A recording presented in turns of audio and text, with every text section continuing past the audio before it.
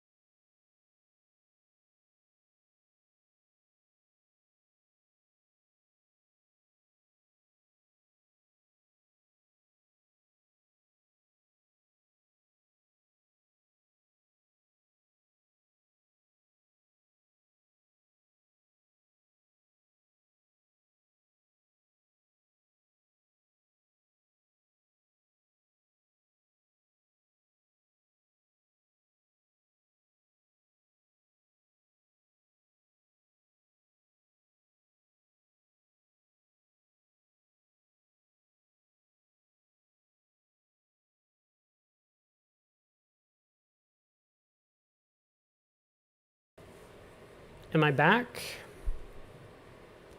I'm somewhat back. All right. How's my hair look? Fine. Fine-ish. Where's Craig? Is Craig on Discord or something? Do I need to join Discord? What's the play? Craig is not on Discord. Very good. Okay. So 8 minutes to go. Now, one thing that I realized I haven't done is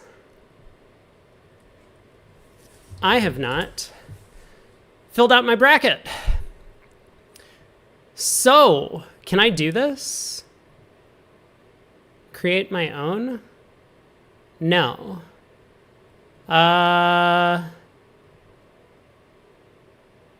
Okay, it's only going to start tomorrow. Got it. Do we have team rosters? We do. Okay, well, this we're gonna have to very quickly go over this. You can join. Okay, great.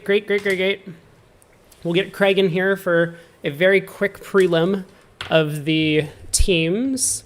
1 second, and I will be right with you.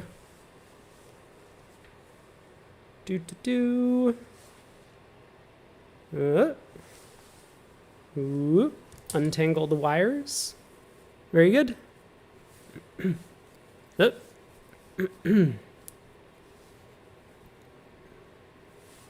Ugh, my ears are still wet from the shower. Okay, 1 sec. It's fine. Hello. Hey. All right, welcome. Let's do this. So, who are the favorites? Let's take a look at those. Fleischer, Nickel, Zimmerman. So, who is Zimmerman's team?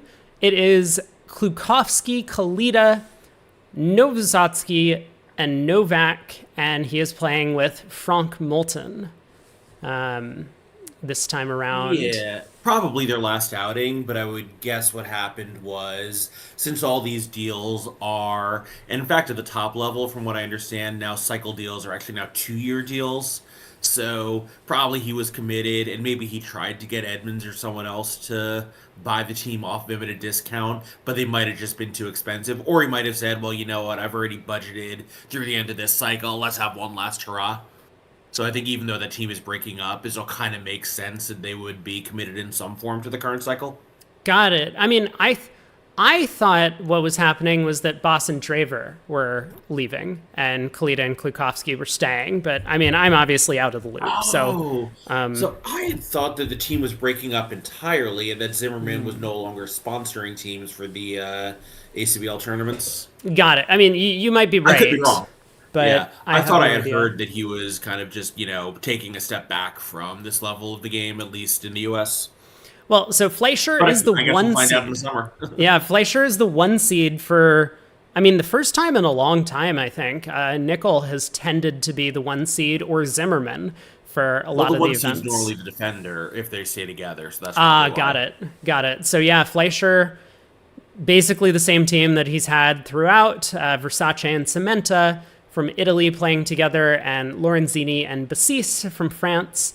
Fleischer's playing with Chip Martel. Team Nickel, their squad. So definitely the last outing for that configuration of Fleischer. Yeah. And so Team Nickel for their squad, they've been playing together for 123 years or so. Nickel and Katz, Weinstein and Levin, Greco and Hampson. This Nickel team, I think, is about 2010, give or take. I mean, it's probably whenever Meckwell stopped being part of the team, right? Oh, well, yeah, I guess that's right. Sorry, I forgot about that.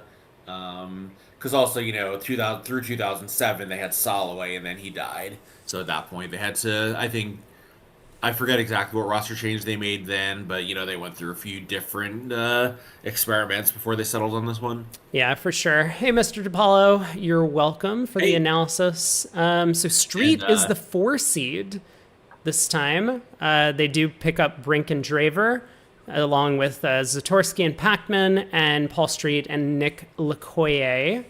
They're always a strong contender in general. Just for whatever reason, they seem to do fairly well. Rosenthal, the 5 seed. God, these guys are fucking overrated every single time. No, they have some good players, but man, they don't seem to do very well in some of these major team events.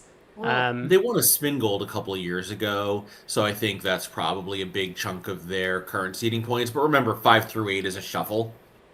Oh, gotcha. Interesting. Yeah, that's a good point. So they've started shuffling some of the, so is it 5 through 8 and then like 9 through 12 and so I believe it's 1 is the defender, 2 is the highest number of seeding points of all the other teams. Then 3 and 4 are shuffled, 5 through 8, 9 through 13, 14, 16. And then I think they go in 8s through the next several cohorts.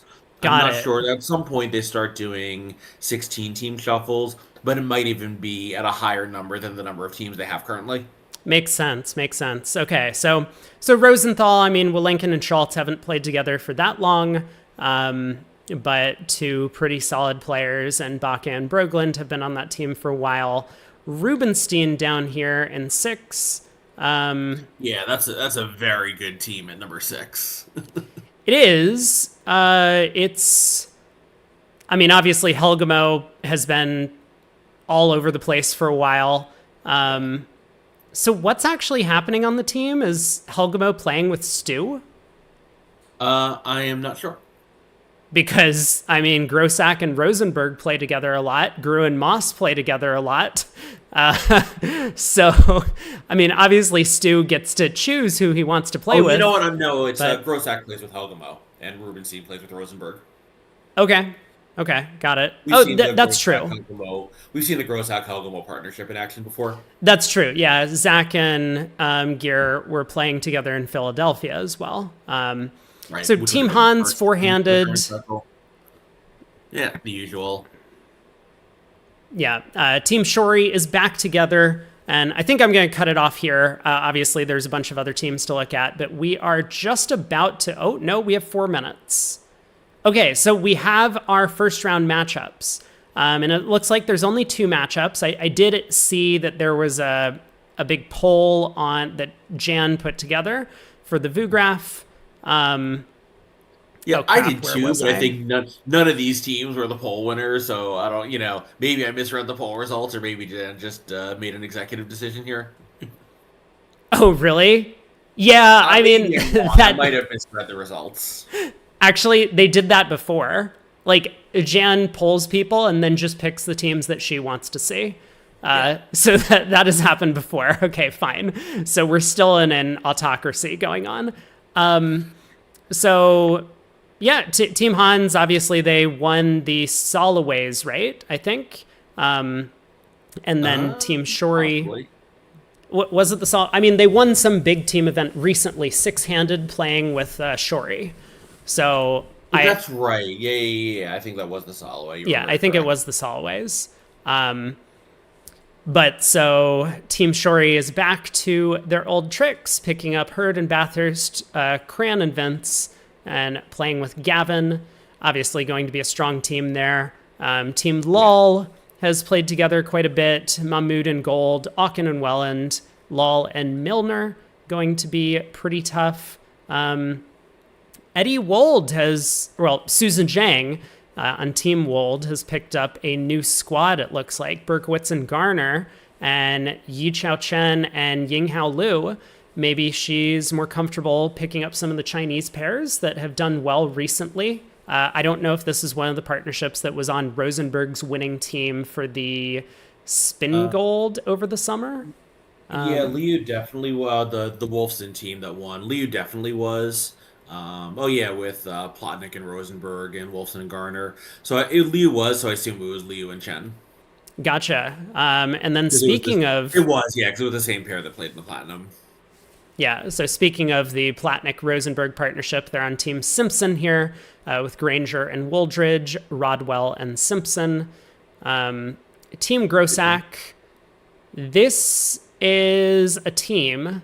so Bilda and Madala, the Rimstedt brothers, and Grossack and Leibowitz, I assume. But it's not stated on the team entry form. Overdeck in here, a bunch of the Italians. They play together quite a bit. Amoyles playing four-handed. Interesting. So Amoyles, Hanlon, Gavel, and Jagniewski. Goodman in here playing six-handed with Goodman, Pacell, Donati Precario, Shan Wong, and Kevin Dwyer. And then in 16th, we have Nittebach. Finally, we pick up Mexstroth, who is playing with, I guess, the sponsor. But then they have some Swedes and some Polish players, I guess, on their team. Dinkins in here. Pretty stacked entry here. Yeah, there are a lot of good teams going all the way down. I mean, Kaplan has a team. He's playing six-handed. They're in 21st. Yeah, right. Like, you know, like 21 seed, and you show up at the table, and it's the defending Bermuda Bowl champions. Yeah, I mean, just one of them, but yes, it's... Oh, it's not Kaplan Kolesnik? No. No, it's a good team, though, with, Babu Hinzi's a very strong player. You know, Billy Cohen and Ron Smith are, a really excellent pair. Like, So are we watching Wolpert? Because, like, if I put it to a chat vote, everyone would want to watch Wolpert. I'm partial to watching Kane. I want to watch my boy Tim. Wait, what is Wolpert? Oh, Wolpert is Gavin's kids' team. Okay, now I remember. Yeah. And it looks like, by the way, they may have reversed the names, because if you click on Kane Hammond, you actually get the Wolperts and vice versa. Oh, no. Oh, no. Okay, got it. Oh, one of my old... So the Wolpert team also includes Farley Moyer, who's a New York area guy who I've known for a long time, and Frank Morgan, who was a professor. He was the head of the math department at Williams when I was there, and took me to my first ever duplicate game at a bridge club in Pittsfield. Gotcha. He's since retired and moved to the Jersey Shore, but very nice guy, and Still playing. Still playing. I think now that he's retired, he has more time. He didn't really go to NABCs when he was still teaching full time. Yeah, sorry, One Under Trick Wonder. I'm with you on watching the Dutch guys, old friends of mine, but I think we're getting outvoted here. So Tim and Danny against Glubach and Hammond is a pretty good table, but if people want to see some Wolperts in action, I'm fine with that. We'll hang out here for at least the first where set. Is here? Grun Moss, Wolpert, and Barrington, since I know a lot of people are going to be partial to watching these guys play if they can. So we'll do this for at least the first set, and then maybe we'll head over to the other match. I mean, this one rates to be a bit of a blowout, so may as well get in a little bit of viewing early.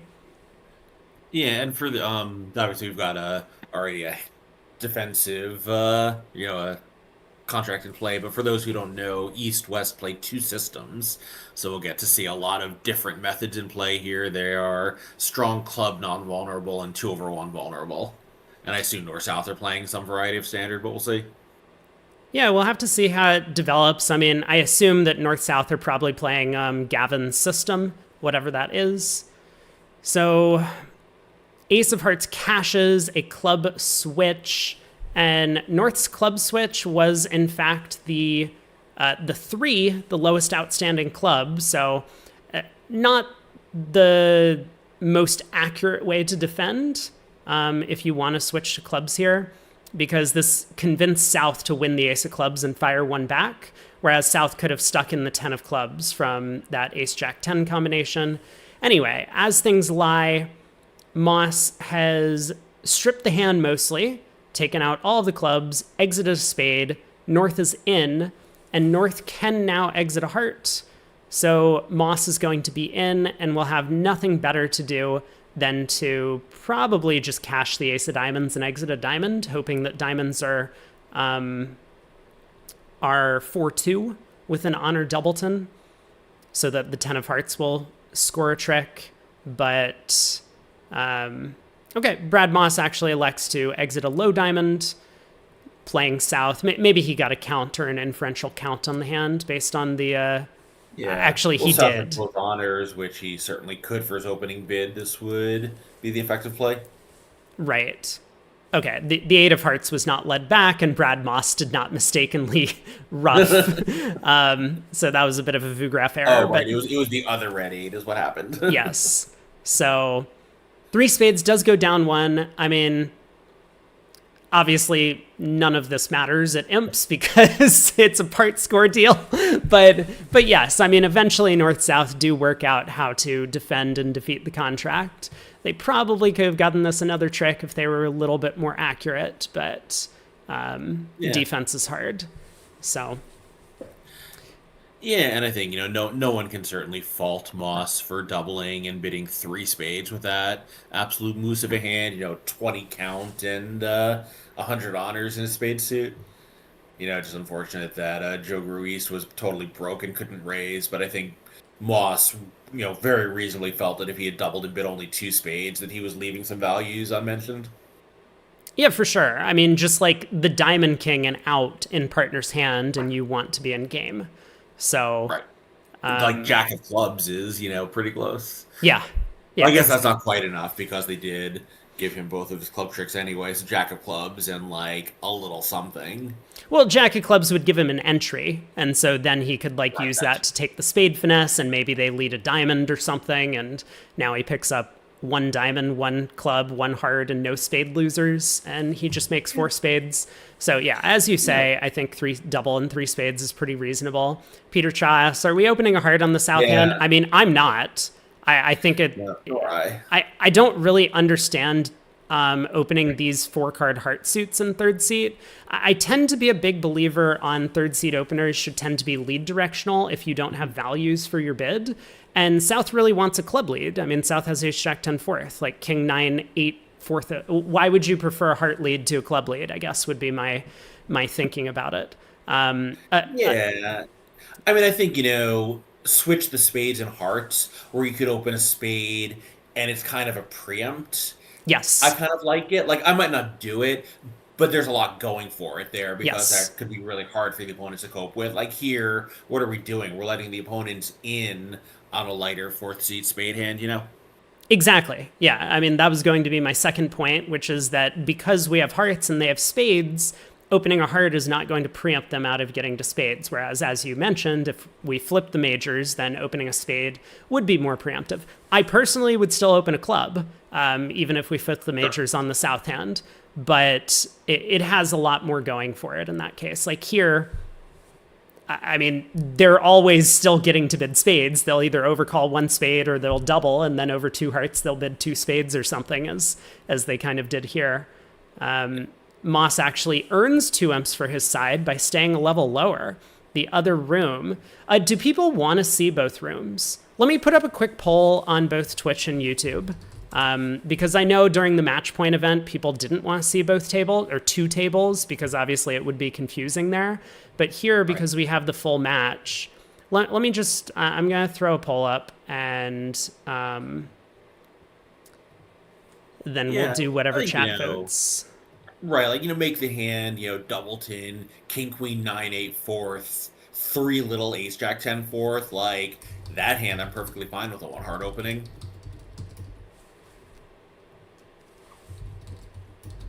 I mean, you might still think it's a little, oh my god, I just got kicked out. Okay. Well, good try. Are we getting kicked out after every board? Okay, let me throw up a poll on YouTube. Everyone got kicked out, yeah. Yeah. And awesome. Yeah, I mean, I think, I don't know how good Rob Barrington is at the game theory side of bridge, but also this is something where he knows he's probably a 75-ish underdog to this team. Like, maybe you're kind of just looking for reasons to roll the dice a bit. Like, that's it's true. not a spot where I would choose to do it, but he might just think that if he just sits there and does normal things, he's going to lose, and he's probably right? He's playing one of the absolute top teams in the event. So I agree in theory if your objective is to win. I do not think that should be his objective playing on this team. Like, he's playing with Gavin's kids, and I think his objective should be to introduce them to like playing high level competitive bridge, because that's probably what they're aspiring to do at some point in their lifetime. Whether or not they follow in their father's footsteps or their parents' footsteps and play professionally, like at some point, these kids are probably going to want to like play in a Bermuda Bowl or something if they could, or at least play in the Junior World Junior Championships. Trials would be their next step. Sure. Right. You know, I mean, like they want to play like serious bridge, and seeing your partner, especially like as I don't know how old his kids are, like 14 or something, 13, somewhere in that age range. At this sort of influential age, having someone do something that's unusual, you're probably going to look up to, like, they probably look up to Rob Barrington, right? And so, sure, right. Rob worked with Gavin. You know, he's an established player. He's not, you know, a national champion level player, but he's a very good player. Yeah. Okay. So they're like 9 or 10. Very good. Right. But yes, I mean, the like opening a heart, I think, is counter to what South should be doing, to try and teach them the right way to play the game, or the right things to do. Meanwhile, are we really back to the, you know, the real bridge style of whenever it was, where it's going to be 7 hours per 14 board segment? I really hope not. I really are they hope 14 not. board segments? I don't even know. I don't know. I claimed that yesterday without any sort of research done, so we'll see. I guess like between this and I don't know how it was in the evening. This and losing the platinum yesterday. You know, look, you know, I'm friends with the Real Bridge people. I wish them the best. I want this to be a successful platform for streaming bridge, because it's nice for there to be more than one. But this is just not acceptable. Yeah. I'm just taking a look at the auction at the other table. It went pass. South, Stu Rubenstein did open a club. I think a very standout bid on the South cards, and West elected to jump to 4 spades. It's honestly not that crazy of a bid. I certainly prefer the idea of starting with double and getting your partner involved, because you do need a little bit of help on that West hand. You don't just have, 9.5 tricks in your own hand. Yeah. So I like Moss's decision a little bit better, but like 4 spades is probably your most likely game on the West cards. Like maybe you could argue for 3-0 some of the time, but I think it's a reasonable bid. It unfortunately just ends up costing 2 umps here. Sorry, you think what's a reasonable bid? 4 spades? The 4 spades. I mean, like it's playing for something. Like your most likely game is 4 spades, and we're playing imps. Like that's kind of how imps works. You try and get to your most likely game. Like it might not be the most technically accurate bid, but I don't think it's as bad as, some of the other choices that players make at imps. Sure. I mean, I don't care for it, but, I do take your point that, if our target is game, that has to be our most likely game, and we're not far from making it in our own hand. Yes. It could be the winning decision on the hand. And, like, for me, that tends to be good enough, at least from, like, a spectator perspective, because, we don't know exactly what they're thinking about. And so, like, sometimes you just accidentally simulate in your feeble human mind because but these were the 2 hands I came up with for partner. Well, and we have a new hand up. I think my last comment would just be, though, I think the real question for me is, what's the class of hands where partner doesn't raise 3 spades to 4 and we belong in 4? And, the smaller that class gets, the better 3 spades looks. Oh, absolutely. Yes. Absolutely.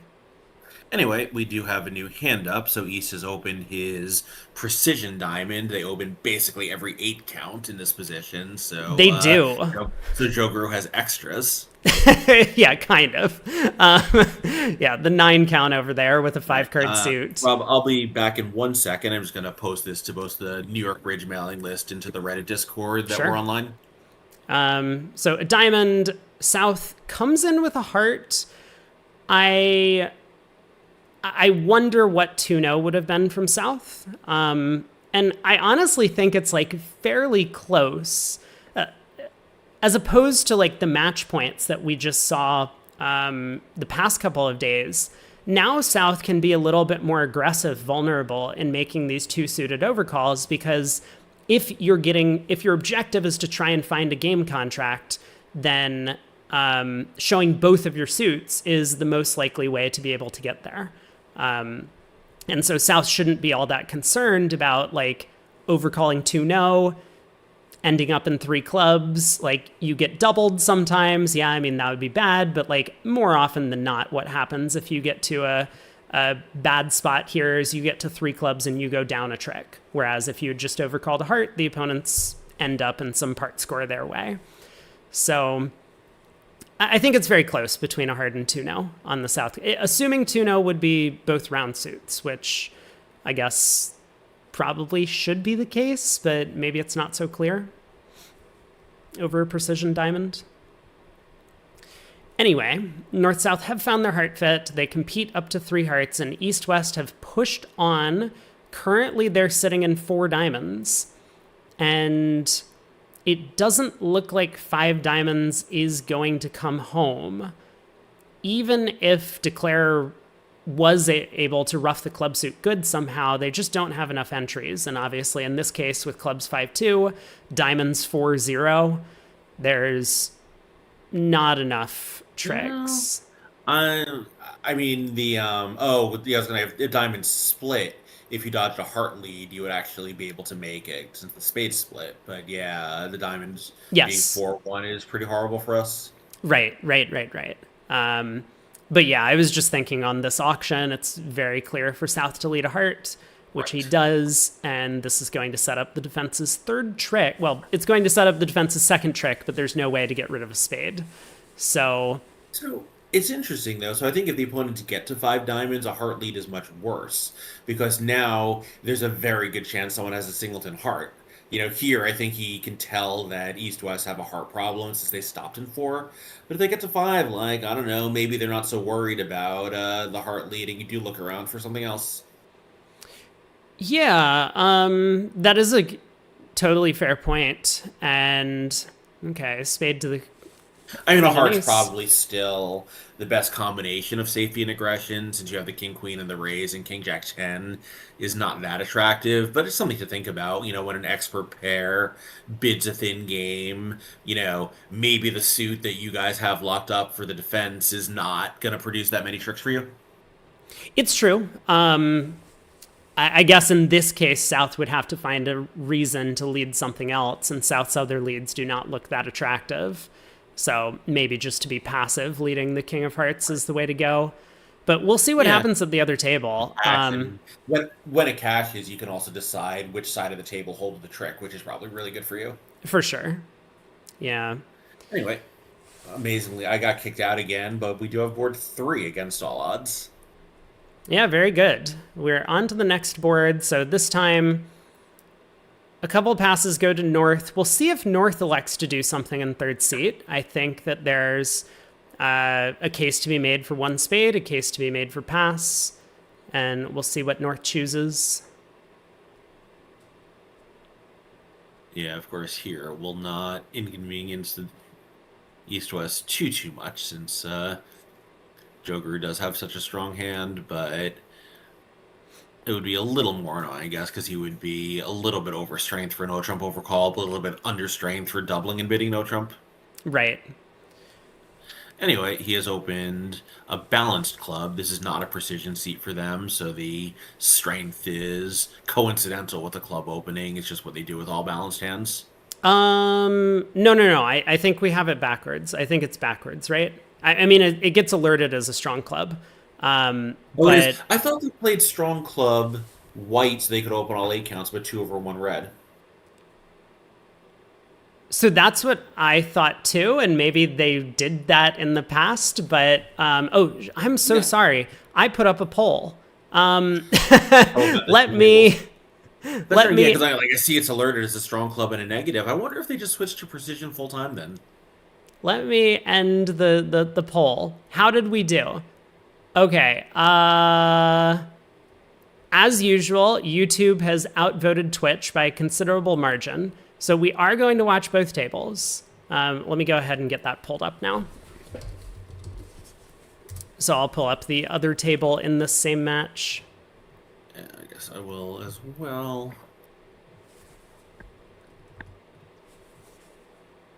Where were we? Were we in Kane? That's why they kicked us out. They Oh, they did redid fix it? the rooms. Yeah, I will say that is one really nice feature of Real Bridge, that you can have two windows going, which you cannot do on BBO. It's a lot harder to do it. I mean, I did it in the past, but yeah, it's definitely a lot harder to make that happen. All right, let's see if I can do this. Yeah, got them both up as well. Oh, look at me go. It's almost like I know what I'm doing as a streamer. Look at this. Okay. So east-west. What's up? So, Oh. yes, I see.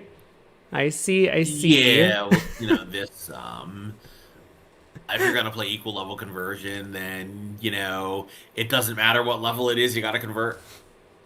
That's true. Very For what it's good. worth, Moyer and Morgan play together a lot. They're, reasonably experienced as a partnership, but, I think they're just like, they're not,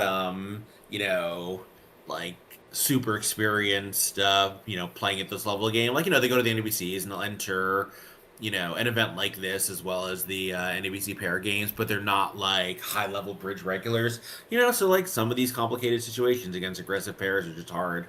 And if you haven't discussed the situation like, how high do we convert? And the answer should be infinity level, but if they haven't, then, you can see why East wanted to bid, and you can see why West was like, okay, let's hope partner has, an awful lot of clubs. Yeah, I mean, they're I think West was probably worried that it would sound like he had a strong diamond bid, but then don't play equal level conversion, correct. And yeah, to the point of East might have a lot of clubs. That is a much stronger argument if East was not a passed hand favorable in first seat. So. Oh, I'm not defending the action. I know why they had this ludicrous result. Yeah, it's true, but that's one of the things that you should think about for sure in these spots. Yeah, and I think particularly this was a miss by West because he knows there's going to be a heart raise on his left, given that shape. So is he really excited to be having to convert or come in at a higher level? Like, I think two diamond is very attractive because maybe it goes two hearts, double, and now you can just bid your spades easily. And if partner's done, then our hand is weak. We're not afraid to let it go. Right. Yeah, I mean, equal level conversion, I think, had its moment, and no one at the top level plays it anymore. And I think one reason is the more aggressive your opponents are, the worse the method is. Exactly. Anyway, we've got board 4 up on the... I'm calling it the left-hand table. I don't know if that is for you as well. Yeah. That's where I'm at as well. And no surprise that they're playing a little bit faster over there with a bunch of the younger players, despite Moss and Gru's a little bit of a taxing system sometimes, especially their precision with relays. Hey, Bird is the word. What website are we watching? We are on Real Bridge right now, is where you can follow along yourself. Yeah, so we have second seat red, super light one diamond opening. Yeah, that's maybe a little surprising, but depending on like some of the coach. I mean, I think the hand is a 10 count and it's 4-4-3-2 is the way that I would look at it and say like this is just not good enough to open for even if we're playing like 11 to 13 weak no trump type thing. But the quality that it does have is it has all of its values in its two suits, and these are the long suits. So ace, jack of diamonds, king, queen of spades. I mean, if you want like some sort of small lesson on this hand, the hand, if you move that jack of diamonds into the spade suit, it may well be worth an opening bid. Like, I personally still wouldn't open it because I'm just not a believer of opening balanced tens if I'm playing a 14 to 16 no trump. I think then the system becomes a little bit too wide. But like, that hand is so much better than the one we have with the same shape and honors. Let me just clarify something. When you say that, do you mean and make it a five card spade suit, or do you mean No, king no, no, queen no, jack no. fourth, Like, middle ace fourth yeah, below? king, queen, jack, fourth, ace, fourth. Because like, honors become better the closer they are to other touching honors. Like, a jack by itself is a pretty bad card. Jack 10 is actually a pretty good holding in a suit. Jack and a queen separate are pretty bad cards, but a jack and a queen together is like a pretty decent holding. So that ace jack of diamonds, the honors are so far separated, and that makes them a much less appealing combination in the suit. Whereas if you move that jack of diamonds into the spade suit, it's always going to be worth an extra trick. Whereas the jack of diamonds is not going to be worth the extra trick. Just because the jack of diamonds then is touching the extra honors and spades. So like, if you're wondering whether or not you have a good hand for some sort of auction or for your distribution, you can just look at how many touching honors you have. And that is generally a pretty good way of evaluating. I mean, obviously, honors and long suits is also good. But Yeah, makes a ton of sense. Meanwhile, South had them covered, so they got to this 3-0 game from the north side, which means that East West will not get to point and laugh at the opening bid quite yet. yeah, so I'm looking around. I mean, Gru over there with that. I know you can't see all of the names on screen. I'm sorry about that. But Joe Gru is sitting east here on board 4. Finds the Queen of Clubs switch. Is Moss going to overtake this? Oh my God. Well, he might. I mean, yeah, I see. Wow. So North did have that spade protected, but with West having an entry, they can't get in here. So if Declare had just won this, he was gonna make it, right? He would take this club, 4 diamonds, 2 more hearts. Is that enough? Yeah, it would be No, off it's not one, enough. but Declare could have made it if the hearts split 3-3 in Right. that case.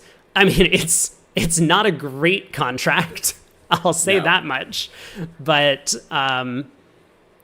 But yeah, it was possible for Declare to rise the ace of clubs and then just play the hand like an open book. So Moss does overtake the king of clubs to push another spade through. I think Gru's going to be very happy about this defense because now he doesn't need to sweat. Yeah, and notice Brad Moss West made good plays. He played the 9 of spades as he had to on the first round, but he returned the 10 of spades to start unblocking the suit, so that was good. Well, I guess he was going to return that anyway. But both Gru and Moss did well to figure out what was happening in the spade suit and not give Declare that 8. Yeah, so a couple more tricks go by. I don't think we're seeing the full play record here, unfortunately, because this is not exactly a position where Declare would claim, or the defense would claim for that matter. But yes, it does go I down suspect to. there's something about the software where, we're always losing the last couple of tricks of the play record, which suggests that maybe there is something beyond just the operator putting in the number. Like maybe somehow it just, cuts it off at some point when there's a claim. I don't know. Yeah, I think so too. But we're on to board 5. So here's, I think, another point. If the previous hand was worth an opening bid, this hand is definitely worth an opening bid. And North agrees, opens a spade. South has a bit of a puzzle. I mean, what are you supposed to do Four with the spades. South hand? 4 spades? 4 spades to me is a standout, yeah. Yeah. So, in the other room, we have another sort of accident from East West here, where I think East had, was it a 19 count? Yes. So, maybe not an accident, but 19 opposite 6. They missed a game, and this is again probably on West. Partner showed 18-19 with the 2-0 rebid. You have 24-25. You're playing against a top team that is going to be in this red game. I think you just can't afford to pass 2-0 Trump. Yeah, I agree. Oh Wow. my. We are currently in 6 diamonds east-west. And this is a very understandable thing to do from east-west at Imps. Gru doesn't have a ton of defense. And given the vulnerability, he knows 6 diamonds is going to be cheap. Now, I think South is probably just going to double at this point over 6 diamonds. Oh my god! Okay, no, we don't do that as South. No, no. We have an ace. We've showed a preemptive raise. I mean, we could pass. We have a diamond void. Sure, yes. We could pass and show a diamond void. I think I'm on board with just taking the money. I mean, if there is any money to take, sure. But yeah, I do not like the six spade bid. We bid four spades and showed our hand. We're not allowed to show our hand the second time unless there's some undisclosed feature, and there isn't. We had like ace fifth, singleton void, queen jack 10 seventh. Fine, maybe that's too good for a four spade bid, but then it's like, okay, fine, here we are. Right, and I think this is honestly probably just a little bit of pressure from the Yeah. the Gru Moss partnership. Like, these guys might not play a bunch of bridge against either like players of this caliber, and so there could be a little bit of a nerves happening on this board. The Gru and Moss just bid a slam freely. Like, of course they're making it, right? Like, they would never bid a slam if they weren't making it. So we have to sacrifice. But yeah, one of the big things, as you said, like, South has already showed their hand with the four spade bid. I would even go further and say that, South only has 4 trumps for this four spade bid. I mean, we understand why South did it. They were 7-4 with a void, but your hand is kind of under strength in terms of offensive potential for four spades already. So, And you have unexpected defense because yes, you only have four spades. exactly. Yeah, that's another huge point there. So, yeah, a bit of an unfortunate decision, and these high-level decisions do matter a lot because obviously if East-West had gotten doubled in 6 diamonds, they were off the first 3 tricks pretty easily, and Yeah, and this is something also where you see this kind of thing at the high levels of the game where, Joe Gruis, I don't think he expected to make 6 diamonds, but he knows it'll be cheap. He knows 5 spades could make. So the, expected loss when 6 diamonds is wrong is a lot less than the expected loss when 5 spades is going to make. So if you think you can go for 1 or 300, you kind of don't care if you're collecting plus 50, especially if you're exactly. only minus 100. Exactly. Yes. That is exactly it. And this turns into a big disaster because Declare ends up going down 4.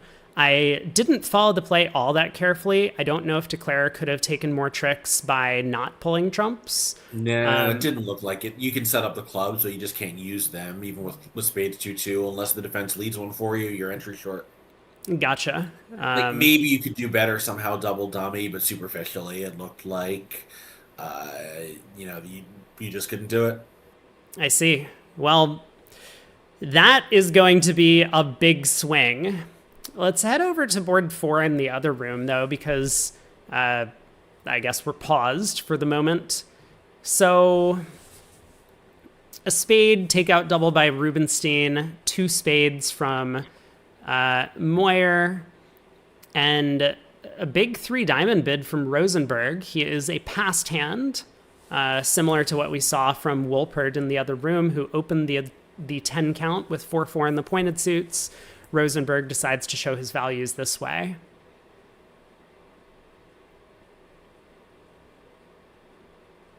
Yeah, it's possible they could have taken an extra roughing trick, but they just weren't coming close to taking even 11 tricks to make 5, let alone the 12 that they got to. Right. Yeah, so I mean, I don't know whether Rosenberg Rubenstein play any kind of good bad here, but it's a very good spot for that. you mean like Lebensol? Yeah, exactly. Yeah. Yeah, for sure. I mean, like, 2-no Trump is just never natural, so stick it in whatever sort of convention makes the most sense in the situation, and here 2-no Trump Lebensol is a good place to play it. Yeah, I think the alternative is to play it as choice of minors, but you can use double for that.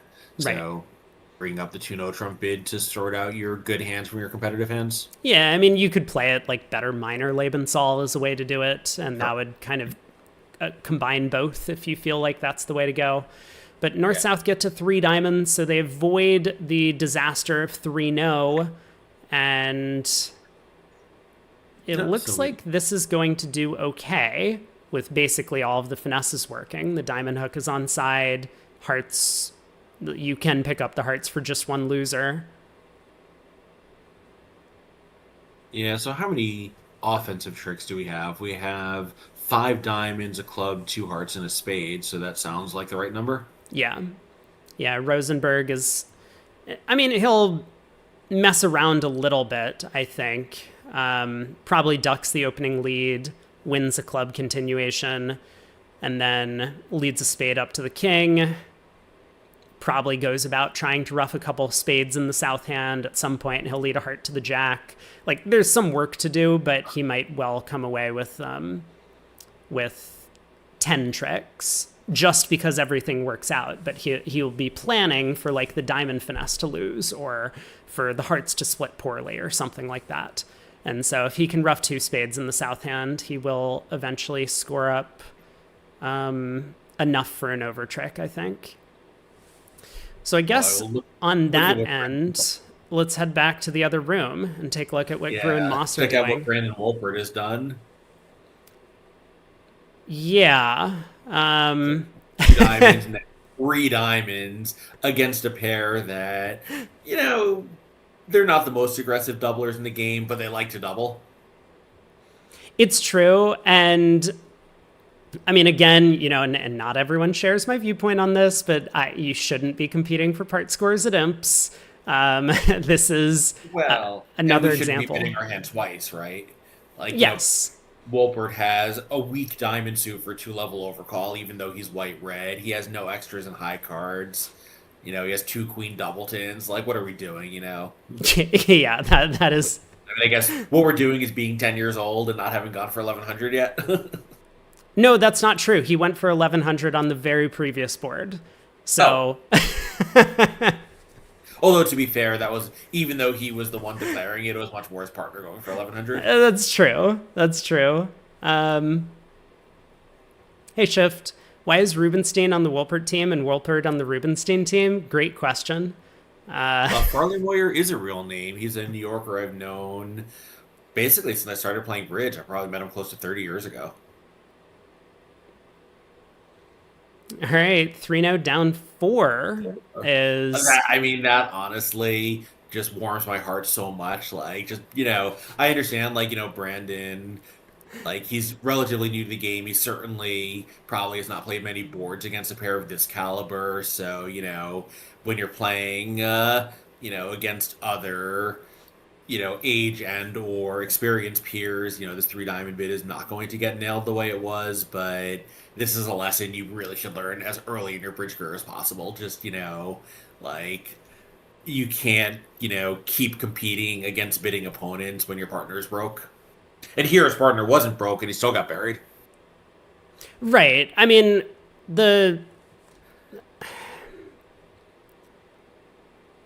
I think it's hard to do everything. I don't want to sound so critical. It's just, it's just a good lesson hand. Right. And so that's what I'm kind of shuffling between, because in terms of like providing worthwhile commentary, I think like your viewpoint is very well taken, that like, yeah, you don't want to do this in between 2 bidding opponents, but in terms of like what's the lesson to be taken away from this hand,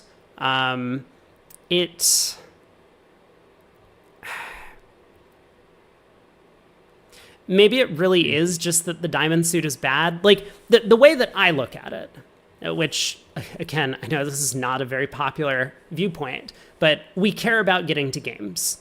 And Sure. so, like, this north hand, like, what's a minimum for a 2-diamond overcall? Like, maybe he thinks it's a 10 count with a 5-card diamond suit, like Gib, right? Very possible. But But like, regardless of that, it's like, what do we need from our partner for three no trump is our most likely game, of course. What do we need from our partner for that to be a making contract, right? Like, place those cards in partner's hand and then look at how many combined high card points you have between the two hands. And I think you're getting to a point where the opponents just have like 11 high card points between them for like their bidding. So yes. I mean, and partner could have doubled two hearts to show values and didn't. Right. Which, even though he might still have the right hand for us, it does cap his range. Yeah, that's true too. So like at the end of the day, for me, I just look at it and like, this north hand has no interest in bidding a game when partner doesn't take action once we've already bid 2 diamonds. And so that's why I would have no interest whatsoever in balancing 3 diamonds. I think the way that north is looking at the hand is like, I am in balancing seat, and my dad told me like, don't let them play 2 of a major, because like, that's just not going to be a good score for our side. And like, he's kind of right in some sense, that's a way to think about the hand, but I think we're applying a principle that isn't applicable in this exact situation, I think. I mean, bridge is a complicated game and there's a lot of information out there. So frequently, I think for younger players, they will hear something and then apply it to every situation. And that's kind of my guess about what might have happened here. I mean, it's also possible that North, as you say, is 10 years old and has overcalled 2 diamonds, and now he has a 6th diamond, and so he bids again. But I think there is a little bit of that. Part of it is also, I think, again, this just comes with experience in playing with partnerships where, if North looks at this hand and says, I think I'm going to make 3 diamonds often, given partner's range, even though he keeps passing, then you look at it and say, well, I should be bidding 3 diamonds, kind of forgetting that when he has the hand that's in range to make 3 diamonds, we're often not ending the auction, which is what happened here.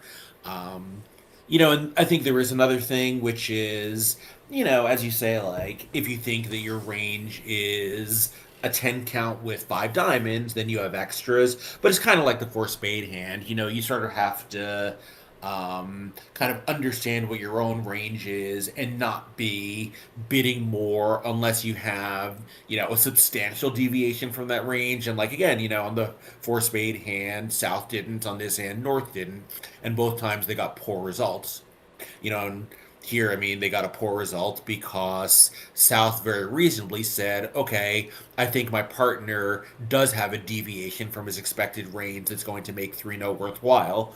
And, he was wrong, but I think he might have been right opposite, a more experienced player's 3 diamond bid where they've kind of seen this principle before. Right. And, like, I don't want to put all of the blame on North here. I mean, South did have a Heartstopper and did have the Jack Doubleton of diamonds, but doesn't really have the Ace of clubs. I think that Ace of clubs might be a valuable 9th trick on this hand. Like, frequently North is going to have something like 6 diamond tricks, your Ace of hearts, and the Ace of spades, and that's going to get you up to 8. And so, like, I think you do need quick tricks in an auction like this, and maybe South's 3-no trump is still a little bit late, but I'm with you that like South bid 3-no because he heard partner bid twice. I've just kind of made the executive decision that I'm switching into like coaching mode for North on the commentary here, because like I think that's going to be most helpful to him and probably a more enjoyable spectator experience than if we're just like, nope, North did this thing wrong, North did this thing wrong, South's an idiot. Yeah. Like, look at how great Gru and Moss are. I should not have sounded so critical. No. It's really. It's totally fine. Calibration is really hard, and it's something that you can't really learn from a book. You have to learn from experience. Yeah, for sure. But anyway, I just wanted to throw that out there because I've kind of been waffling between the two. And I mean, like, if North wasn't a kid, I would probably be overly critical about every single decision that North-South made on every hand, but because that's just what I do. But yeah, I think that this is a pretty sensible thing to do. And look at what happened on board 5 in the other room. Yeah. One table gets to 6 spades doubled, and the other ends up defending 4 diamonds. Yeah, it's true. That is a very good point. I'm sure this is Wolpert's. It probably, other than Barrington, this could be everyone's first time on Vugraph. Even Rob, I think, very often is doing commentary for these events rather than playing in them. So, I'm sure Moyer and Morgan have never played on Vugraph. It's not that hard an adjustment, but it's a little extra pressure. The mechanics of it are a little bit different. I can definitely see that being especially early in the match until they've kind of just gotten used to having the world watching them. Right. Yeah, I mean, I don't like Rubenstein's 3 spade bid with that hand. I think 4 spades would be my choice, but yeah, like 4 diamonds undoubled versus 6 spades doubled. I know, that's just... And things are not getting better on board 6, but let's tune into board 7. North-South have ended up in 3 no-trump. They've skewed playing in their 5-3 spade fit, and that looks like a reasonable decision because they do have stoppers in both clubs and hearts. The spades and diamonds happen to run, but Declare only really needs the diamond suit to run in 3-0. Yeah, I mean, I think North may have been a little bit hasty in putting in 3 Trump, but he has, the really excellent value of the King of Diamonds, opposite partners, known 6-card suit, and extras. So I think he may well have just figured, well, what hand can my partner have where the clubs are going to be that big a problem? He might have tried looking for a spade fid. He might have tried to protect partners King X Doubleton of clubs, but I think 3 is fine. Yeah, it's true. Some of it would depend on South's opening bid range because obviously if South had can have ace of hearts and South can have ace of hearts instead of king queen of clubs, and then the club suit is wide open. Well, that's certainly true. But I was also just thinking that North-South could easily have a slam if South's king queen of clubs were the ace Doubleton, because then they would have 6 diamonds, 5 spades, and a club trick, or Good point. Or, maybe South could have a singleton club and a similar type of hand, the ace of hearts, instead of that. And then 6 diamonds would also be the top making spot. So... Yeah, and that would be a little hard to investigate, but it is true. It could very easily be there. Yeah, but I think alongside the idea of what could North do over 2 diamonds, I honestly think 3 no trump is like a pretty good bid. Like you and I would do something else because like we envision these possibilities of getting to like 6 diamonds or 4 spades or whatever, right? And 3 no trump goes down. But 3 no, like in principle, shows a strong no trump in this auction. And that's what North has. So well, and I think also, North can probably figure out that even if partner has 3 spades, like how valuable are those roughs going to be? I think he may not have appreciated that it's not just the roughing tricks. Spades could be valuable as stoppers, but I think his instincts that my hand looks like no trump are good instincts. Yes. Hey, Ehop Purdue. The danger is when we have one club stopper and maybe partner has like ace jack 10-6 of diamonds or something. Now the spades might be valuable because if we have to give up the lead, then we have stoppers where clubs are unstopped in no trump. But I think a perfectly reasonable decision and got a very good result out of it since the defense lost one of their tricks. Yeah, exactly. And in the other room, we're seeing kind of Rosenberg is a fairly conservative player in general. He didn't open that 5-5 in the majors with 9 high card points on an earlier board. So he balances 2 diamonds and then does not bid again over 2 hearts. Now, I think a little bit of an error from West. When you have an ace, you should always be responding to your partner's opening bid. But not too big of an error from West in this situation. And so East-West elect to play 2 hearts on this board. Not thrilled with this play from East. I think, besides the possibility of crossing to the clubs lead the 10 of hearts, if you're going to play hearts out of your hand, you should be playing the king. Yes, that's a good point as well. So heart goes to the 10. In two, I don't think any of this matters a ton, but I think that low heart from hand, even if you catch a singleton ace, never gains. I mean, Declare could just go down, right? Losing two hearts, two clubs, and two spades from here. And I think it's very likely that he Oh, does. yeah, good point. Yeah, and I don't know, I guess he didn't want to open up the club suit, but there's really no reason not to cross and lead the 10 of hearts. And obviously you hit this position with Queen Doubleton where it works out extremely well, and, it had to be exactly that, but, what else were you, well, unfortunately, now Rosenberg, having led that low spade, is letting Declare get back on track, because now he can cross the Yes. club and lead a spade up. Yeah. And I get why Rosenberg switched to spades. He was a little bit worried about a spade going away on the club suit. So it's very understandable that he did this. But obviously, it is not going to work out because I think, as you mentioned, Declare can cross in clubs and lead a spade up. And more so to the point is Declare, I don't think, has a spade guess anymore because South 100% would have taken the ace of spades if they had it. Yeah, I think the commentators bring a good point. East might well have chosen double rather than two hearts on that hand. I mean, he does have a six card, pretty strong heart suit, but you'd hate for partner to be like, I don't know, 3-1, 3-6 or something. Yep. Yeah, for sure. I do agree. Double instead of two hearts makes a lot of sense. So Rosenberg now tries the Diamond King.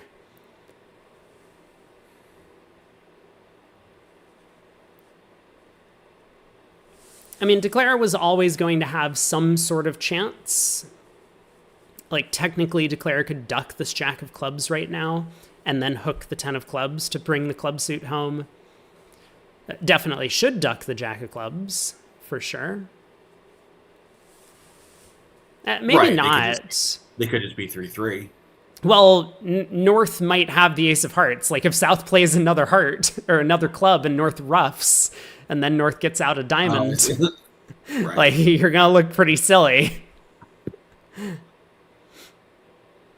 So Declare actually relatively fortunate that this ace of clubs is going to hold the trick. I mean, it really needed to exit a heart earlier to prevent that possibility. Yeah, and I think, we can sort of see both, I think, from the tempo of play and just from the cards chosen that, East here, I think, just, like, which are all, no, there's like, like Bridge 101, trick one, take your time, formulate a long range plan for the hand, and it felt like East didn't really do that. He was just kind of playing one card at a time and hoping for the best. Yeah, now we'll see what happens with Rosenberg and Rubenstein as our left side table is just completely paused and has been for a while. Because we could see a very similar auction here since Rosenberg is going to want to scoop up the declaration of the no trump on this hand. Yeah, and I think, both because of the hand, but also, in general, if you're playing with Michael Rosenberg, you want him to be declaring as many hands as possible. That's true. Yeah, so we'll see how the auction starts. A diamond pass, a spade, pass two diamonds is going to be a pretty natural start to the auction. But will Rosenberg then bid something like two hearts, some sort of artificial force, or is he going to, or maybe he even has to bid three clubs as the artificial force? Two hearts might not be either artificial or forcing. That's a good point. In which case, then he is a little bit stuck if he has to bid three clubs, but he might do it. I think Michael tends to be a little bit of a technician, and he just understands that his partner is probably going to bid three diamonds over all else if he has choices between that and three no. So Michael will get a second opportunity to steal the no trump. I mean, I think you, even playing standard without, great or complex agreements, you can figure out the stopper situation for 3 no trump. North bids three clubs, which is definitely artificial. South bids three diamonds when he doesn't have three spades or three spades. And if he bids three spades, now you just let 3-0 go by, and if that was the right spot, so be it. But if he doesn't have three spades and bids three diamonds, now North can bid three hearts showing a stopper, and South can take it into 3-0 showing a club stopper. Yeah, yeah. You do still have like just enough room as long as you're on the same page with your partner about these bids, like mostly being just a prod for 3-0 trump. Right. And so Meanwhile, Rosenberg actually able to bid two hearts, though. We do have board 8 up on the table. We'll get to that in just a second.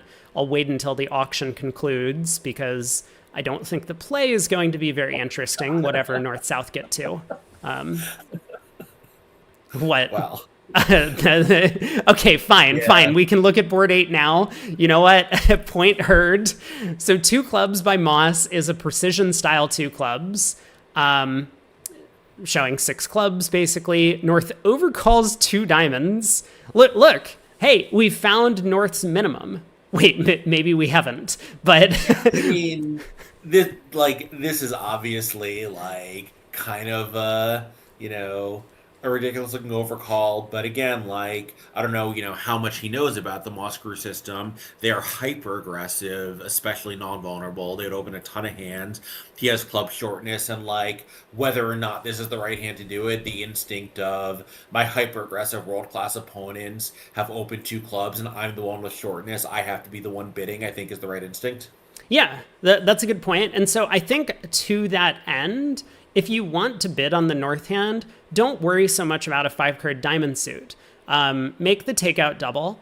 And because, again, your focus at teams, you want to find games. What is our most likely game when we have shortness in the opponent's suit? It's 4 of a major. It's not 5 diamonds, despite us having a 5-card diamond suit. We need to hit partner with 5 hearts or 4 spades to be able to get there. So if you really want to bid on the North hand, I don't think double's like a terrible decision. I personally would pass. I think the hand is a little bit too light to do that, but that is a much more attractive out, and it's not as committal, right? Like if one of the worries when we overcall 2 diamonds is it goes like, I don't know if double by East would be penalty, but let's say it is, and it goes double, I'll pass, we're in pretty bad shape. But if we make a double first, then we have 3 chances to hit partner's fit, or to find a fit somewhere. And then if we get doubled, we're not in as much trouble. Yeah, I mean, I think, I would pass as well. And I think, the day will come that, again, kind of just gets back to like calibration, that Wolper will say, okay, well, even though I may regret it, something has to just be too weak a hand to take action at the 2 level. And to me, that hand is it. But, like the understanding that when our partnership needs to be bidding, I need to be the one bidding is not an obvious point. And at least, seeing him get that is good.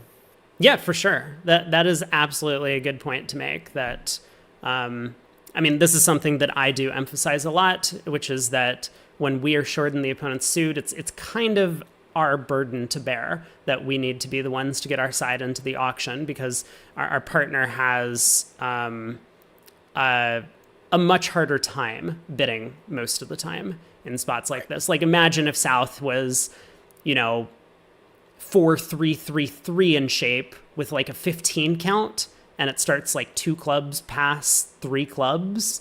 Do we really think that South is going to come in with a takeout double? Probably not. And we could easily have 4 spades here if we're playing with a 30-point deck. So yeah. Turn it around, if you had the North hand and it went 2 clubs precision from a pair like Moss and Crew, pass to you, bidding would be 100% automatic. Every expert in the world would do it. Yes. Yeah, for sure. Maybe that's a slight exaggeration, but I think bidding would be certainly pretty strongly indicated.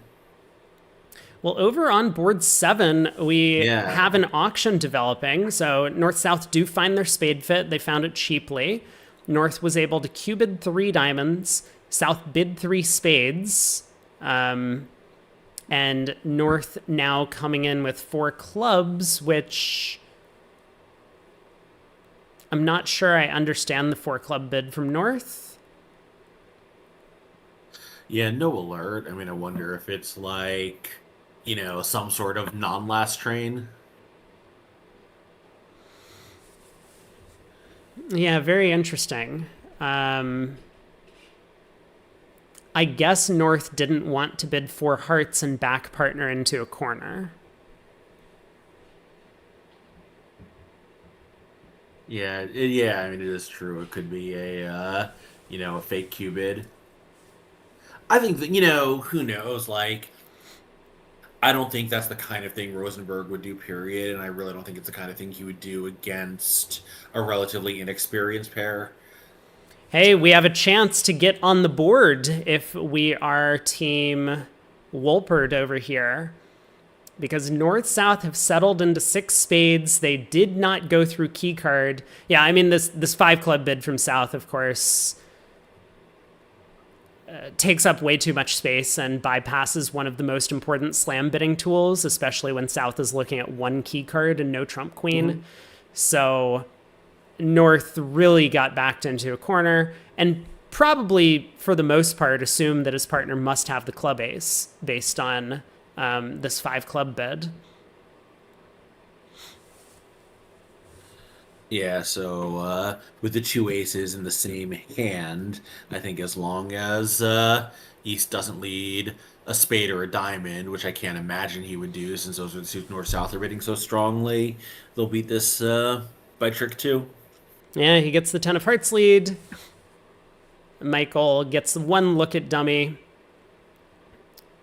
breathes the disappointed sigh, and West is going to scoop up those 2 aces. So good result for East-West there. They do pick up a big swing. This is going to be 13 imps their direction. Make sure he gets that ace of clubs on the table. Yeah. Yeah, Michael. I mean, it was hard to imagine he wouldn't, but, still breathe easier after you actually see it.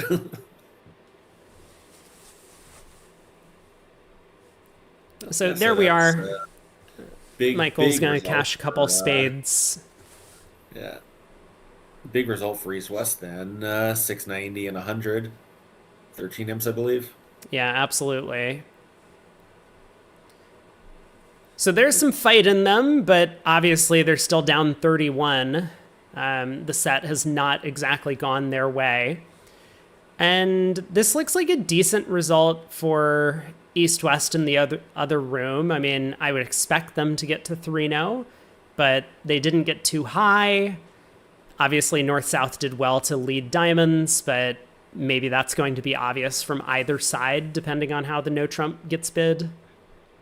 Yeah, and I think, right, just besides that double would be lead directing rather than just for the extra penalty. Notice doubling and beating at 1 for plus 200 wouldn't even win them any imps.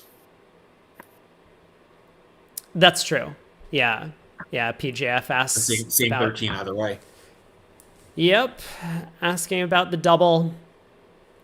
It's just not worthwhile to double for down 1. So doubling tends to ask for specific leads, be some sort of Leitner type situation, is much more valuable at imps. Yep. So notice here over a natural 1 club opening, North's overcall, which was, I think, a little light for both of us at the 2 level, is much more attractive at the 1 level. Right. So Rosenberg could do it. Yeah, and again, North has the right shape for a takeout double, but it's still just not quite good enough for a takeout double on 8 high card points, especially when you have this shape in the majors, 4-3, because your partner is going to preference bidding a 4-card heart suit over a 4-card spade suit. I mean, unless you're Kaplan. So you're often going to end up in the 4-3 fit instead of a 4-4 fit in those positions. Yeah, I mean, it is true. The slam could go down 2, but I think usually when that happens, especially against, obviously Rosenberg is a more experienced player than Rubenstein, but these, they're both pretty, pretty experienced players. Like, if a slam is going to go down more than 1 that's voluntarily bid on a power auction, it's because there's a surprise. And, like, our extra ace is a surprise, but there's no real surprise. If we had a spade void and 2 aces, like, we might be a little happier about it because now we have an additional surprise for the opponents. Here, our only surprise is, oops, they took Blackwood away for themselves and needed it. Yeah. Yeah, that's... Oops. Yeah, it was pointed out that 3-0 by West has been bypassed with this 4-club bid. Um, Yeah, and I mean, I think again, like, regardless of, whether they would have gotten to 3 no Trump, if you're going to bid as West over 3 diamonds, you have to bid 3 hearts for a couple of reasons. Like, partner could have 5 spades and 4 hearts. Partner, could just take the information that you have a hand that can beat at the 3 level and some heart cards and use it to bid 3 no on a lighter hand that he actually holds. Exactly. I think that's one of the main reasons is that East could have a similar type hand with a small doubleton heart and be very concerned about hearts and no trump if you were to say double 3 diamonds or something like that to show your extra values.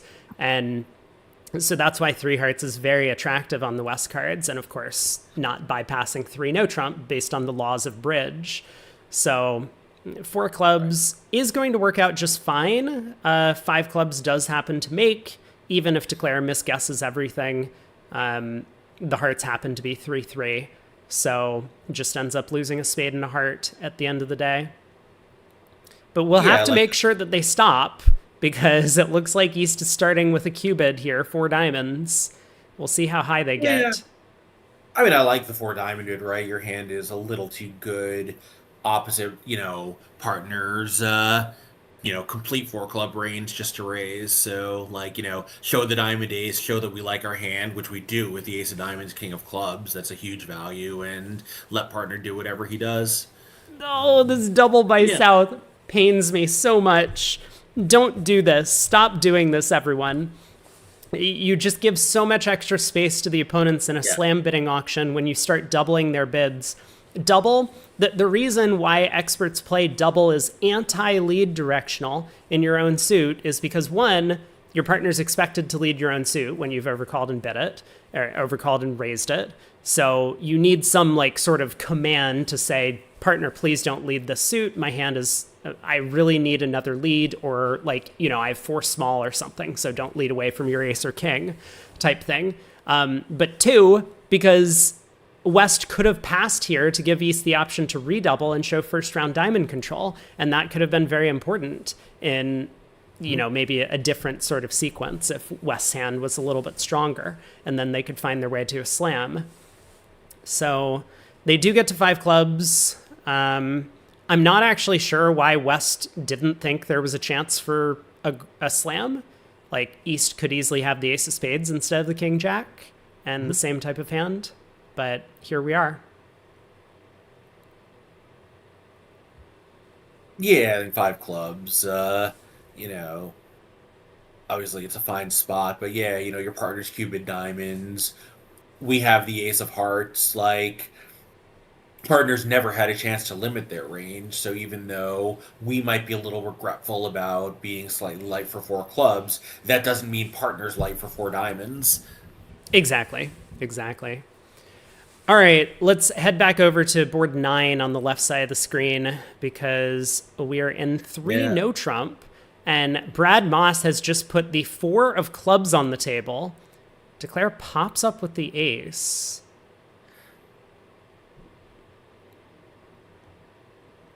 So obviously North was a little light for his opening, although I guess not for him, since we've seen him opening all these 10 counts. The opening heart lead was very good for the defense through the king jack. So how is Declare doing on tricks here? I guess not so great, since they set up that king of clubs entry and now they can just cross to it and lead another heart. Yeah, so that will beat the contract a trick and maybe 2 tricks, depending on what happens in the club and heart suits. I mean, it could go down a lot if West pushes a club through and Declare goes up with a queen. But it was 24-point game, so that was fine. Just Fit was kind of indifferent, and things really did not lie well for the defense. King of spades off, ace queen of hearts off, king of clubs off. So I think it looked much worse than it really was. Oh, absolutely. And also, I would say, in terms of the opening bid, this is a pretty good 10 count. This is so much better than that earlier 10 count, which was king, queen, 4th of spades, and ace, jack, 4th of diamonds. That jack of diamonds is such a bad card, ace, jack, 4th. But here, the club queen is a useful honor. We would obviously prefer that it was ace, king, fifth of clubs and maybe king, third of diamonds for our 10 count. Then our suit would be a little bit better. But as it is, aces are underrated in the 4-3-2-1 point count system. You have all of your honors in your long suits. You're favorable, which makes it a little bit more attractive to open the bidding in general, because you can put a lot more pressure on the opponents, and then they have a harder time doubling you because they might be risking their own side's game if they go after a penalty. So I actually like the one club opener. I would like to play a system where this hand gets open to club. I would put it that way. Whereas the previous 10 count, I do not want to play a system where that gets opened. Yeah, like I think if you're playing a style where you open every 11 count non-vulnerable, as a lot of players do, including you and I, like this North hand is plenty close enough. Yes, yeah, for sure. And like, you'd love the 10 of clubs, but who cares? Right. And I mean, one of the big things that I kind of enforce as a rule on myself when I open lighter in terms of high card values than the field, whether that's a team game or a match point game, is I want to have 2 defensive tricks or some semblance of 2 defensive tricks, because sometimes I open late, my partner thinks that I'm not the one who's joking at the table, and partner goes after a penalty for the opponents. I want to have some way to back up my partner's decision making in that case. And here we have 2 aces. So that's completely covered. Yeah, and even the queen of clubs then could be good, because when partner is doubling, it's probably because his clubs are short. Exactly. Yeah, I think, you and I sort of we had a lot of anecdotal experience. I don't know if we ever really simulated any of this stuff, but opening is really good, Yep. Even opening a club seems like it's going to be bad a lot of the time. It just isn't. Yeah, bridge is a very simple game. You just open the bidding, and then you continue playing bridge. So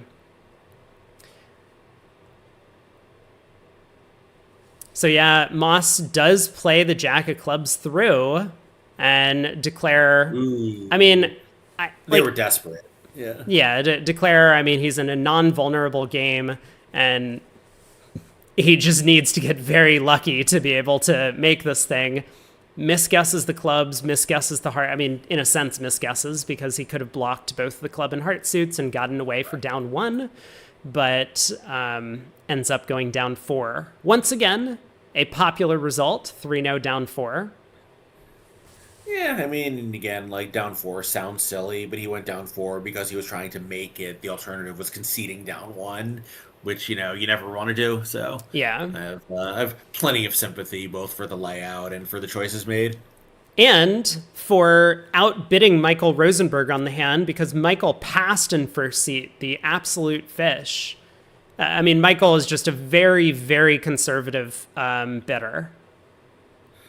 Yeah, and obviously this style of opening every 11, and every 11 meaning a lot of 10s in real life, is a little bit generational, but also, something probably that Rubenstein would be a little less comfortable with. So I'm sure Rosenberg to some extent is deferring to the partnership needs.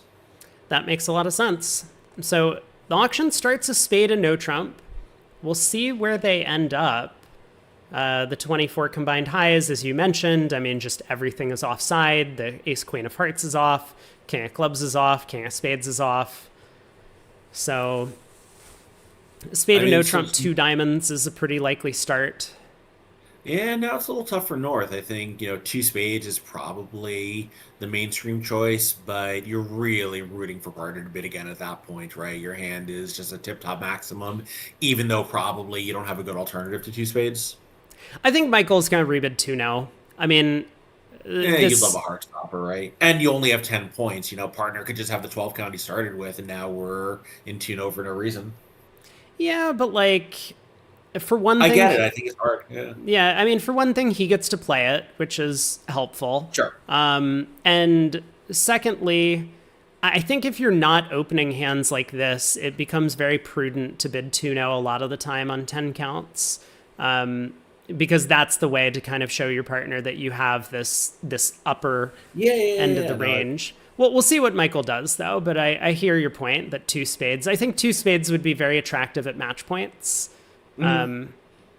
But we'll see at imps. I mean, it's a non-vulnerable game, so there's definitely like a tug of war going on for both of these actions as board 10 loads in the other room. Yeah, like obviously you really hate to leave those values undisclosed, because your partner, when he does have a 15 count, which you often would, will probably pass two spades. Now we've probably gotten too low, but 2-0 is not without its own issues. That's true. Yeah. I mean, I think it's even harder vulnerable, where it's more important to be overbidding when you have a possible game, but when 2-0 is wrong, it's much more wrong than it is white. That's right. Yes. And so Michael does rebid 2-0, so South is going to have no trouble raising to 3-0, and we'll leave him to play it. I don't think he's going to make it on the natural heart lead, but I guess we'll see. Because if East does lead the 10 of hearts, Declare actually gets a heart stopper. On the more natural lead of a fourth best heart from East, it's pretty simple for Declare to stick in the jack, and then Declare does not have the heart stopper, as happened in the other room. By the way, what happened to Gru and Moss on board 10? That is a good question. 1-0, double by South, no alert, so it might have been penalty. Yeah, I'm sure it was.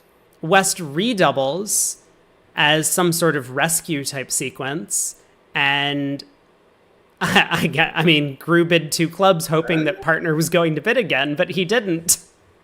Are we sure that redouble was for a rescue? I have no idea. It wasn't alerted. It looks like it was a strong no trump. West does have an 8 count, including an ace. I think redouble might have been redouble, and East might have been hoping that 2 clubs got doubled or taken out and he could redouble it. Because, I don't know why East would bid 2 clubs instead of 2 hearts, but he might have thought he didn't want to play 1-0 redoubled and did want to give the opponents as much room as possible to take a call. Yeah, and so it looks like only 2 clubs. Down 3. Well, the club position was very fortunate, especially after the opening club lead from Barrington, which I really like the opening club lead from South. South had... Did he lead a club, actually? I didn't follow the play too much. Hold on, let me go back. Yeah, he had the 4 clubs. Yeah, so I like this a lot. That if the opponents appear to be playing in...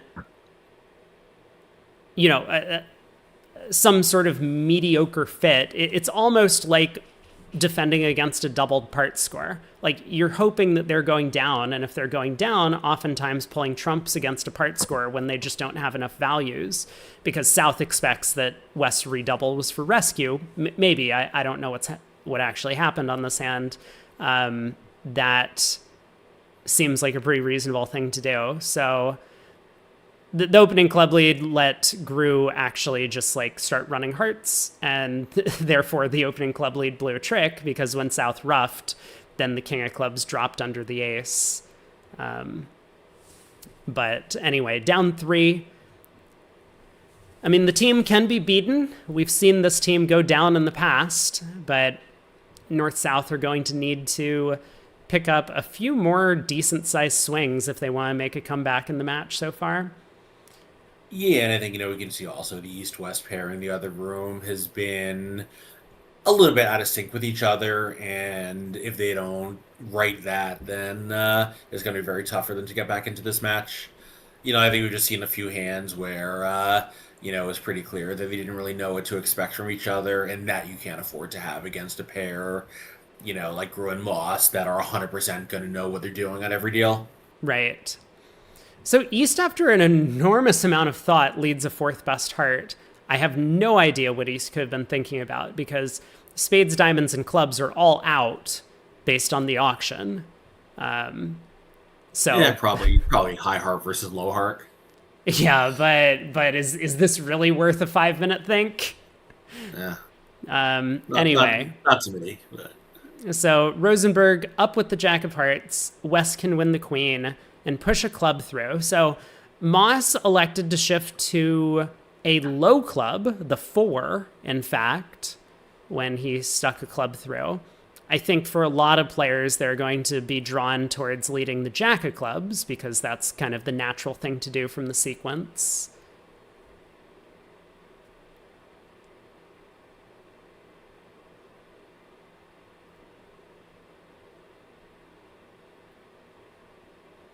But I Yeah, like... although the context was very different, right? Because in the other room, North is known to have clubs, and here, North's hand is totally concealed. Ah, I see. Right, I think he knew partner had short clubs in the Brad Moss room, so the Jack is much less attractive. Like partner can have stiff queen or something, and then you'll not look kind of silly. Well, I think more to the point... Maybe in real life it doesn't matter, but that might have been part of his thought process. Sorry, go Yeah, on. yeah. I mean, I was going to say, I think more to the point from my perspective is Moss saw a very simple way to beat the contract, which was if partner has a club entry, partner can get in and play another low heart. And as long as partner started with 10/4 of hearts, declare has a very uncomfortable guess on this trick because they might just end up taking 4 hearts and the king of clubs immediately. And so I think that was probably part of his thought process that this is just a very quick route to down 1 or like a quick route to give declare a heart guess immediately. Or maybe partner actually has 10/9/4, in which case we can score up 3 heart tricks, our club trick, and then sit back and wait for the king of spades. So Jack of clubs does come through to the queen and king. 10 of hearts hits the table. Rosenberg does correctly identify that the reason West didn't continue hearts after winning the queen was because West has the ace of hearts. So well done there, which means that Rosenberg is going to do a little bit better than down 4 on this board. Yeah, and of course Rosenberg 100% knows which way the hearts are. I guess East could have 5 hearts, but he knows East doesn't have 3 hearts, so he can't block the suit by covering the 10, because of course East would have led the 10 from 10/9/3. Right.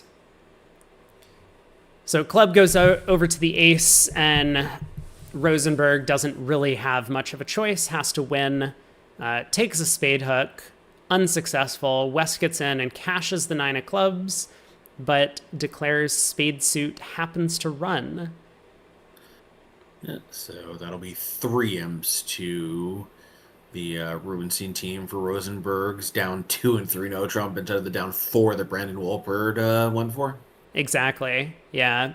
And Rosenberg just showing off some good technique here, pitches a spade. He can always pitch another... wait, what? West? Okay, that was probably just a Vugraph misclick to get the claim through. But that 7 of clubs play, man. Okay, let's see if East-West can avoid going for 300 on this hand. They do have a 9-card heart fit.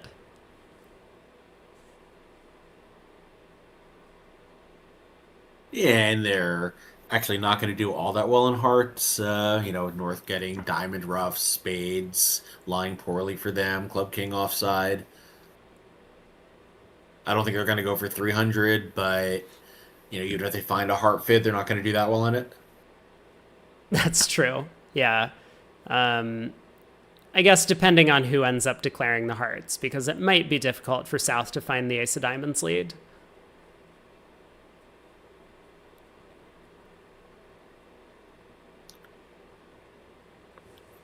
But we start with a no trump, and South needs to decide what to do with the good 16 count here, 6-card diamond suit. If they have a penalty double, is South going to make it? I wonder. Yeah, a lot of pairs don't. They play Woolsey double, 4-card major, long or minor, although some of those pairs, it's 4-card major, long or minor, or some other stuff, which includes penalty doubles. I think, again, like we've seen this, kind of these ebbs and flows of how bridge goes, where for a while everyone played artificial doubles, and then people's no trumps got lighter and lighter because you can penalize them, and everyone switched to playing penalty doubles. And, as people tighten up their no trumps in response to that, maybe people will start moving back to artificial doubles. Yeah, that's true. Well, well, well, we have quite the hand brewing on board 11. I'm going to stay focused on board 10 for just a moment because I want to see how the auction concludes. So, penalty double from south, west passes. We don't have any sort of alert on this, so we don't know east-west agreements. But it might be on Rosenberg to run and rescue his side, in which case a lot of pairs end up playing the same run-out structure as both West and North in this spot. So North might be able to bid two clubs, and a higher suit.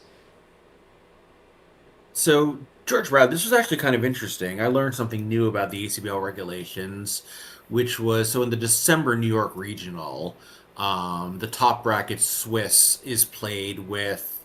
I'm not exactly sure what convention chart is in use, but a convention chart where you can play multi, and there's a lot of, to the extent the ACBL allows it, system flexibility.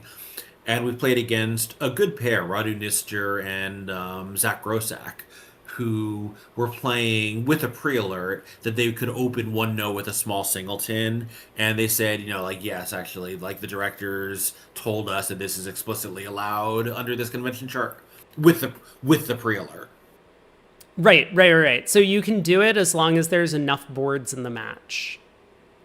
Right. This was a 8-board Swiss match, I believe. Yeah, I don't know exactly. The cutoff is 7 or 8, but yeah, it's something like that. So basically every region, I think like open regional Swisses, you can do it. I see. As long as it's 7 or more board, whatever the rule is. But yeah. And is that true under any convention chart, or is it only also if they're playing, the what they used to call the super chart? It is. I think there needs to be no upper master point limit, and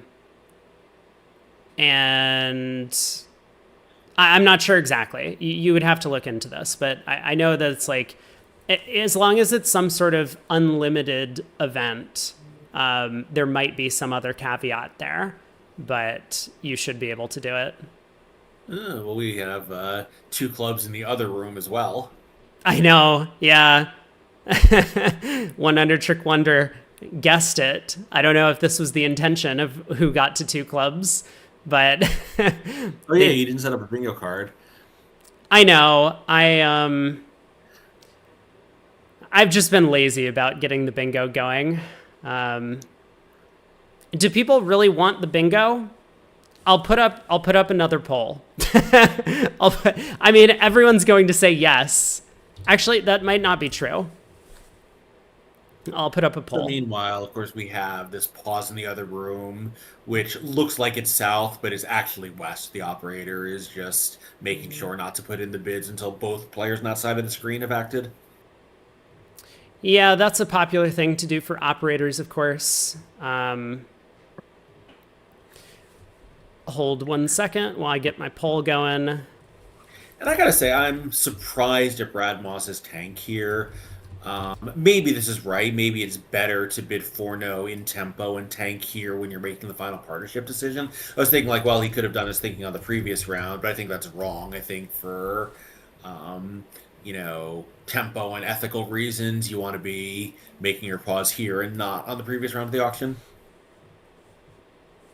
I see. Whatever Moss does is going to end the auction, and he knows it, so he can take his time freely without worrying about what partner's going to think about it. Right. Yeah. So we're looking at board 11. I guess we've ignored the 2 club contract. That one looks like it might have decent chances to make. But West with those 2 aces.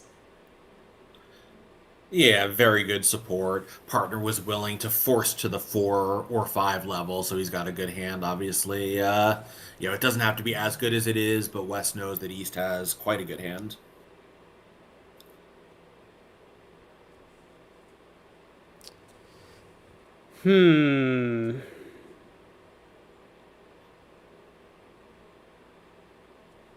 Yeah, it's very tricky. And of course, we can see even 6 is an underbid.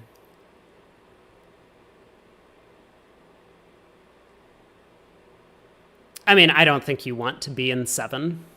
No, no, no, no. But in real life, on the actual hand, it's going to make. I agree. Opposite of preempt. Probably even opposite to passing north south. You don't want to be in the grand, but here you definitely don't. Yeah, 100 Trick Wonder asks, would 4 You do diamonds need have the diamonds also been too. spades and diamonds, and this is a stronger variant? So 4 hearts got Potentially, yeah, it's very alerted. possible. It,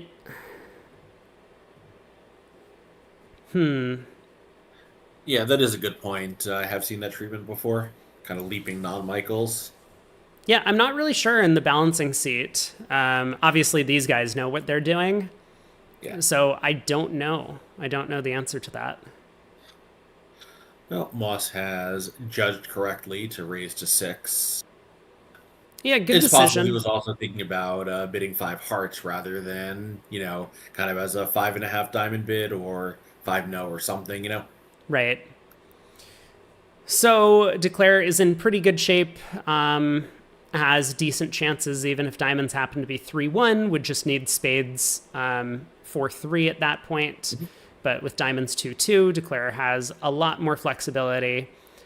Gets to test the spades now. Spades also split, and they make the over trick in 6 diamonds. So great auction there by Gru and Moss. Well judged. They get to the slam after a little bit of preemption. I wonder if Rubenstein is going to open 4 hearts in first seat. He chooses 3 hearts as well. Yeah, I think 3 is the mainstream action. So 3 hearts passes around to East. Now, will we see East also has some sort of 2-suited sequence available to him? Yeah, and I think if Gru and Moss do have 2 ways to show that 5-5, then I think it is kind of, it's not like there are so many hands where having a ton of detailed agreements matter, but it would, in the high stakes situations, it's really nice, and it's very possible that they got a slam swing not because they're quote unquote better players, but because one thing about being a better partnership is you've thought more about these situations than most of us have. Like, I've certainly never really thought that deeply about that auction. Oh, God. So a lot of interesting things have happened on board 12 already. So Moss passes in first seat, a club opening from North. Gru decides to make a takeout double. He had a lot of other bids available to him. 3 clubs, unsure if mixed or preemptive, but let's call it mixed, from South. And Moss, having a 5 count with a 5-card spade suit, bids 3 spades here. Now, because of their opening bid style, West, I mean, he doesn't have a maximum, but he has a pretty decent hand. And he felt like he really needed to get involved in this auction and show his 5-card spade suit. He didn't want to put the entire burden on his partner to reopen again. So 3 spades, and Gru does very well, I think, to pass 3 spades. This looks like it might already be too high, but at least they didn't get way overboard. Yeah, I think the diamonds will be a little too late, assuming the opponents can catch a couple hearts and then start clubs. Yeah, and I like Gru's double. I think 1 no trump, I guess, is possible, but your alleged trick source is horrible, right? A 7-5-4-3. You have good takeout double shape. 1 diamond is not attractive for the same reason because you're a little overstrength and have a weak suit. Double kind of caters to everything. I like it. Yeah, so a couple of rounds of hearts. I mean, Declare just has 2 hearts, a club, a diamond, and a spade to lose. There's no real way for one of those tricks to vanish, it doesn't look like. So Yeah, I think I have to have a pretty big defensive accident to let this through. and So in the hey, other room, yeah, again, like it's kind of what I was saying, where West couldn't be sure East Hand was as strong as it was, so is putting down the dummy in 5 diamonds, so is going to lose the slam swing. And maybe an error of judgment with 4 trumps and 2 aces and a singleton, but I think the main cause is probably Gru and Moss knew their ranges, and East West just didn't have a way to show 2 ranges in the other room. oh my God, this is so unexpected. First off, Twitch outbid YouTube on the poll, and everyone doesn't want a bingo card. Very good. Okay. In that case, we won't have one.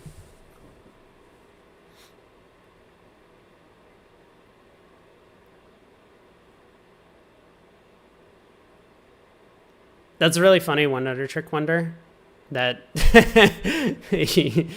like we're gonna go out on a limb here and say that 13s should be opened. I know that this is not popular, but we're doing it, ushering in the new age.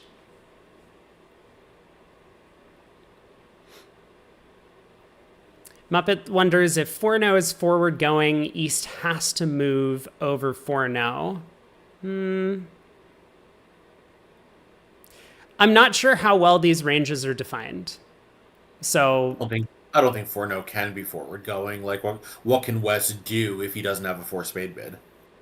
5 clubs, right? 5 clubs is pass or crack. Oh, I see. Sort of analogous to a lower level Michael's overcall. Yeah. So.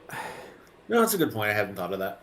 It just kind of depends, right? Because East has good suits. But East has a really bad hand in context. Mm-hmm. A lot of the times when you show these 2 suited bids at the 4 level, right, East is going to be 6-6. So the actual hand, I mean, sure, East has 3 losers. Is that really enough when partner shows some sort of ounce of strength over there to bid a slam? Yeah. I'm not sure. Like, the I don't know. Club is really bad. Yeah, I really don't know. And I think this would be a spot where you really need to have a lot of experience with these types of auctions, and very few bridge players do.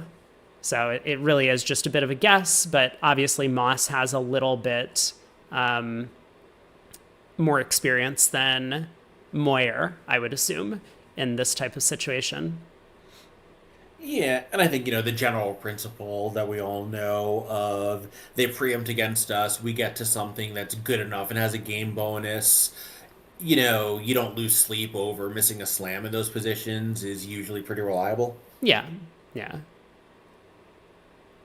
Here, I think it was on West to kind of appreciate that 2 aces and a partner forcing to the 5 level, along with our 4-card trump support, along with our singleton that's probably useful for setting up partner side suit. It doesn't add up to a guaranteed slam, but I think it makes slam worthwhile. But, as you say, you have to have seen these, and you're still going to be guessing. Did we really only make 12 tricks? Well, we might get a correction. I mean, it's not going to be worth an imp even, but... Yeah, so we have board 13 up in the other room where we'll see if either East or South chooses to open. I don't know whether Gru is going to open this hand vulnerable. It's got to be close for their style, assuming they have switched to precision red. Yeah, I think a lot does depend on whether or not they switch to precision red, because they used to play 2/1 vulnerable, and their style in that case really was like, we're not opening 12 counts. Yeah, they were very down the middle vulnerable. And I think part of it was they were introducing so much variance white that, you can afford to be down the middle red and still have a lot of action at your table. For sure. So he does pass, and South does not choose to open a super light heart bid. I certainly agree with that decision. And Moss does open a club in 4th seat, but I mean, that might have been one of their exceptions to their rule that just always precision in 4th. If neither opponent feels like opening, then obviously it's worthwhile for your side to just use your strong relay system. Yeah, no, it's true. I think even if they're playing 2/1 red, doing it in 4th seat red would make a ton of sense. Yeah, I think Wonder Trick, we're not sure. We saw a hand earlier when they opened a precision club red, but I don't recall whether it was 2nd or 4th seat. I thought it was 2nd seat. I thought it was board 2, and Gru opened a club as East, in which case he would have been in 2nd seat, right? Board 2, or even East, 4th seat. East would be the dealer on board 2. Board 2 East is the dealer. Well, we can I'll go back and take a look at the scores here and see exactly what was But happening. yeah, I think you were right. Anyway, you can have a look. As it is, neither North or South have bid anything. I mean, I am again, wrong. yeah, He opened a precision diamond in first seat red, got it, but not got the it, last name idea. got it. Yeah, I was going to say, again, this is a position where I think in third seat, Barrington could have opened a heart on the South cards in front of the strong club bidders, but chooses not to. Does get to double one heart later, the artificial one heart bid for a heart lead. And Moss gets to his spade contract. So Queen of Hearts opening lead. Yeah, and this is actually better for the defense than it looks as long as South ducks it. Since North has that King of Clubs entry, they can take a club, two hearts, when North leads a second one to the ace 10 and a diamond. Yeah, a diamond's going to go on the fourth Your diamond's club, going to go away. Yeah. but Yeah, like, yeah, I guess if North had let a diamond, that a heart was going to go away. right. So this contract should make. We'll just have to see. Yeah, and in the other room, we have a two spade contract east west. North did not open, as I think most players would not unless they have the specific agreement to. So he's just opened a strong no trump, got a transfer, and that was that. Yeah, so they do end up winning a part score swing for their lighter opening style because Gruen Moss got pushed up one level too high in their spade contract here. I mean, assuming two spades ends up making. But I mean, these part score swings, they do add up over the course of a match. Unfortunately, that is not what Imps is all about. So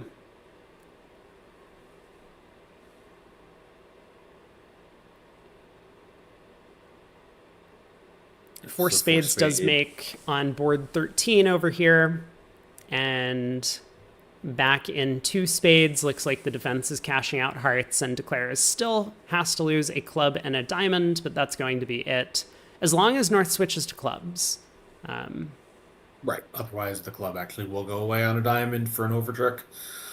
And, I think four spades probably is pretty normal to get to. West has, I think, approximately a 2-no rebid, maybe even a 2-no opening. 18, so 2-no rebid. East has a 10 count. They've got an 8-card spade fit. It should be pretty normal to get there for a push, but we'll see whether anything unexpected happens. For sure. Ehab Purdue asks, how risky is it to double artificial bids at the one level? South would be a little bit unhappy if one heart redoubled came back to him. Yeah, so Muppet says pretty risky with this hand because West could have a heart suit.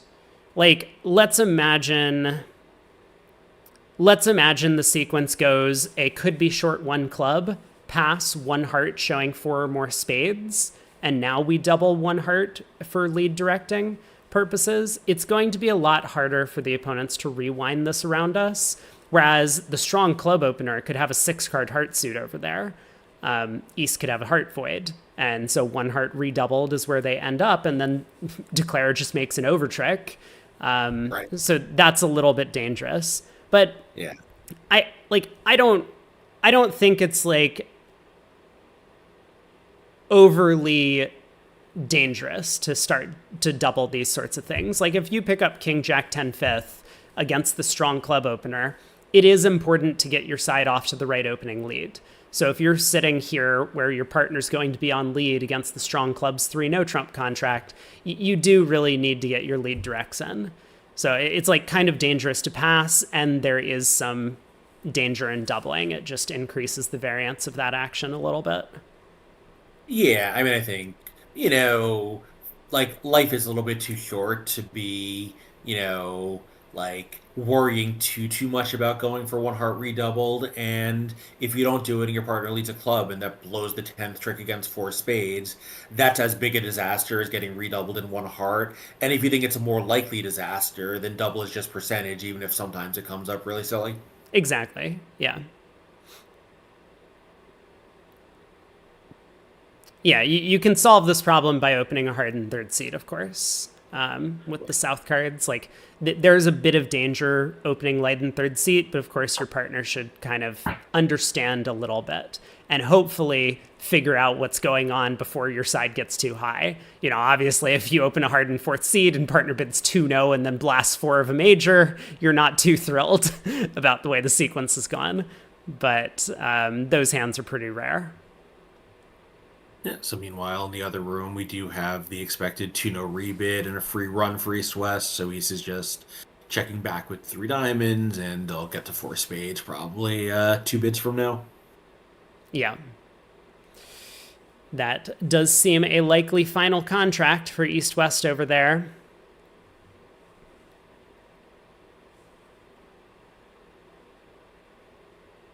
There's the 3 spades, and East actually probably should be bidding 3-0 here, choice of games, if he's 100% sure the partner will recognize that he's shown 5 spades via the sequence. Yeah, that's a sensible thing to do. These queens and jacks are more no-trumpy cards. East having 10 high card points is like pushing the boundary of like that 30 high card point range where the 5-3 major suit fit is often not quite as good as 3 no trump. And of course, the 5 card spade suit is very likely to set up for tricks and no trump. So that might have been a little bit preferable. I don't know what West would have done over that. If West would have sat for 3-0 with the 4-3-3, or if West would have preferred the strong spade suit and bid 4 spades with the ace-king third. Yeah, I think probably you take it out as West, even though you're 4-3-3, because you sort of figure probably one of the red suits could be a weak point. But, ace-king third of spades, they probably run. Ace-jack 10, fourth of clubs is really good. You don't need much from partner to be able to potentially take 4 tricks there. King doubleton of clubs, you might take 4 tricks if the queen third is on side. So I think it's close. I don't really know. 4 spades and 3-0 look like they're probably both totally fine. But I think no reason is East not to ask partner to be part of the decision when you have a hand that looks like that. Yeah, so I was going to say that, in my opinion, a small heart from South is a standout opening lead here against 4 spades, and yes, it would have instantly sunk this contract.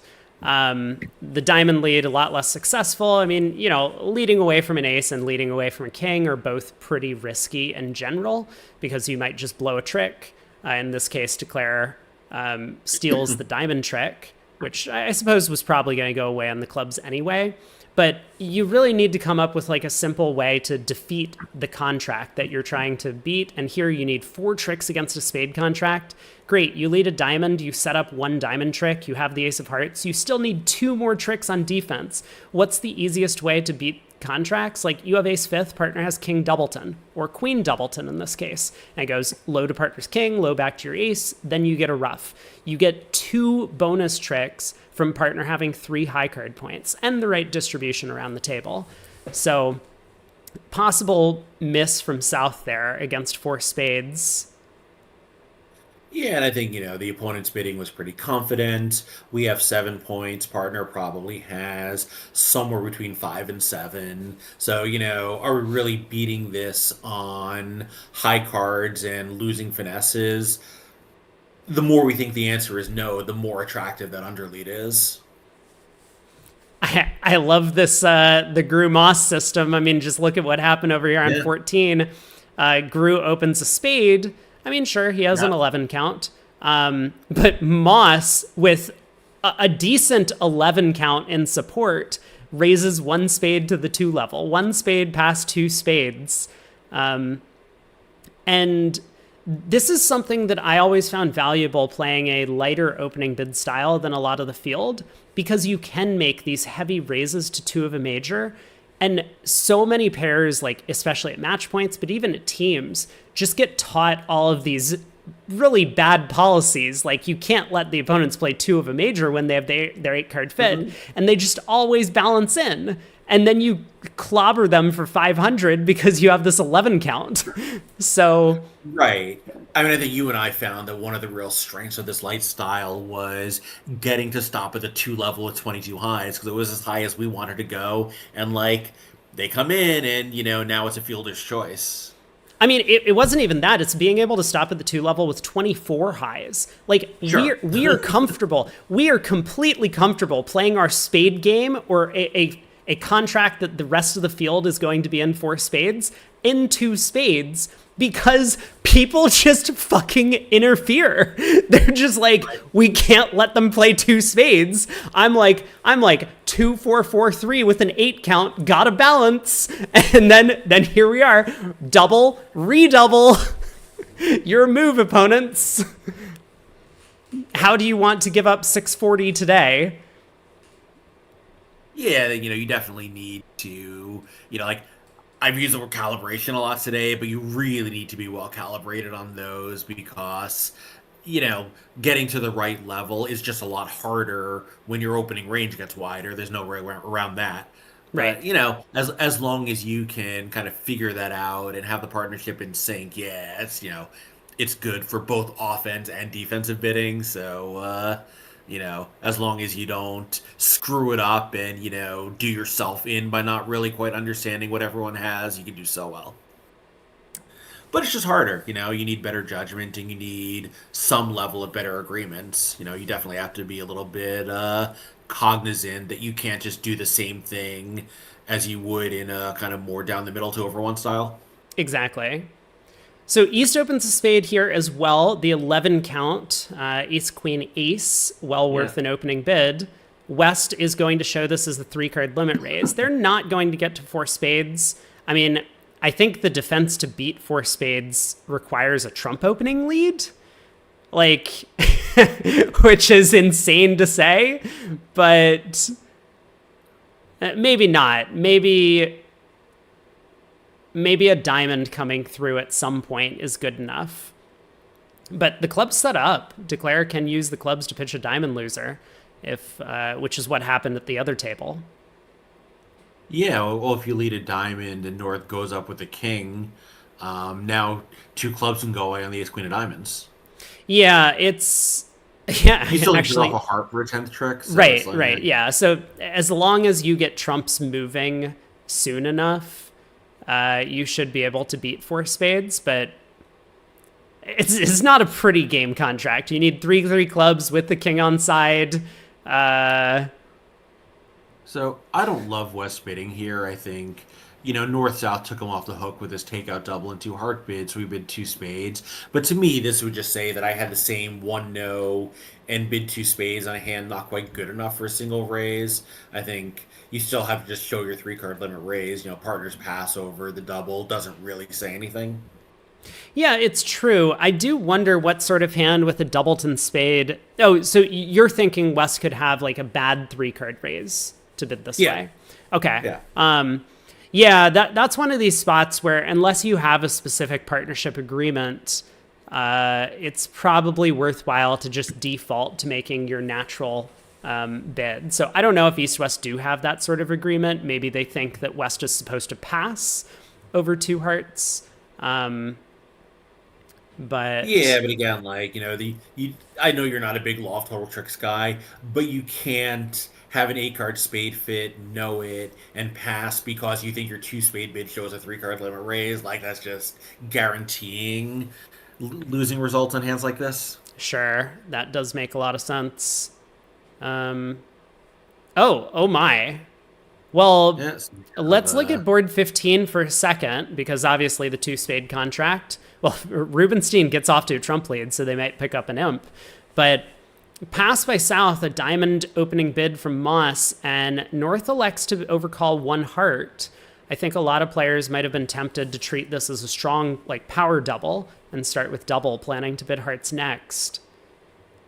Yeah, and I think it's close, particularly red-white. Maybe if your range is going to be a little bit sounder anyway, but I think I'm on team double, even though I hate doubling and bidding.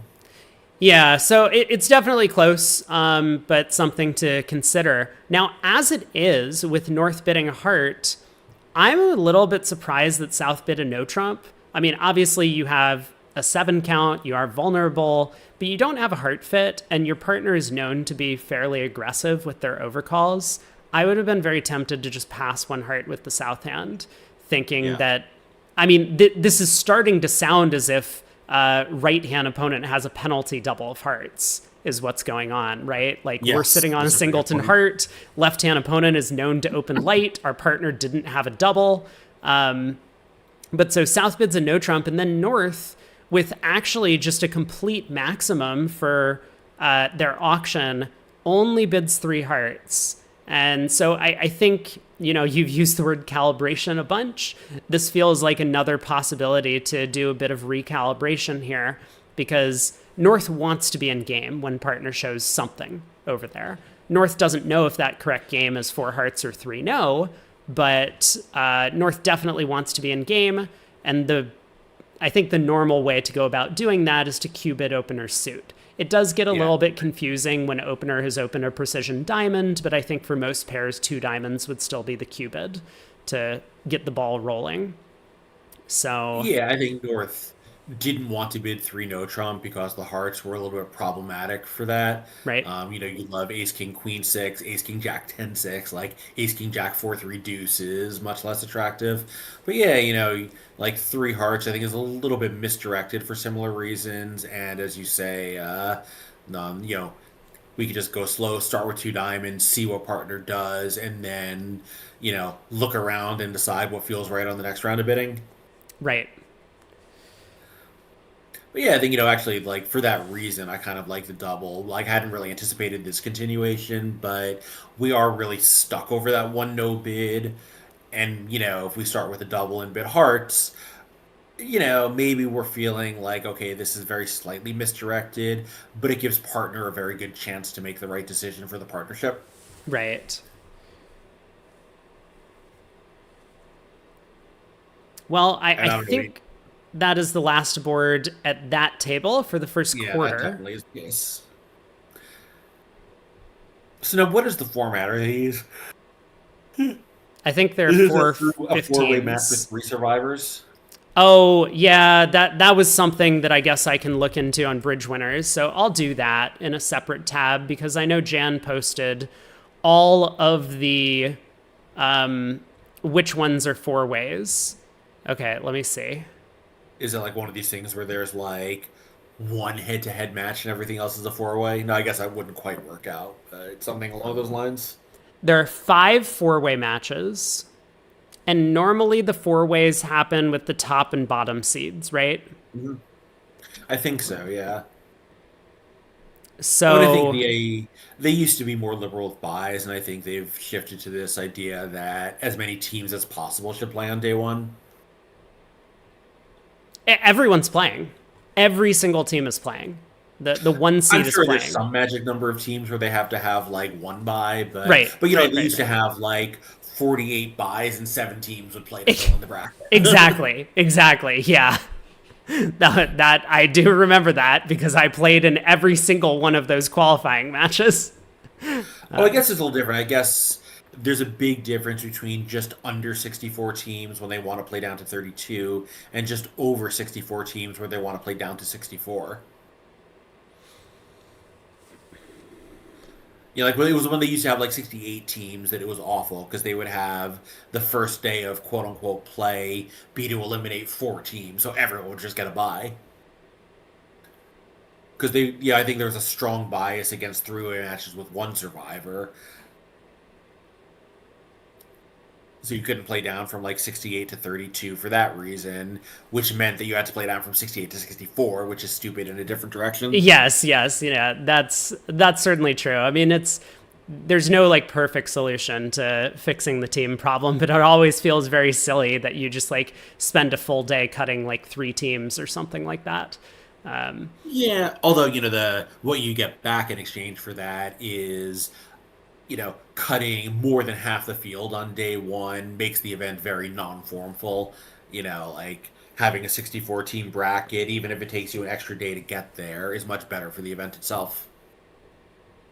Like, there are people who are cynical and say it's just an entry fee grab, and maybe there's a little bit of that, but I think it's much more that, you really don't want teams to be cut down, excessively in the early rounds of the event. So this is currently the 6 seed versus the 49 seed. And there are 5 four-way matches. So normally the way that would work is that they would take the top and bottom seeds and then like 2 seeds in the middle, like some sort of middling position.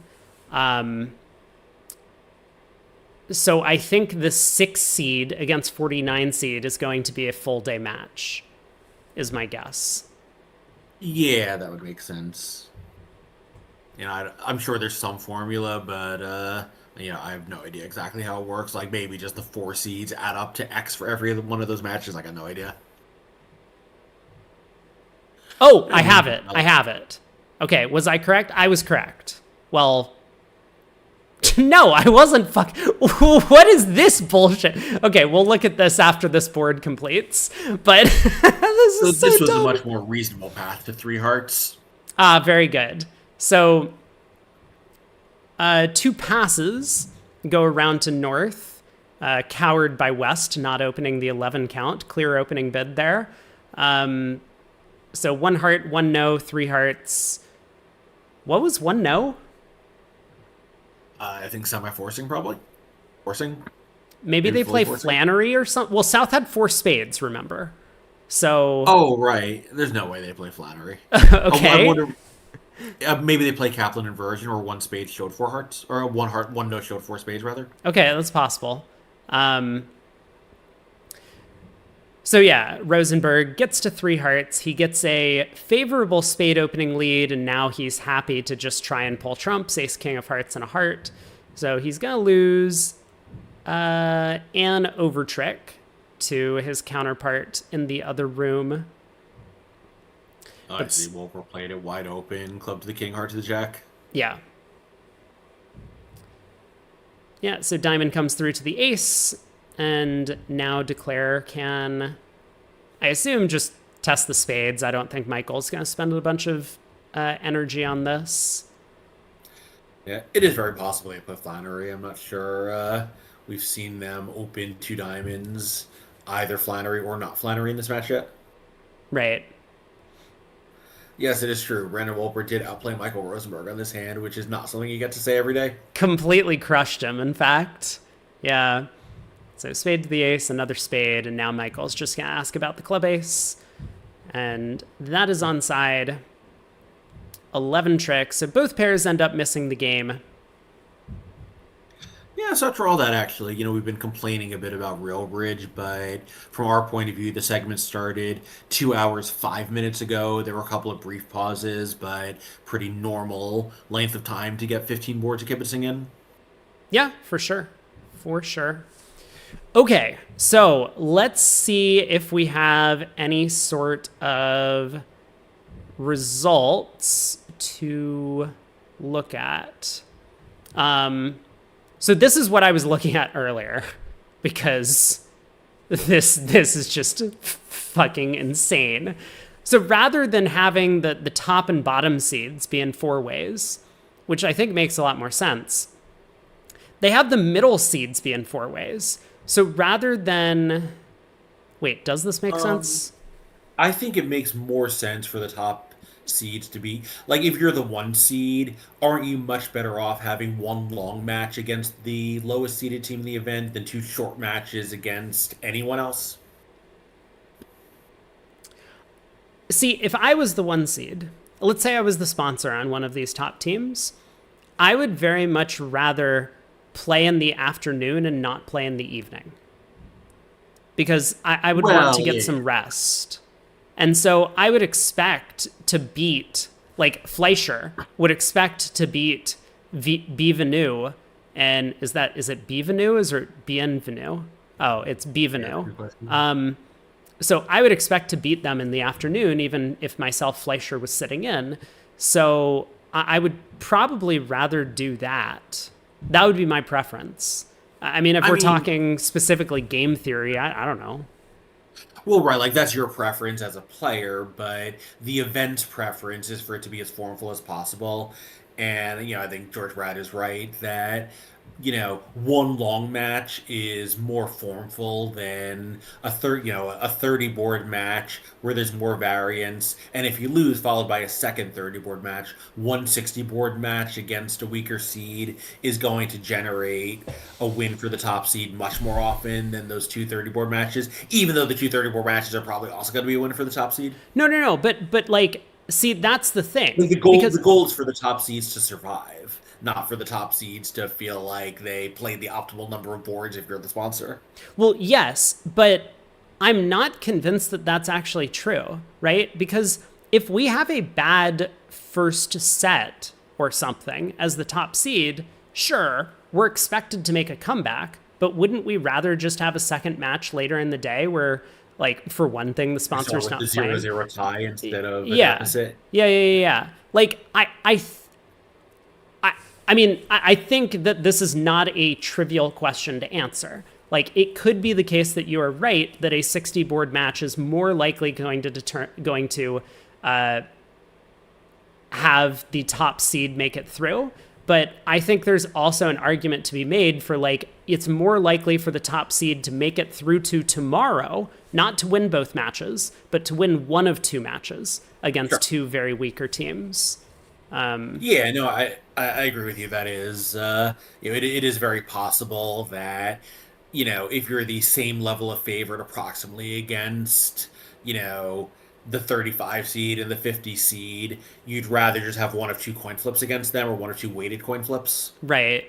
I think that is very likely to be the case because the danger, right, is that we get down early and we expect to be plus imps over the course of the 60 board matches, but if we get to erase that deficit midway through and just start afresh with a new team, that feels like it has to be vastly beneficial to us. Yeah, it's interesting. I mean, it depends on how big the expected deficit is when there is one. Like, stuck 20 against the weakest team in the event might be a better position than 0-0 against a team that's seeded somewhere in the 30s. Yeah, it's right. I mean, there's a lot that can go into this, so I don't think that there's a trivial answer, I guess, was my original comment, and I stand by that. But Yeah, that I agree with. my thinking is that it's probably better to have one of two, but I could be wrong about that. Either way, I mean, that's what's going on. Iha Purdue asks, do you have to win both matches, or do you only have to win one in the four-way? You only have to win one in the four-way. So what's going to happen here? So it basically, we're cutting down to 32 teams, and we have 17 matchups with the top 17 teams, and therefore, in these four ways, the objective, in some sense, is to have the top three seeds make it through. And if you count all of that up, that will be seeds 1 through 32 going into tomorrow's 32 team knockout. So obviously, Team Regal could win against Bianchi and they make it through, or Regal might win against the loser of Dunitz and Rippey and they make it through. Similarly for Cher, Andresen, Fredin, and Rodriguez. So all of those teams do have a chance to make it on in. But it's just, if it wasn't obvious about the mechanics are you play the matchups that we see here, let's say 18 against 37, and the winner gets to go out for a nice dinner starting at 4 o'clock, and the two losers from this bracket will come back in the evening and play off for the final slot among those four teams. Right. Yeah. So if you win, if you're ahead after your first 30 boards against only one other team, then you're just done. I mean, these two other things where they have three ways with two survivors, but then there was, like sort of weirdness because it could come down to imp differential when everyone was 1-1, and then, possibility of, weird dumping results like the head-to-head format, even where it gets a little weird about exactly how to organize it, is far preferable. Yes. Yeah, so Shift, this is very interesting because I came from a chess background, and one of the things that you did when you were a younger chess player from my generation was you did all of the pairings by hand after your round was over, because you cared about who you played, and the pairings didn't get posted until right before the round started. So I learned as like an 8-year-old kid the entire algorithm for how chess got paired. And the way that chess is paired, you play the top against the middle. So the way that they do it for chess in these Swiss formats, I mean, you know, not the knockout format, is that they play equal differential. So they want every higher seeded player to effectively have the same advantage over their opponent in every round. So like if there are 8 players and they range from like 2,500 rated through like 1,900, then the 2,500 is going to play up against a 2,200. The 2,400 is going to play against a 2,100, and so on. And so it's very interesting from the bridge perspective, or these like knockout formats, which are made to mimic like the NCAA March Madness or a bunch of other knockout events like the tennis events and stuff like that, where like you pair the 1 seed against the 64 seed and so on. Like the middle teams get screwed. I mean, it's so bad to be a middle seed in these formats. Now, in chess, what is the advantage to learning the algorithm and figuring out the pairing just so you can, like, get an extra half hour of preparation in against the specific opponent you're going to be facing, or is there something more to it? Yeah, so, I mean, it's basically that, and especially because, I mean, I played a lot of the kids type events, so scholastic type events, so you would basically know all of the players, and therefore you would know what sort of openings they like to play.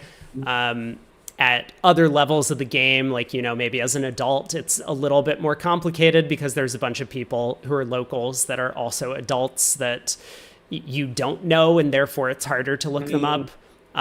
But definitely for a lot of these scholastic tournaments that I played in, it was, it's a lot...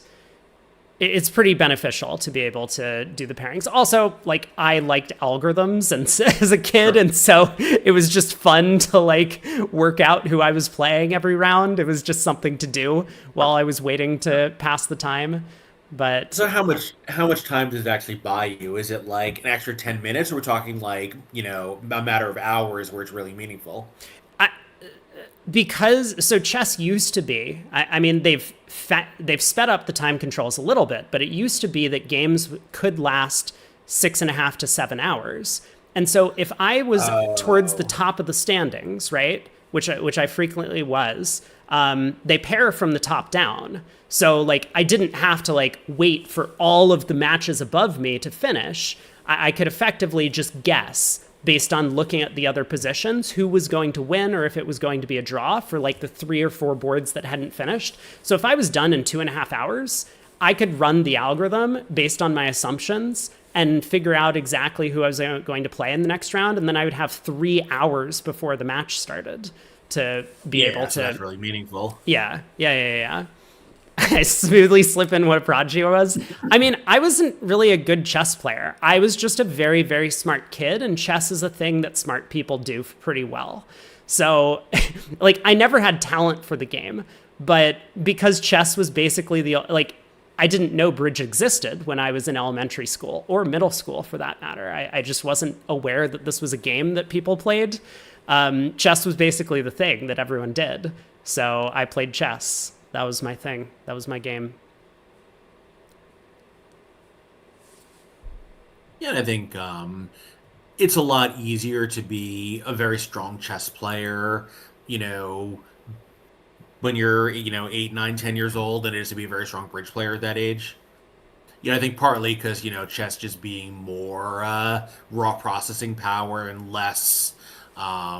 you know, building a partnership, like kind of understanding probability, all these things. It's, you know, it's one dimensional. And if you're really good at that one dimension, that's kind of all you need.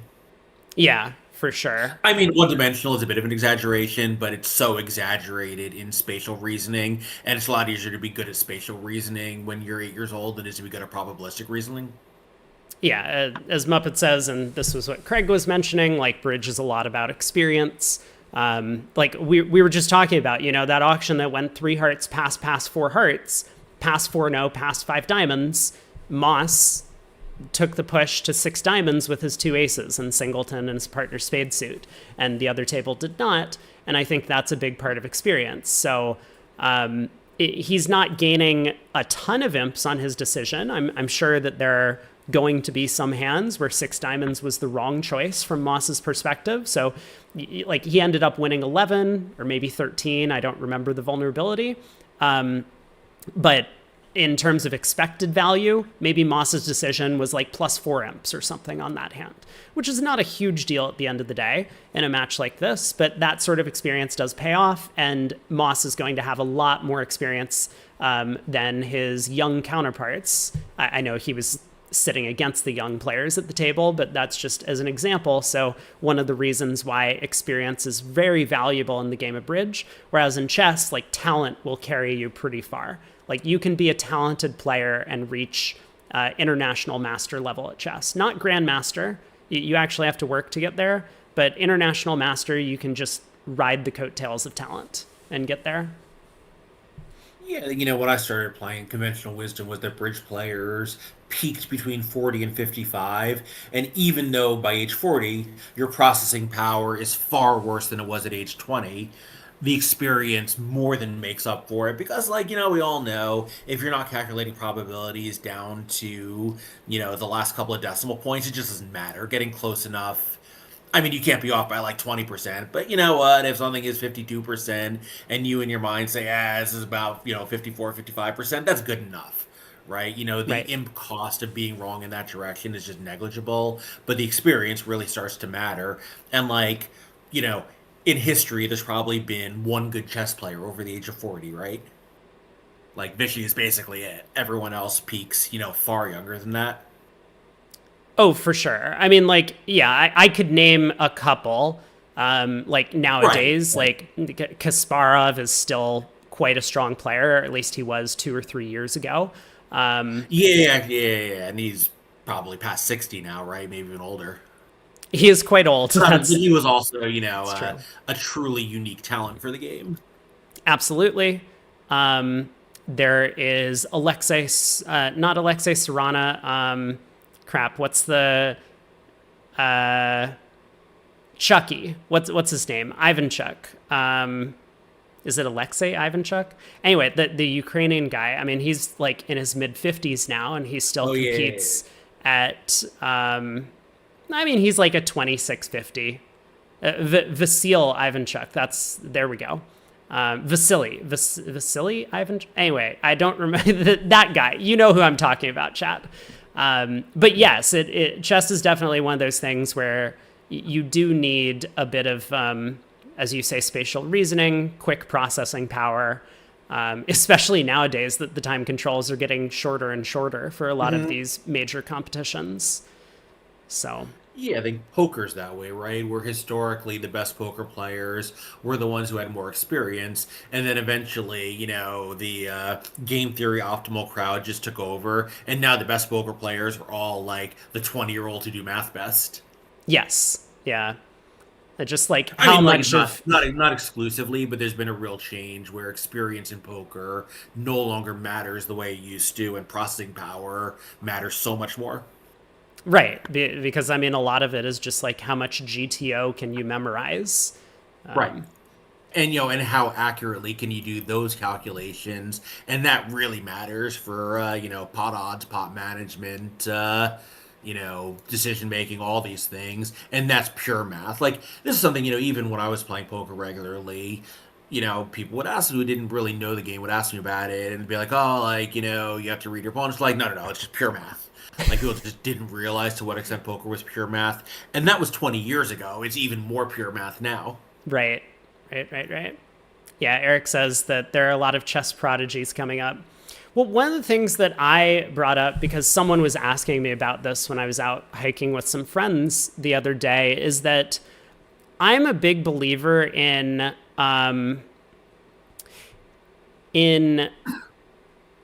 sort of superhero type talent or superhero type personalities bringing about a real surge of players from their geographical area, a generation later.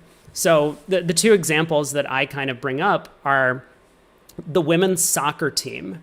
So in the 1990s, Mia Hamm was a very, very popular and influential soccer star for the US. And then in like the 2010s or early 2000s, 2010s, the US women's soccer team was just completely dominant, just absolutely never lost a game, won back-to-back World Cups. And that was because all of the girls like grew up watching Mia Hamm play on TV, and they were like, I want to do that. Right. And then similarly for Anand in India, Vishwanathan Anand, the Indian, now ex-world champion, but still quite strong player, it turns out that most of the Indian players that are very good at chess come from his like prefecture or like his local area, interesting. which is fascinating. But like this kind of solidifies the theory that I have, at least, which is that like it does tend to be local because like these kids grew up idolizing him. He was world champion at the time, and they're just like, I want to be exactly like him. Vishy was the first Indian grandmaster. There's no way that's true. Is that true? There's that. I find that hard to believe. I mean, the game was invented in India, even if they weren't competing for world championships, there had to be strong. Oh my God, it is him. Is it really true? Wow. Holy shit, 1988. I'm very surprised by that. I wonder, like, maybe it's, if you're going to be a grandmaster, you do have to play a lot internationally, and India, as a relatively poor country until fairly recently, maybe it was just hard for these people to hit their norms. Yeah, that's true. Like, travel is hard. Level, it might have still been hard to achieve the title. Right. Travel is hard if you're a poor country. So, and the rating inflation, obviously, as One Under Trick Wonder says, like, there are fewer grandmasters in the past. Let me put up a timer, since I know people are going to wonder why we're just having a talk show. We got 15 minutes. 16 minutes, according to RealBridge. Yeah. Hey, you want to stick with this match or switch to... Nope. We are going to the other match. I am watching my boy Tim at all costs. He's probably sitting out for the second set, but we'll see if we can watch him. Yeah, I think... even if he is out, there'll be at least one very strong table in that match. So who is, it's Kane and I assume Bakshi, Tim and Danny. Who is the third pair? Do you recall? Nope. So let's see. That is team. What's their seed? Kane? Oh, 24. It is. Oh, Van Langfeld. Van Langfeld and whoever he's playing with. Yeah, who I'm sure we could figure out from, because I'm sure it's whoever we played with previously. Yes, it's a good team, obviously. And the Hammond team, I know it's Hammond and Glubach, and I don't recall who they're playing with. Maybe Dunitz and Ifti Bukai, maybe?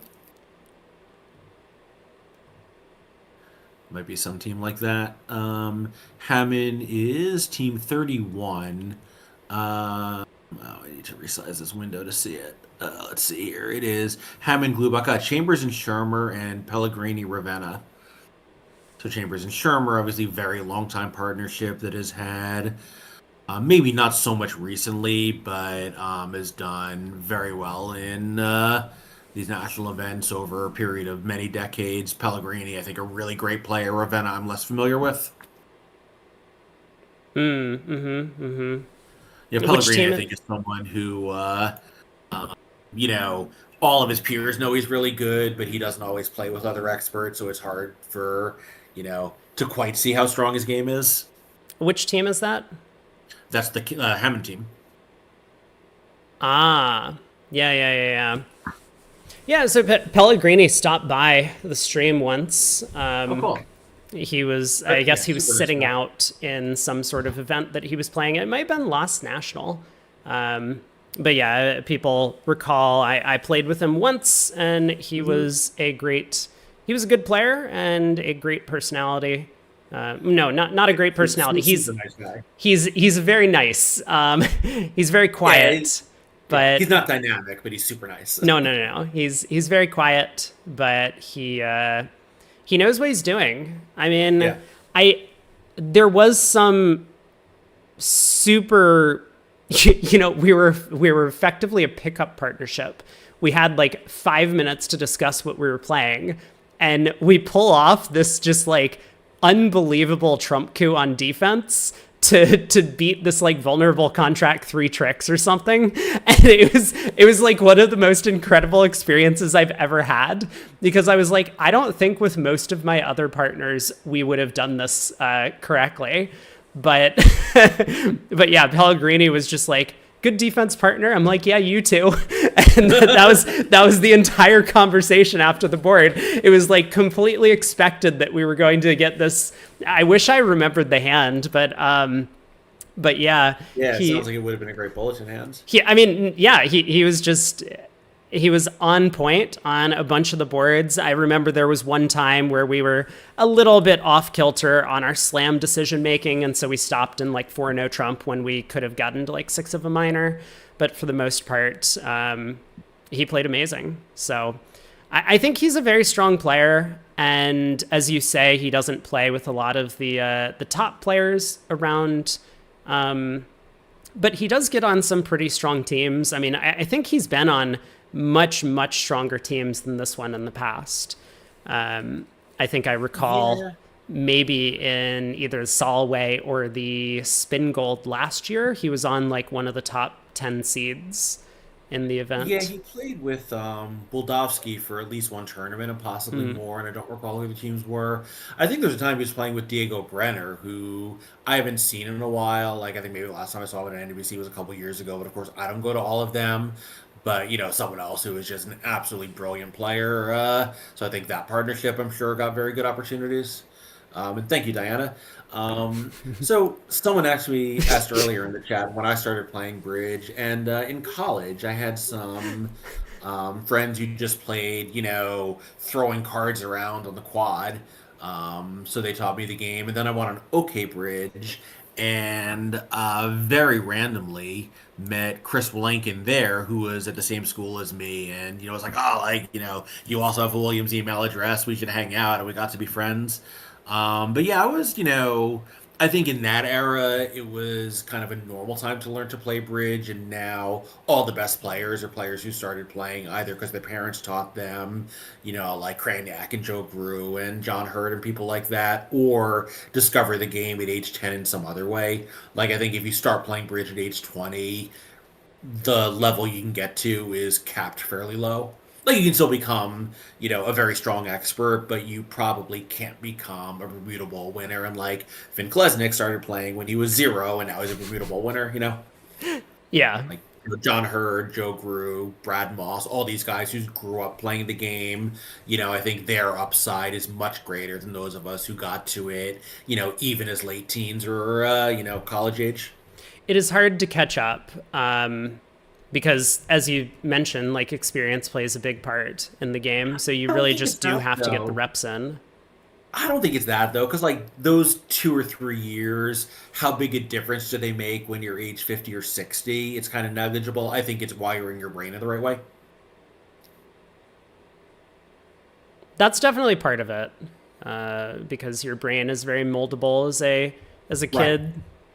Yeah, I don't know, and I don't know if there's any way to study it, but like, it's just hard for me to believe that the difference in a couple of year head start doesn't get neutralized if you're playing the game for 30, 40 years, but, clearly something else is making a difference, since these players who start out so young do become, world class pretty quickly, right? Like, Bobby Levin, I don't know when he started playing, but he was a Bermuda Bowl winner at age 21. Finn Kolesnik, I think approximately age 21, Yeah, so I'm sure Finn is on one of these teams, but I don't know which one. He's obviously not playing. Well, I shouldn't say he was not playing with Kaplan in the Platinum, but that doesn't mean anything. Okay, I'm looking through. I haven't seen him on any of the seeds that are not 3 through 17. So now I'm going through those seeds. Uh, nope. Let's see. I mean, it's possible he's one of these unknown players, although I doubt it. Yeah, that seems unlikely. Not on Team Fleischer, or Nickel, or Rosenthal, or Shori, I think it is also or possible that Simpson. he's on one of these teams, but for whatever reason, it's not on the Bridgewinners roster. You know, if it was like a late breaking edition or something, or just um, organizer error, it does happen. I mean, it doesn't happen often, but it's certainly a possibility. Yeah, or no, who knows? Man, I mean, if he got work for some event later in the week and had to take the event off, that happens. Is he a full-time pro? I don't know, but I think he's not a full time anything else at the moment. Okay, got it. So then, yeah, he probably would have accepted work over not work if those were the options. Um, Yeah, like he had moved back to Austin to quote unquote take a gap year, but I think that turned into a gap uh multi-year stint, but I'm not 100% sure. so who are the partnerships on the Kaplan team? It's got to be Ron Smith and Billy Cohen. I would suspect it's Hinsey and Konaru and Kaplan and Feldman. Interesting. Because I just, Hinsey and Konaru obviously both being in Texas, I'm sure play some, so that would kind of make sense. And, Kaplan and Feldman being approximately similar generation may just, be a little more in sync. But I think, Feldman, Konaru, Kaplan, Hinsey would make a lot of sense. I think Feldman plays some with Greg, and Kaplan's pretty adaptable. He can play with anyone. I don't know. Yeah, Yeah, I maybe don't see Finn anywhere here. That is interesting. I wonder. maybe Ven Conneru playing on six-handed team. We can get him into the commentary booth. I know that Oh, that'd be cool. I mean, he said he wanted to join in Philly, and I was like, yeah, I'd love to have you in at some point. But like, as an older guy, we didn't like exchange Instagrams or anything, you know. So I don't actually know how interested he was, or like if he actually wants me to reach out and contact him. I mean, I figure like he can contact me if he wants to come into the Yeah, booth, but I put it out on the New York Bridge mailing list, and Karen Allison, who very good player and someone who used to do a lot of the live Vugraph commentary, wrote back and said she'd be interested um, in coming by. oh, gotcha, I gotcha. can put you in touch with her if you're interested in having another guest co-host. I mean, I'm here all week, so yeah, happy to Yeah, have she's anyone super in. nice and very engaging. So I think it would be a fun experience. Anyway, what are we? 5 minutes to go. Yeah, about 5 minutes.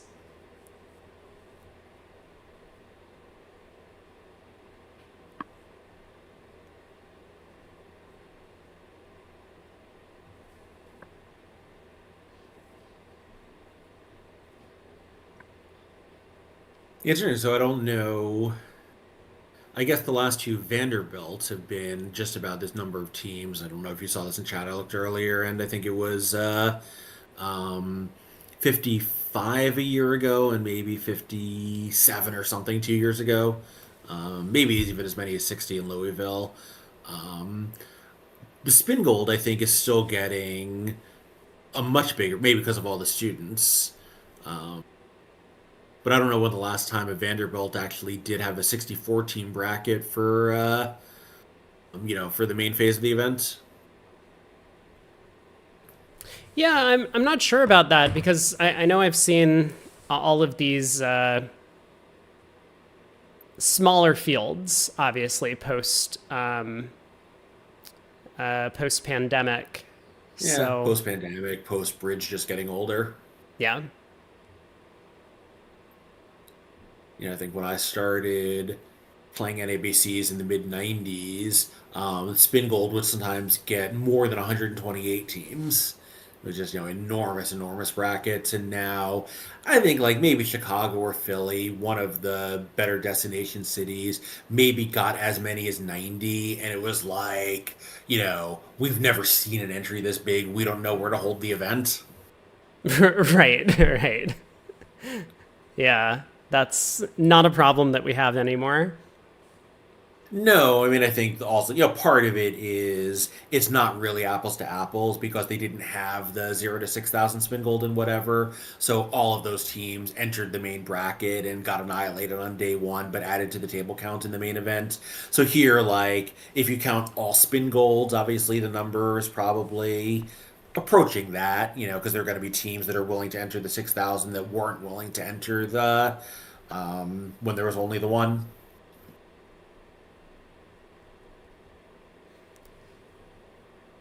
Like, if you get 90 spin goal teams, I'm sure you get more than 40 to 6,000 spin goal teams, even though you didn't get 130 open spin goal teams, even at the event's biggest.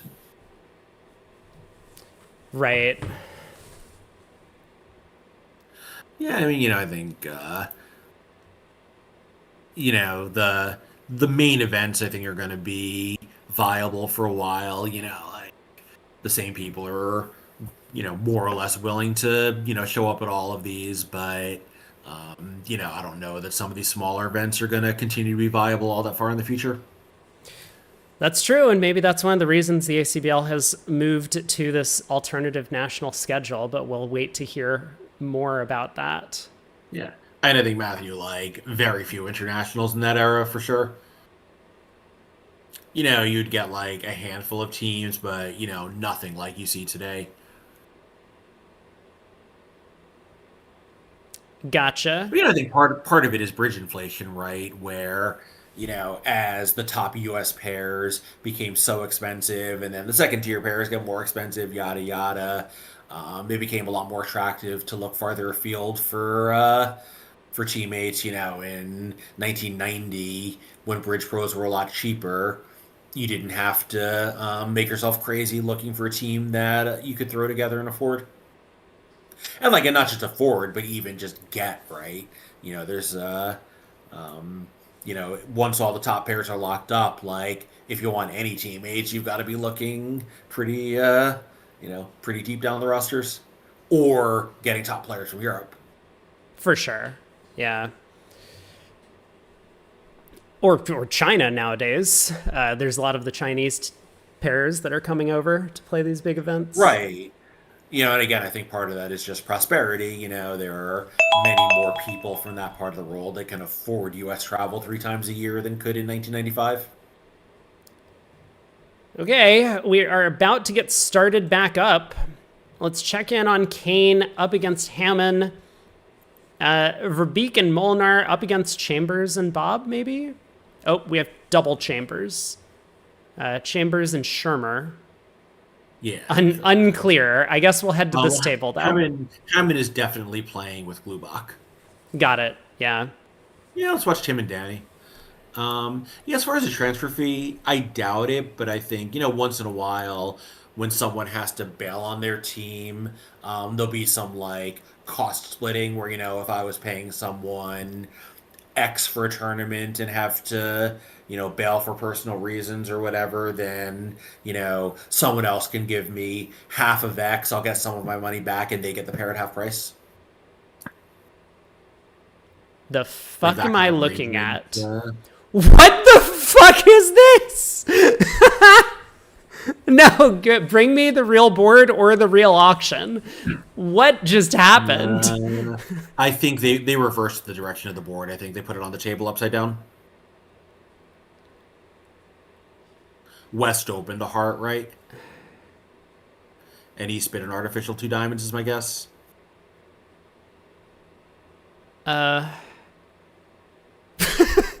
Maybe not. I don't know. Yep, sure. Okay, well, board 16 is like that. In the books.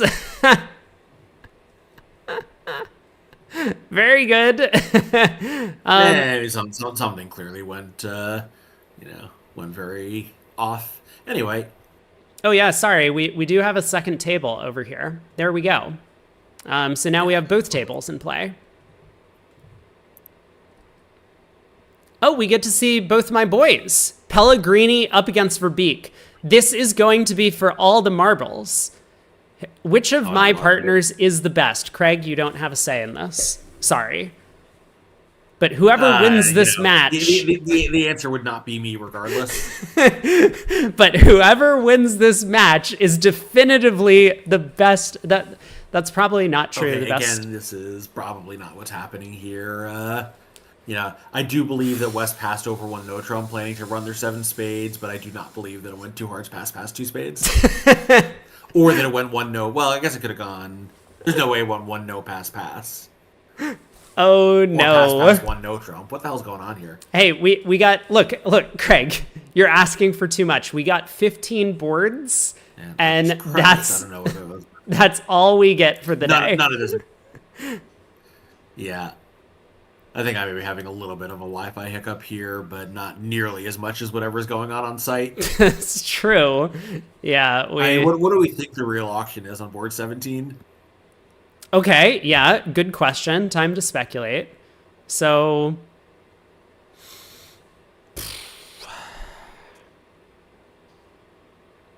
Oh, you know what? Yes. I think it is. I think that the boards that are in play are not the ones that we're seeing on the screen. That seems likely. Yes. I think that's exactly what it is. Just a different set of boards in use. Very cool, Oh, guys. that's awesome. Very cool. Oh, by the way, we don't have duplicated boards until the semifinals. I think I read that somewhere. I saw that. I mean, I'm sure that's another Jan Martell security thing, which makes some sense, but obviously it's worse for anyone doing write-ups after the fact. Yeah. It is really nice getting as many different perspectives on a board as possible. Right, because unfortunately Mark Smith pulls a lot of these hands for his bidding contest. And so he'll pull a hand and I'm like, Mark, no one in their right mind would make this bid in like later analysis. And he was like, well, I was following Zimmerman's table. And I'm like, yes, I stand by my point. Yeah. But yeah, I would say like on board 17, we're seeing it put in as average. I think, something just went terribly wrong with setting up the segment. Okay, let's check the other match and see if the other match is any better. It is worse. Sorry, my fault. It is worse. Okay, I didn't. It is worse. I wasn't sure how that was possible, but it is. Exactly. Yeah, oh man, this is now 2 days in a row that Realbridge has failed to deliver on what should be a fairly simple job. Yep.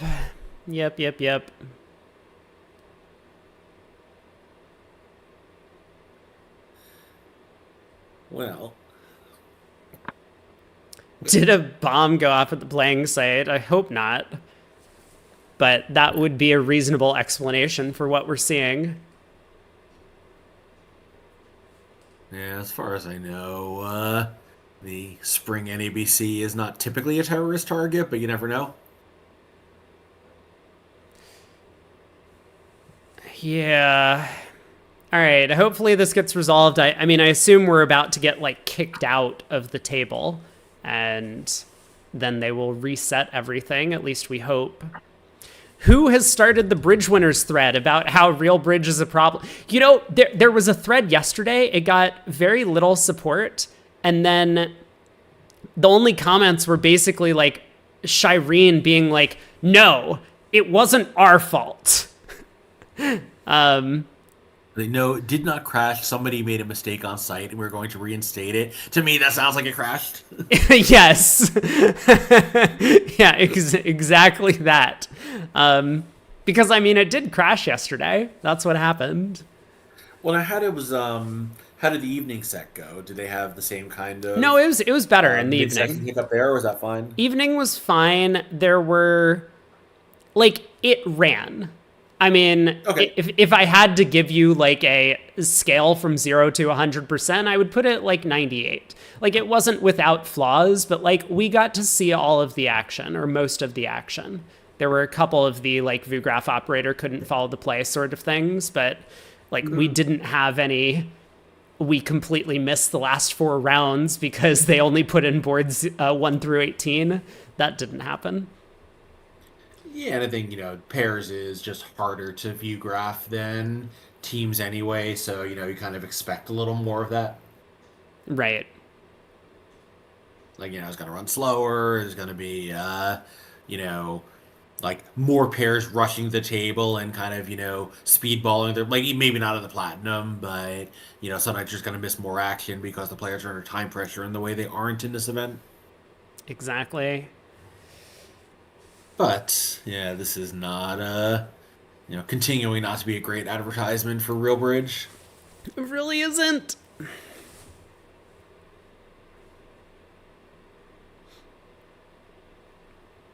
I don't know. I mean, if this kind of continues the entire week, I am willing to put myself out there. I am willing to be the one to take the bullet and make not an angry rant thread. I'm not going to pull the Aaron Jones. I'm a little bit more classy than that. But I will make a thread on bridge winners and we'll see what people say, because I assume there's going to be a lot of backlash when I make a thread being like Real Bridge is unwatchable, because everyone's going to be like, you should just be happy that we have Vugraph broadcasts for these contracts. Who are you to tell? You're unhappy because we don't have it. That's kind of the point. Right. Yeah. It's like they're trying their best. What have you done for bridge? I don't know. Yeah, it's like the comic book guy thing, like Itchy and Scratchy have brought happiness to millions, like worst episode ever. Right, exactly. Yeah, Diana says it's unwatchable when it works. I mean, I don't know if I would go as far as to say unwatchable, but I'm with you in spirit on this. I think that the site really needs a UI rework, user interface rework, and yeah.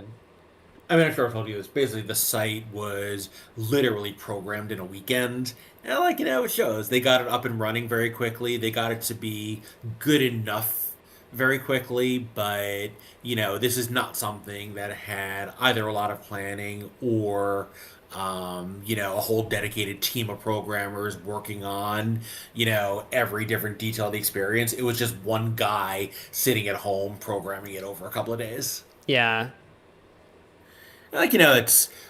For that, I think he did a really good job, but of course it's less professional than something like, Bridge Base, where they had, 25 years to get it right and a lot more backing to make it happen.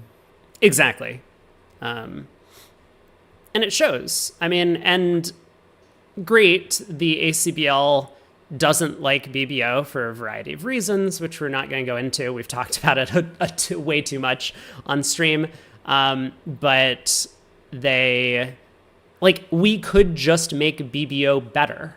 Like, we could do the things that the ACBL wants on BBO. Like, I'm certain that there could be some private contractor that the ACBL hires to go to BBO and be like, hey, look, I'm not part of your company. I'm not going to touch anything. All I want to do is make it so that Vugraph is operable with the ACBL standards. And BBO would probably be like, sure, they might want some cut of something for this. But from my perspective behind the scenes, and I hope I'm not overstepping for this, BBO wants Vugraph to be on their site because it draws more people to their site. So I don't think they would necessarily care that they weren't getting any monetary value for hosting the Vugraph. I think they would just be happy that it's back on their website so that they could have their regular 3,000 people logging in, more site traffic. People are going to see these advertisements for whatever their local tournaments are, whatever gets advertised. Some people will click on it. Some people will give them money to play in their online games. So that would be beneficial to BBO.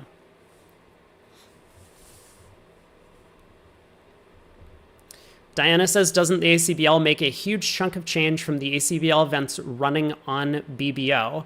I think it actually is the other way. Like, obviously, the ACBL gets some of that money, but BBO makes a substantial portion of that income. And I think that's one of the main gripes that the ACBL has with BBO, is that BBO is the one that is benefiting the most from that partnership. Now, like, obviously, the ACBL could take their games to RealBridge, but they're not going to get as much participation. So, like, it's still beneficial for the ACBL to work with BBO, but yeah. I think, I don't really know. You probably know a little bit more about the behind the scenes than I do, and I think neither of us knows very much.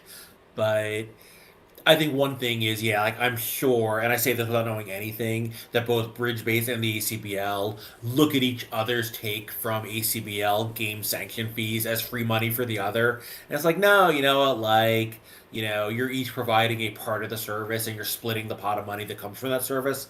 But I think, like, ACBL is like, this is just free money to Bridgebase. Everyone wants the ACBL product. And Bridgebase is like, this is just free money to the ACBL. They wouldn't be selling these entry fees without us. And they both kind of have a point. BBO better in the chat. Yeah, but I truly don't know anything about what that relationship is like, except that obviously they've had a bit of a falling out because the ACBL is trying to at least expand its options. But that probably wasn't super wise while the alternatives weren't really ready for prime time. No one's ever accused the ACBL of making wise long-term decisions. That's true. Yeah. Yeah, I think Real Bridge is hosting some ACBL games, but that rollout I think has been pretty slow. Right. BBO better. Fighting words. I mean, it's the same for any other bridge site. You have to provide some reason why your site is better than BBO if you want a majority of your customers to move over there. And like you say, okay, RealBridge does well with like the camera integration. I think BBO actually has that, but maybe it's just a lesser known feature. But either way, like that would be one nice thing. But is that really what people care about when it comes to like playing ACBL speedballs? I think most people just want to like not have their camera on, not interact with anyone, and just grind through 3 speedballs a day and earn their like 1.7 master points. That's one of the most attractive things for the ACBL speedballs. So like, what does RealBridge really provide on top of that when it comes to BBO? I'm not sure. I don't think there is an answer to that question. Yeah, I think the answer can't just be Real Bridge is better than BBO because we're mad at BBO and not mad at Real Bridge. Like that's not an answer. Right. So I think one of the big ways that you can get a mass migration to a new piece of technology that's in the same space is to have better user interaction with it. And I mean, BBO has put a lot of effort into making their site kind of friendly and look nice and pretty. And so they do a good job. I mean, maybe there's a way to improve on that, though, and that could be a method that other sites can utilize. Like IntoBridge, for example, does a great thing because they've provided a new service that BBO does not. They provide these ranked games that you can play solo and get a rating. Right. So that's one thing that IntoBridge is doing. And that's a reason why there's like actually a decent amount of flocking to IntoBridge to play in those things. I mean, it's not a ton, but there's like. OK Bridge used to have that. Yeah. But there's what, like a couple hundred people that play the daily celebrity challenge every day. Like I can look up how many people challenged me yesterday on IntoBridge. We can find this out. Yeah, I mean, I think that is kind of a missed opportunity for Real Bridge leverage. Bridgebase, they're somewhat tied just to the fact that, in the same way that a lot of legacy software is, you built it in 2000 with the available tools, and the available tools are much better now, but you can't do anything about that. Your stuff is all just locked in unless you're going to rebuild from the ground up. But these new sites had the opportunity both to learn from what BBO does well and does poorly, and to benefit from the fact that there's a lot more programming tools available than there were when BBO debuted. And I think they did not take advantage of that, which maybe was a reasonable development choice given the available time and money, but something that certainly could have been done differently. Yeah, absolutely. I mean, that's one of the main things or main ways that you can come into the same space when you have like some sort of tech giant like BBO and still get people to come to your site is you modernize things. Like, as you say, it's just you. Yeah. Anyway, period. Yeah, you take advantage of both the lessons and the developments in technology, and I think some of these sites did neither, let alone only one or the other. Mm-hmm. What can you do? Anyway, I don't know if anything good is happening here. Nope. Nope. It is going, but bidding does not match Hanads. Thank you, Dale. Yeah, they must have just, I see, that was Alhollander saying there's operator error on the teammates, but I think that does not fully explain what happened here. I mean, so David Byrne brings up a reasonable point. I mean, I'm not really sure. But he says that because when we have a delayed broadcast, we have to wait out the delay because we can't just go back in a time machine and let them know there's a problem. I think there should be a problem on their end. Yeah, but I mean, that's sort of true, except surely the operator can, look at the cards in the player's hands, look at the cards in their screen, and realize fairly quickly that they don't match. Right. Now, resolving tech issues can take some time, and so David is correct about that. It would be nice if the operator would tell us that that's going on, obviously, but oh boy. Yeah, that's awesome.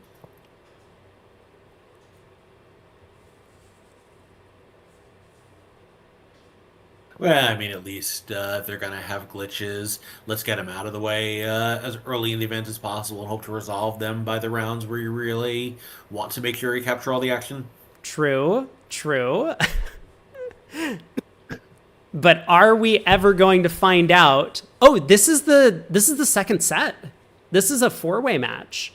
So this is going to be the end of this match at the end of this segment. I just realized, and the match is very close.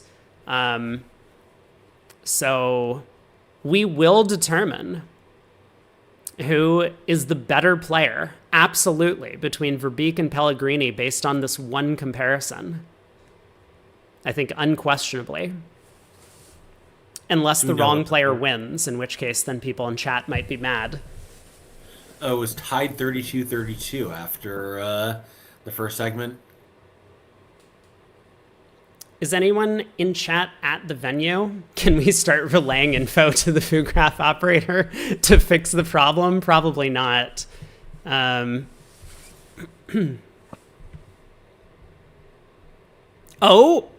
wait, hold, other table. Stuff is happening. I'm sorry. We're on board 18 in the other room, supposedly. Does the auction look like it makes sense? Van Langfeld opened a 12 count, 2 club, some sort of thing, 2 diamonds, some sort of thing, 2 hearts, some sort of thing, 2-no, 3-no. Yeah, and we get a spade lead. Okay. Looks like it might even relate to the hand that we're seeing. This all makes sense. Well then, let's go ahead and do this. Hold on. Let me do this and do this.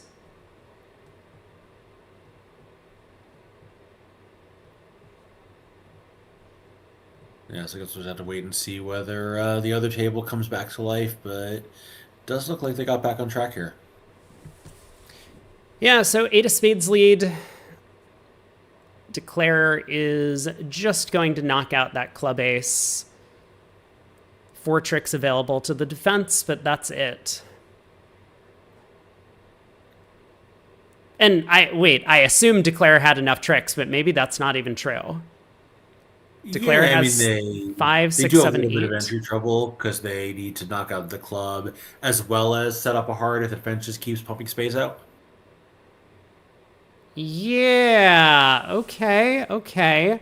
So this is becoming a little bit complicated. Winning I was thinking that Declare maybe would have done better to put up the Jack of Spades or the Ace of Spades to even preserve the entries.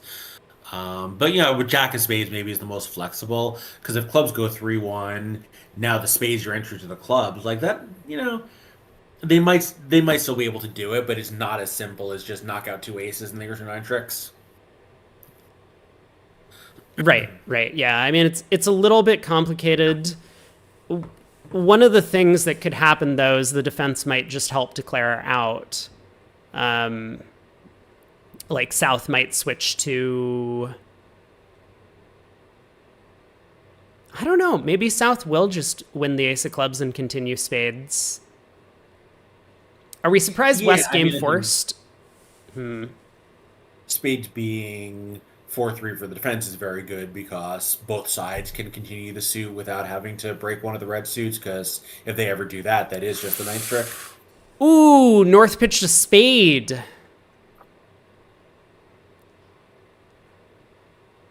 Yeah, and kind of understandably, they are very reluctant to part with a heart, which is Declare a suit, or a diamond looking at the Jack-9 fourth and dummy. Right? Well...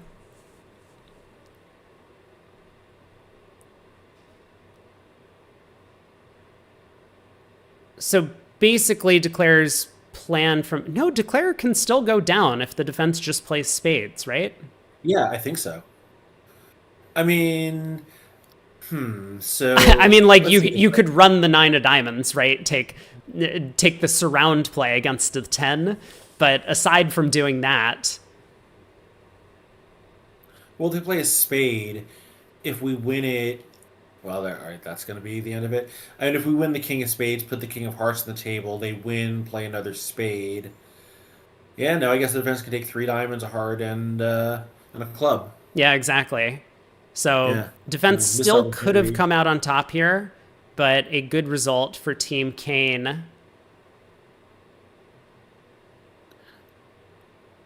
Yeah, hard hand to defend, but they did get off to a good start. Yeah, definitely very tricky. Oh no! The session you're kibitzing has been archived. That's probably good, which means they might be fixing something.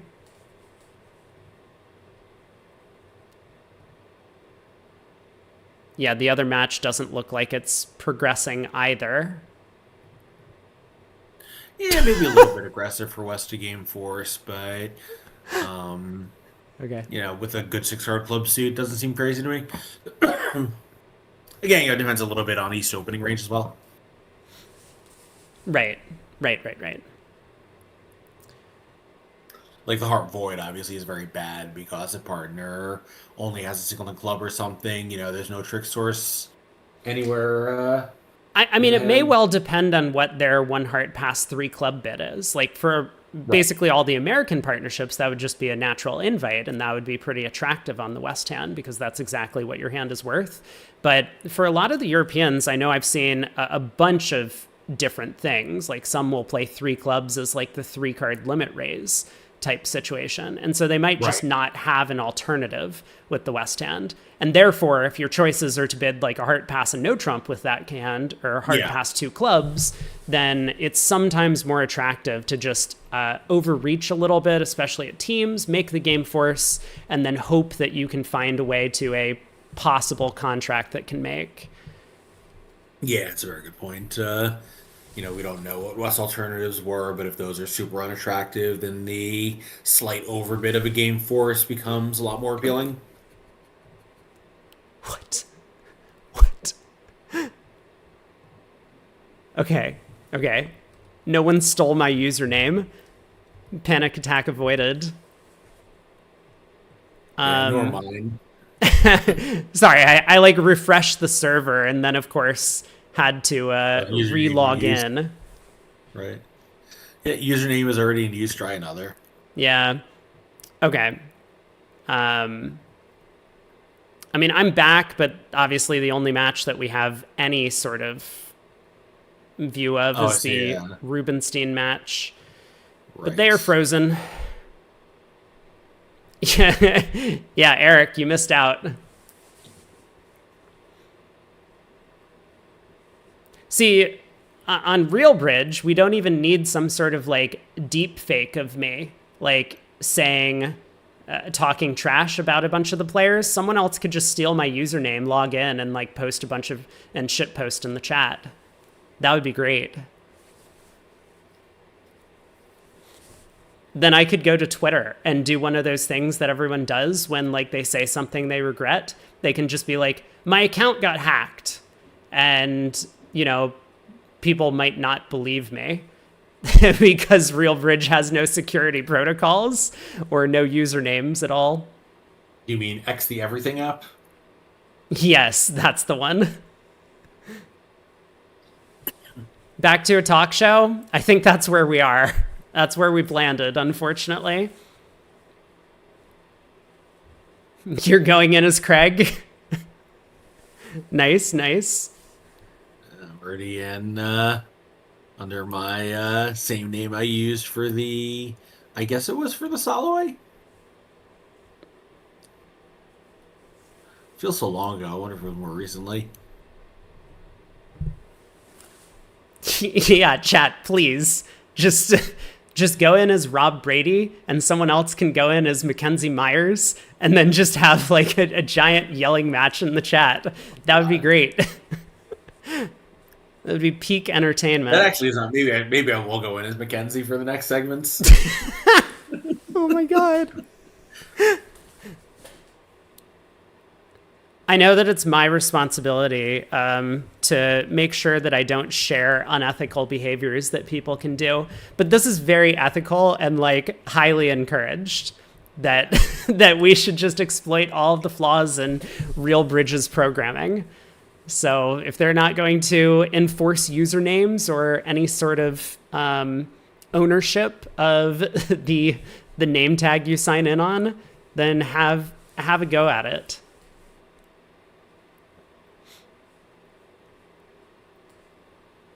Let's try not to say bad words. But like if you just want to like have you know what you here's what you do. Okay? You take Grok and you take Gemini and you tell both of them that you're really upset at the other one, and then you just have them spit out stuff to say back and forth to each other. So Grok and Gemini just have a play fight in the chat. This is brilliant. The one thing that I would like to see implemented would be a character limit on posts, because people are just spamming the chat, and like sometimes people like Al Hollander are trying to say something useful and it's just getting buried. It's true. On the other hand, the fact that you can just register or not register, just use any handle you want at any time is pretty awesome. Yeah, it's pretty good. There finally is a character limit on usernames. Ooh, okay. But there's not a character limit on text chat. On the text chat. Yeah, that's true. Yes, please no racist slurs.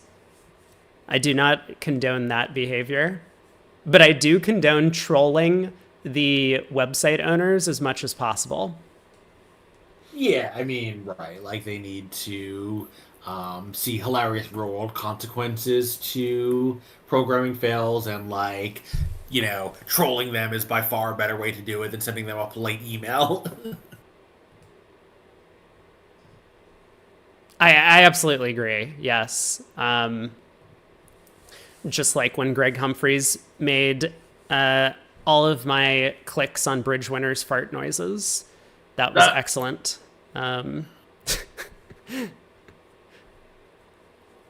Yeah, what is he up to? I didn't. Was he playing in the platinum and didn't qualify? I didn't see. No, how he he's did. Well, I don't know what happened in the Platinum or Imps, but he is on Team Parrish, of course, playing four-handed as they usually do in this event. I'm surprised they're not Team Bridgeworld. Brandon is playing Helgamo. Brandon is playing, I mean, unclear, but yes, he is playing up against Helgamo's team. So maybe the player names are correct, maybe not. But yeah, that's kind of what's happening. Let's go, Brandon. Is that still a thing?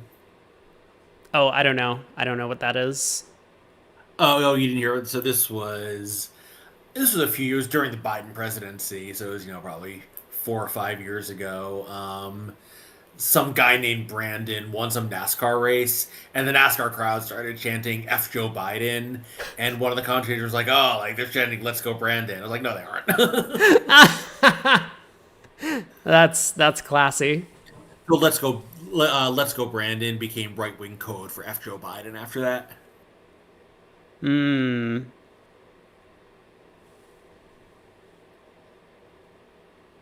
Yeah, still don't have the Kane matchup. I guess we could watch Rubenstein and Wolpert for a bit if you want to. Wait, can we? I thought so. Isn't it up? No. No. This is still broken. Like, just I look thought at the they were- scorecard. Oh, wait, the scorecard is maybe accurate. I mean, it certainly makes sense that Grossack and Hogamo would be up by 67 imps against the Wolper team, so I don't know. Yeah. But, I mean, previously the scorecard was just this equals/equals on every board, which is exactly the boards that we're getting in. Oh, But it looks like they're actually entering in the results accurately afterwards. So, okay. I see, but they're not putting in the play record. Is that the idea? Yeah, so, okay, this is at least better than nothing. We get to take a look. So, very first board, East-West got to 3 no trump. Wolpert and Morgan, Ryan Wolpert and I Frank see. Morgan. We can't watch it in real time, but we can at least see what the results were board by board. Yeah, so at this table, obviously Michael Rosenberg led a club against 3-0, and I don't know how Declare went down 2, because it looks like there are 5 club tricks, and that's it. But, oh my god, help. At the other table, there's no auction and no play record. I mean, this is not perfect, but this is the best that we've got. So another 3 no trump on board 18, it looks like. Ends up making, let's see. Oh, yeah, another...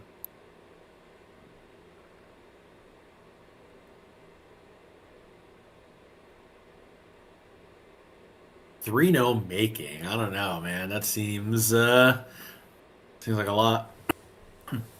Well, Declare has plenty of tricks. They have 4 hearts, 3 spades, and 3 clubs. Yeah, and I guess the defense can easily take 3 diamonds and a heart, but then have to find another trick somewhere. Yeah, and there's just no way for them to do it. So, yeah, without the play record, it's really hard for us to figure out what's going on these boards. But that one ended up being a big swing. There was the very next board, 4 spades doubled. North-South ended up going down 2 at one table.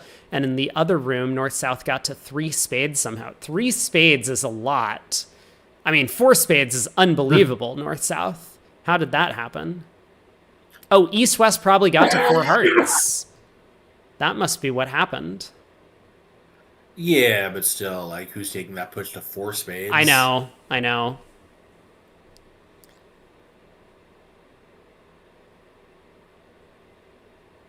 And how did they make 3 spades plus 1? How is that result possible? Right? 2 spades, 2 heart, a diamond, and a club. That's, the defense can blow a trick and still beat it. I mean, the defense has 6 tricks, right? And they only took 3 of them. That seems somewhat unlikely. Michael Rosenberg is a wizard.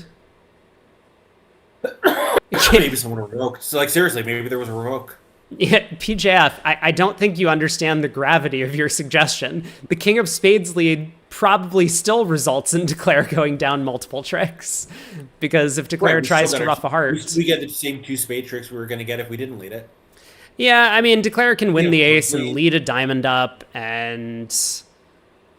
But you can always play 3 rounds of hearts and force dummy. So, yeah, it's... I don't think that there is a bad enough lead that can give this contract away. And maybe somehow a diamond up and West continued diamonds and we put in the jack and 2 hearts go away? Could be. I don't know. Or Not just a worth diamond thinking up about. ducked. Like a diamond up and the jack wins or Yeah, something. but again, that's one. The defense blew 3 tricks. Yeah, I know. Chat, I love that you're speculating on this, but I can guarantee you that Double Dummy will say no matter what West leads, 3 spades should still go down. Right. But Yeah, like multiple bad things happened, right? Which makes it very hard to figure out which ones precisely. Excuse me, I'm just going to get a glass of water.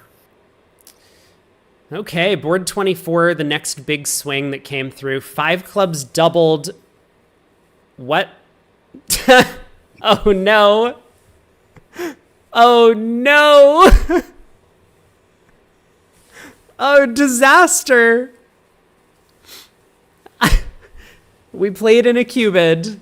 Although it's unclear to me how we cubid 5 clubs with a small doubleton opposite small doubleton. But we got there somehow. So the 3-2 club fit was not the shortest club fit played in this match today? No, never mind. This is the wrong board, right? Because look at the result in the other room. 2 spades down 2 in the north. No, that doesn't work. But like all of the other boards made sense. Yeah, all of the other boards made sense. Oh, maybe not this one. Everyone's making 11 tricks and spades on board 17. I mean, it could be 2 spades doubled, west down 2, and 5 clubs doubled, north or south down 4. That's possible.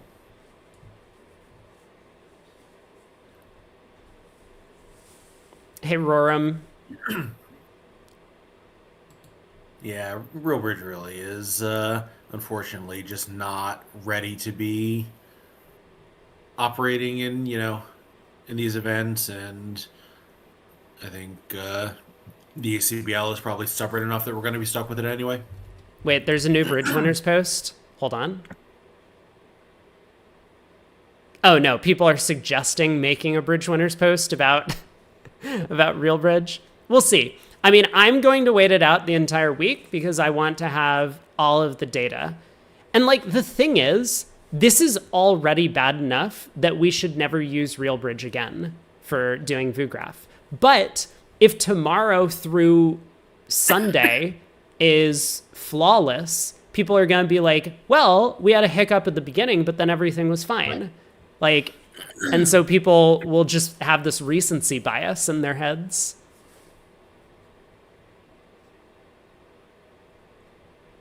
Yeah, and I think we saw this. I don't remember whether it was BBO during like one of the more complicated events or one of these platforms where it's just the same thing. Like they needed to have done some amount of testing before going on site and doing it, for real, and just didn't, and it ended up being a disaster. And I think I don't remember exactly what it was, but I thought that was actually a BBO thing, not a Real Bridge thing. You know what it was? I think it was when BBO started doing the delayed broadcast and it got screwed up. Yeah, so that would have been like the Risinger or whatever. 2024 was when they did it. That was when I was in Florida, and yeah, I mean it was not good. I mean it was definitely non-functional. I would honestly say that was better than what we're seeing right now because we were getting something. I mean, like there was at least some sort of like pseudo play record, and there were some sort of things, and we could interact with the operator and stuff like that. But yeah, I mean, it was not good for sure. This is not a difficult problem to solve. I guarantee you this is not a difficult problem to solve. Like, I don't have the technical expertise, but I bet you, if the ACBL threw some money at me, I could fix this for them. I guarantee that I could do it. I would need to read up on some sort of networking stuff, but like, I do have a master's degree in computer science. I've worked on databases. I've worked on networks. Like, I know what I'm doing. I just don't have any sort of experience doing something at this scale. I think the problem, honestly, is not even like, yes, it obviously does need some amount of reprogramming, but mostly it's just, I'm sure they said, okay, we programmed it and showed up and said it'll be fine, and didn't bother to properly test it under simulated real world conditions. And like, things always happen, including like dumb stuff like today where they obviously just loaded in the wrong set of boards. Like, no amount of improving the programming is going to adjust for someone just being a dipshit and doing that. Exactly.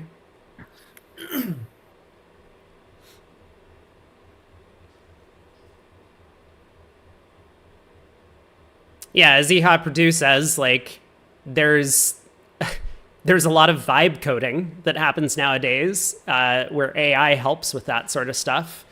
And Diana says, have experience, it is easy, and these problems are already solved. I know, like, that's the thing. This is a solved problem. There are plenty of other places out there that are successful at broadcasting stuff on delay. I mean, I don't remember if it was Adam Kaplan or Adam Grossack or someone else on the giant thread about that Jan had put up about the Vugraph originally, where they were just like, the St. Louis Chess Club does a good job of this. They've been doing this for a long time, and they run a highly successful live stream of these events with a delay. Yeah, someone said go there and ask them how they do it. Exactly. That is exactly what should happen. And like, I am more than willing to go and ask them about it. But like, someone needs to listen to me after I do. And there's no way the ACBL is going to listen to me. So they need to send someone that they trust to talk to another corporation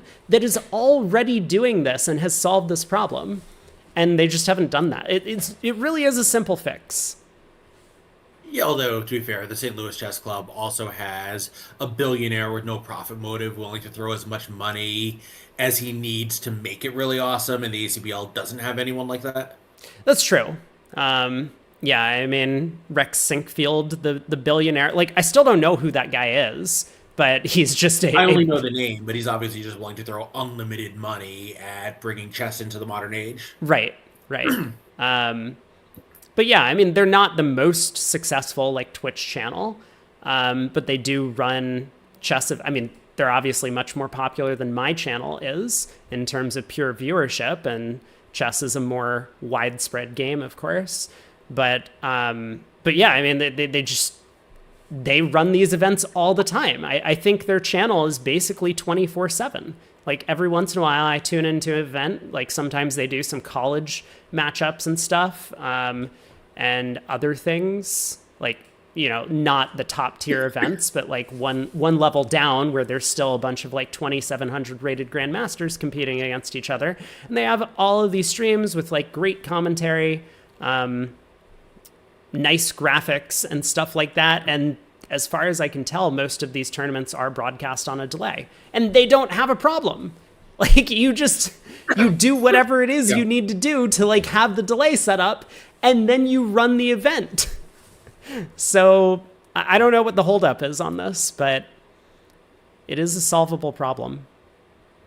Yeah, I mean, I think, we've talked this to death over the last few days as well as the last few years. And, the one problem that's not solvable is the bridge organizers not realizing how important it is to get it right. And, until you start with that, none of these other problems are going to be solved. Exactly. This is a very interesting hand in front of us, by the way. Yeah, I see Ben Dover is very upset about this. Oh no, that must be on a different table. Oh yeah, that's on the Rosenberg Rubenstein table. Got it. Excuse me. Um, this is a very interesting hand. Three clubs plus one by East. Okay, that's not I mean, what I like, again, expected. is that actually the result that happened? Maybe. But like, what's East West best game? Is it 3-0? Is it four spades? I don't know. It's got to be 3-0, right? You start eight and only have to develop a ninth trick in, you know, somewhere, which probably is going to be spades. I guess that's true. Yeah, 3-0. I mean, like, if they lead a diamond, things become a little bit complicated. But Yeah, I mean, as it turns out, you can just cash two diamonds, lead a spade, and the defense can take two clubs, a diamond, and a spade. Of course, you need that jack of clubs on side, but, you know, right. you don't have a ton of other options. Yeah. But both games do happen to make on this hand. Is that true? Yeah, in spades, you just lose two I'm, clubs and a spade. okay, plan the play. I'm not convinced of this. Uh, we like win the ace of diamonds and run the ten of spades. Okay. And now I guess I think can they play a second diamond? Like, I guess our we can use hearts as entries. Like what if they lead a heart to screw with our communications? Does that help? It doesn't matter. I mean, we could just play a low Like spade towards the heart lead, 10 low if we spade want. toward the 10, another heart, draw trumps, lead a club. Well, we don't need to lead a club, right? Like if the opponents set up a club for us, that's fine. But if they Oh, we don't, have we 10 just tricks, right? yeah, Four, yeah, yeah, four yeah. spades, four hearts, and two diamonds, Yeah, right? Right. exactly. Um, anyway, that's all the bridge that I'm willing to talk about because I'm trying to keep it focused, but that's all I looked at this hand. I thought it was interesting. Yep. Yeah, it is actually. I mean, I'm sure the ACBL saw that suggestion of visiting the St. Louis Chess Club, and it was like, oh, like why would anyone do that? But it was actually a great suggestion. Oh, absolutely. I mean, this is something that I've said a number of times. Like, I don't know if I posted something about it on Bridgewinner. I think I did at some point when I'm talking about commentary. I'm sure I mentioned something about how like a bunch of chess streams already do this, and here's the value that it can bring to it. And I tried to like make a case for like having better commentary of stuff. And the ACBL was like, oh, that's a great idea. We'll get Rob Barrington and anyone other than you to be on the commentary Right. booth. And I'm just like, well, like, that's fine. You guys do you, but like, maybe you should trust the WBF at this point that they know who's a good commentator. Yeah, I mean, you've made the point that chess streams are more interesting and dynamic and get a big audience, and that Chess Inc. like FIDE doesn't try to control chess streamers. It just understands that chess publicity is good publicity for chess in a way Exactly. the ACBL doesn't. But that's I think that's unfortunately a lost cause. The ACBL has decided that controlling the flow of information is their top priority. Yeah, which like they're entitled to do whatever they want, but I just it just annoys me when they feel entitled to do whatever they want and ask for opinions or advice on how to attract more people to the game and then don't take serious opinions seriously Right. when like they ask for help in these spots. Like I think you can do one or the other. You can be like, oh, we're going to do whatever we want, but our objective is not to grow the game. It's to have a controlling stake in everything that happens for the game. Like if that was their Right. stance, then I would be like, okay, like that's their prerogative. I think that it is a bad decision, but at least they've made a choice or taken a stance. But here they're like, well, I want to have my cake and eat it too, but only as long as it benefits my main objective, which is for me to make the most money out of people. And I think these two things are at odds. No long-term vision. Yeah, I mean, That's the problem. No long-term vision. there's obviously some tension between the goal of growing the ACBL and the goal of growing Bridge. Like those, the ACBL may think they're synonymous, but they're not. Right. Right. I think you and I want to grow Bridge, and the ACBL wants to grow the ACBL. So, Yes. our needs in a live stream are just gonna, not be totally in sync with that. Yeah, that's a great way of phrasing it. That the ACBL wants to grow the ACBL, and a lot of Bridge players are interested in trying to grow Bridge. Like, but they put on this face, right? The ACBL is like, well, we're really interested in growing the game of Bridge, but Right. like to them that means like getting more people to play in their events. It's Right. so anyway. And there's a worldwide audience for American Bridge content, and of course the ACBL. Like, I don't think that they would phrase it quite so harshly, but from their point of view, if like someone in Scandinavia is watching the stream of the Spin Gold, like they're freeloaders, they're never gonna buy an ACBL entry, but they're still watching and benefiting from ACBL content. And I think the ACBL's attitude is, well, those people are totally useless to us. Yeah, yeah, yeah. Okay, these are still not the right hands that are coming through. I was just quickly checking the scorecard, but another 10 imps go through on one of the boards. So obviously this match is going to be... It's not entirely out of reach, but it's going to be 100 imps going into the second half today after the lunch break. Yeah, George Brad, I saw your question. Did they ask me about Bridge Brawl? So I'm going to put out a video with the reasons why I am not competing in Bridge Brawl at some point before the event begins. But in terms of the event itself, I will be doing commentary for some of the matchups. I don't know how many exactly. Kai told me to effectively like pick a couple of matchups to do for commentary because he's hopeful that most of the commentary is going to be done by players who are in the event. So he wants to get like some of the team captains of the team to come into the booth and help out with the commentary. But if he can't get a ton of team captains, then I might end up doing a significant portion of the commentary, which will both be on my channel as well as in their commentary booth, which is going to be broadcast on BBO's YouTube. So whatever events I'm going to be covering for that, which I'm hopeful is going to be a decent amount, you can obviously follow it on my Twitch channel and my YouTube channel, but I will have links to their official broadcast for the stream. I don't know what the difference is going to be between the two. But yes, I'm going to be able to host it on my channel as well. Very cool. So, I know of the existence of the event. What actually is the format? Like, were the streamers asked to put together teams of 4 to play in this thing, or is it an individual format? No, it's a team event, and I think I'm not going to get into too much detail here because like then I'm going to go on a massive I know we have time, but I would rather do this in like a concise manner because I've gotten a lot of questions like, why am I not playing?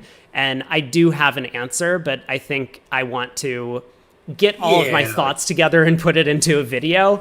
So I will try and release that video probably on Monday of next week because that'll be immediately after the NABC, and Bridge Brawl starts on Tuesday of next week. Why you're not playing is a very different question from what the hell is it? Right. But yeah, I mean, if your question was like, how was the event set up and like some of the stuff behind the scenes, like that's something that I'm going to put in my video. But in terms of the event, I mean, it's a team event and there is prize money. I don't know exactly how like finals weekend is going to work out. I don't know if we're cutting down from, because there's like 18 teams or something like that have entered, and we cut down to some sort of, I think it's a knockout eventually. So you play like a round robin with all 18 teams over the course of a week. And then the top some number, whether it's 4 or 8, are going to be moved forward to the final weekend, and then there'll be some sort of knockout type thing. Yeah, and I imagine, I know Kai has a full-time job, and putting this together, I suspect, is more than another full-time job. So, regardless of, what, there's always, some hiccups in first run into these things, but, very very happy to see that he's taken on the responsibility of just making this thing happen, which I'm sure has not been easy.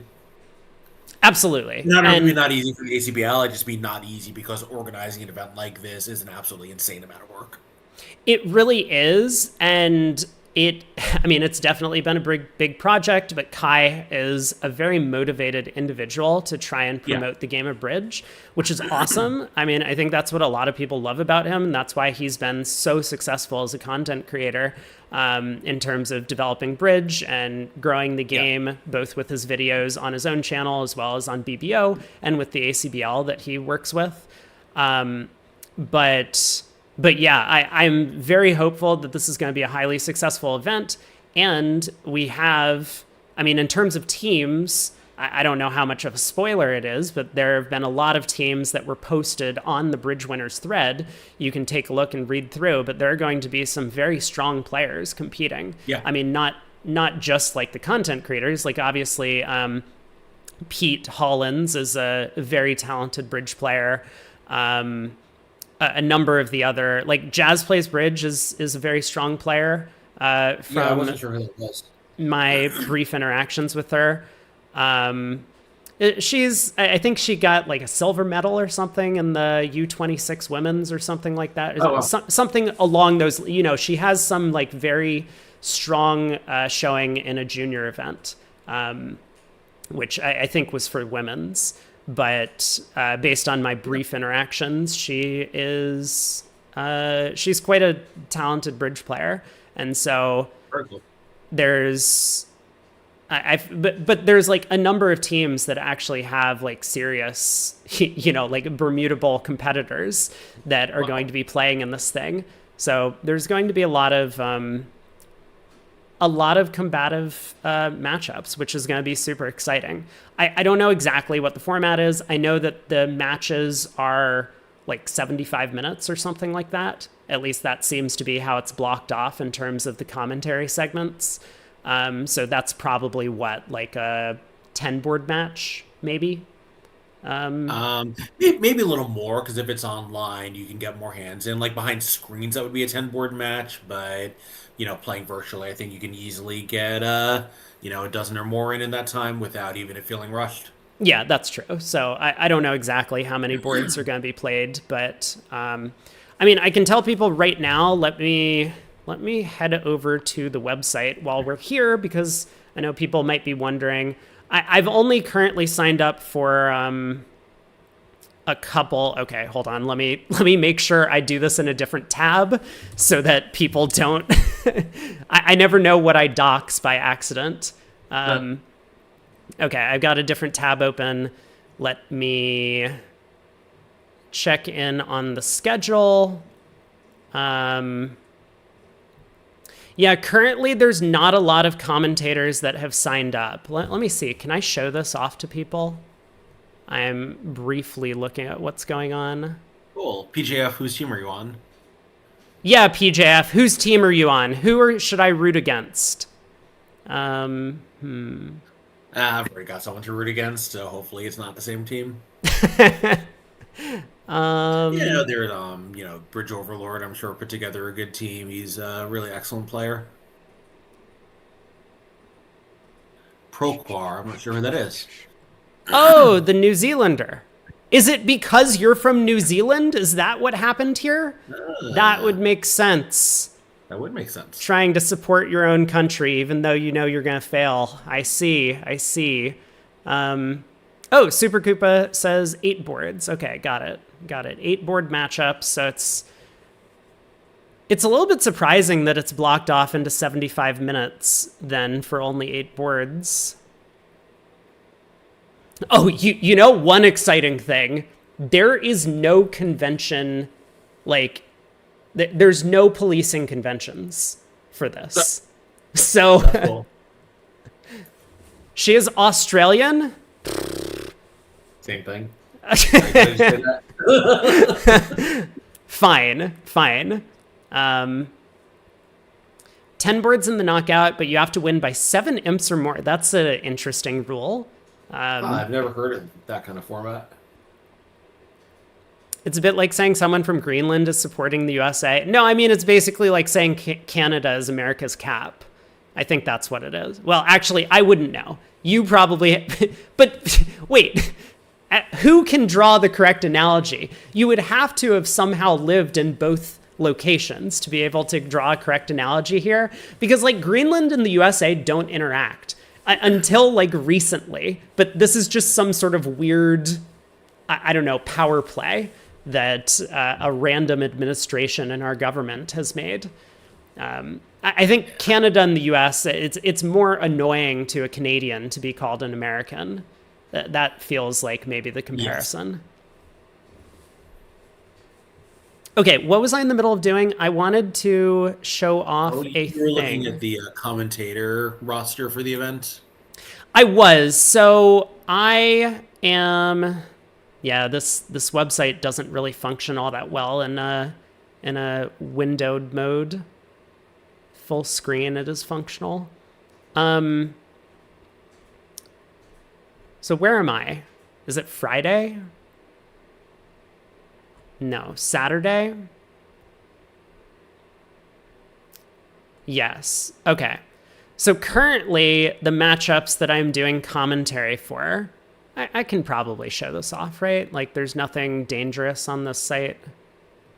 It seems fine. Yeah, here we go. So this is kind of my little, like, admin view that I have for being a commentator for the thing. Starts on Tuesday the 10th. And these are all of the matchups. There's a ton of them starting at 10 a.m., I guess, local time. Jazz up against Jinxie Living. Jazz is from Singapore. Oh, okay. I do know who that is. Yeah. And so I'm guessing at I'm pretty sure she's from Singapore. So a lot of her matchups are going to be at weird times, but there's a bunch of Aussies, New Zealanders that are playing. Then we have Jakery up against Paulo Broom. Bridge Babe here up against Paulo Broom. Kai is playing in his own event. But the first matches that I'm doing commentary for are later in the event on Saturday. So I'm starting off 3 p.m. on Saturday just because I figured this was going to be around my regular stream time. That makes sense. I'm going to start off with NYC Bridge, which is Maya. That's her name, right? She did commentary with me once. I forget who the rest of her team is, but I think it's a perfectly nice New York team, but it's not a top type New York team. You know, it's kind of more of like a fun friends team, I believe. Yeah, and this is great because I as far as I can tell, I mean, I don't know too much about her in terms of supporting or promoting Bridge, but she seems to do a very good job as well. Yes. Much along the same lines as Kai. And so that's super cool to see. So I'm going to start off with them. Then I'll be doing Bridge Overlord against Bridge with Steve. And then we have Aquantian up against John Stell. And I'm rounding off my set, Bridge with Steve against Pete Holland. So I'm going to be doing 4 matches back-to-back starting 3 p.m. on Saturday of, not this coming Saturday, but the following one. And then there are these 3 final segments. But I'll probably end up doing more than just this. It just... Kai told me to like pick a small segment and just get the commentary like signups going. And so that's what I've done. Obviously, anyone who is playing in the event or who has like admin privileges is more than welcome to join me for those segments. You can just sign up and we will be the commentary duo for that set. I think you're going to have to be on if you have the privileges, then you would know this already, but you're going to be on the BBO's stream that they're going to have of the event. I think BBO is the one hosting it. I don't think it's the ACBL. But I see. So it'll be through their their chat plugin, but also you can just mirror it to your own Twitch stream. That's what I'm doing. Yeah, I mean, I'm going to have to set it up myself on my side, but that's going to be pretty easy. Yeah. They just need to borrow my camera feed. For, the other events where we've done it on there, obviously. Yeah, it will not be that difficult. So I imagine that most of the people will go and follow on their channel, but I just wanted to have a record of it on my channel as well, Yeah. because I'm going to be doing commentary for the thing. So it Yeah, very felt cool. like a reasonable thing to do. And I mean, this is kind of a common thing that if multiple people streaming at the same time, like it doesn't make a lot of sense to have just one live stream, you know, like grouping everyone together, because some people will still prefer one experience Yeah. over the other. So Yeah, I anyway. mean, we've talked about this a million times that, the ACBL seems to think that directing traffic to what they think the right commentary is the right move. And it's like, you know what? Some people like watching us and some people like watching Alan Graves. And, like, if someone prefers Alan Graves to me, I don't take that personally. I'm glad that they have the choice. Absolutely. And yeah, like it costs money to kind of combine live streams. Like if I have a community that's going to watch on my thing, and the ACBL has a community that's going to watch on their thing, and they want me to like come over to their channel. Like I know the ACBL won't do this, but this was like the case for the Bermuda Bowl. Like the WBF at first didn't understand that like they needed to pay me to Right. like come over to their channel. I mean, Right. You're this is just monetizing your own channel. If they're going to ask you not to use your own channel, they have to monetize that too. exactly. So, I mean, I'm glad that it was not very difficult to have a conversation with them, but this is just one of those things that like so many other online communities, like the chess community, have understood this for a long time and really have a better sense of how to support content creators. Like chess.com, I don't know if they still do this, but like chess.com used to have like a bunch of links that you could click to like people who are partnered with their site that they advertise basically for free. They will just support these chess content creators, whoever you are, as long as you put up like a little profile on their site, and their objective is just to kind of promote bridge. Or not bridge, promote chess. Yeah. So, yeah, I think it would be great if the ACBL did that. That would be a much more attractive way to get people involved in viewing streams, because there are plenty of these. I mean, most of the people in Kai's event are not just YouTubers. A lot of them are live streamers. And I know for a fact that some of them are live streamers who sit there and will stream for a couple of hours and they have 0 viewers. And if they were just listed somewhere on some website like that the ACBL has, that is easily accessible from the ACBL's homepage, then they would probably get a ton of viewers. And that would be a way to promote the game. The ACBL, I think, is just worried that, like, it'll be the wrong image or something, or it doesn't match the ACBL's view of itself. It's like, who cares? Like, let people find the game in their own way, and, like, sometimes that'll be unexpected ways, and that's a good thing. Right. And I mean, I'm growing a little bit on YouTube, and obviously I've had a number of people show up and be like, I'm interested in learning this game, or I'm interested in improving at this game, and they have done so just from like following my channel, which is super cool, I think. Yeah. I'm not like really advertising to that type of crowd. I tend to advertise more towards like the expert community. But there have been a number of like basic beginners that have come in with very little experience and have walked away a couple of months later having a complete grasp on how to play the game for the most part. So, in some sense, I'm not even like trying to grow the game in any way, but I'm doing my part by just having a channel here. And so like Right. the ACBL should encourage, in theory, me doing this. But anyway, I know I harp on this all the time and nothing's going to change. More content is better than less content. Exactly. I think that's, should be an uncontroversial principle, but unfortunately it is not. Yeah, absolutely true. Anyway, I wonder if we do have, I guess we don't have scores for other matches quite yet. Actually, they're probably done right Oh, on site. I'm sure they're done with the segment. oh, the Kane match is up. They're on board 24. Oh my God. Ah, how Okay. about that? I mean, I don't know if it's actually up, but some stuff is happening over there, and it looks like the real bridge interface is functional. Yeah, Let's that actually does see. look like a hand that matches the cards. So, or a big, bidding diagram that matches the cards. How about that? Oh man.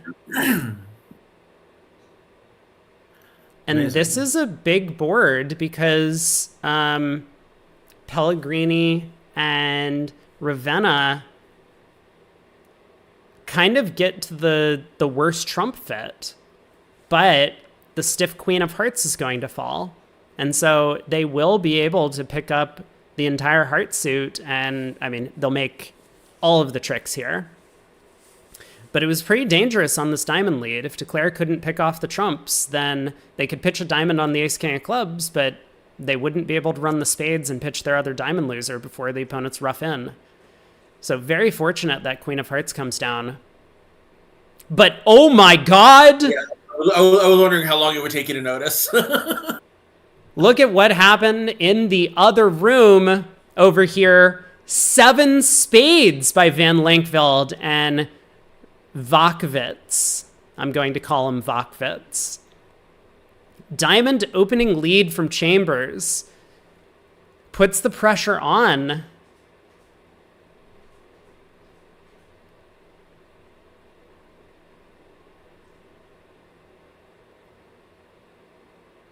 But Declare is just going to pull some trumps, play a heart to the ace, and get the good news. Yeah, and with spades 3-1, ace king of hearts, see the break. A club lead might have been a little more challenging because it's worse for the entries, but it wouldn't really matter a ton, I don't think. Actually, no, a club lead would just be worse, right? Because it cuts that hand off, so you can draw trumps, ace king of hearts, find out about the break, but now you don't have a quick entry back to the east hand. Although you only need one extra trick, you just rough out the heart, rough a club and claim. Right. I mean, as long as Declare takes the, safety play of heart to the ace first, they will end up making it. So scoreboard does not have the first 5 boards of the set in, which means the current score might not entirely be accurate. But all right, board 25. Hey, we get to talk about bridge again.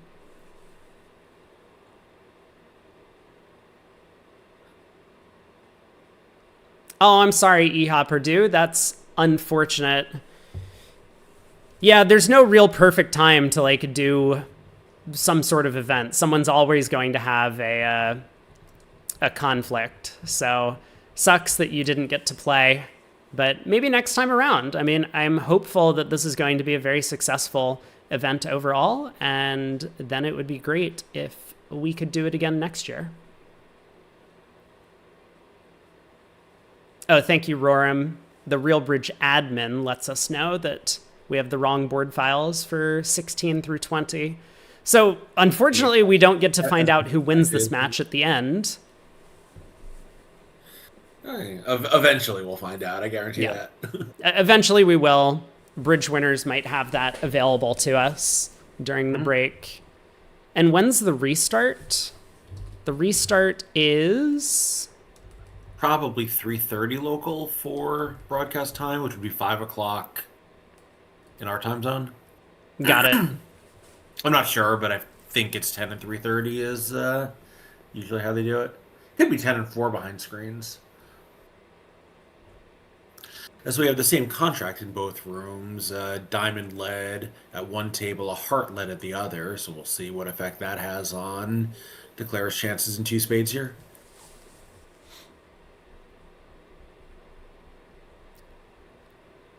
So Verbeek, once he started play, is now playing fairly quickly. Won the diamond, ace of hearts and a heart. Yeah, over here. So West is in. Pretty safe to just. Verbeek's... Sorry. I was going to say pretty safe for West to just continue a heart now, knowing that this must be Declare's pattern. So a heart Yeah, to I the think 10. Verbeek was hoping that he could pitch a club on a heart. Instead, he would have been able to pitch a heart on a club if he had started that ace and another. Right. Yeah, so just a bit of an unfortunate guess there. Kind of random. A club comes up. East obviously should win the king. Yeah, and he's obviously blocking his own club suit here, but, you know, in the interest of making it a little more deceptive what's going on from the defense's point of view. Oh my! And East does yeah, not win the they are king. deceived. Wow. So big result because, I mean, he's not going to get the spades right. He decides to play a spade to the 10. I wonder if a spade to the 10 was the play here. Yeah, like, well, he does have another entry to dummy, right? So that obviously is going to affect the odds in the suit. Well, I was just thinking that. Um, no, never Made mind. the same. I Yeah, I had a silly Trend. thought. I thought maybe we could just rough the heart, and that would be the equivalent of playing it, which it would be here because East would just over rough the 10 of spades with the jack anyway. But I don't know. I mean, maybe that would be superior. We lead the heart. If West shows out, then we can rough. Then we can play the ace of diamonds, or maybe we play the ace of diamonds first. And we might be able to pull off some sort of end play so that we don't even have to guess the jack of spades if East has 4 hearts. Maybe some small technical improvement. It doesn't really matter at the end of the day. But West is in and has multiple choices to force declare. The queen of spades does collect trick number 6. The ace of diamonds will be trick number 7. But that will be all they wrote on this hand. Declare is going down 1 and 2 spades over here.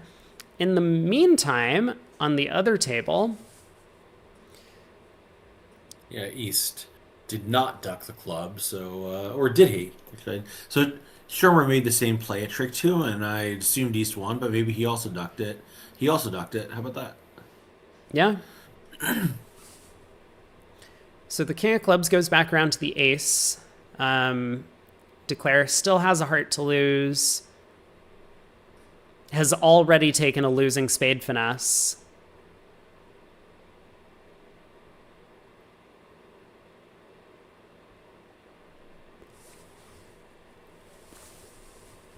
So is he going off one as well? The defense only has one trick so far. They have obviously the ace king of spades to come. They have one heart to come and one diamond to come. Yeah, but that 4th round of diamonds is a problem, even if Declare doesn't get tapped out, which I think he probably Right. will at this point, because West can overrough the 4th round of diamonds anyway. Right. Yeah, if one of those spots was in dummy and you could rough with it, forcing West to have to overrough for the high honor, they might be able to do something. But yeah, as you say, it's going to be a problem here. Well, we have 26 up in the other room where South has opened, I guess, a natural club. There's no alert on his balanced 19 count. Yeah, so club, a diamond overcall, 1 spade by East, deciding that he doesn't like the prospect of playing a 5-0 diamond fit. So South now can bid a no trump. Decides to pass, though. I think I like this decision. You know, this isn't like some sort of match points thing where we want the opponents to play a no trump at equal red, but this is just some sort of practical decision making where North couldn't find a bid over 1 diamond. So how is it possible that our side has a game? I mean, it's possible if North has some sort of penalty type diamond hand, I think, but that's the only realistic chance, right? North would bid a spade if they had 4 spades and any reason to act. So I like what South has done here. And of course, South is very happy to defend a spade if that ends the auction. If they end up in diamonds, assuming the Queen of Spades is a trick, he does kind of have five tricks in his hand. I mean, West might have a singleton spade, but he has very good defense. He has fairly poor offense for a no trump, as you say. Very little reason to believe that they have a no trump game after North passed. So, it seems like any plus is probably good, and often that plus will be greater than down one wherever the opponents land. Yeah, absolutely. And And as it is here, yeah. it can just be very dangerous on the South cards to come back into this auction because it just might be Right. a complete misfit. And rather than, it's not so bad if it goes a no trump on your hand, all pass, and you go down one or even down two. That's not the end of the world. But if West doubles, then you're in Right. real trouble. So, Yeah, I mean, I think the fact that we really just don't have any suit in which to develop tricks for me is pretty off-putting, and I think was for Molnar as well. exactly. So I really do like what Molnar did on this hand. And we'll see if it pays off. I mean, it looks like 3 no north south gets a little close, but it's probably still too much work on a heart lead. Like the defense starts with 4 tricks, and you can pick up the spades for 3 tricks, but you don't have a ton of entries to the north hand.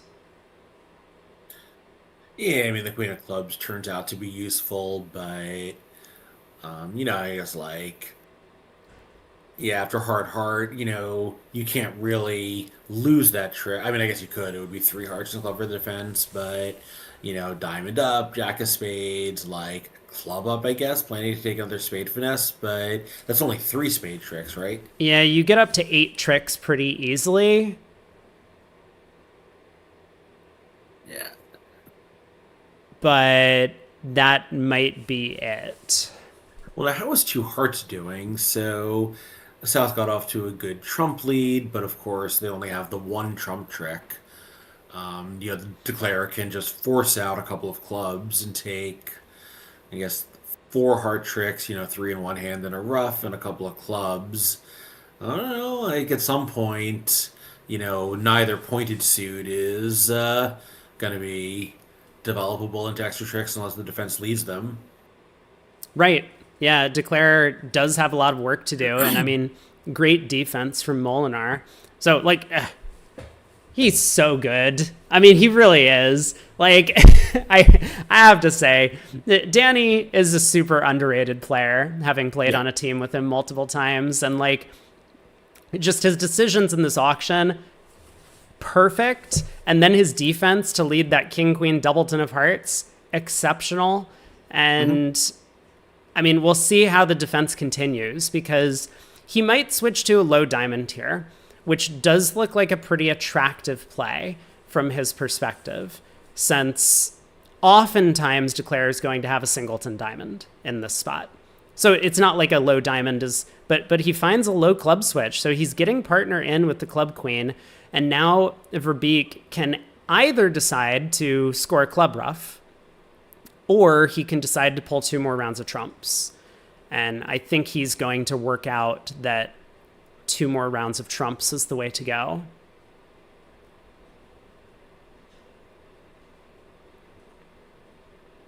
But he decides to go after the club ruff, which is totally fair and understandable. So club to the ace, club back ruffed.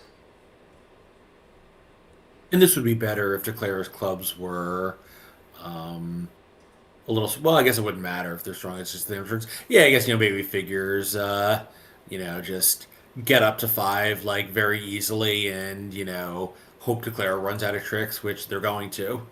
They have four trump tricks left and two clubs, but you know, after that, there's really not much hope. Yeah, I think the big danger is if East spades were a lot better. If East had king, queen, Right. 10, fifth of spades, then it might be important to get this club rough because your partner could have the diamond ace. Um, Molinar thinking after club comes back.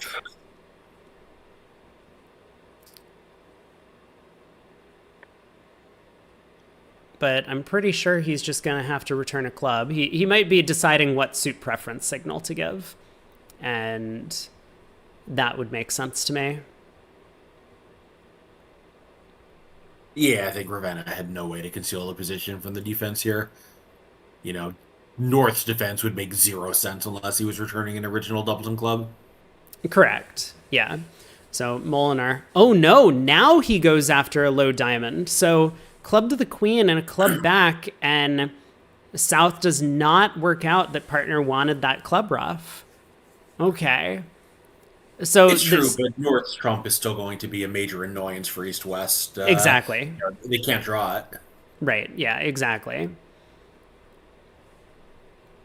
So the diamond comes through. This does give Declare the opportunity to go up with the Diamond King, but he may stick in the jack.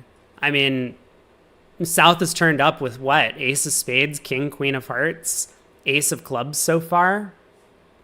Can South really have the diamond ace? Wouldn't South have bid one no trump in this sequence? That's what East is thinking about.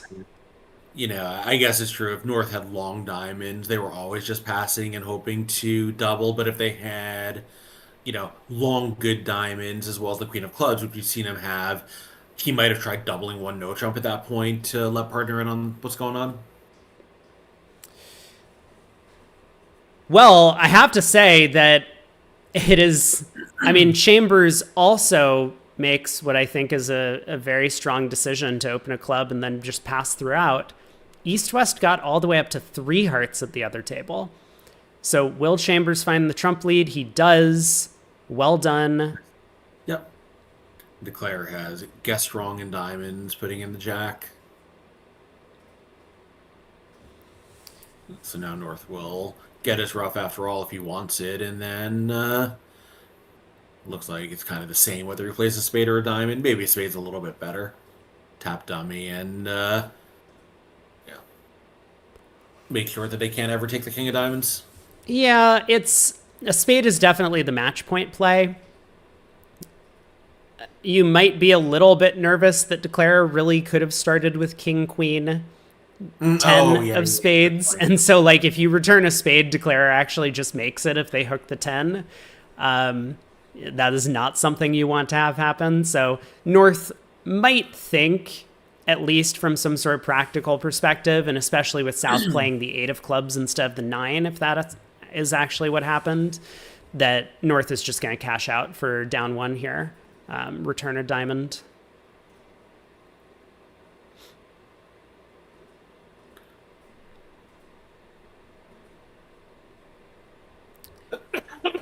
But we'll see. We'll see. In a match that is very close like this, especially coming down to the last few boards, I wish we had the full score so that we could determine if the players know that the match is quite close. North knows that every under trick matters. So if he believes that Declare does not have the spade queen, then a spade back is the winner.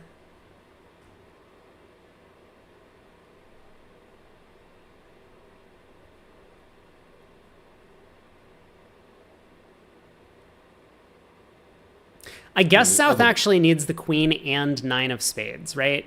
Because if East has 10-9 of spades, a spade, 10, queen, rough, diamond, rough, club pitching a diamond, spade, rough, setting up the 10 of spades in East's hand, then a diamond exit goes to South, and South is stepping stoned and giving Declare the last spade.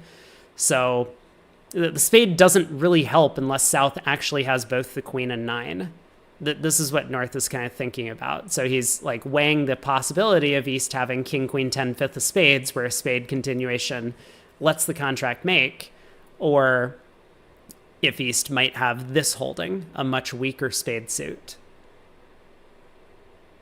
Yeah, so in the other room after the heart lead, Declare led a spade to the 10 at trick 2, which I think is going to make it a lot easier for the defense to read what's going on in that suit. Yeah, that's true. And the spade to the 10 is not going to be all that harmful to the defenders because, again, North gets back in here. but North does switch to diamonds when he gets in. So once again, Declare has the opportunity to just discard on this trick. 2 hearts only goes down 1, 3 hearts goes down 2. Both defenders sacrificing a trick there because they weren't exactly sure what was going on. We're on to board 27, so we're keeping pace at both tables. Yeah, and Chambers did find the same defense as Molnar, so very well done to him. Trump lead, get in with the spade, low club, and he did choose to give his partner a rough, so, a little different, but same number of tricks scored in both rooms. Right. So Molnar opens 2 spades. I do not think Chambers will, and indeed he does pass. We see a bit of divergence on this first board, or on board 27. 4 boards to play in the match. Yeah, I think some of it is age and style, and some of it is that I'm sure Molnar had 2 ways to open a preempt in spades, where Chambers probably did not. Yeah, in fact, it's alerted that 2 spades is 5 or more spades for Molnar and Verbeek. And 2 spades passes around to East, and East does not have a call. So I think that's going to be the end of that board, at least in terms of the auction. The play is going to be a little bit interesting. Looks like the defense can get a couple of club roughs and a couple of red suit aces.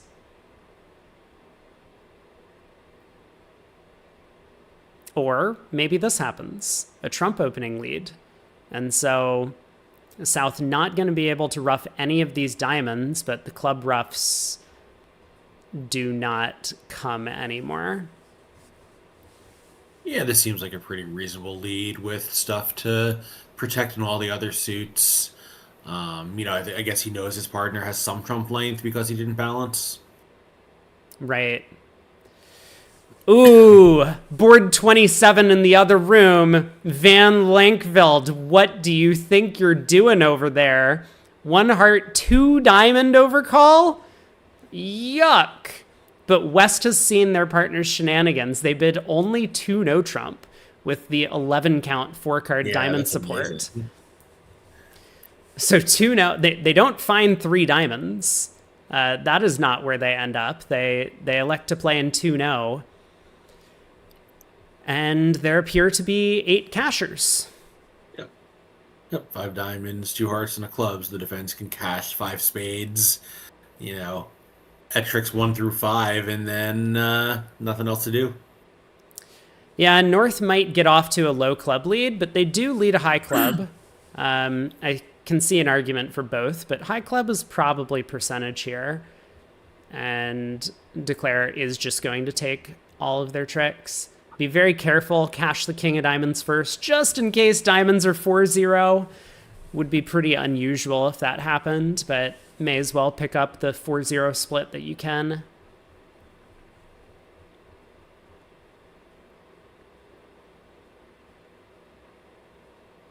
So in the meantime, 2 spades is coming home. It is, right? There are 5 spades and 3 club tricks to take for North-South. So this looks like it's going to be a double part score swing. And he's actually going to make an over trick from here, right? He's got I mean, the defense can cash out 3 diamonds and a heart. Yeah, I think 4 red suit tricks at this point. Okay, we're starting to get scores filled in for the first few boards, boards 16 through 20. This is excellent because those 6 imps have made the margin of the match 6 imps. It's now 55 to 49 and 110 and 120 at both tables, assuming that is the final result on these hands, is going to be 6 imps. This match could well be tied, conditional on what the results are for a couple of the other earlier boards. 3 boards to play. And remember, this is one of these 4-board matches, or 4-way matches. So whoever wins this, there might be a bit of a playoff at the end, is going to advance to the round of 32 tomorrow. Yeah, I assume it's a 4-board playoff, but I don't know. And that playoff will not be on Real Bridge because we don't have the play records, which is very sad because obviously that's one of the most important things. That's one of the things that I really think needs to get fixed. They need to, like, this is a simple fix, and the way to do it is to pre-select playoff boards and load them into Vugraph, right? Like, so that, yeah, very simple. But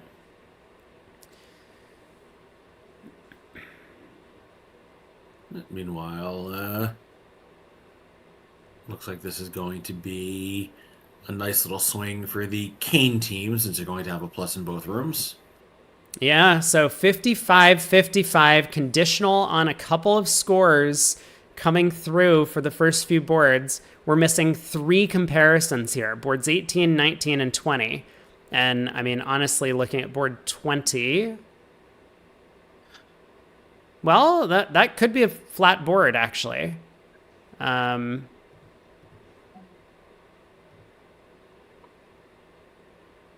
Board 19 could potentially be flat.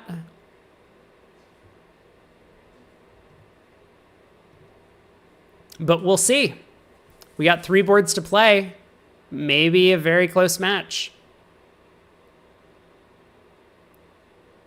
Ehar Purdue asks, what's the prize looking like for NABC Plus events? You know that this one is prestigious. I don't know in general. I think like basically every NABC Plus event is going to award at least like 120 platinum points for first. I think the national knockouts are 250. Right. I'm just talking about for like the Silidor pairs and stuff like that. Yeah. So like first place still gets 100 or over 100 master points, I believe. Yeah, but yes, the knockouts award a lot. The platinum pairs that we just saw was 200 for first, 150 for second. Yeah, and of course, I think the real prize is all these players are sponsored and get a very generous win bonus. Right. It tends to be the case that the farther we go in these NABC events, you get what's known as like a national rate. So if you're in a sponsored partnership, you earn kind of a different rate from your sponsor based on the quality of the event you're playing in. So I don't think there's a difference between like the Silidor pairs and the Vanderbilt knockout. But there is a difference between like the Vanderbilt knockout and taking the day off to play like a regional Swiss, generally. Well, yeah, but I mean, these events, you know, like all these top sponsor pairs playing in the Vanderbilt, they're not getting a day rate based on how far they get in the event. They're just getting a flat rate for the event, and they do however they do. That does tend to be the case, yeah. But I think, like, you know, they're like journeyman pros. It's a little different, but if you're on a sponsored cycle deal, it's just this is my rate per tournament, and if we lose on day one, it's the same as winning the event, other than the win bonus, you know. Yeah, exactly. I mean, so that's definitely true. I was just trying to give a little bit of an alternative perspective because some pros will have, you know, different conditions. But you're right that most of these pairs or most of these players, since they're on this quote unquote cycle deal, they're going to be getting some sort of flat fee for the entire tournament is what they're going to be getting paid for. And then you play whatever the sponsor wants. If you're some journeyman and get work for the Vanderbilt and lose on day 2, and then someone approaches you in the bar and says, "Can I hire you for the Swiss tomorrow?" You know, those rates will not be the same. That's for sure. Oh boy. Well, we have a bit of divergence here, and this is an opportunity for Hammond maybe to pick up a small swing because it looks like 3 spades does have 5 losers. There's a heart, 2 clubs, and 2 trumps that the defense can take against that contract, whereas Chambers gets to balance 2 hearts showing spades, and that might be where they end up, although I suppose it's possible that Van Lankveld might commit to a 3-club competitive bid. I would be surprised just because East obviously does have a pretty good hand, but if clubs isn't playable for East West, he really has nowhere to go, which kind of suggests selling out even of these colors. Yeah, that makes sense. I mean, it's a 7 count, and West appears to have a weak no trump, so it's probably not worth competing. East agrees. So it looks like 2 spades is where they're going to land. Same 5 losers, but this is going to be a 5-imp swing going back the way of Team Hammond. Yeah, getting to play a level lower thanks to the just difference in opening methods. Like, it's not like anyone did anything good or bad. It's just kind of the randomness of no trump ranges and where South had to come in at both tables. So just a question of how high they had to do it. Right, and as usual, as I mention all the time, weak no trump just fails whenever it happens. So I am on team strong no trump and always will be. And I am going to point out every single hand where the weak no trump system loses you the board. Here it is. I know we're sure it was a weak no trump and not a 14-16 beat up, but no, 10-13. Yeah, I mean, I don't know. Like, enough people do it that I suspect it is probably good, some of the time. But yeah, I'm with you. I just don't know, and I also wonder, like Mexerth and Rodwell probably figured out exactly what their expectancy was because they were those kind of guys. But also, they were doing it in an era when no one knew how to cope with it. I suspect a lot of the pairs doing it now are not being quite as meticulous about figuring out their imp expectancy. Right. Well, so we're going to have 2 boards to play. We still have those boards, what were they, 17 through 20 or something, or 18 through 20 that we need to see compares for. But I see. They haven't finished backfilling the scores for those boards yet? I don't think so, yeah. Like, we have the scores at one table. Okay, board 20 is in. So there's 2 more comparisons, 18 and 19, that we are still lacking on the scoreboard. But this might be a 5-imp match.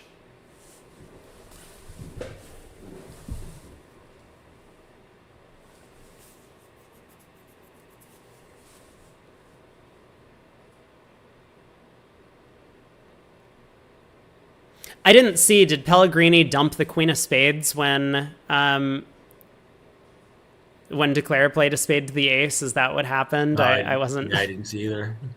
No, he switched to the Queen of Spades. Okay, so Declare knows that this is going to be an ineffective try, but still hooks the 10. Queen of Hearts comes back, and as long as Pellegrini cashes out that ace of clubs, either now or after pushing a diamond through,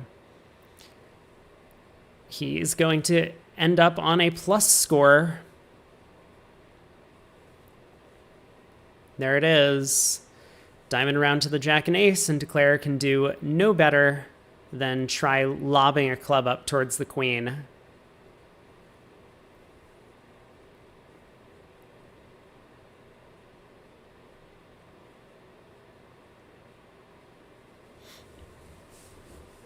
So 2 boards to go. If the score is accurate, it's going to be a 5-imp match in favor of Team Hammond. I would expect both of these teams to get through. I think both of them were expected to get through in general, but it obviously feels much better to win in the afternoon so that you don't have to sweat the evening session. I would have thought that the setup was 1 plays 4 and 2 plays 3 in the first round, though. Right. I think this is the 2 versus 3. Oh, that makes sense. Well, let me just confirm that, but So both these teams are seated somewhere in the high 20s, low 30s. Yeah, this is the 2 versus 3. The other side of the bracket is Kaplan, Adam Kaplan against Rodriguez. See.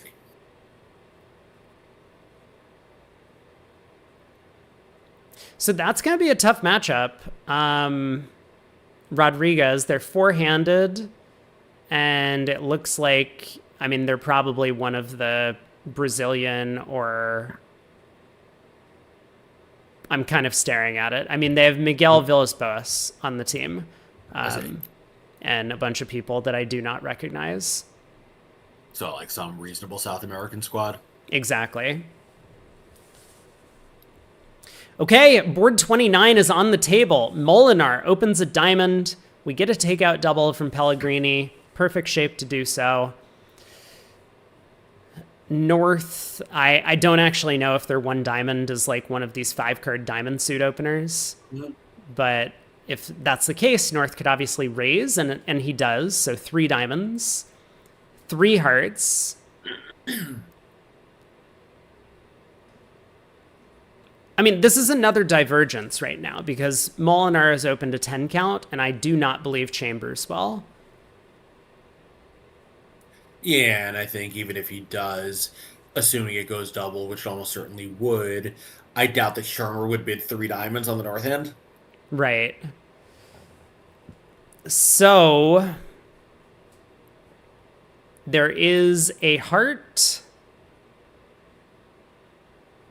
In theory, a spade could have been established, but probably not anymore. And 1 club to take for the defense, but club's 3-3. And that singleton diamond means Declare is going to have a pretty easy time of it in 4 hearts. So it looks like a good result for Team Hammond. I don't think the preemption necessarily pushed them there. I would expect East-West to probably reach 4 hearts on their own accord, but we'll see what happens at the other table. So if the scores hold, Team Kane has 1 board to pick up a swing. They need something big on board 30. Yeah, I think, who knows exactly how the auction is going to develop, but if either East or West at some point gets to send the message, hey, I kind of like my hand, the other one is going to be super encouraged. Yeah, exactly. East has maybe a little bit light for jumping in response to a takeout double, but obviously here he was able to just get in at the 3 level and show it. But, it goes a diamond double pass. You're probably bidding 2 hearts as East, and that's enough for West. And if East does get a little more conservative, West will still raise, and East now has an ultra super maximum. Ooh, Chambers does open in 3rd seat. The 10 count decides that it is worth maybe a lead directional type of bid, or just to open a bit later in that position. So we do get the takeout double, but I think you're absolutely right that Shermer just has no reason to bid anything on the north hand. For most of the American... 2 diamonds maybe, but I think 3 is probably not going to be his choice at this table. But we'll see. Right.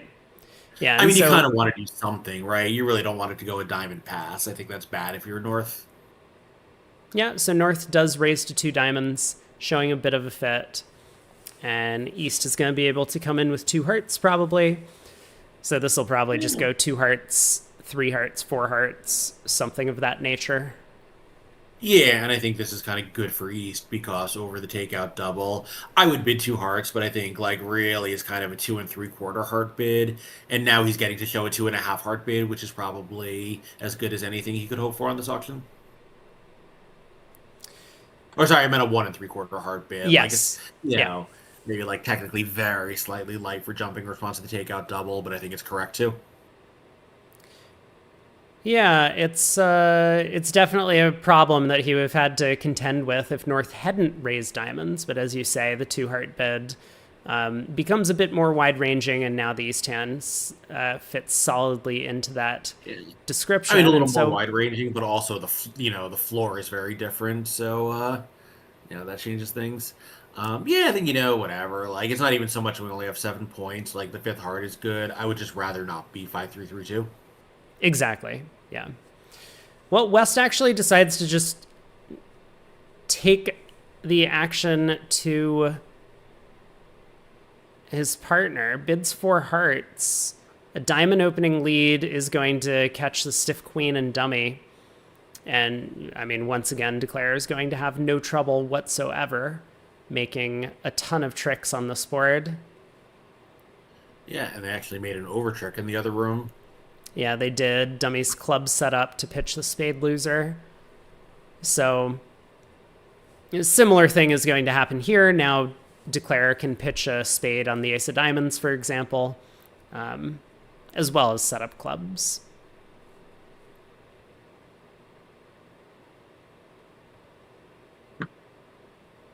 So like heart to the queen, if that holds, club up towards the king, I think it's going to be Declare's start to the play. Not too much danger, I don't think, on this board.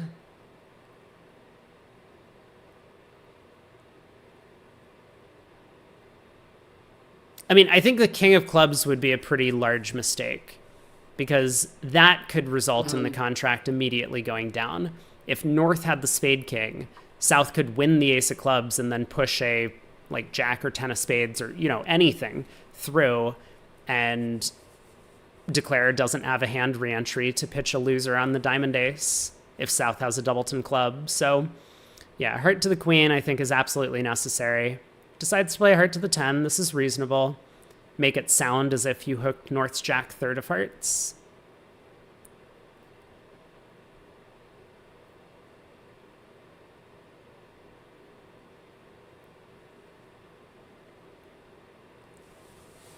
Yeah, so I guess now South can try to get a spade on the table and try to build a trick there, but as you say, would have been more effective if he had done it at trick one.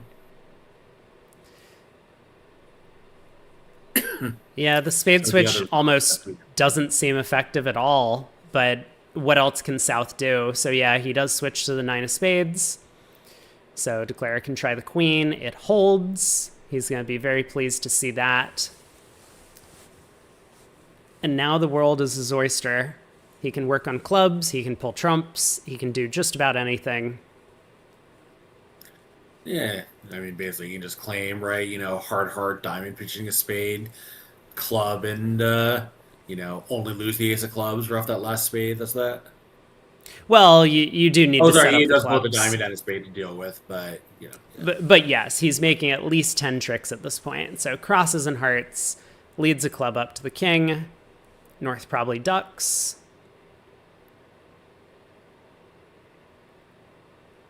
Crosses again in hearts, leads another club up. And South pitched a club, so he actually knows he can set up the clubs at this point. Yeah. So ace of diamonds to pitch a spade.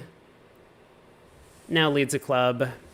And Dummy has just enough entries to rough the club suit good and get back over there to cash them. So this is going to be the same 11 tricks where a 5-imp match with a couple of comparisons not through yet. Boards 18 and 19.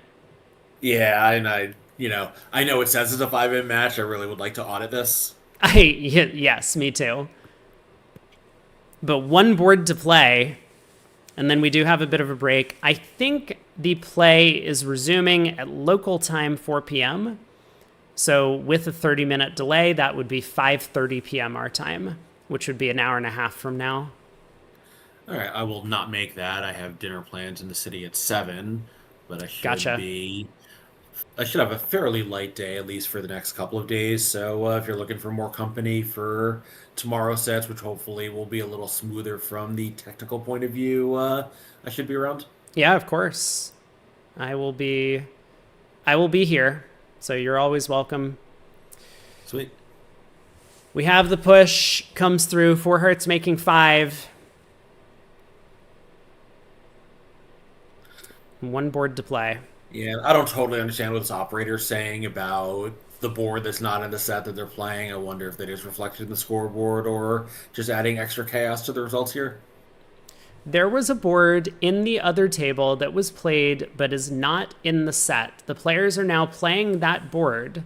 So we will be back with board 29 in a few minutes. Back with board 30 maybe. Well, I wonder if that implies that there will be no board 30 because this mysterious board 28.5 showed up in the set instead. Yeah. Okay. Yeah, I don't know. Okay, operator says wait a few minutes. I'm going to check. But I thought the operator meant wait a few minutes for board 29. Yeah. But who knows what that implies for board 30. I suspect we could be waiting a while for that one. Okay, there's no scores on bridge winners yet. Because normally bridge winners will like have some of the teams crossed out that or circled or something, or it highlighted in red, I think is what they do if they win. Yeah, I mean these the non-knockout round, the scoreboard is always I think a little bit problematic to post, partly because it's just going to be a little bit of a different format every time, so they can't just, program it once and be done with it and load it in the next time. Ooh, well, I don't know how long this article is. Oh, it's a long, well, it's a pseudo long article. Okay. Is this a Bridge thing? Allie just posted an article, Allie Howard. Oh, ethics at the table. All right, that sounds juicy. I know, I'm gonna review it during the break. No spoilers, please, but feel free to peruse on your own. Yeah, I'll take a look at it later. I think, all right, on that, I'm going to step away. I've got a little bit of work to do before I head out for the evening. So thank you for having me. Thanks, everyone who hung out with us for the day. Yeah, sounds good. Thanks, Craig. See I you will see you later. tomorrow. Bye. All right, chat, just you and me for the rest of the day. Get to get rid of my earbuds. I've been having an off-camera text conversation about whether or not I actually have plans tonight. And it seems that the snow, which is going to be falling in now, I just looked out my window.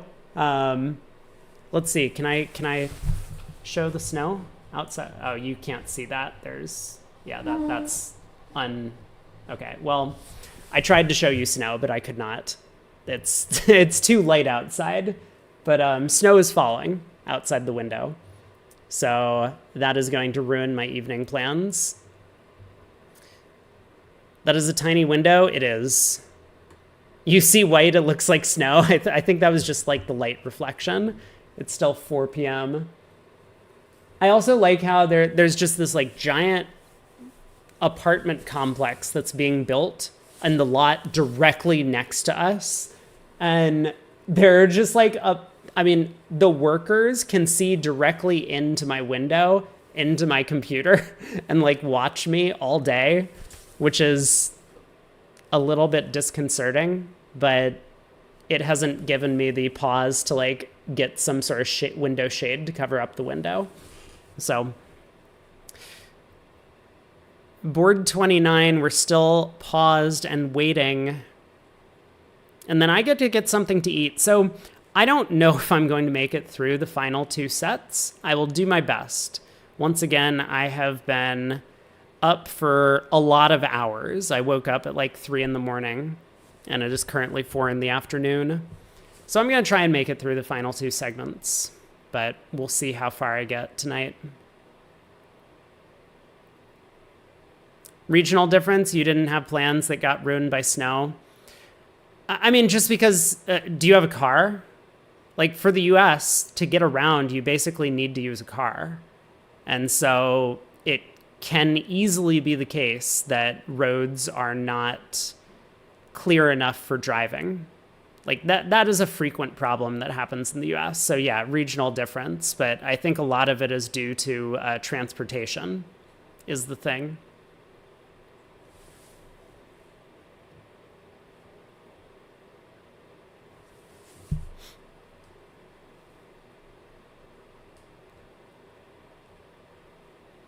Here, winters exist regularly, so drivers are prepared.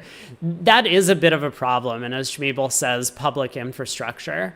Like, George Brad says, their state shuts down when you think about snow because you're probably further south than I am.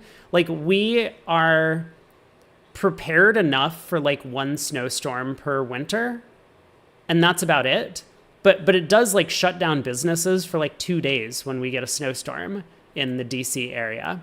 If you go further up north, where snow happens more frequently, then it's going to make a lot more sense for them to prepare for winter snowstorms because it just happens all the time. They can't afford to be out to be completely shut down for like 2 weeks of the entire winter.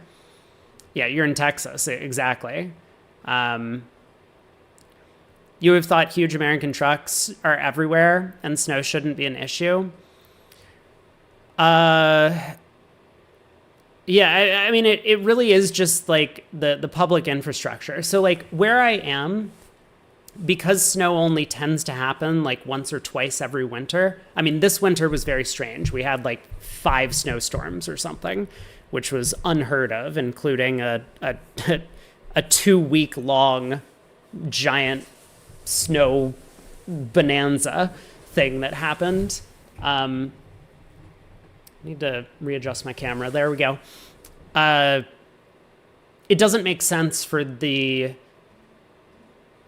government or the local government to waste time and resources on preparing for snowstorms or getting people shoveled out for snowstorms. So, and it also doesn't make a ton of sense for people who live here to like prep for snowstorms either. Like it just monetarily, you don't really want to invest in something that happens like once every 4 years, right? So that's one of the reasons why like we're just not really prepared for snow, and we just kind of accept that. As Craig says, New York City is it really only 200 miles? I thought it was more, but yeah, there's all of the public infrastructure in place to get rid of the snow on the ground. Like, I think even for after the big snowstorm that we had, the one that was like a foot or like 13 inches or something like that, the sidewalks were not even walkable for 48 hours after the snow stopped falling, which is just like unheard of elsewhere. You don't remember ever getting snowed in? What's the most snow that you have? Like just on a regular basis, Eric? Because I would say it's not all that unusual for us to get like 18 inches to 2 feet of snow at some point. It's not every year, but we have some pretty harsh winters, and I don't really know why. I'm not way up north. Like, I don't live in Canada. You have no idea how much snow is a lot. But I mean, like, you have to have some sort of like forecast, right? Like how much snow falls. What is that in non-freedom units? Let's see. How many meters is 18 inches? It is about half a meter. Half a meter of snow. A little bit less.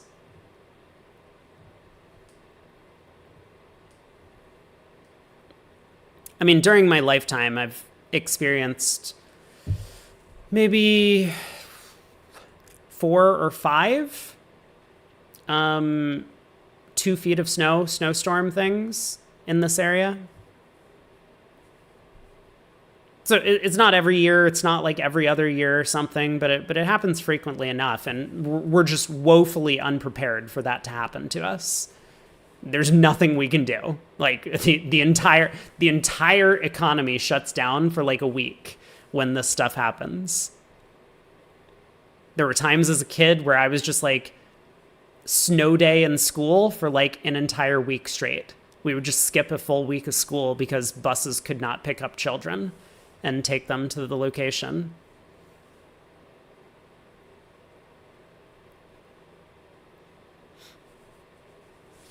You can't remember that much snow? I had heard that, like, for whatever reason, the east coast of the U.S. has some pretty terrible winters. It would be funny if the American government is just off-grid for a week because of snow. No, we're inventing other excuses to shut down the government now. We've had, like, multiple government shutdowns in the past couple of months. Yeah, the longer winters and the snow builds up gradually because you're further up north, and so the temperature tends to be colder. That makes a lot of sense.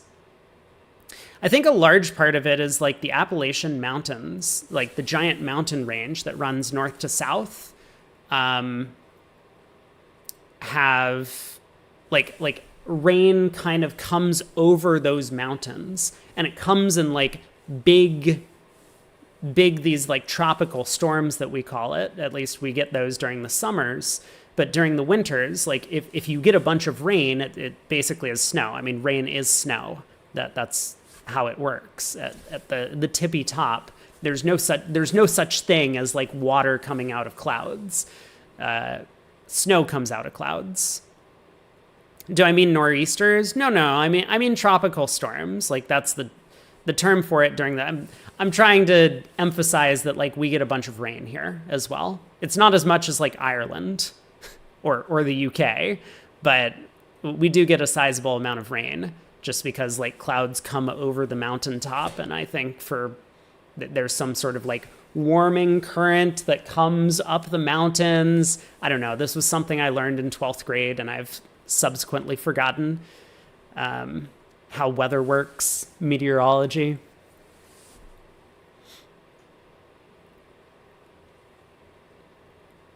You mean the government can't even communicate? Like we're under attack, but no one's talking to each other? I think you overestimate the ability for our government to communicate on a regular basis. Like, I would have to believe that, like, there's a 50-50 chance on any given day that the government is just non-functional here.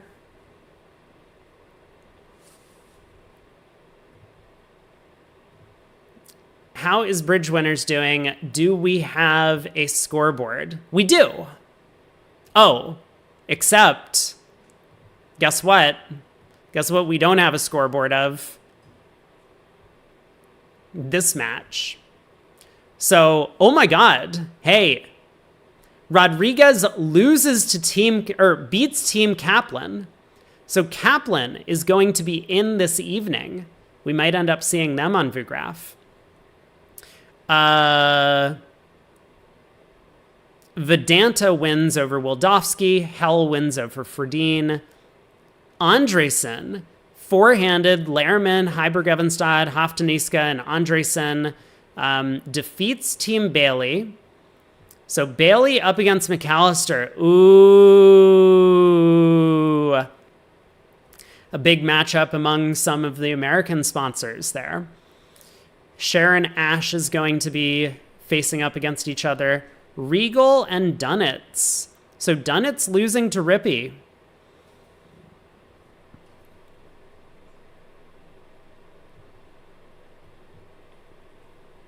But we do not have a score in Kane versus Hammond.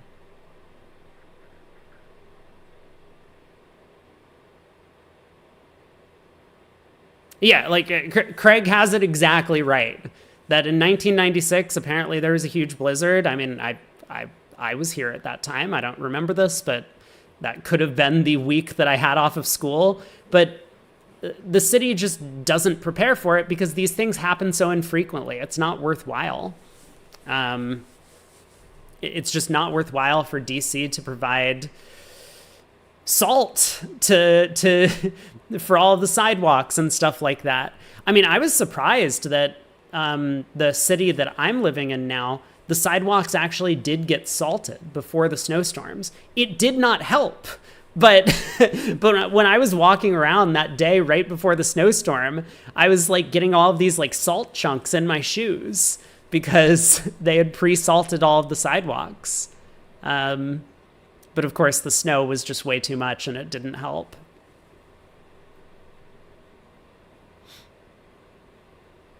Yeah, look, as Schiff says, Kaplan gets a huge advantage playing in the four-way. They get to reset. I mean, we don't know what that match score was, but I'm sure they didn't accidentally sugar the roads. They did not. No.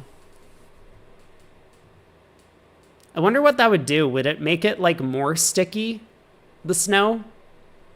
I'm not sure what sugar and water does to the compound.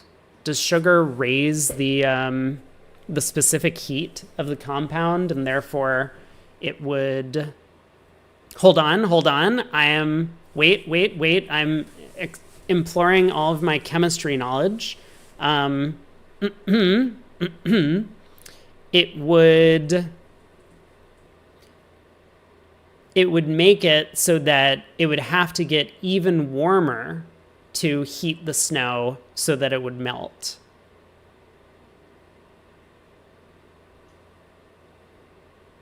There, I don't think that was a very profound thing, and that might be wildly inaccurate, but that's the chemistry knowledge coming through. Okay, it does not look like board 30 is happening.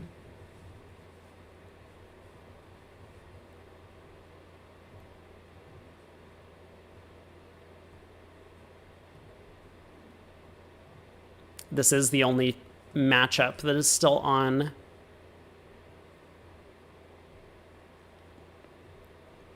Well, good news. We might end up seeing our boy Tim Verbeek once again. And also good news, we've identified that Carlos Pellegrini is vastly superior to Tim Verbeek in every single way. He is sexier. He is more South American. And just a much better bridge player. Maybe. I don't know. I mean, we don't have the final scores, but it does look like maybe Hammond ends up winning the match. But these guys would all have to compete with Kevin Dwyer. They would also have to compete with Michael Camel. Like, I've played with some pretty good partners over the years. Let's see, who else do I have on here, on tap, that would be in the mix?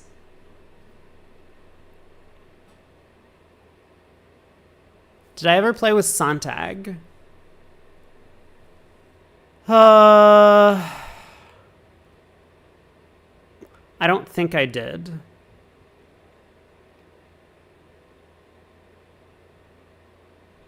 Ron Smith?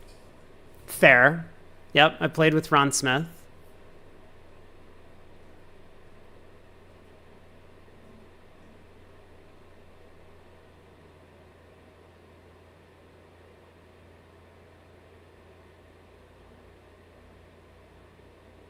I must have played with someone else good at some point. Craig Ganser, that guy's pretty good.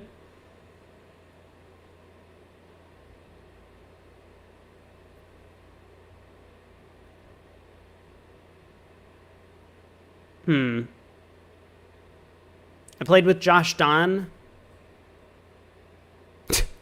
Who, lol. Got him.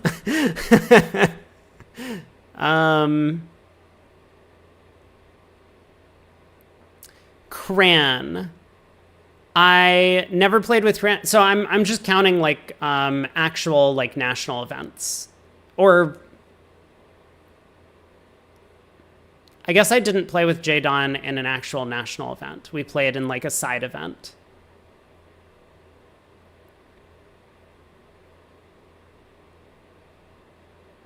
And technically I didn't play with Camel in a national event. That was just a regional.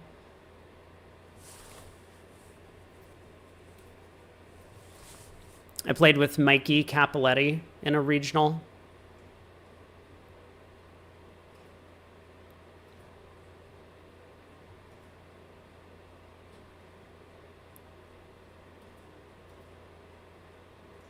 George Brad, you played with Bob Hammond? I must be the only bridge player that never played with Zia. I know, it's true. Only counting national events, it would bring your list down. Yeah, for national events, I mean, I didn't play with Pellegrini in a national either. So for national events, it would be Verbeek, Dwyer.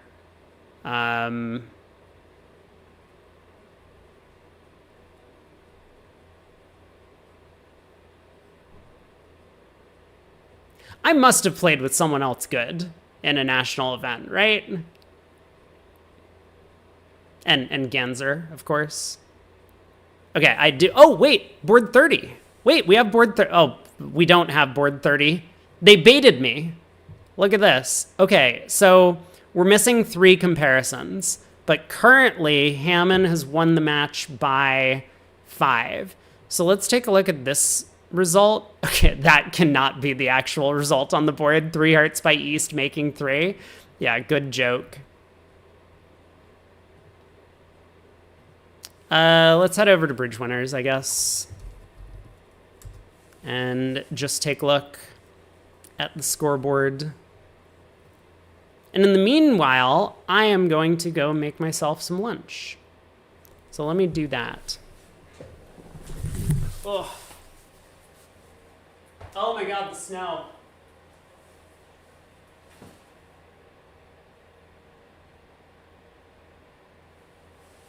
Okay, it's not sticking, which is good news. So maybe it would have been possible to do something tonight, but I think my plans have already gotten canceled.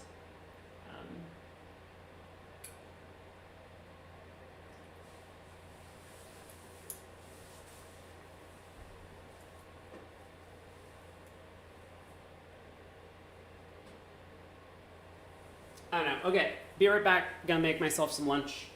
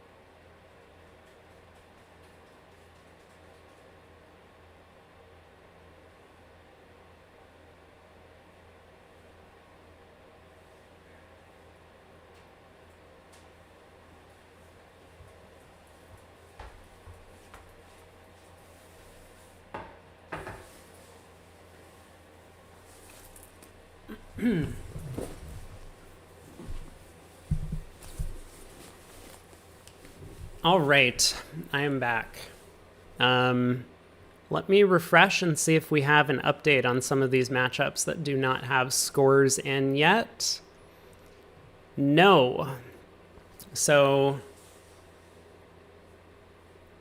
Kane against Hammond is still the last match that we don't have a result for. Okay, well, this is probably not it. Yeah, we still have these 3 boards that haven't been scored.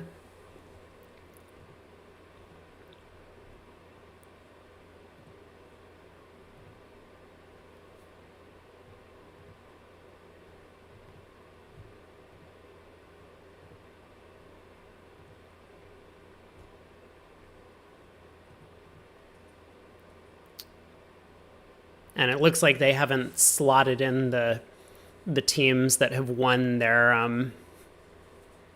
these 4-way winner positions. I don't know exactly how this works. Like,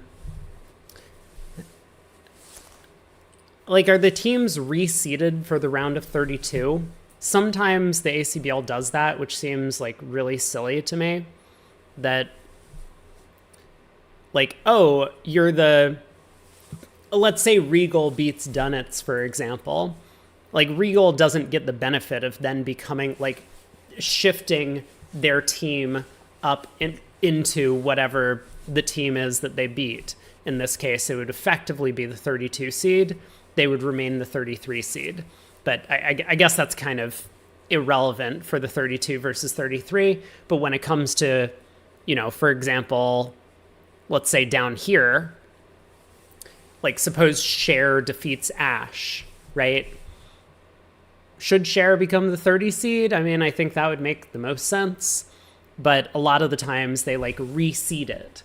So that if Cher gets in and Regal gets in, then Cher gets the lower seed in this case.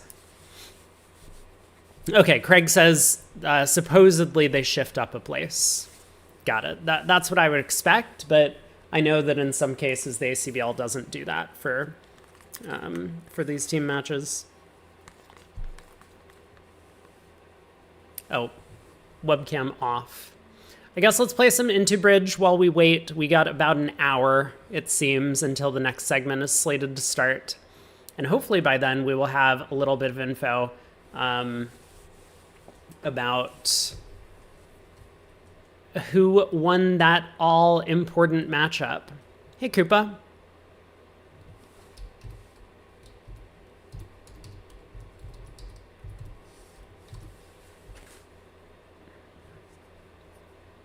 They reseed the Soloway to incorporate the Swiss. That could be what it is.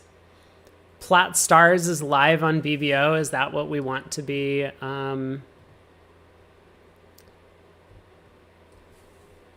To be playing.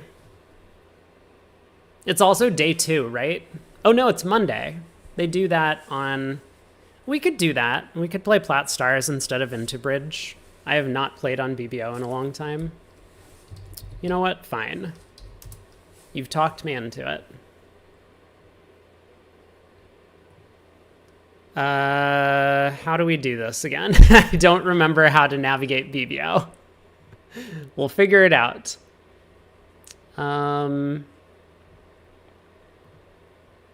BBO.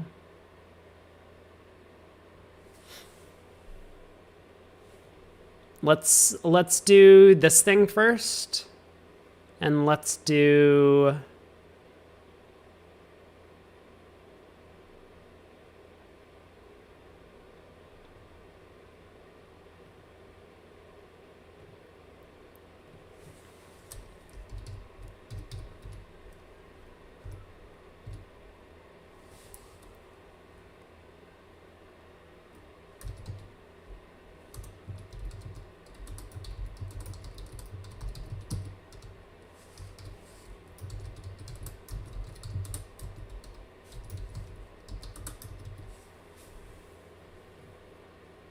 something like that.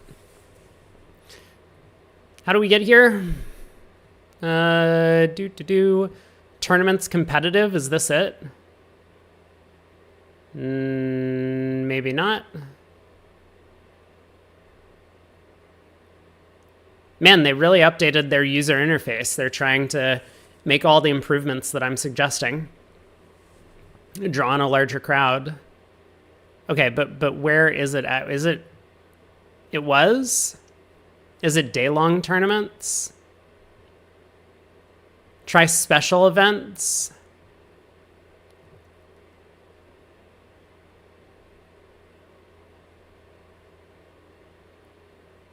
Oh, found it. BBO Fest, Platinum and Stars.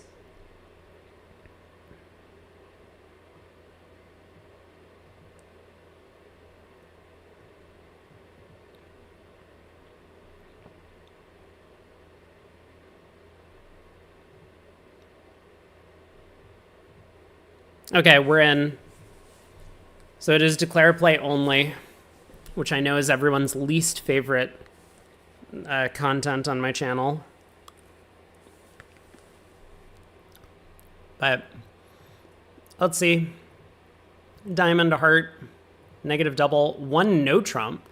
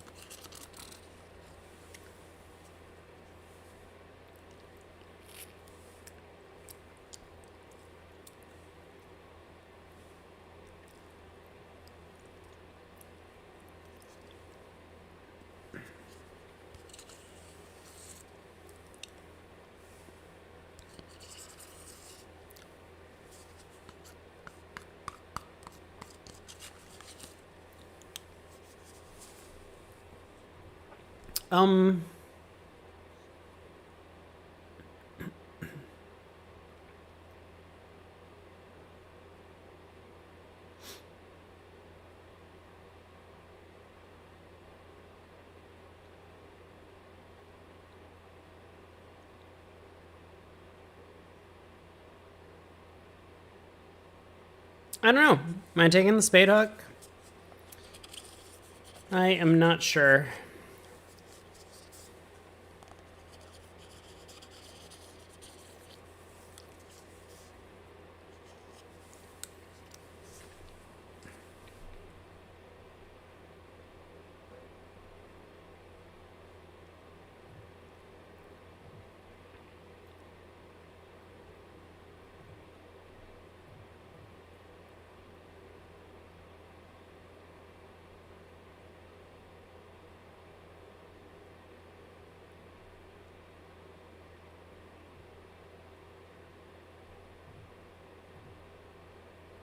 Well, no trump wasn't clubs, was it? No, it was just no trump.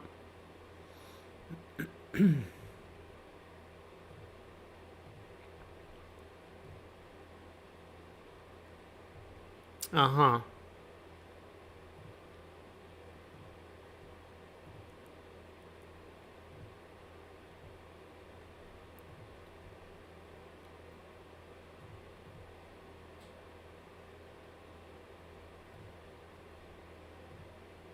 Interesting.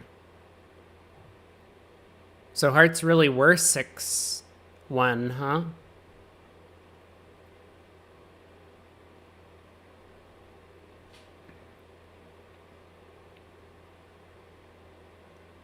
That is awkward.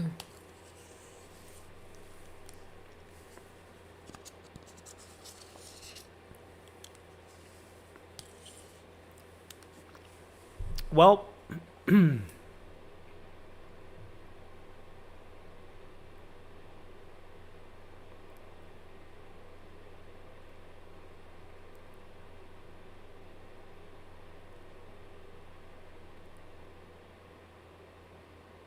I am out of good ideas.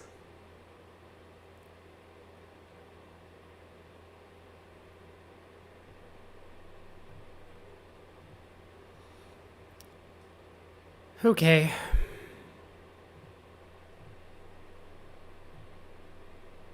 Well, they weren't, but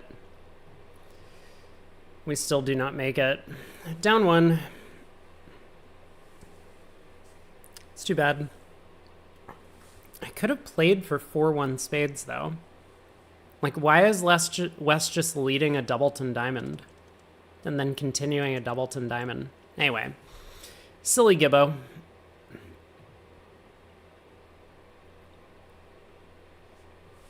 Club lead.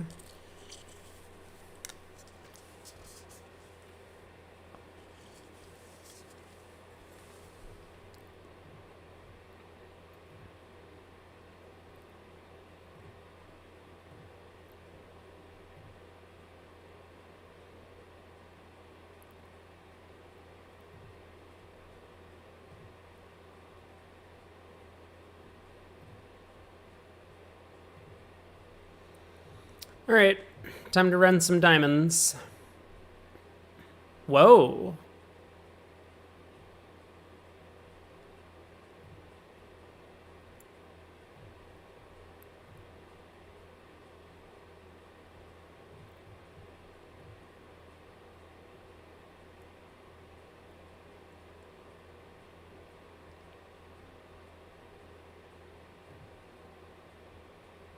That is a lot of heart discards, isn't it?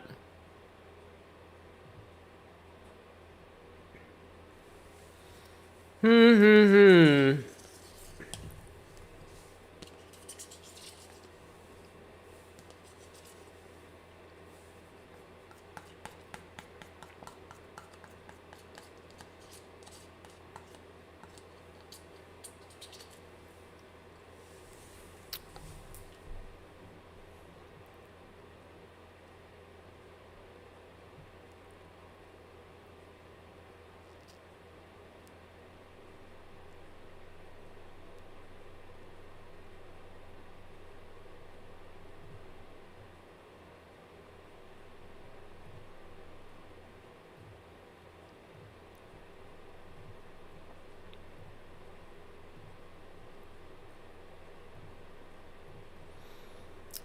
Okay.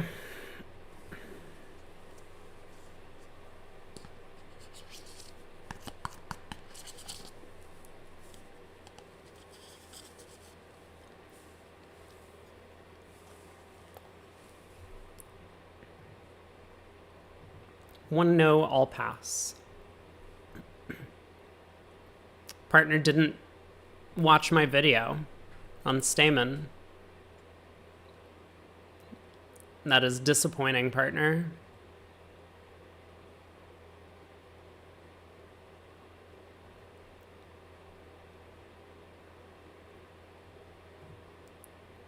Rude. Incredibly, incredibly rude.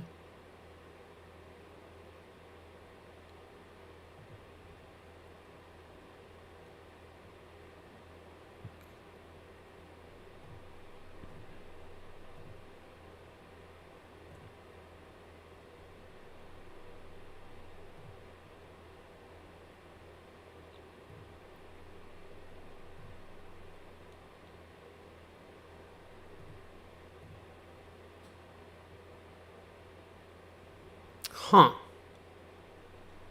Queen of clubs.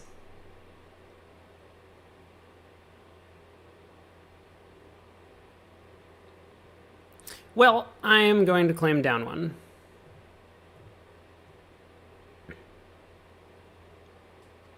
Looks like even winning the diamond queen would not have helped. Why did West lead a diamond instead of a heart? That's just insane.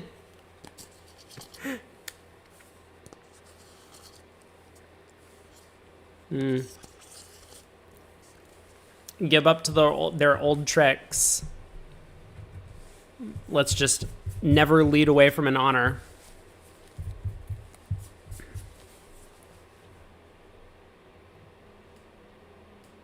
I forgot how much I hated Gib, having not played on the site for a while.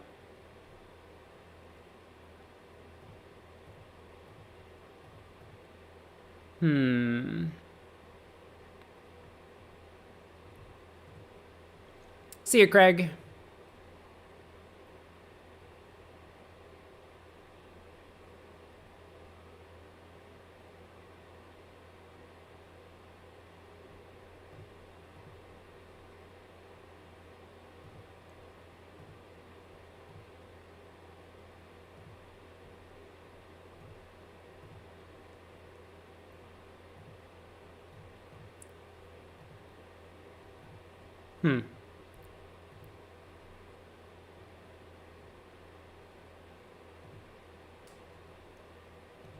Well, that has picked off the the heart suit for me.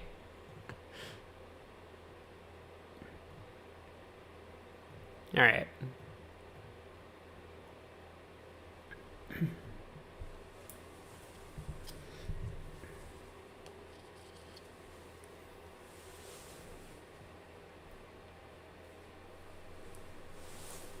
One second, I'm going to be right back. Clean up a little bit of my lunch.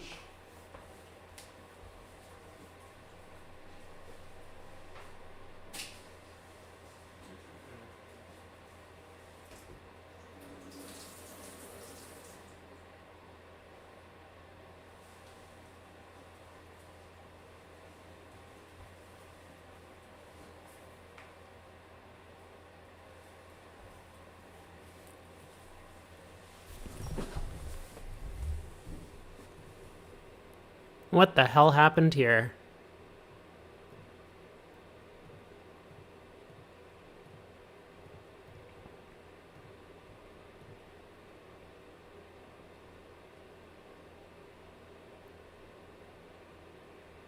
Like, what?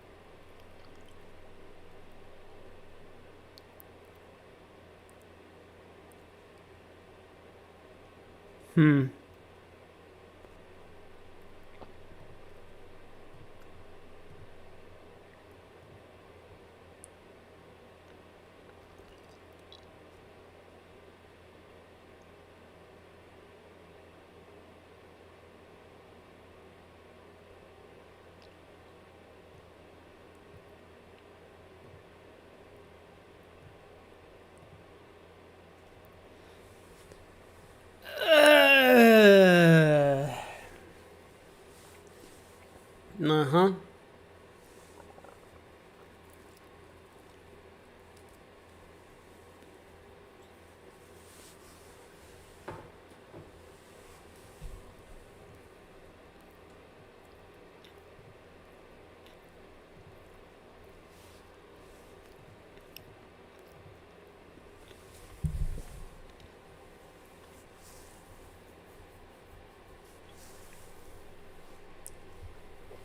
I really want to take this finesse.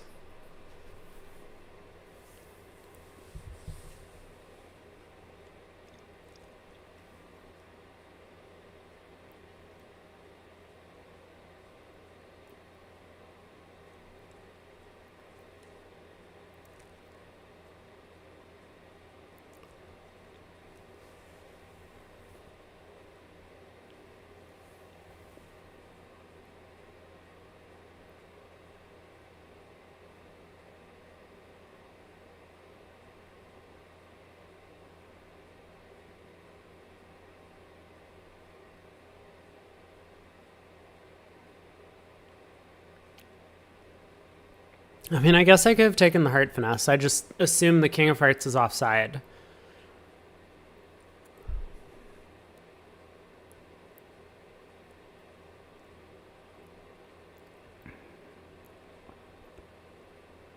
All right, fuck it.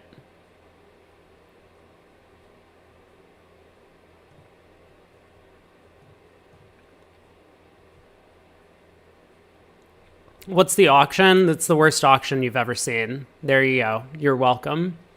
Now you don't have to look at that anymore.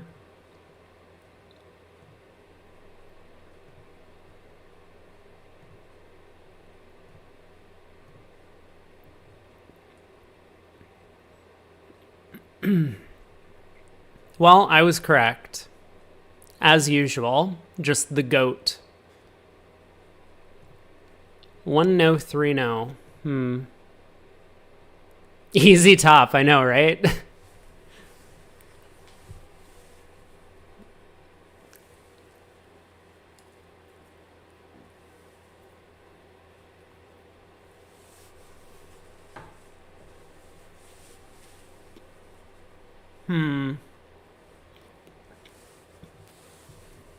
Oh!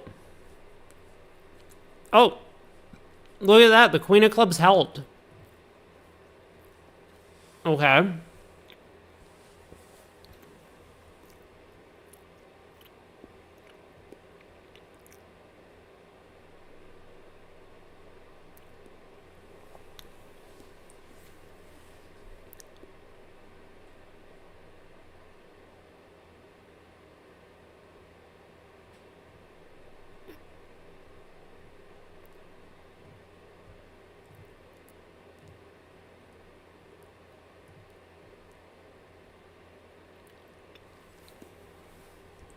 Like, I really don't want to play this queen of diamonds, but at least it end plays west.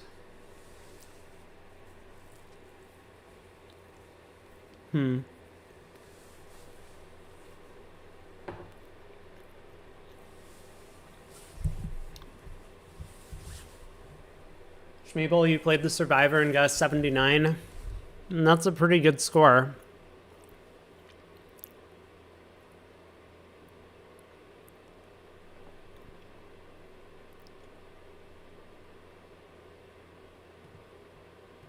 Nah.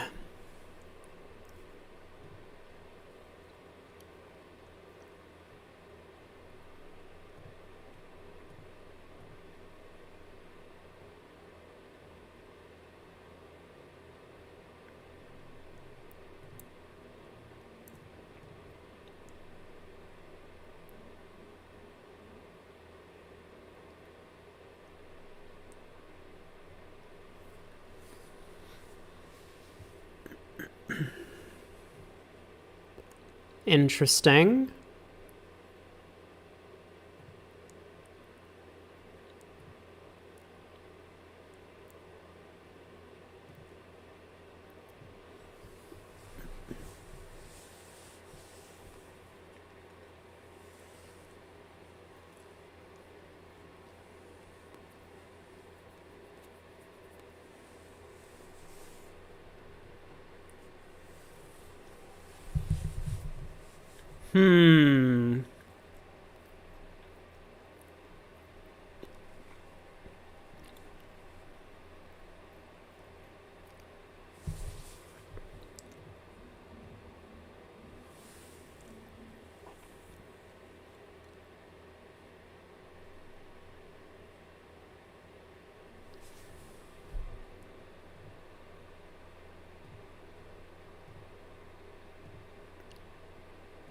No.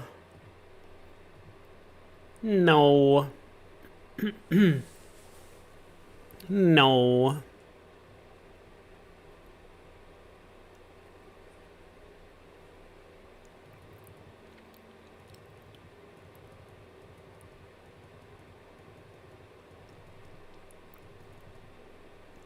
Yeah, I was not paying attention to West carding.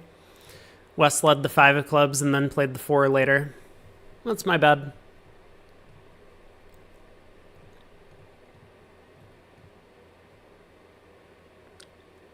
Wow, really? We have a 13 count and rejected partner's invite. 5-card suit. That seems incorrect.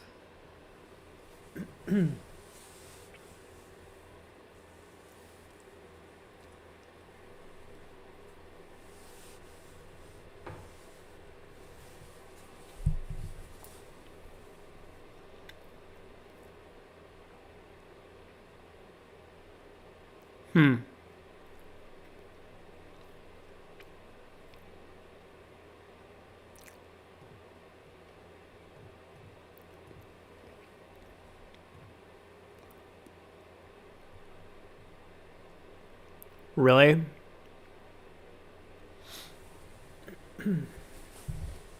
It's a good thing we rejected partner's invite, huh?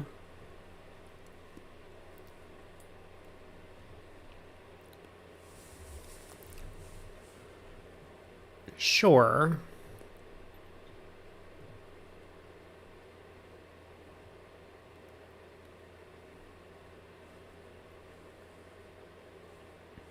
Heart switch is fascinating.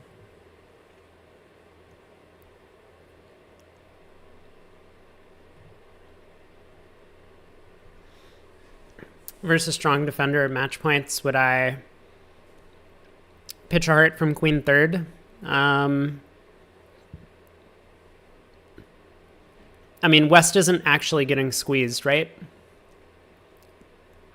So, no, I would probably hope to have a full count on the hand. Queen 10-9 Tripleton doesn't work. South's hand has to discard before West.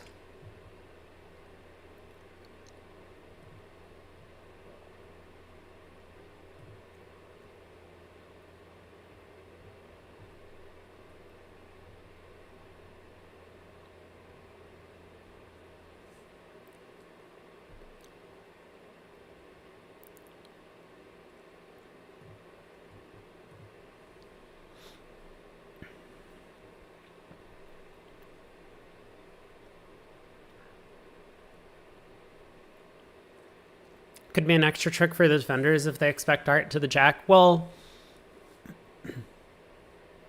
if your question is, would I come down to queen doubleton of hearts, giving Declare the option to drop it? You could only really do that if you false card in the club suit. So I wasn't really paying attention. I thought East returned the 3 clubs on the second round. No, they played the 3 clubs. What did East do? They returned the 10. Yeah, so the opponent's carded accurately, right? Because sometimes it's very dangerous if you're thinking of it like a bluff in poker, where you're gonna like come down to a position where the opponents either get a top or a bottom, and you try and play mind games like this. Sometimes your mind games don't work because Declare has a full count on the hand, either based on your opening lead or based on your partner's defense or something else. So you have to be very careful. There's not just some sort of absolute guaranteed correct line of play here in these situations. What? West just let a fucking doubleton?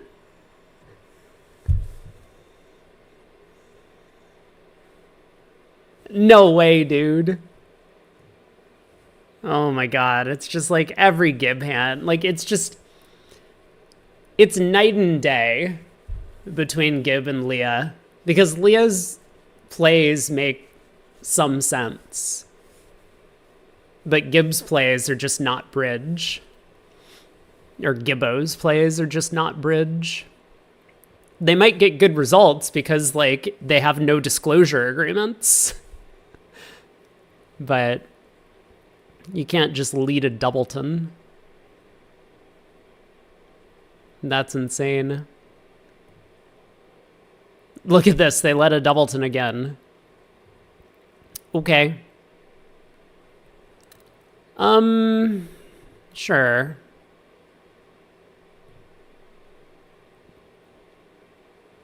And sure.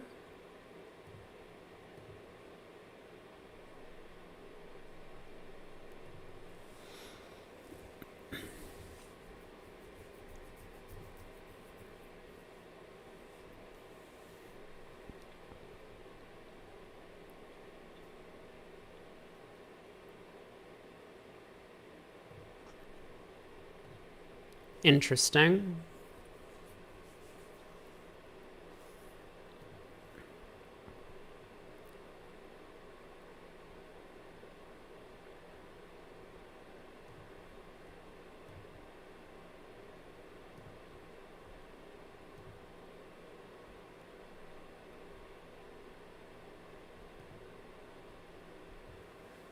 Huh.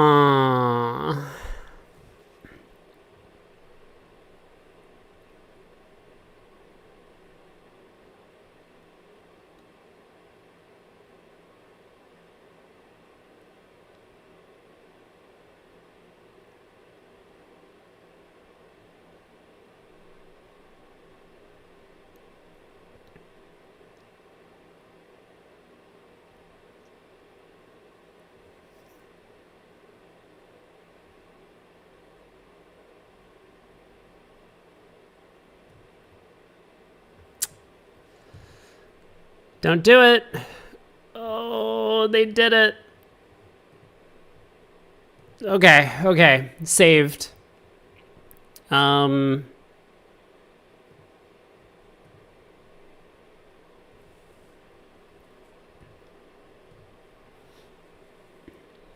ace jacks were on side. Very good.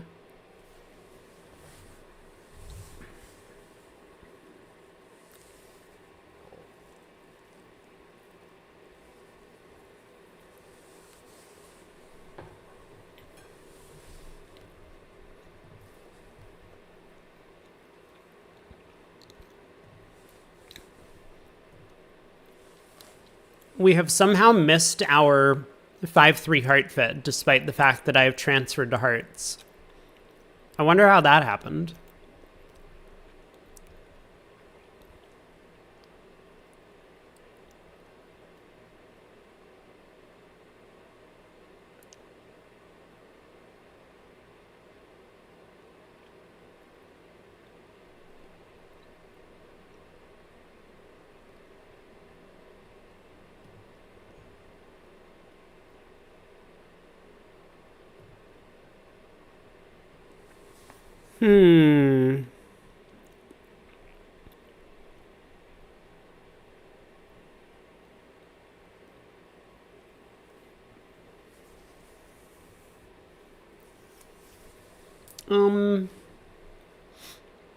Boards are up for the next set?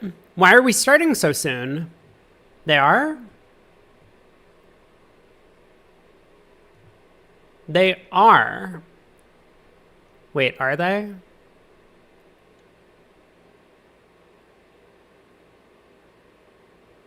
Well, something's wrong because we have the players backwards.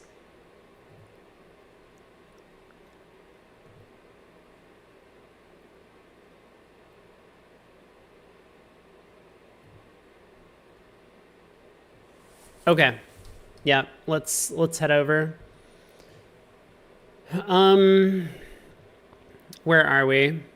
We are not going to continue playing the platinum pairs, so I guess we'll figure that out in a little bit later, but it looks like I'm not going to get a result for that event. So we've got 2 matches. Who are we watching? Should we watch Danny and Phil play? I think a lot of people might want to see this match. So we'll pull up both tables over here. I'm still eating, so let me get rid of webcam for a sec. But we're into the next set. I guess we can watch this match. East in and no trump.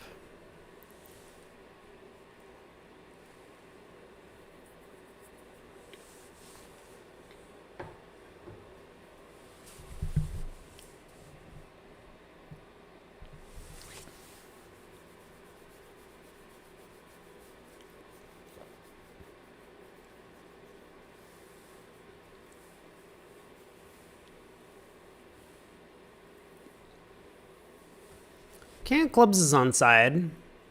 I don't know where the 13th club went, but looks like Declare can run the club suit.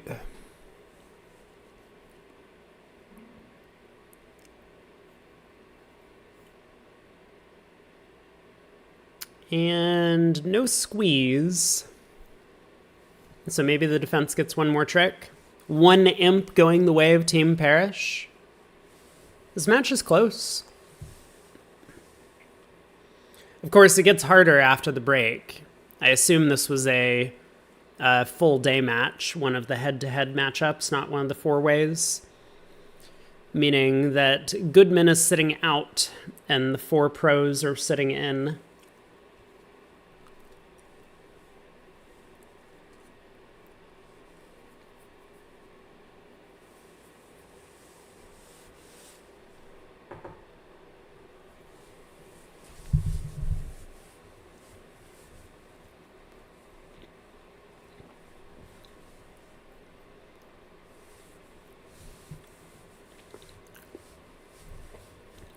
Adam Parish on the wrong team. Okay, I did just finish eating. Let me get cleaned up. I'll be back in 1 sec.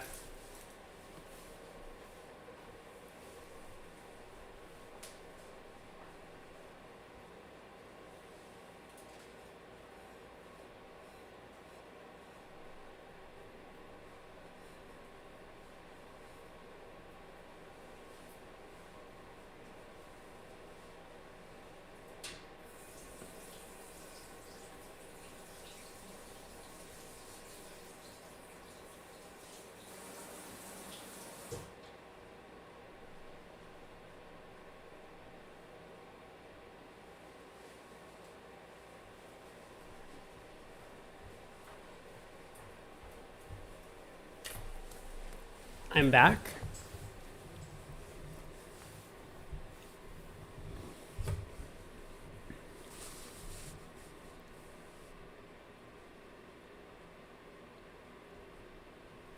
All right, declare claims.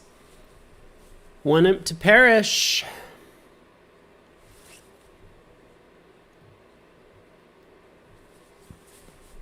So we get a 2 spade opener in third seat from one of them, one of those players. I do not think we will get the same thing from KDR over here on Team Goodman if a couple passes come around. Aren't the 4 Parrish players all north-south? I don't know, man. How do we know who's winning? Yeah, that's a great question. I'm going to trust the team names. So team names here, Parrish is east-west. Yeah, it looks like that's what's going on. East opens a heart.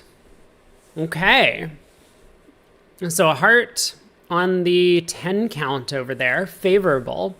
2 no trump, hyper aggressive from KDR. But the action doesn't stop. We have a 4 spade opener by Percario in the other room on board 3. We'll see what happens. A heart pass 2-no. East is going to show whatever minimum they have. Some players utilize 3 clubs. Some utilize a different type of bid. 3 hearts, maybe. And so West is going to pass. Now, is North going to come back in? North might suspect they could be getting stolen from. They've probably been playing against each, well, not against this pair, but they've been playing against this team for a while.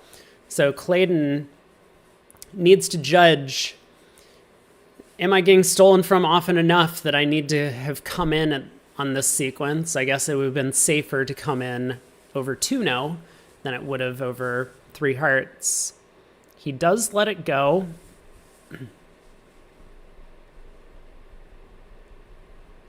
Humphreys doubles 4 spades, and I think East absolutely should just be passing the double of 4 spades. I don't think that this is in doubt in any way. Like, maybe 4 spades double doesn't go down on these cards, but East has no reason to suspect that their side's going plus on offense. A lot easier at match points, of course, because at teams you don't need to be right too often for 5 hearts making to be the winning decision, because you're probably not collecting 500 against 4 spades doubled. But I do think in reality, just sitting when you have a flat hand, that tends to be what most of the top players do. That if you have a flat hand, you just pass 4 of a major doubled and hope for the best.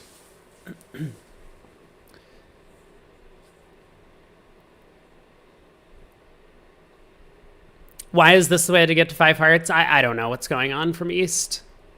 I think East has overlooked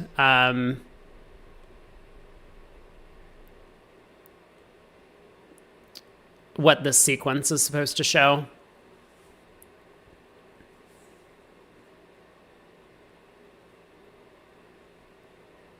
Diamond lead from Precario. They cash out a couple of diamonds. Do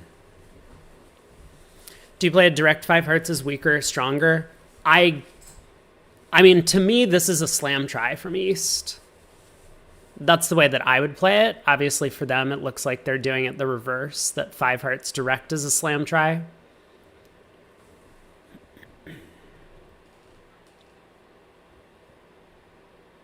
That's kind of my personal preference, that just on the theory that when you have a weaker hand, you want to get there faster. Well, yeah. 4-0 would be takeout of spades, but then when you pull 5 clubs to 5 hearts, you're showing one place to play. You're not showing like hearts and diamonds in this sequence when you bid 5 hearts like this. You're showing hearts and hearts. So...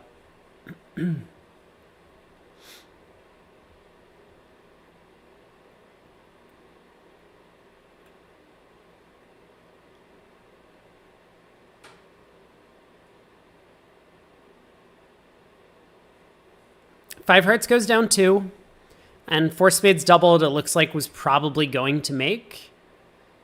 So, not a bad result for East-West.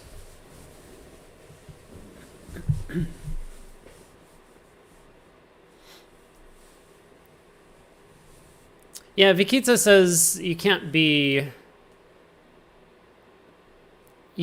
certain that you're going to get the opportunity to show the East hand as like a slam try. You bid 4-0, your partner might bid 5 diamonds thinking you have both minors, and then you bid 5 hearts. We've had this discussion in relation to a bunch of these bidding questions that we've seen from the Real Bridge bidding panel. I think that this specific sequence shows a slam try in hearts. I think that over 4-0, 5 diamonds, 5 hearts, partner could interpret it as hearts clubs, right? That's possible. 4 spades is down. Humphreys needs to make the obvious low heart lead. That doesn't matter, right? Declare can just pitch the club loser on the diamonds as West roughs in with a natural trump trick. So Danny Sprung opens 3-0 in the other room. Good 4 of a major opening. Is this really a good 4 of a major opening? I would love to see what Danny considers a bad 4 of a major opening. First seat favorable. Maybe we'll get to see it later. In the meantime, Donati opens a heart on board 4.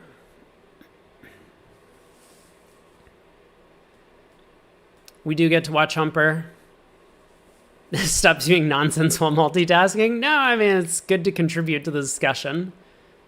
I am locked in, though, at least for the next, 25 to 30 minutes. And then beyond that, I'm going to lose my mind.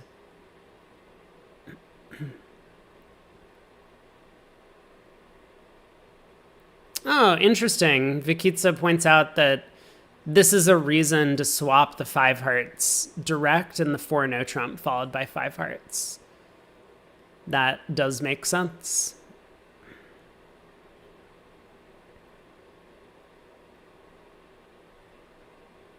I mean, Adam Parrish certainly is one of those players that has done a lot of reading and a lot of thinking about specifically like bidding sequences. So he and Humphreys do have good definitions for a lot of these spots.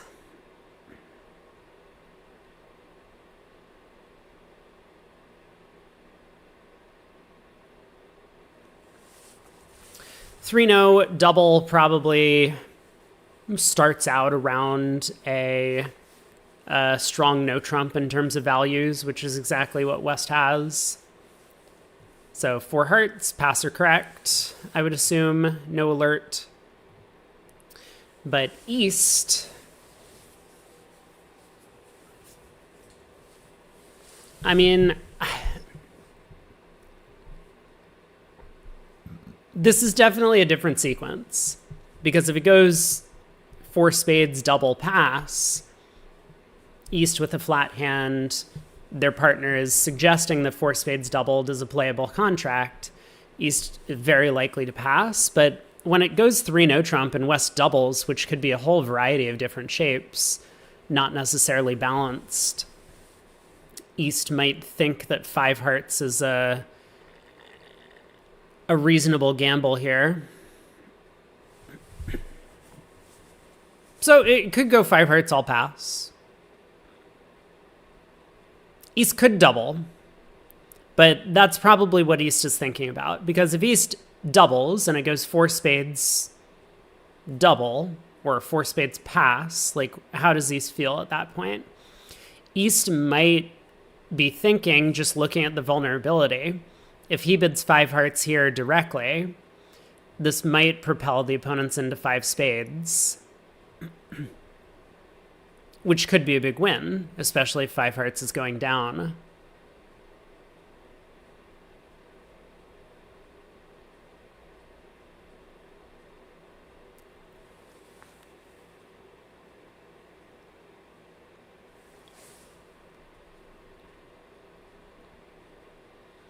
In the meantime, at the other table, 2 hearts is where we're currently sitting in the contract. Declare is going to have an awful hard time setting up that club suit, but they are trying. The 10 of clubs, not covered by West, runs around to East ace.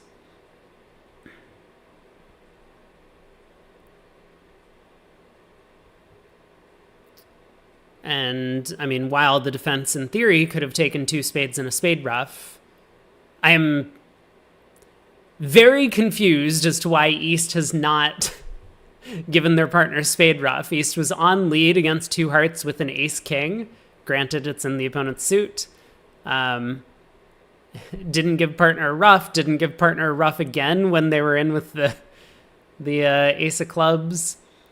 So another club comes up.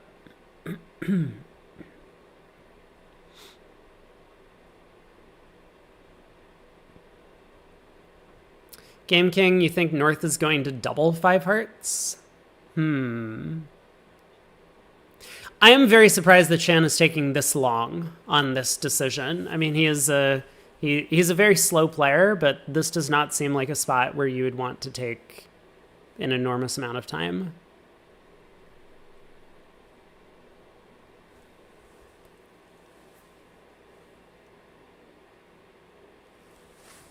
And so Donati makes 2 hearts on the board. A bit of an unbelievable result. I mean, ace from ace king is a good lead for a reason. So eventually Shan comes out with a double of 4 hearts, probably to show hearts. 4 spades by South. West, of course, makes the penalty double, which is not going to be a success. At least most likely, it is not going to be a success.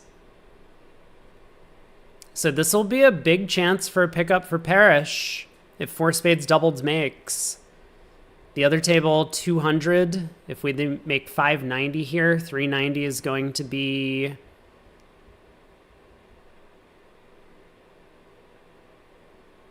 trying to imp.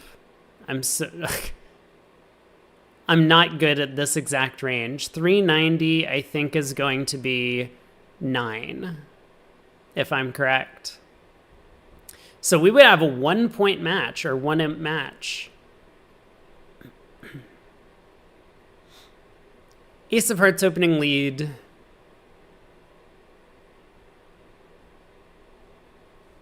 I think East is going to dump the king under this. Maybe not. Maybe East is just going to encourage.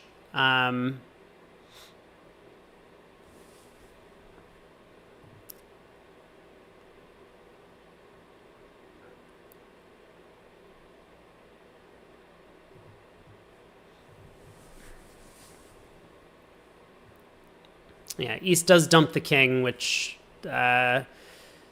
very productive from his partner's perspective because now another heart comes through, but it does give away the show to Declare a little bit.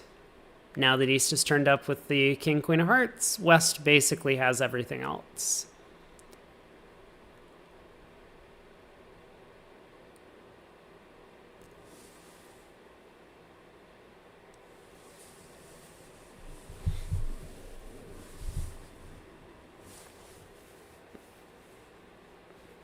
Fatigue is setting in. I know we just started the third segment. I should be able to make it through this one, but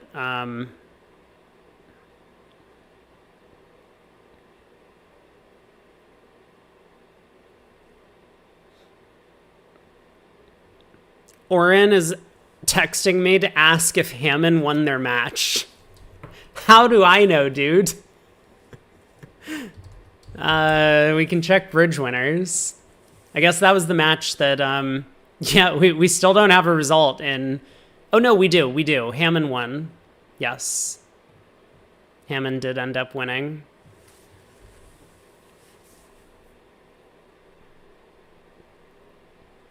King feels like an alarm bell signal from East. I think it's just to clarify what's going on in the heart suit.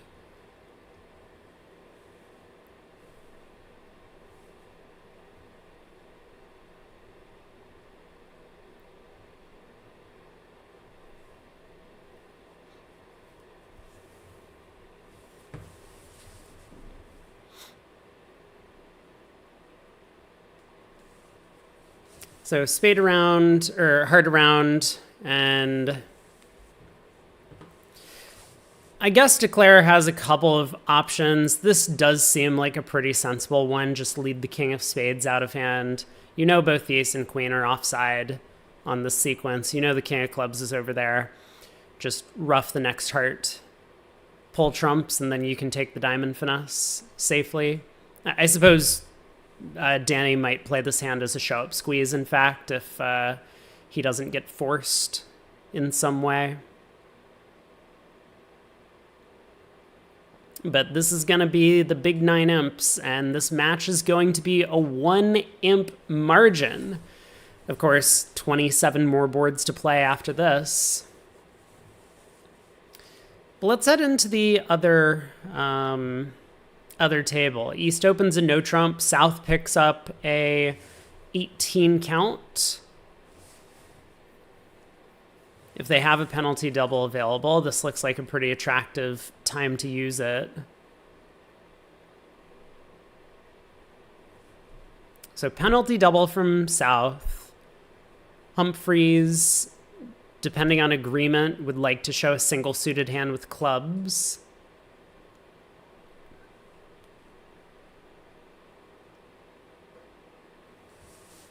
So starts with redouble, single suitor.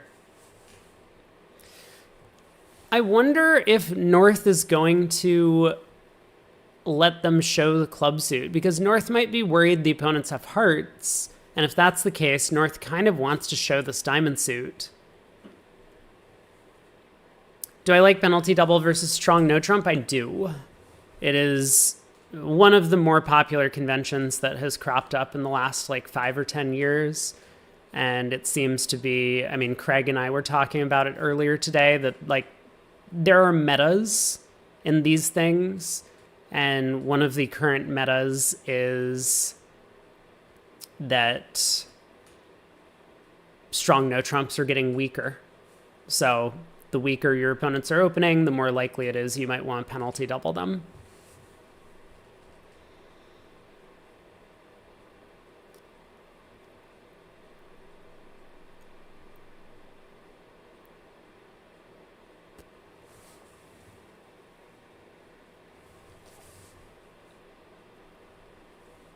Yeah, Doc, it's not even good enough. There's no way to beat four spades, even if you do find the heart lead and a club comes back through.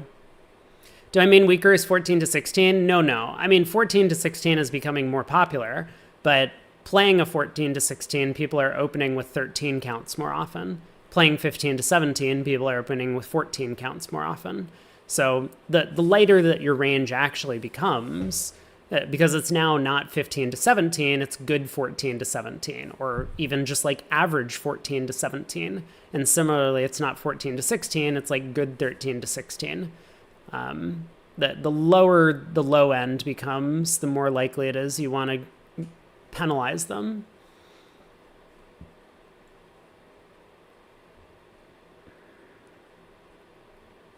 So Precario does come in with 2 hearts over the opponent's 2 club contract. And it looks like that contract is going to play pretty well. The spades, there's no ruff, so Declare could get to the north hand and take a heart finesse. A heart's deuce, I mean, I guess Declare could ruff a club and take a heart finesse. That is somewhat attractive.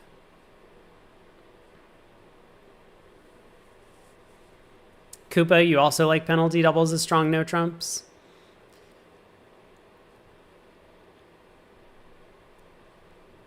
It's one of the many conventions that have become more prevalent since I retired from professional play 10 years ago.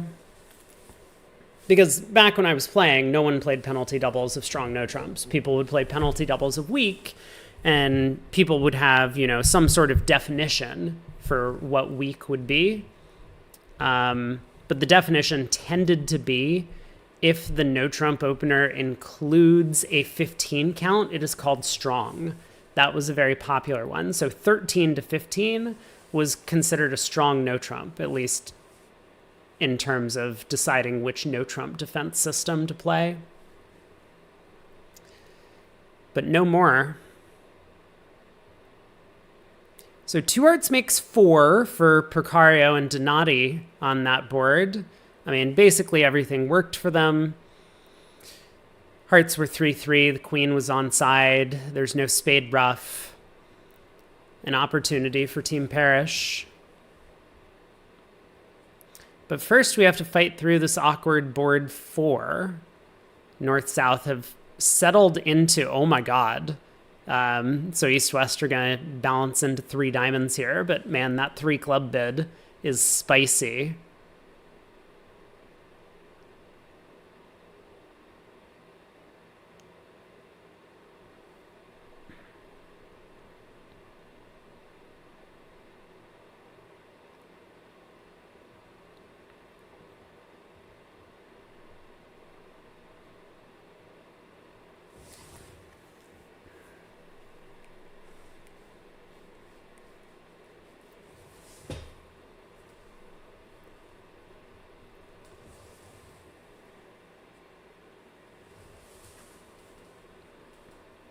What's my opinion on double by East?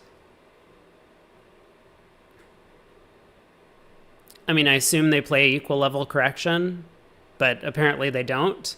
This is like the second time today that a pair has decided to play equal level correction by one partner and not by the other.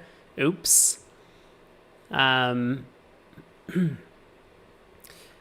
I don't play equal level correction. And I mean, it sounds as if Shan and Kevin do not as well, based on East's failure to convert. But it's dangerous, right? And partner's a passed hand. So I think I would probably just pass over a heart with the East hand. We only have a 4-card spade suit. It's a 13 count. Partner's a passed hand. We have length in the opponent's major. I'm just going to pass. I do not like competing for part scores at imps.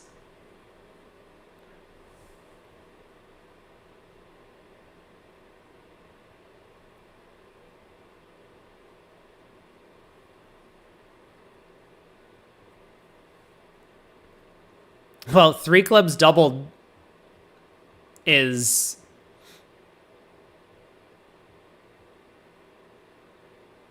Three clubs doubled is the final contract. Snoo, you think double is clear by use if partner isn't a passed hand? I agree. I do agree with that. Yes.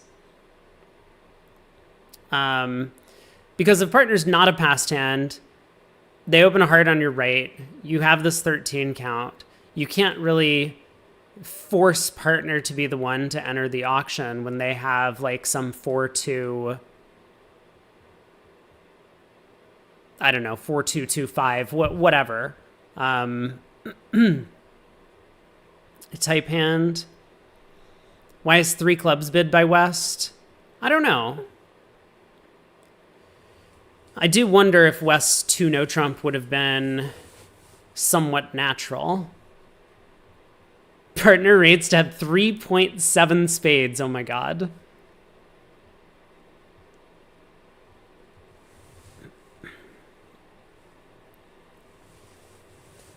How do I feel about competing for part scores at imps?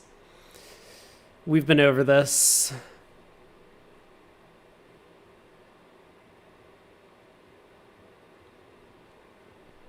There is some good news. After this trump opening lead, Declare can just start playing diamonds. And Declare does have a heart stopper. I guess in theory you would want to pull second round of trumps.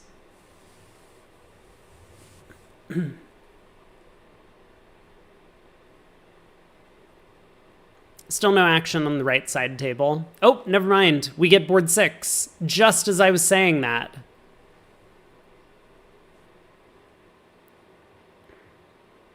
No one wants to lead from an ace king. I know, right?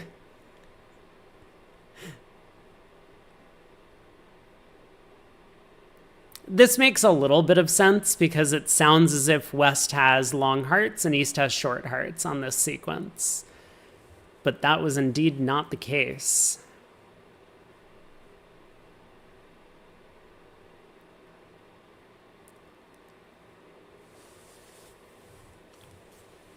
Slam alert has been called. North-South do appear to have 6 clubs, maybe. Looks relatively straightforward, although it does kind of require good splits all around. Like, you can make if someone has doubleton club, doubleton heart, but otherwise you need hearts 3-3. I think. Unless there's something I'm missing. I mean, I guess the opponents have to find an opening lead, right? If you get to play 6 clubs by South, then there are a lot of leads that just give away the contract immediately, right? Like a diamond or a spade.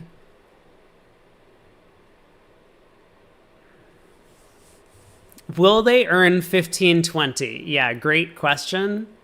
I'm glad you asked. So 2 diamonds, 2 spades, looks like from North, showing hearts. 2 no trump, denying the heart fit. 3 diamonds looks like a transfer, maybe. Double by East. Oh my god, dude, not again. Adam Parrish asking for trouble. Very fortunate that South doesn't have Ace Jack 10 fourth of diamonds over there. But will North redouble? I mean, North is going to rewind this. North has 3 diamonds and 2 bullets. Yeah, this is absolutely getting rewound. Oh, boy. Oh, my God. Osterzaki, thanks so much for the raid. Welcome in, Raiders. What do I think about multi? Everyone's wondering. I love multi. I've never played it by myself, but I think multi is a great convention. Really appreciate the raid. Hope your stream went well. That's awesome. Welcome in new viewers. I see a lot of Polish in the chat, so I'm guessing you're a Polish bridge streamer, but that's great to see a new community coming in. What do I think about Caxrex? Do I like Peter Duck? These are all good questions. Thank you for asking.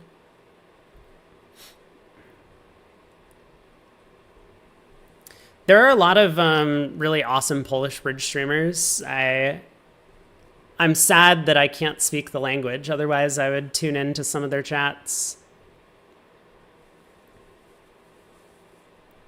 The biggest advantages of multi is you can't play Flannery. That's true. Percario ran from 3 diamonds rewound. He trusted the opponents too much. Oh no. Oh no.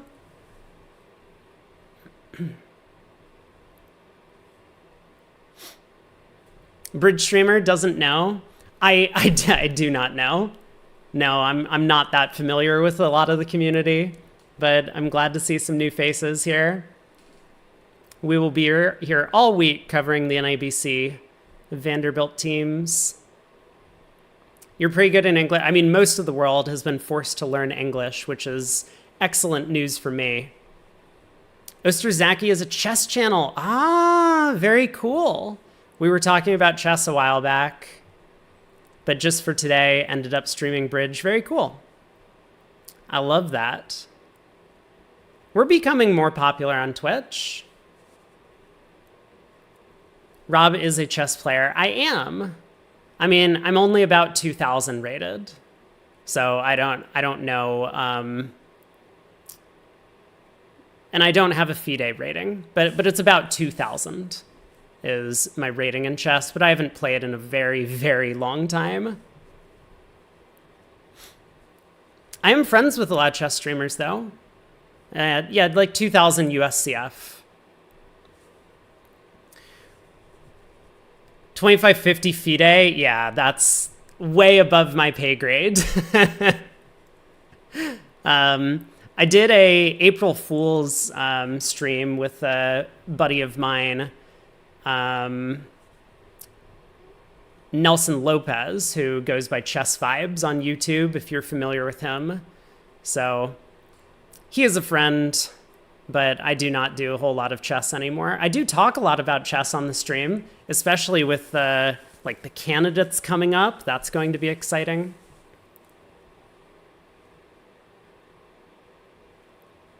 You had a chess GM learning how to play bridge. I'm sure that he was exceptionally good at it, but that's awesome to hear. And I'm glad that we've had, you know, such a popular community now. Like, people are, I've had a number of relatively large size raids from non-bridge channels actually coming in when I'm covering a big event like this. He wasn't? Oh no. I'm sorry. I'm sorry to hear that. Better luck next time. Maybe next time we can do like a collab stream. That would be super fun. I do love teaching people bridge, but it's a very complicated game to learn, right? Like, if you don't know what's going on, like, this looks like complete fucking gibberish here in the bottom right side of the screen. So 2550 FIDE, and it's distributed evenly across his entire body. I mean, that's a good skill set to have, right? Is there a more UI-friendly site for playing bridge? Yes. Oh no. Oh no. Yes, there absolutely is. That has been the bane of my existence the past 3 days. They unfortunately have chosen the least attractive interface to be able to stream this event. But this is what we're given. This is what we're working with. At least we do get to see the players and cards.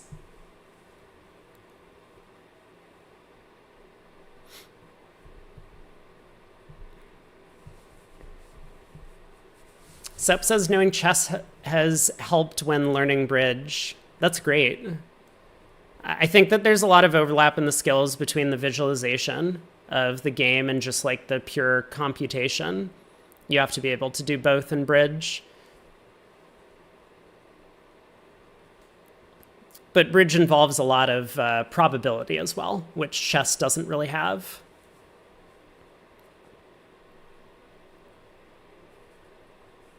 PJF, yes, that's the strategy. You need to learn chess first so that you can then learn how to play bridge.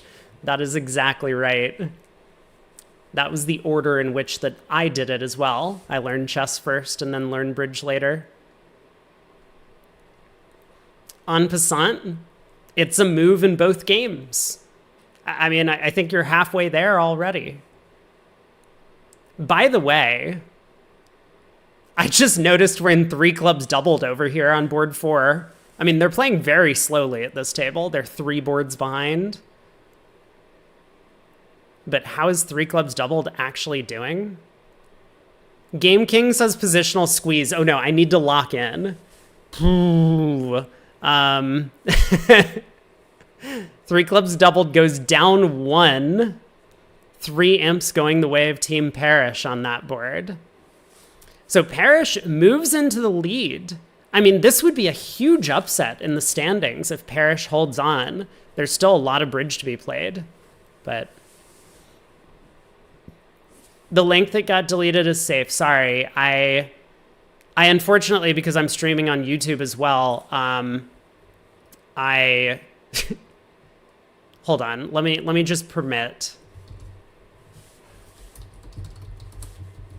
There you go. Go ahead and post your link again. Apologies for that, but I do have an auto mod here. Should we introduce another game? I mean, I learned Go on stream a couple years ago. That was fun. What no Trump thingy are Adam and Greg playing on the left? Wait, on the left. You mean on the right? Yes, right. 1 no, 2 no is Puppet Stamen. They're probably playing the thing that I recommended in my video. So 2 no is Puppet Stamen. 3 clubs denies a 5-card major. 3 hearts shows spades, 4 spades. And then 3 no trump is denying a spade fit. So this way it conceals West's major suit holdings as much as possible. And that's really beneficial in some of these sequences. Declare is going to pick up the diamond suit, so there's not going to be much of a problem in 3 no trump. It's all going to be about over tricks from here. What's the best bridge site online for new players, in my opinion?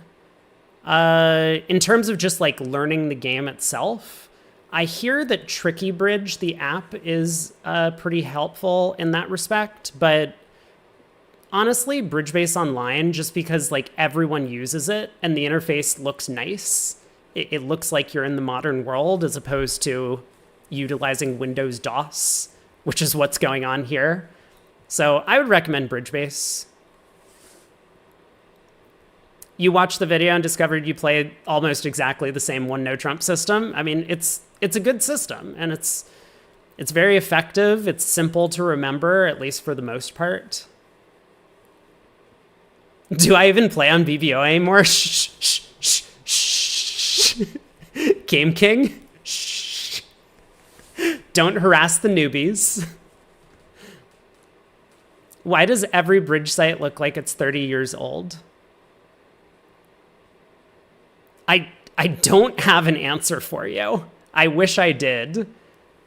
But yeah, that is a little bit of a sad state of affairs, I think.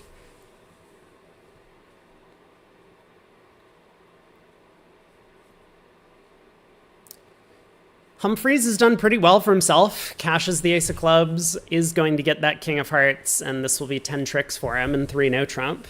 Meanwhile, we have another big result possibly coming through for Team Parrish if they manage to make 4 spades here on the left side of the screen. Trump opening lead, but the hearts 3-3, queen on side. There's not going to be much difficulty for Declare. King of clubs is in the pocket as well in case that becomes relevant. Diamonds split.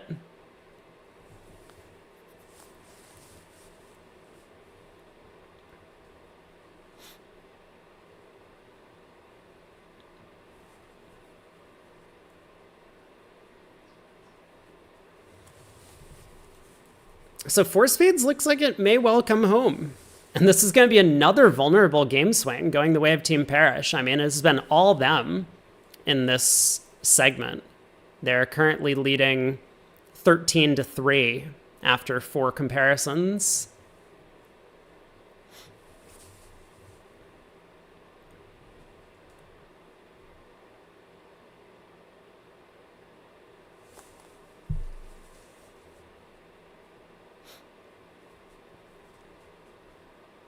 Yeah, I'm curious. I will have to check out this this chess streamer now. I mean, I assume that all of the content is in Polish, so I'm not going to be able to follow any of the discussion, but I can follow the chess, maybe. I mean, I'm a lowly 2,000 rated player.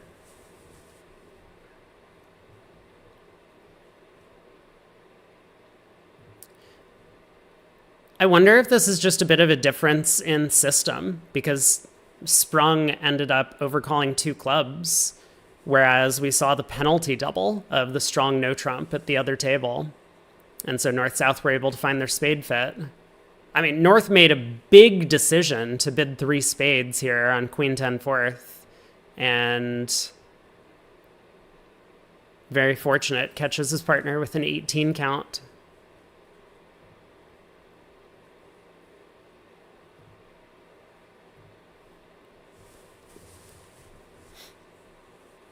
Aren't there a bunch of bridge players that play backgammon, Snooass? Yes, there are. Kit Woolsey, I mean, has won the national backgammon championships in like 7 different decades, and he's a top bridge player. I learned backgammon like a couple years ago as well. I mean, not much about it, but I know how to play the basics at the very least. What's his PR? I mean, he's very good.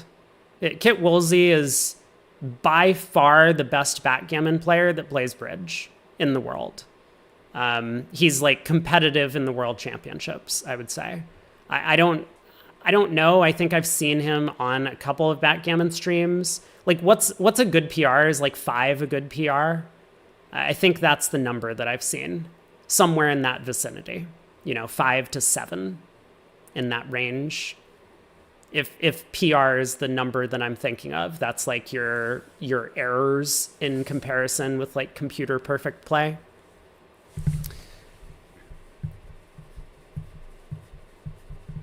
Your PR 5? Well, I would say Kit Woolsey is a lot better than you, so then yes, he's probably 3 or something. I don't know exactly.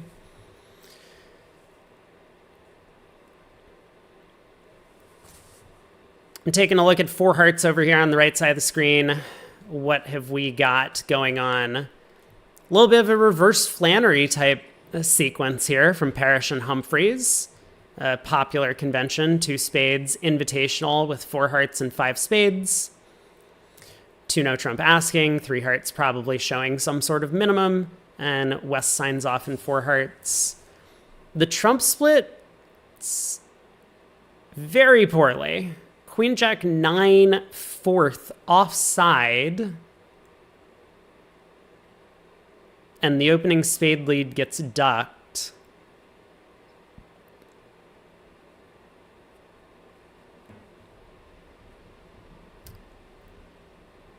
There is some work to be done. So heart goes to the king. Another club can get roughed. But yeah, now a second round of trumps gets pulled, and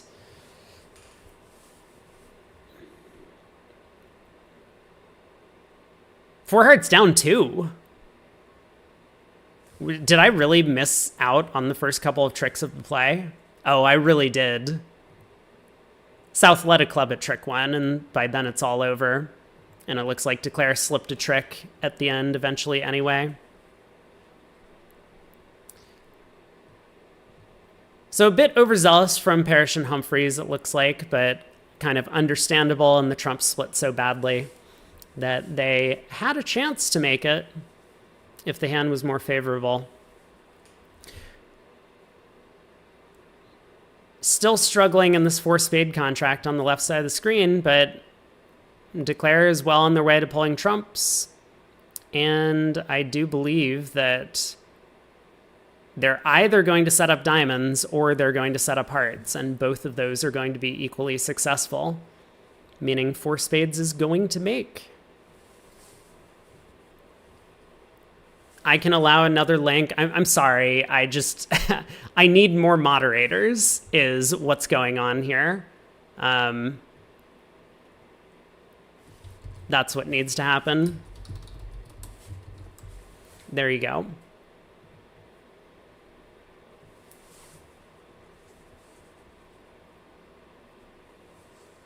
By the way, Danny Sprung was the guy in the ACBL stream yesterday. Thank you, G2R2. I didn't actually tune in to look and see what was going on the other channel, but glad to hear it. Danny, I think, does a pretty good job of commentary, so I'm happy that he was able to join in. I mean, obviously, Gavin does a good job as well as the commentator.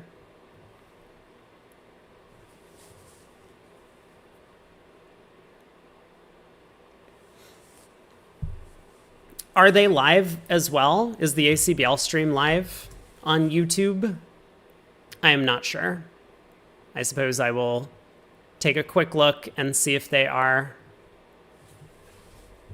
ACBL Bridge. They are not.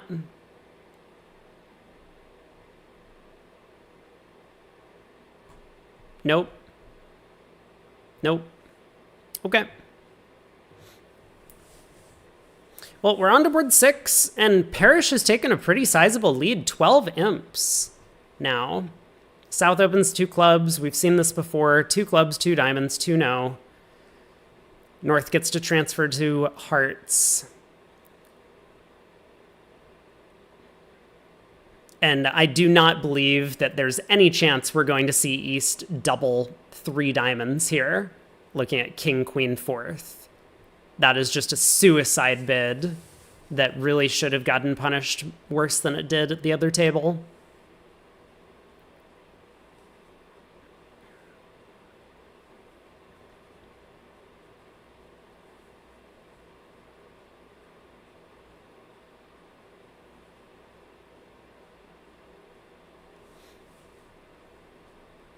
So 3 diamonds, 3 no, denying the heart fit. Clayton with a 9 count, a 10, a 5-card suit, but no fit in hearts. I wonder if he is going to go the same way as his counterpart in the other room and just sign off in 3 no. It's a little bit disappointing, but of course, it's kind of hard to reach 6 clubs, which looks like a pretty appealing spot on the north-south cards.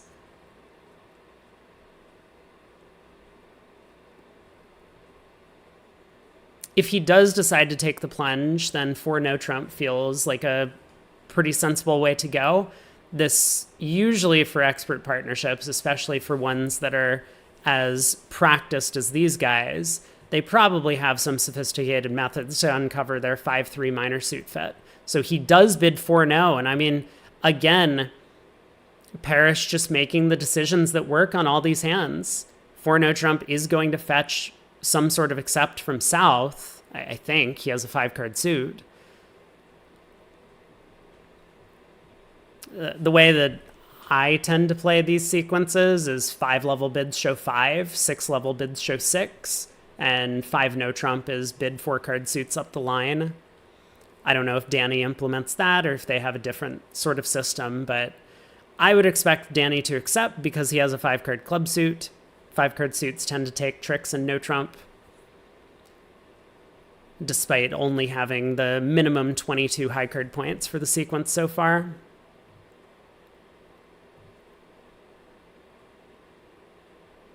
Interesting. He bids 5 hearts, whatever that means.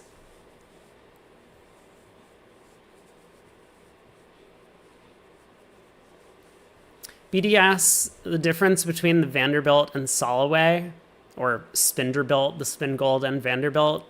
One of them keeps the original seeding once the knockout commences, but the Solway reseeds. Yeah, we talked about that earlier. I think that's the way that it does work in this event. So we're cutting down from like 54 teams or whatever to 32 tomorrow. And whichever teams end up coming through will have their original seed retained when it comes to tomorrow. So if the one seed gets knocked out, then everyone shifts up. If the one seed gets knocked out, everyone doesn't shift up a seed, basically.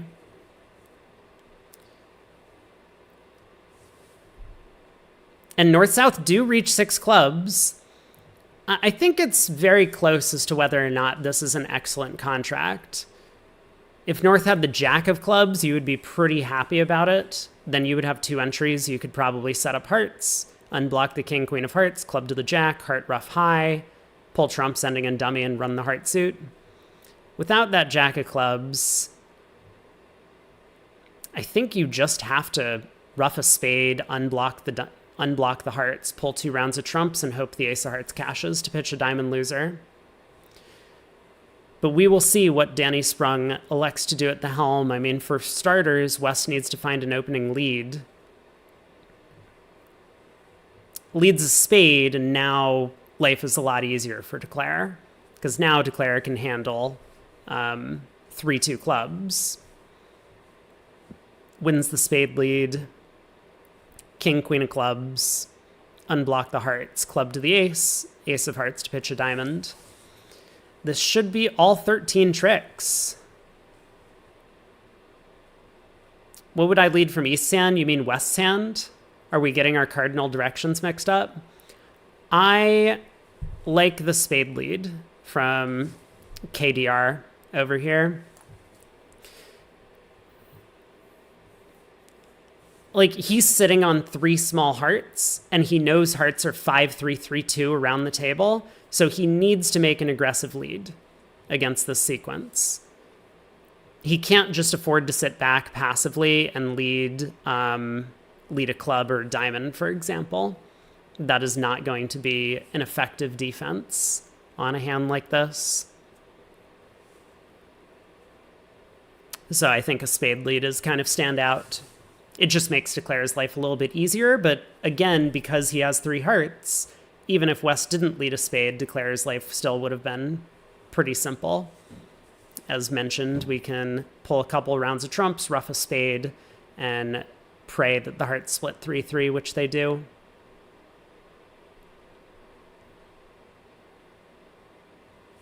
Yeah, and as Matt says, right before he goes to bed, games must be defended quietly, but slams must be attacked. I mean, I think it does depend on what your hand looks like. But in this case, the aggressive lead is profitable.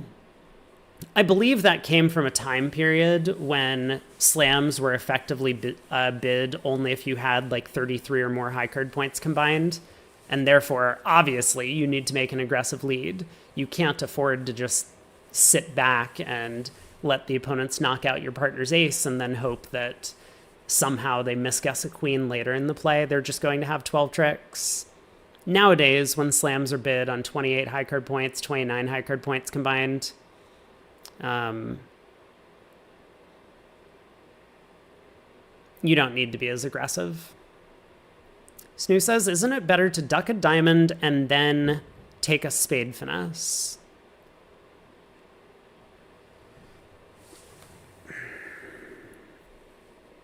What?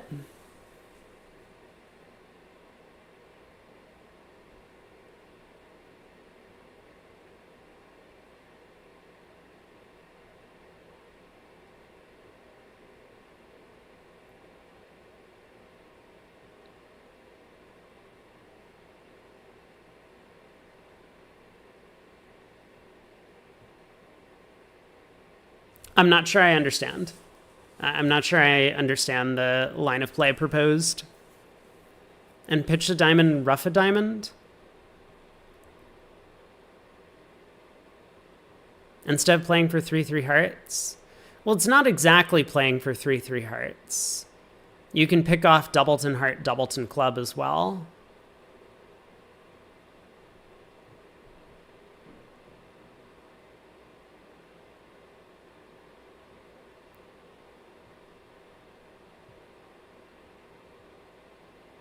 I mean, I think a big part of the problem is West needs to find an opening lead, right?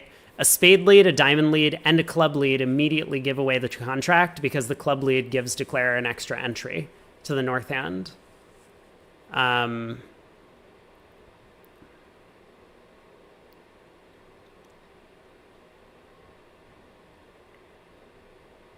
So maybe, you know, like if you're suggesting the opponent's lead hearts, well, yeah, if the opponent's lead hearts, then hearts aren't 3-3 anymore. So I think a lot of this comes down to the context of what the opening lead is. Board 9, I think board 7 is going to be pretty flat across the field here. 1-no, 3-no, or 1-no, some sort of puppet stamen thing. 3-no is going to be relatively common. But board 9 over here, East-West find their way to 4 spades after a 1 spade opener on the 7-card suit from Parrish. King of Diamonds opening lead. No danger. Declare is just going to be playing for over tricks. And a pretty attractive way to go about that is to just try and guess the club suit. So, looks like maybe 11 tricks.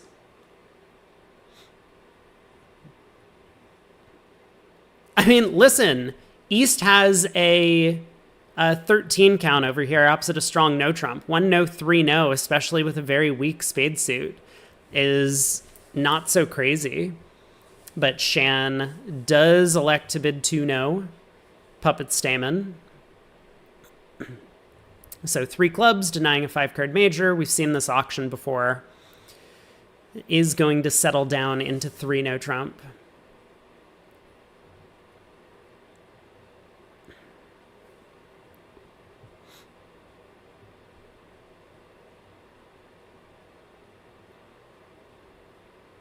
Precario finds a really nice heart switch, in fact.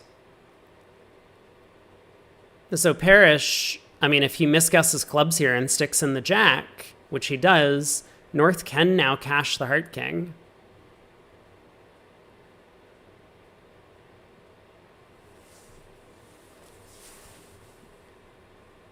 But does not. Elects to try and cross to partner in diamonds, and that was less effective. Declare able to ruff, cross to the ace of spades, pitch their heart losers on the clubs, makes the over trick.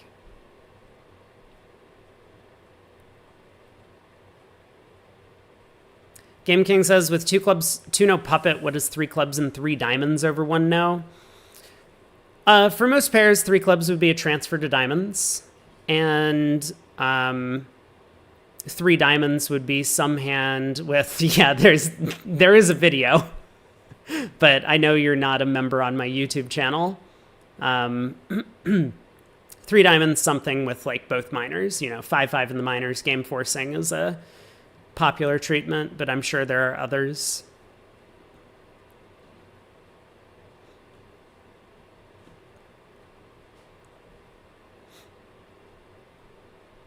Whoa.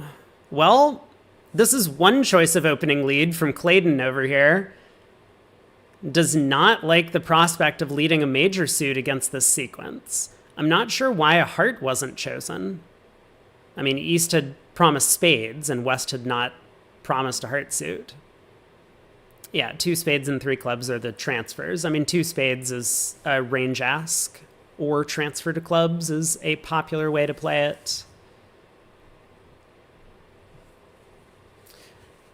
One of the big downsides of 3 clubs as puppet is that it allows the opponents to double 3 clubs for a lead direct.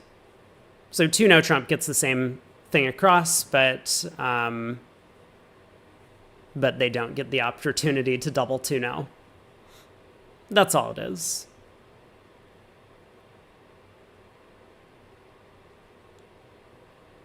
South did not work out what was going on from the 9 of clubs lead. I mean, they might be playing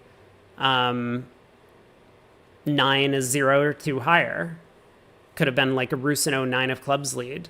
And South might have thought, hey, North could have ace 10 9 fifth of clubs over there. Declare misguessed at trick 1. That's possible. So South puts up the club queen. This is going to cost them dearly. This is going to give Declare 5 diamonds, 4 clubs, and 2 hearts for 11 tricks.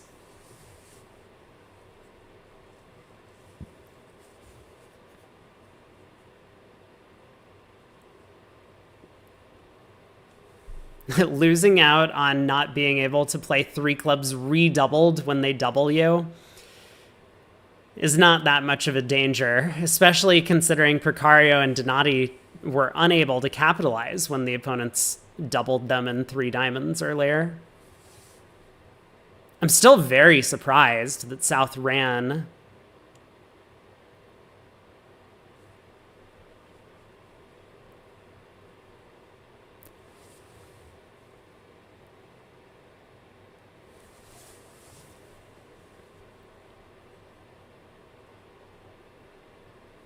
So small moral victory here for Team Goodman. They pick up an imp.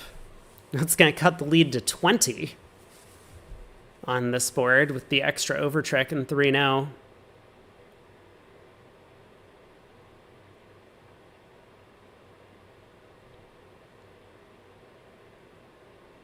What does 3 diamonds redoubled score with overtricks?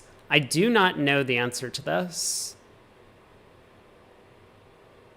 I think it's like 6. They were non-vulnerable, right? I think baseline is 640.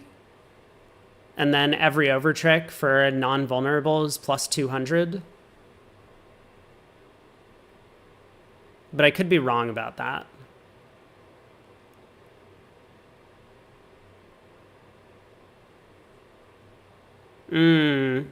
Gotcha, Snow. Oh, 880, 1280, 1680. Oh, it was vulnerable? Okay, it was vulnerable then. So 880. I was way off.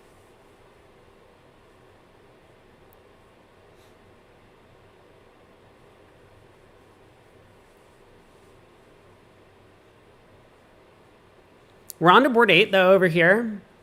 So this was the hand where Parrish and Humphreys ended up getting to 4 hearts. Not that unreasonable of a single dummy contract. I mean, you have a club, a heart, and a spade to lose off the top, and if everything splits, you're in with a chance to make it.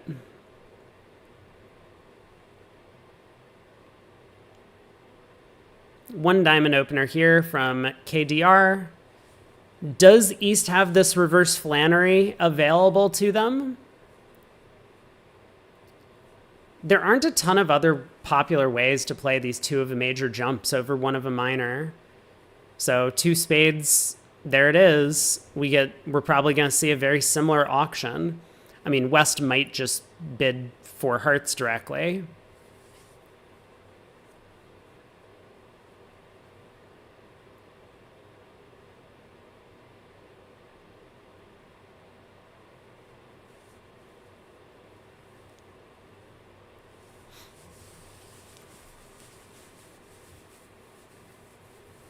But it feels like with ace king 5th, ace 10 4th in partner suits, jack 10 3rd as well in the spade suit and the stiff club. Yeah, West does just bid 4 hearts. Matt says, can 2 of a major not just be natural and weak? It can be. But is that really what you want to be taking up space doing? Just making a weak jump? A lot of the time, your left-hand opponent's going to be a passed hand as well, right? Like, in this case, West opened in first seat, but West could have opened in second seat. And then what's the point of playing a weak jump shift here? Just respond at the 1 level and then rebid at the 2 level. You get a little bit of extra texture, because then you could have a diamond, a heart, 1 no trump, 2 hearts be invitational, and you don't have to jump to the 3 level with that type of hand. But this is kind of a nice hand type to show as well. So Clayton leads a spade. He leads low from his doubleton. I do not think that's systemic for them. I think this is, I know we have a bunch of Polish viewers now. This is not common in the US to lead low from a doubleton here.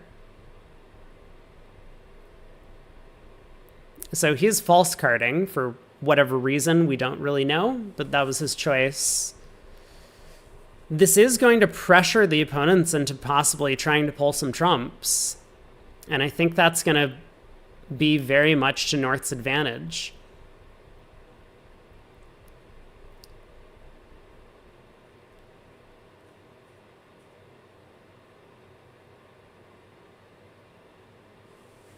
That is, if Danny Sprung works out to continue spades, and he does not. So no ruff threatened, meaning that West still has a bit of an opportunity to mess around on this hand.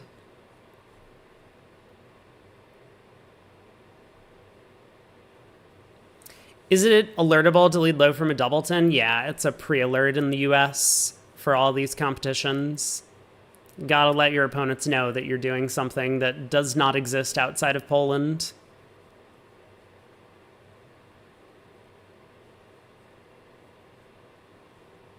Diamond switch looks a bit sketch. I think that South's objective was to try and kill the spade suit in dummy, because it looks like North started with Jack third of spades, right? From South's perspective, North led low, so South thinks that spades are 5-3-3-2 with his partner having 3, and therefore South is just trying to kill dummy eventually.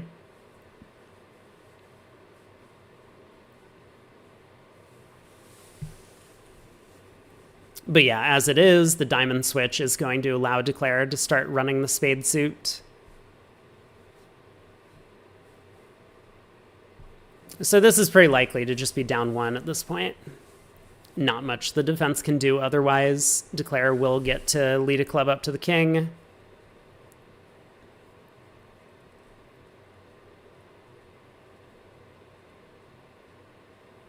Four hearts goes down 1. So 2 umps to Goodman. Not the biggest of pickups, but they're on to board 9. This board has been very flat, we think. I mean, the other table, Declare ended up misguessing the clubs, but it didn't cost him. Took 11 tricks. I think that's going to be a pretty likely result. The only question is just how are East-West going to get to 4 spades? North opens a club. Are they going to get there in 1 bid? Is East just going to jam 4 spades in this sequence? No, he starts with 1 spade.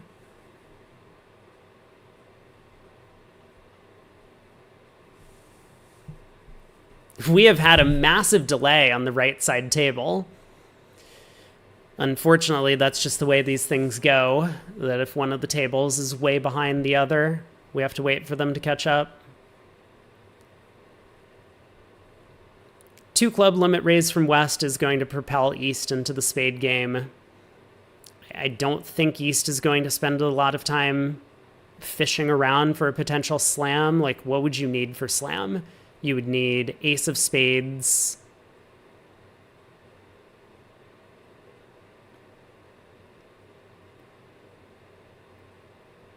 Ace of clubs, king, queen of hearts. I mean, it's possible. It's definitely possible. It becomes a lot less likely since North has opened a club instead of a diamond, but very doable. So maybe East is going to start out with like a 3 club cubid, try and get some more information from their partner.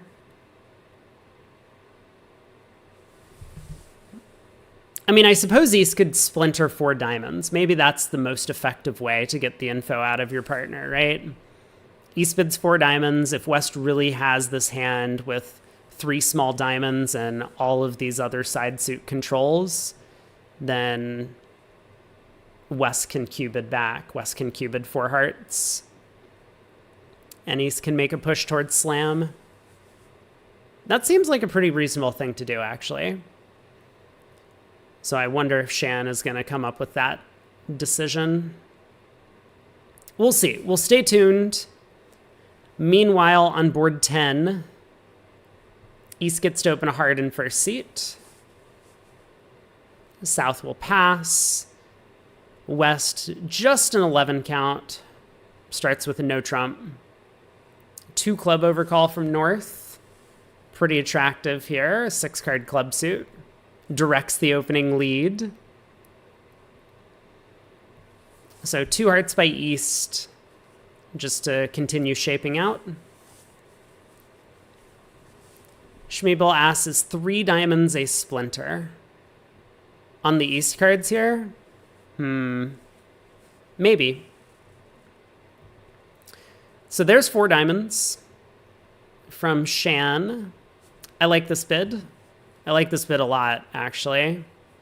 You know, once I gave it a little bit more thought, I think this is a pretty attractive option to clue partner in that, like, we're looking for help in diamonds, but because he's only overcalled, East's hand is limited. So East has like a kind of maximum, in a sense, for what he could hold at this point.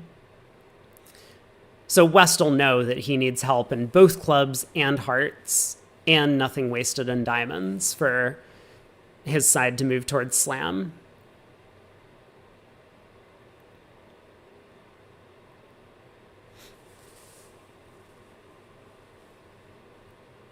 Four hearts last train.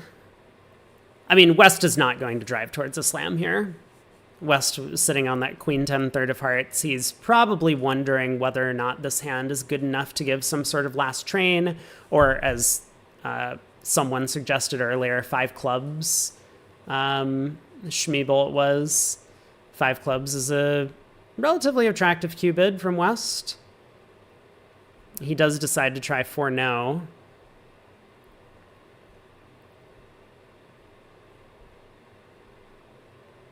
Can slam make? Not really. I mean, not after a diamond lead.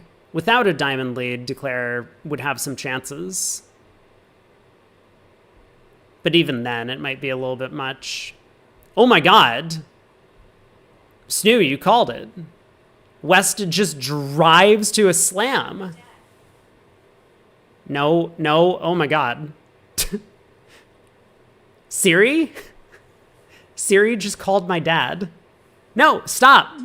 No. I don't want you to do that. Go away.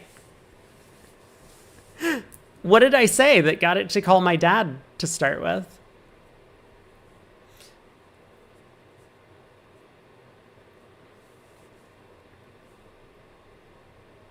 East is declaring. I mean, South is just going to lead the Diamond King. South lit a trump. Oh. Okay.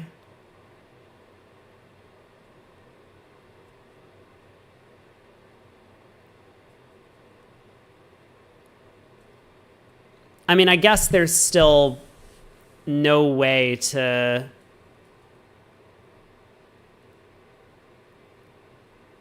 strip the hand and then play North, right? So even after this trump lead, there's very little hope on this lie of the cards. I mean, Shan is probably first focused on how do I get rid of this diamond loser, right? That's got to be the first plan, is to get rid of diamonds.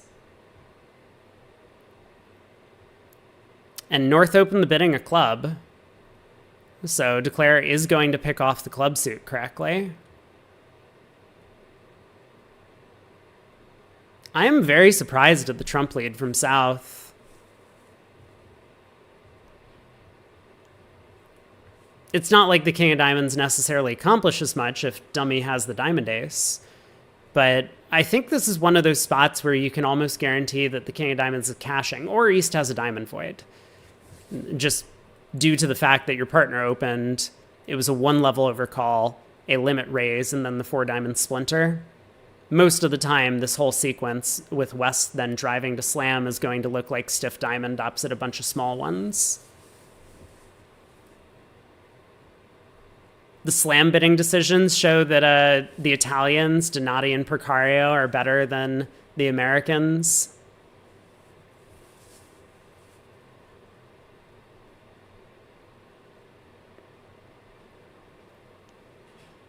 Roram says maybe win and dummy, take the club hook, and hope to somehow squeeze North in the round suits. I do not believe you can do it.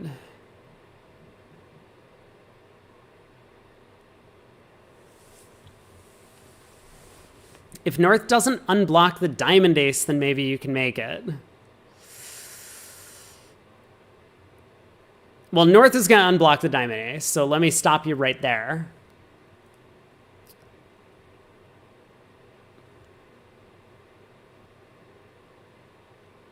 Heart to the 7 has been asked.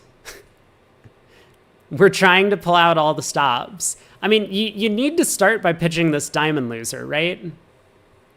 And then your entry situation becomes very strained because, like, you win the 8 of spades, you run the jack of clubs, club to the king, spade over, ace of clubs, pitch a diamond. Now what?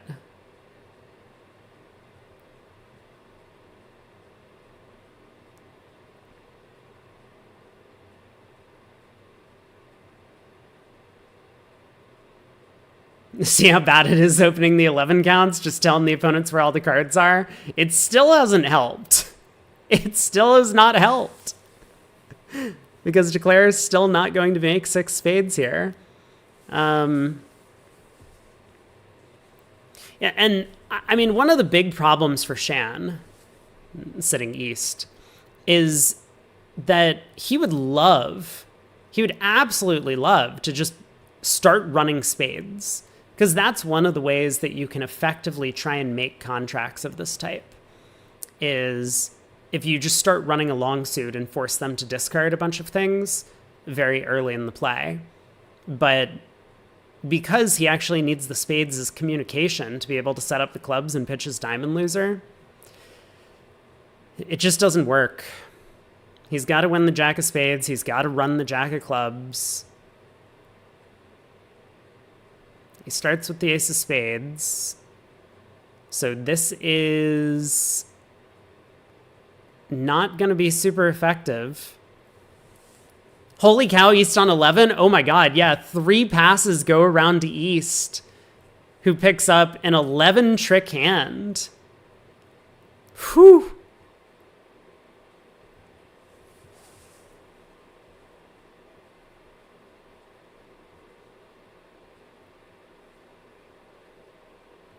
Schiff says, yeah, it's easy.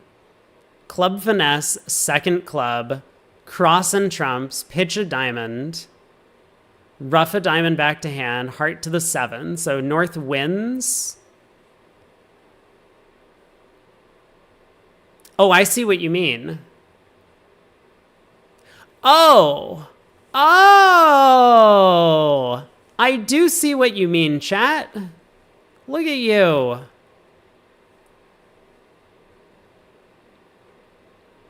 That is a very sensible line of play. Huh.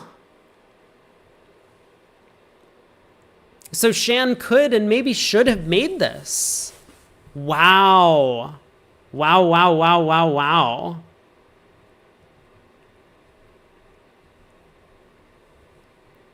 I mean, if they end up going down here, Shan might look back at this one opportunity and think,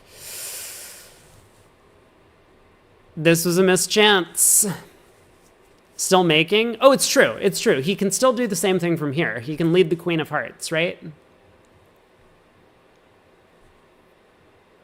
This is such a weird suit combination because it's all dependent on North being the one that opened the bidding, right? Like normally the suit combination, you just lead low to the ace, low back to the 10 or something, or low to the ace, low to the queen.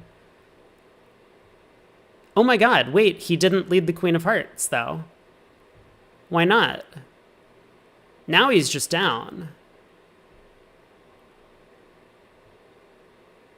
Yeah, now he's just down. This seems like a very strange error from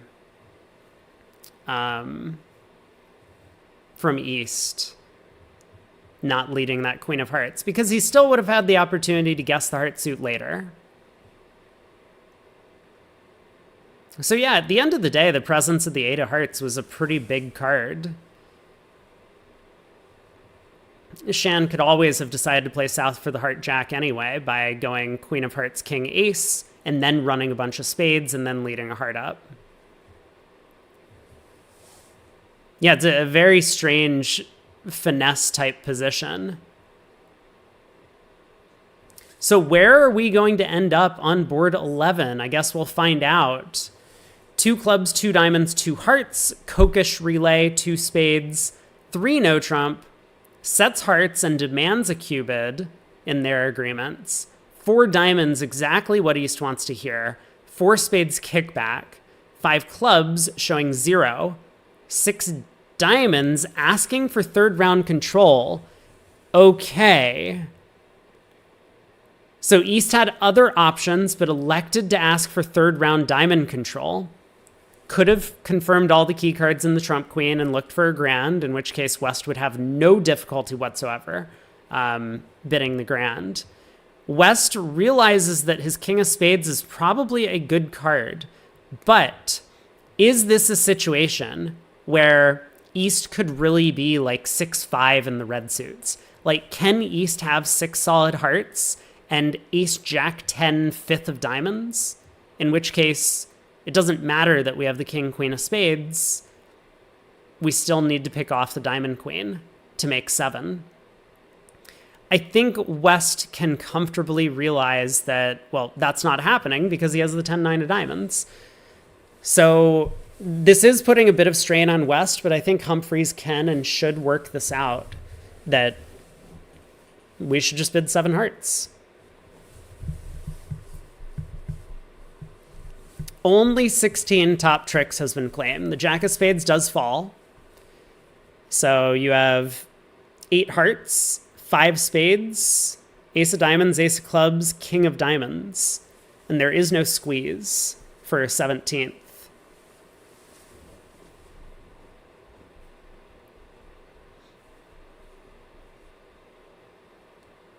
There it is, 7 hearts. I really love that bid from Humphreys. And they're going to get rewarded. They bid and make their grand. It would be very just if the jack 4th of hearts was offside, or even onside.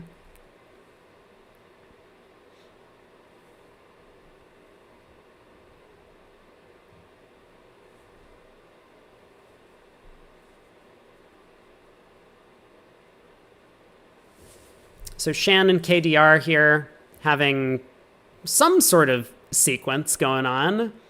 A heart, a spade, 2 spades. So 1 spade, probably deny it as many as 4 spades. And then 2 spades must be some sort of relatively light reverse with only 13 highs. Are they a strong club pair? I don't actually recall.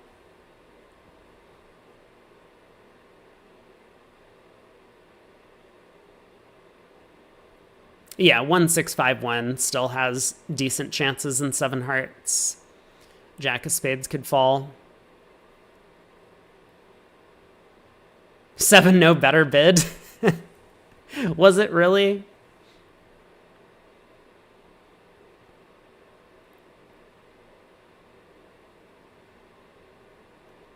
Imagine that East has the club void. 7 no would look pretty silly opposite that club void. Schmeeble says they might be playing Gazilli. Aha. That's a good point. They may well have Gazilli on the card.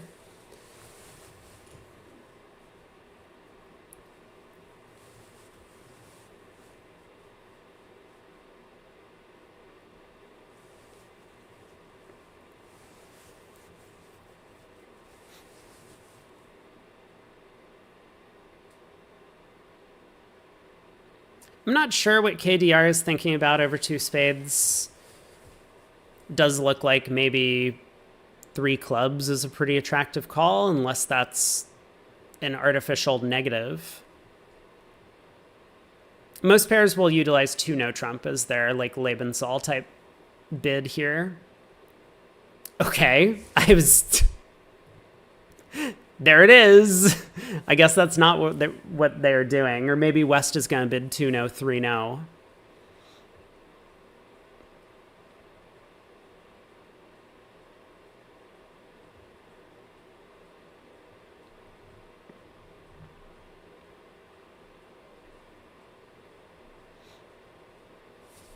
So 3 hearts. I mean, there's a lot of alerts going on here. I'm not exactly certain what's going on between the 2 spade and 3 heart calls, but it sounds like East is just showing 6-4, right? That's what they've got. And West will be able to bump this to 4 hearts. I mean, there's some chance that West might get a little bit overzealous and go searching for a slam. They do have 5-level safety thanks to the fortunate location of the spade queen and the suit splitting. But no, just 4 hearts from West. Very practical. Especially if East hand is limited in terms of values.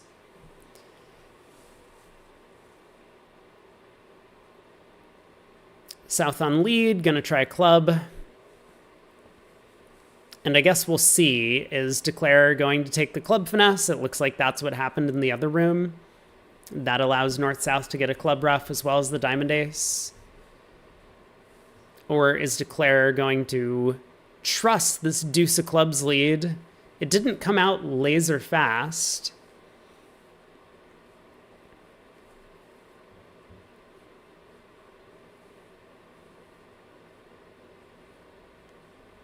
So maybe that's indicative that it is less likely to be a singleton. But it could have also just been South asking West questions about the auction. There's the club hook.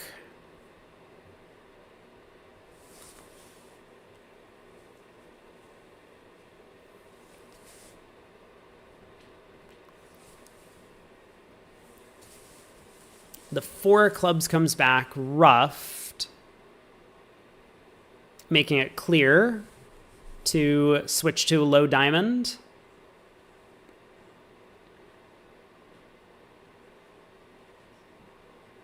Maybe not. Maybe South realizes that there's no point in trying to get another club through because he can't promote a trump trick. No matter what his partner's singleton heart is, the 9-8-7 is just not going to be good enough.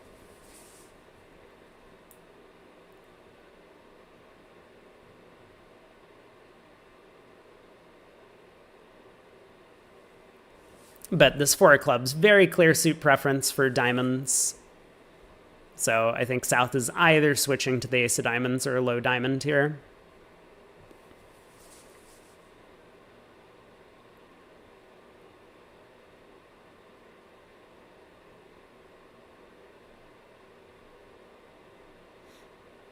We're getting close to the end of the 3rd segment. 1 more set of 15 boards after this.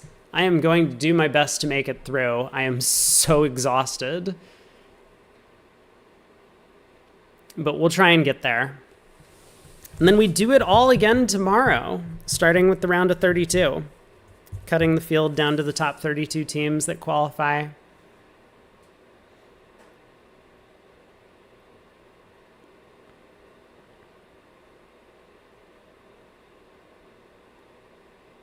I mean, it looks like Parrish is building up a pretty large lead.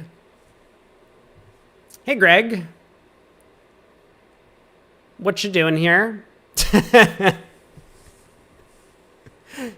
No electronics in the playing room.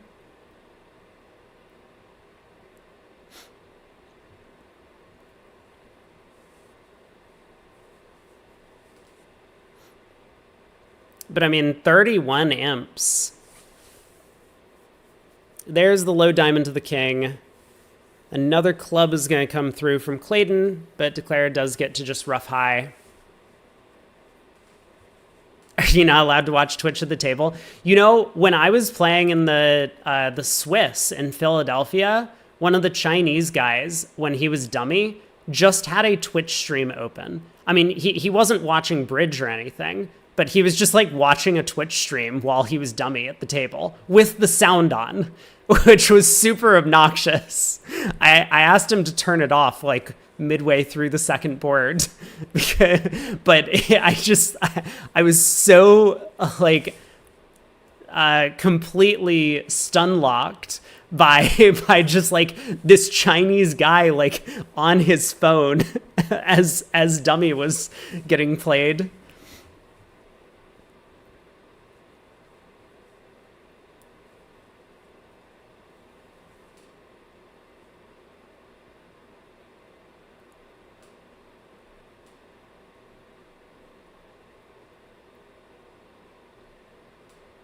Also, you better win.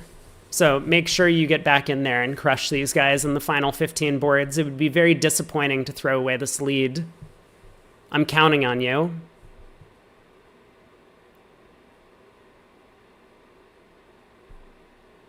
Man, whatever's going on over here on the right side of the screen,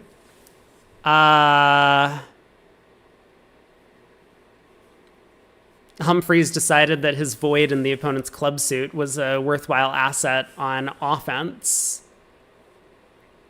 North bids 3-no. Is that getting cracked? Like, what does East think? East has a club stopper, and East has 2 kings, and his partner opened the bidding and bid 3 times. I don't know.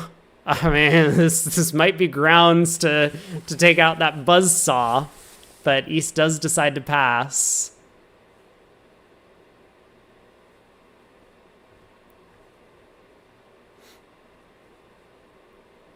West should have been 3 spades over 2 clubs, you think?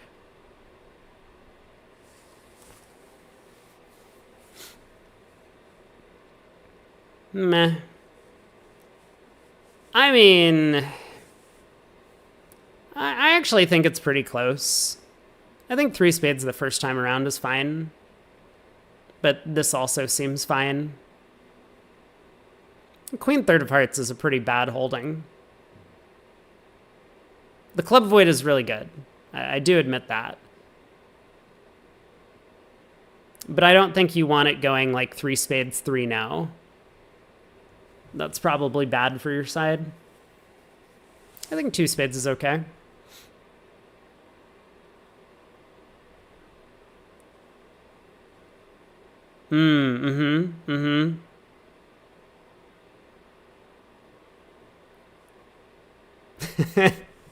Yeah, way to go, Shift. That's how you do it. Once you get a big win under your belt, then all of that arrogance goes straight to your head.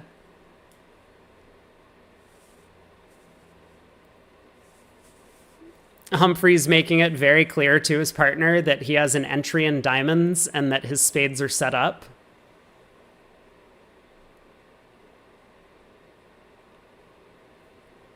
So how bad is this going to do? 4 club tricks, a spade trick, and a heart trick. Seems to be what's happening.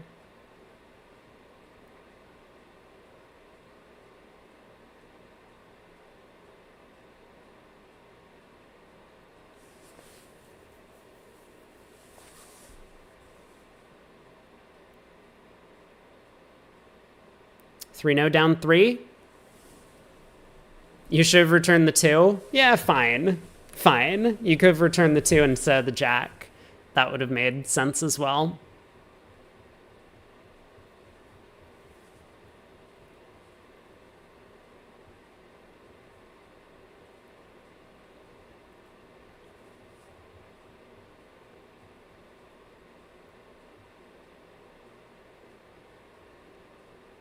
I mean, I think I just double his parish there. Sometimes if 3-no is making, they just run. And that feels like a good result for our side if they run to 4 clubs.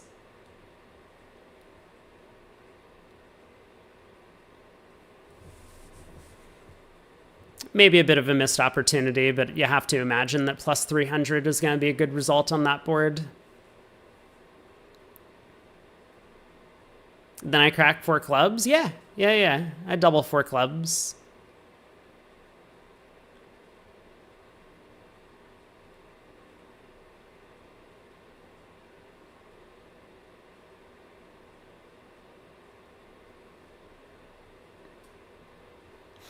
Gotta commit.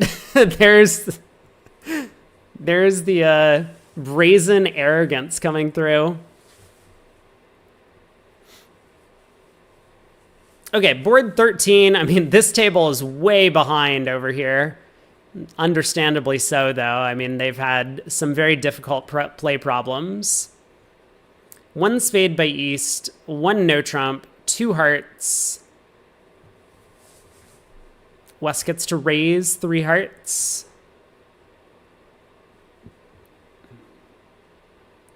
Which 11? Both 11s. Both 11s. Auto opening bid.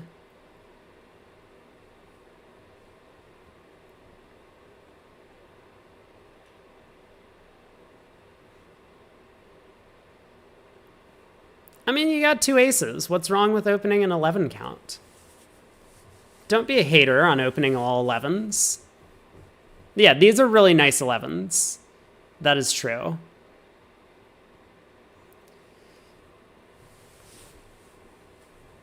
Looks like a good sequence. Declare has a little bit of work to do, but with hearts 3-2 and spades 4-2, should be able to set up the spade suit. But I guess there really is still a little bit of work to do, right? Like 3 rounds of diamonds. Forcing the East hand. Nah, you'll be fine. I trust Adam. Adam is going to make this.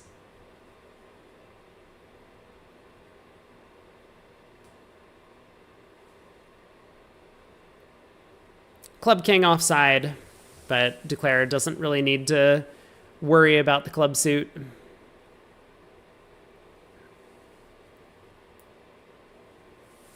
Board 14 spoilers. Oh no.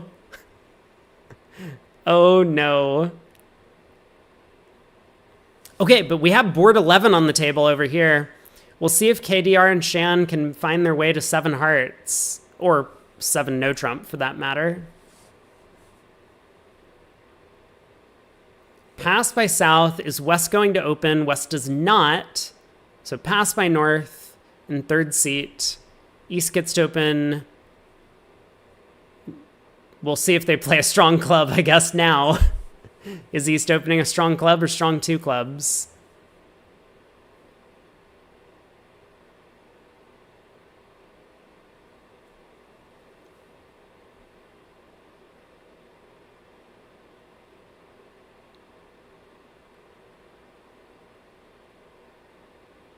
You think East is just going to open 7 hearts? That would be exactly like the Vugraph operator to miss the entire auction. The one important board where we want to see the auction, the Vugraph operator is like, oh, sorry, I lost track. You can forgive me, right? They do play precision. Look at that.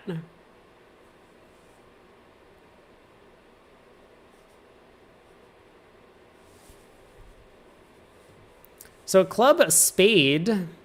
Looks like West able to show his spade suit naturally. That is kind of good news for East. I mean, obviously the spades could be completely wasted if West doesn't have an entry. Like, move that king of diamonds into the club suit and you only have 11 tricks. But the fact that West has values is actually good news for East, because that makes it a little bit more likely that West has a diamond card.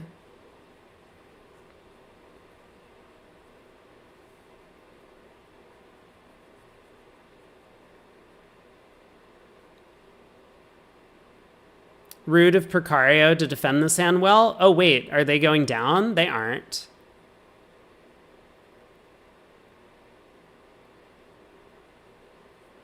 Declare can still play a heart to the king and cash the spade queen and then cross ruff.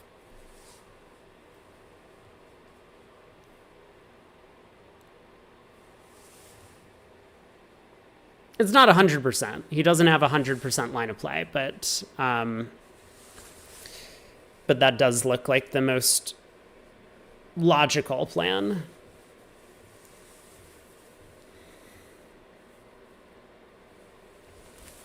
Like, you could just play this hand as a straight up cross ruff at this point. Club ruff, spade ruff with the 7 of hearts, club ruff, spade ruff. But he does ruff the club, cash the heart queen.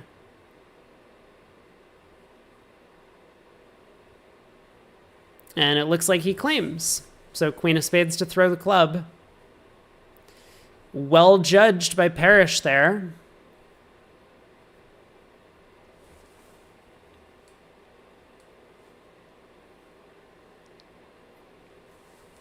Maybe technically inaccurate to ruff the club, but it works out. Board 14 coming up. I am excited. I'm ready.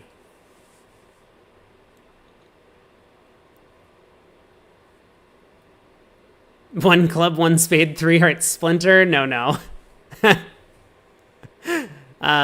3 hearts is probably setting hearts as trumps. So we saw that Parrish and Humphreys had a way to do that in their sequence earlier. And this is the way that the strong club pairs able to do it in their sequence.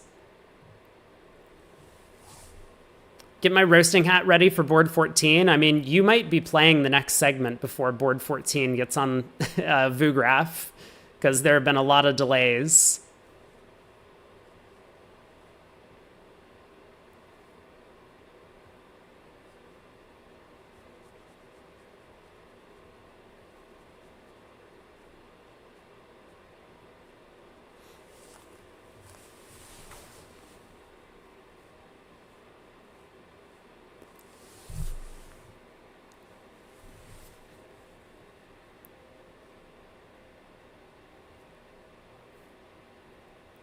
So I wonder what East is thinking about over here, over 3 spades, because what East really wants to do is find out if his partner can cubid diamonds, and there's a very simple way to do that. You make the cubid that is directly below the one you're looking for, 4 clubs. So that feels like a pretty straightforward thing to do. I wonder what the alternative is from East's perspective.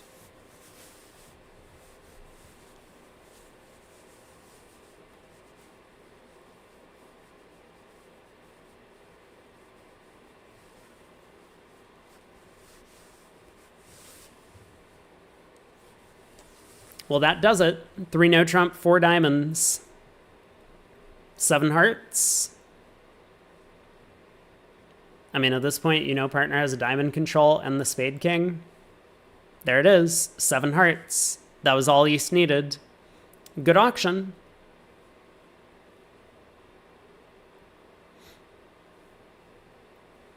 All right, board 14. I'm excited. Here we go. 1 no trump by East. 16 count. 2 hearts. Hearts and a... Oh, South passed? Bro, what? I mean, I get it. It's 2 singleton kings, but like... Are we certain that that's what we're supposed to do with 6-5 in the red suits?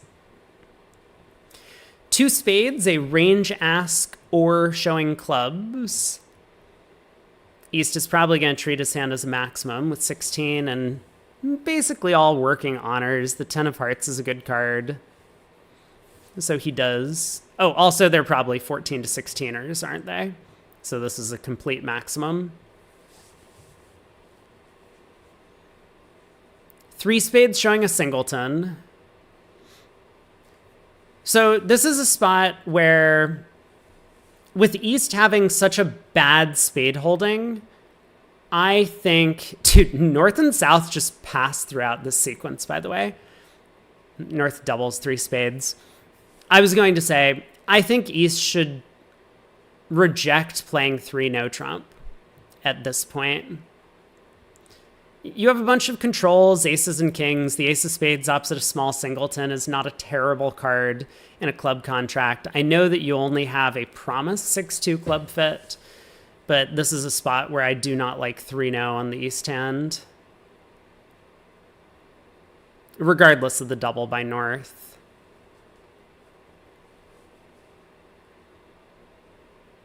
Uh-oh.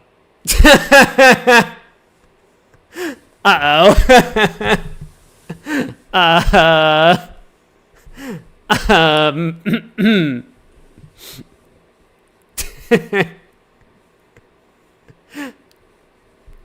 How do we feel about what's about to happen? I mean, if we're north, we're feeling pretty great. Oh, okay. Saved. 3-0. Completely saved.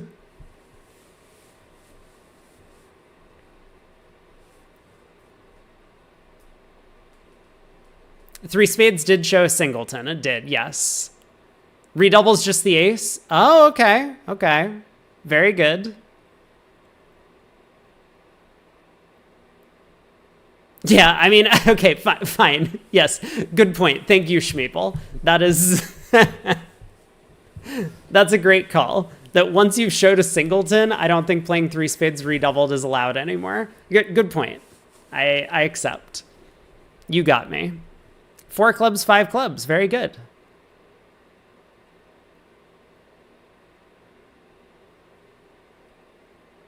I mean, this contract, like, has no play, right? 6 clubs? 6? Uh-oh.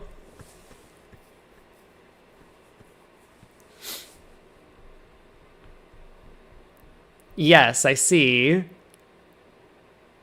But what about West's sequence suggested that West had a slam try? It's Jones cold? I guess you're right. I can guess you are right. I mean, in practice, it will not. Oh, boy. Oh, no. 4 clubs was intended as minor wood. Oh. I see.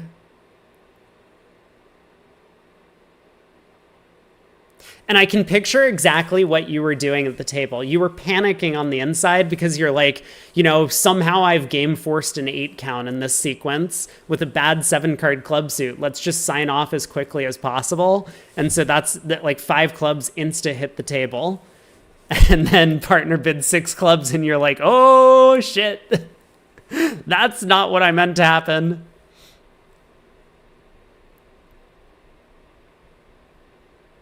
Well, here we go. King of spades around to the ace. I mean, are we just down at trick 2? We lead a spade, yeah, and South roughs in to cash the diamond ace. South is not messing around here. Not at all.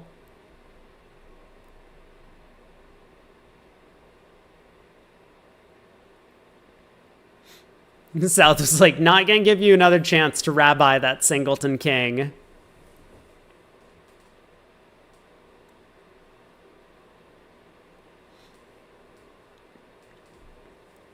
Last board of the set. We do have board 12, east-west getting doubled in 4 spades over here.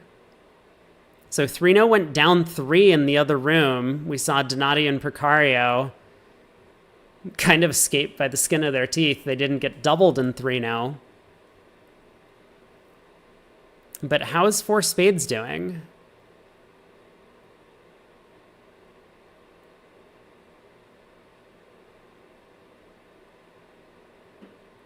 Declare can technically make this, but they're never going to? Is that the point? Like, you can lead a heart to the king and run the 9 of diamonds? And then pick off the diamond suit for 3 tricks. But that's kind of unrealistic. I'm not sure. I mean, so South overcalled 2 clubs, showing a club suit. Declare knows what's going on there.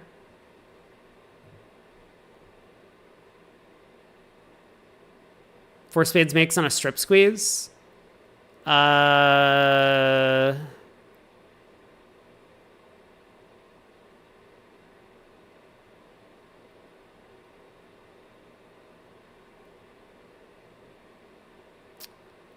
Yes, that too. You could play the hand that way. So I guess if you have a full count on North shape, then it is better to just cash both your last two spades immediately. But without the count on North shape, I mean, heart to the king, diamond to the 7 or something or whatever, picking off the diamond suit. You still have to guess, but maybe you get a count on South shape.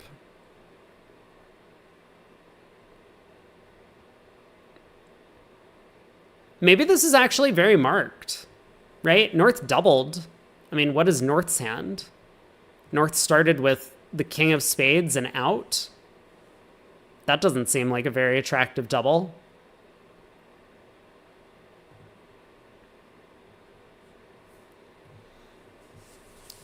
All right, take care, Greg. Go kick some ass. And take some names.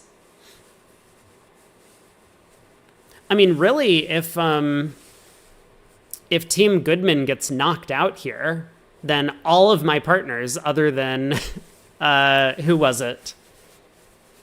Pellegrini, are going to get knocked out in the first round.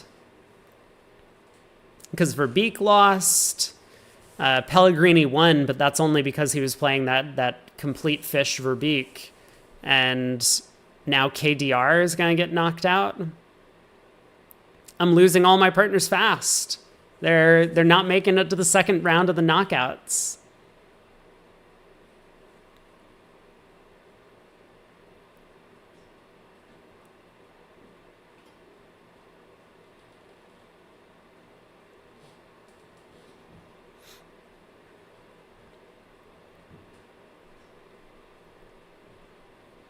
I think KDR on a good day would get this right. Like, the ace of hearts, I believe, is marked. The distribution is probably somewhat close to being marked. So just heart to the king, diamond over. Easy game. This is one of these suit combinations I think you should study. This is one of these not super common, but comes up often enough that you need to be aware of it situations.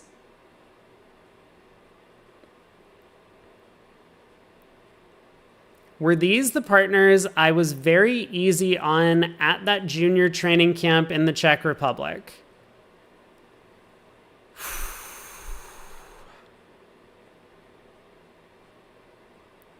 Somehow I just keep ending up in countries I've never been to. Oh my God, he runs the 6 of diamonds. So this actually works as well, doesn't it? Because now, let's say South returns. Let's say South just plays back a club. He can then lead the queen of hearts out of hand, and North will have to take the ace, otherwise heart up to the king. North can get out a heart, but declare wins the king of hearts, diamond to the ace, and then plays the last spade, and North is squeezed in the red suits. So this is also going to work. I think West has worked out some line of play to actually beat the contract, or make the contract for him to go plus. And very much needed, because his teammates went minus 300 unfavorable on a freely bid game their way. Slovakia? No, so I played with Kevin and Tim Verbeek and Danny Molinar in a Border match. And then I ended up partnering with Tim Verbeek at a later point in time. I might have played with Kevin one more time as well. It's been a while. My old memory is fading. I'm too old for this.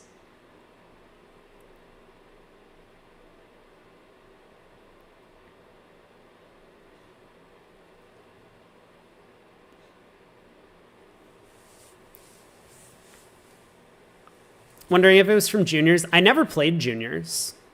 It's a little bit sad, but the US program for juniors, I mean, there's a lot of politics in the US. So 6 of hearts. Oh! Wait. Uh-oh. Uh-oh. Uh-oh. We needed to pop up with that heart queen, didn't we? No, that's not true. That's not true. The 7 of spades still squeezes north. I take it all back. This is still good enough as long as Declare reads the position.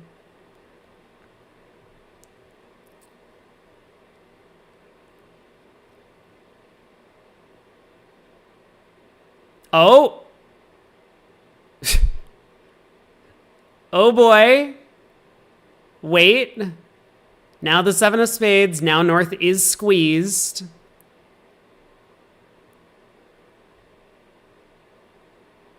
And now a low heart. Beautifully done by KDR there to make 4 spades. Well played. A hard-earned 7 imps on that one. They still have 3 more boards to play.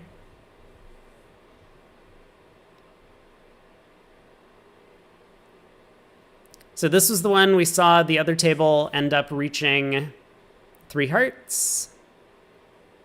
11 opposite 11. 2 opening hands should tend to have some play for 1 no trump is generally the rule of thumb nowadays.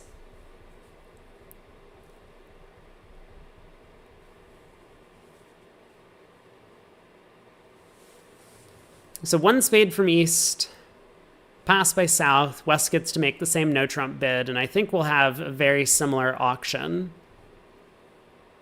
Spade and no trump, 2 hearts. I know that KDR does like to make some pretty aggressive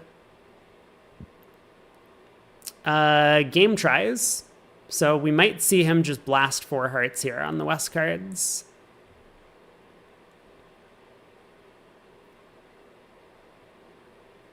But 3 hearts is the more practical bid. Okay, he does just bid 3 hearts.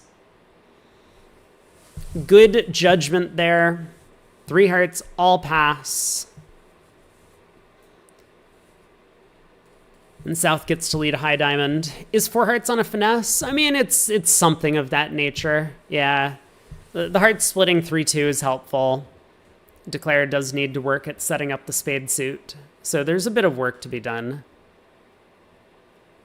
This is like the 3rd time today someone has been on lead with an ace-king and has not led it at trick 1. Still blows my mind.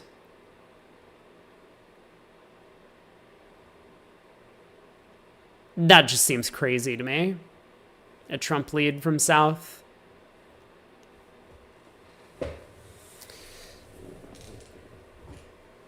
But the gap has closed a little bit. It's now only 24 imps. What with that 7 imps coming through on the previous board. Still a big set for Team Parrish.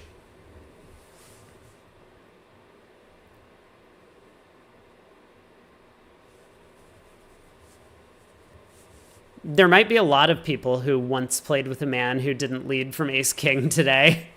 Because I think this really is the 3rd time that we've seen it over the course of, so far, only 40 or 53, 43 boards.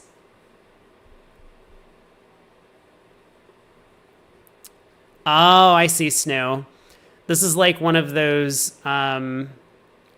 game variants, the card game variants, where it's more important to take your tricks at the end as opposed to at the beginning. They're worth more.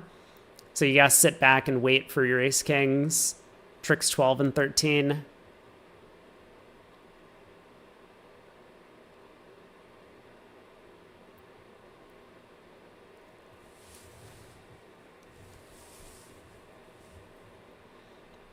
Looks like Declare just pulling trumps. Now works on the spade suit. Spade to the queen.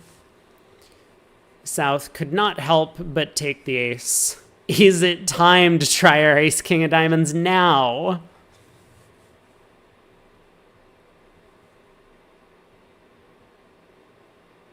Nope. South says it is not. Continue a third round of hearts.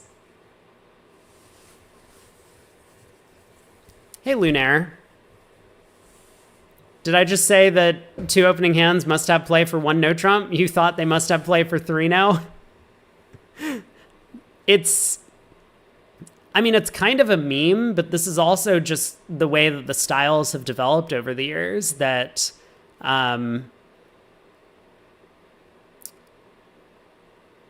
people are opening lighter and lighter. Like, we've seen a bunch of 11 counts being opened today.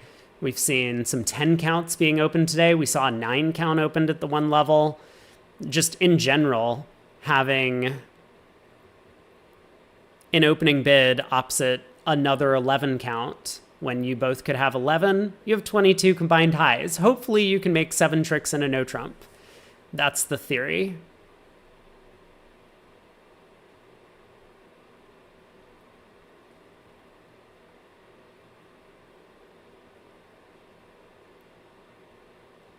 It's true, South does have the ace of spades, so South has a very likely route to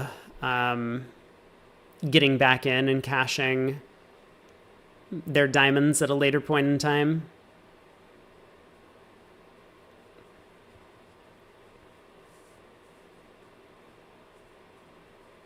Schmeeble, you got a lecture?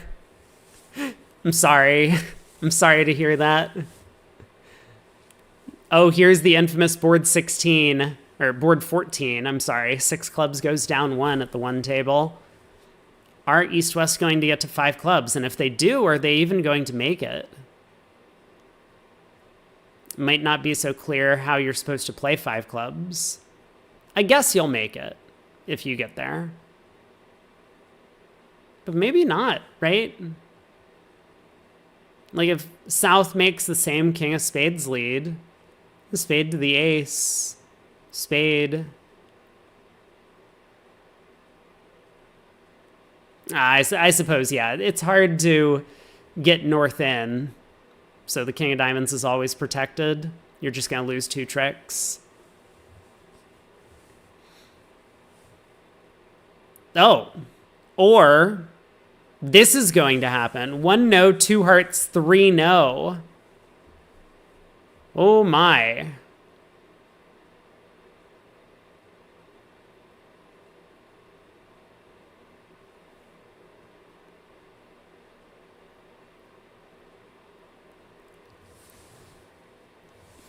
A heart lead might beat this. No, a heart lead has no chance of beating it. A diamond lead is pretty likely to beat it. So Parrish and Humphreys are going to pick up like 2 imps on this board, right? Because 3 no is just going to lose a club and 5 diamond tricks. How did they end up in 6 clubs?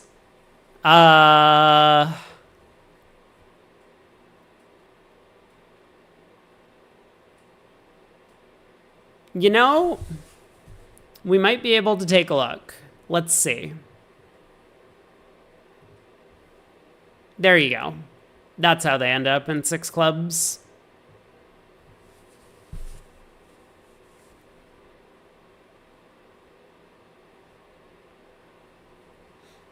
A heart lead might beat 5 clubs. Oh, that's true. Yeah, you're definitely right. A heart lead could beat 5 clubs. I guess I was just looking at the South leading the stiff king of spades, but that's probably a silly choice.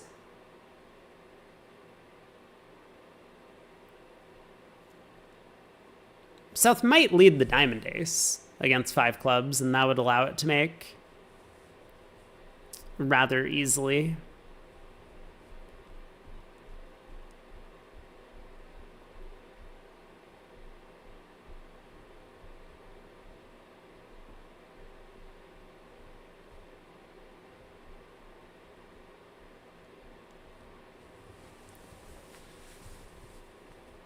So diamond to the queen and king. I don't know. What are we doing as declare? He's thinking. I mean, I don't think there's any rationale for playing the ace of clubs to try and rabbi the stiff king, but he's definitely staring at it for a moment.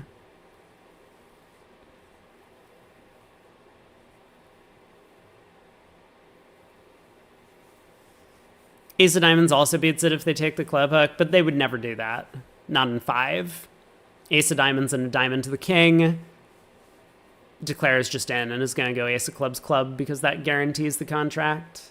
Now that they only have one diamond loser, you can afford to play the trumps for one loser.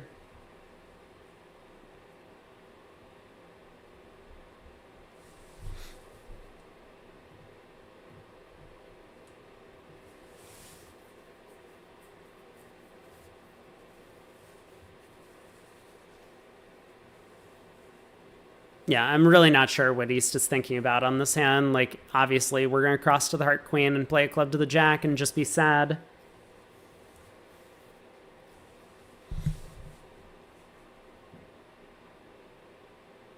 Oh, the 10 of clubs from north. Oh my. Now he's pausing. Yeah, that 10 of clubs play, I think, gave a lot of info away to declare. Oh, I mean, if he was thinking about trying to rabbi the stiff king already, he may well now strongly be considering it.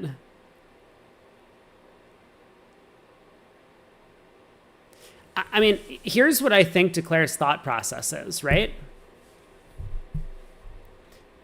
What layouts of the club suit can I make this? Because just taking 2 club tricks is not enough. I have 4 hearts, 1 diamond, 1 spade, and 2 clubs. That's only 8 tricks.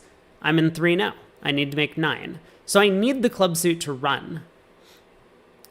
So I can pick off a king doubleton of clubs on side, but what does that give South? That would give South at least 5-5 in the red suits with 2 clubs. South would have to have a stiff spade, and therefore North would have 7 spades and never took a call. I mean, obviously North can't really bid in this kind of sequence, but that's a very unusual layout. So I think from East perspective, he expects that it is much more likely that South has a singleton club, and therefore the only holding that he can pick off is the stiff king. And now this 10 of clubs confirms his fears that South does probably have the singleton club. This is going to be an upside down count card.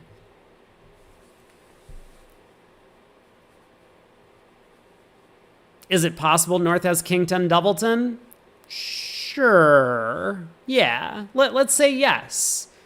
But I think East actually is in with a chance to get this right. Wow. What a moment in the match. And I mean, all of this good work that Parrish and Humphreys did, and Clayton and Sprung, and he does pick it off. What a player. 3 no trump, making all of the tricks, earns himself 11 imps. Whew. What a hand. We're on to the last board of the set. This one looked like it was going to be fairly flat. East-West just have 2 tricks, that ace of clubs and the king of spades.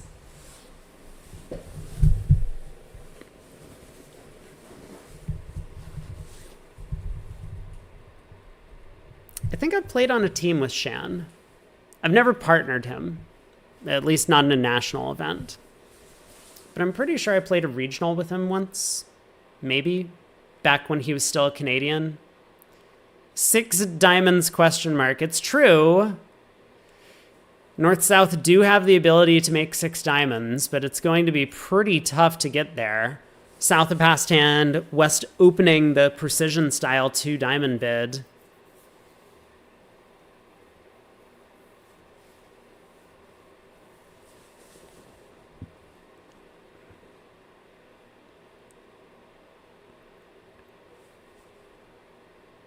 East-West are playing old school precision from the 1980s. That was a long time ago, 1981, just so you're aware.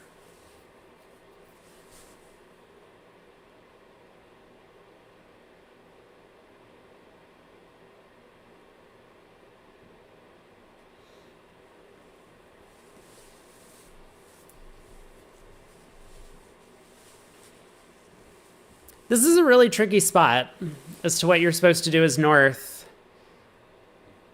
I think just force spades is fairly practical. And that's what North chooses.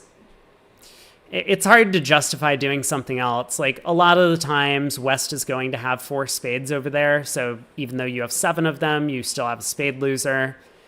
You might lose the ace of clubs. You might lose a diamond trick because diamonds split poorly. I think this is a practical choice. Does it make any sense to play strong jumps over precision 2 diamonds? I mean, I would certainly still utilize, especially at this vulnerability, intermediate jumps. So 2 diamonds, 3 spades, or 2 diamonds, 3 hearts. Or, I guess, 2 diamonds, 4 clubs, but that would be a weird choice, given that opener promised at least 4 clubs. All of these would be intermediate jumps with the suit.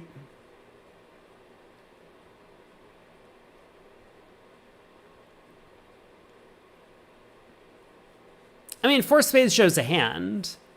4 spades is not a bad hand, but it does not have to be nearly as good as this. I'm not sure what else the recommended defense is to this 2 diamond opener. Like, is North just supposed to double with this hand? Could 4 clubs over 2 diamonds be the majors? I mean, ugh. I tend not to want to think about sequences where we end up playing in one of the opponent's suits. Like, West has showed at least 7 cards in the majors for their 2 diamond opener.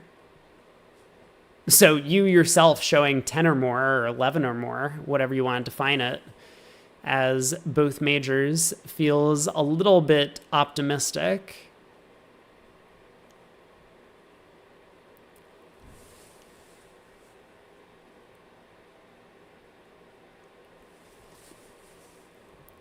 Club opening lead around to the ace, and West is going to get the king of spades.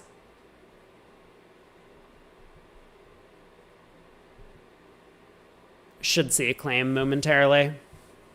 So this will be the final board of this segment. There's one more set of 15 boards to go before we find out the winner. And is this match going to remain on Vugraph? I don't know. It's still pretty close. And the underdog team is in the lead. So this is probably going to be an attractive one.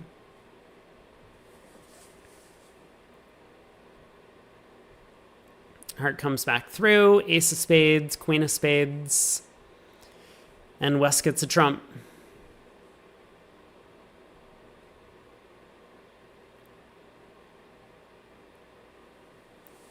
All right. Do I have my second wind of the day? Can I go for another 15 boards? That's the real question.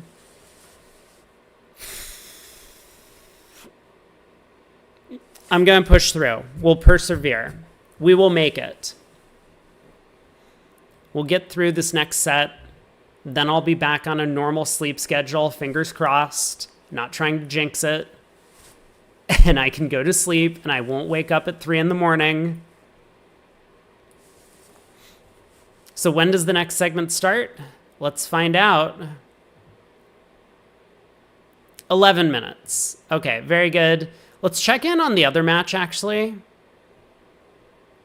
Zhao is ahead of Team Wold. Oh, man. Oh, man. So we have 2 upsets brewing. Look at that. And in fact, Wold picks up 12 imps on the last board to bring the match to within 10. It is sad that we do not have a scoreboard, unfortunately. But this is currently where everything stands. We do have, it appears to be 3 concessions. Team Rosenthal gets a concession from Team Kurtzman, so they have moved on to the round of 32. Team Zimmerman got a concession from Jargovsky, so they move on. And Team Grossack, Adam Grossack, gets a concession from Team Gamio, so they move on. As well as the other names in red that have already qualified, but we do still have some matchups for Dean, Wildowski, Bailey, McAllister, Sharon, Ash, Kaplan and Kane, Regal, and Dunitz. Lovebridge would have a scoreboard. It's true. Lovebridge would have a scoreboard that reports incorrect results. But at least it would be there, and we could look at it in between rounds or in between segments. So good on the kids to continue playing. They could have conceded after 3, but they're in it for the experience. Hopefully they have a good time at the Nationals.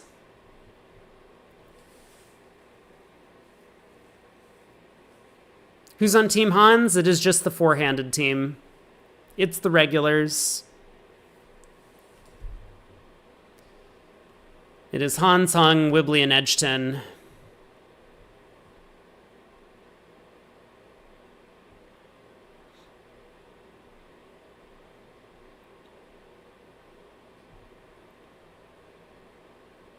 We might see some more concessions come through.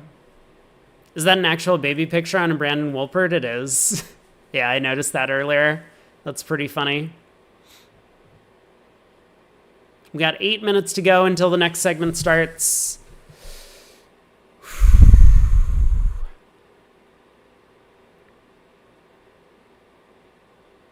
I'm going to get some water, and I'll be back in like 2 minutes or something. Maybe I'll also use the restroom. I'll do at least one of those 2 things. Be right back.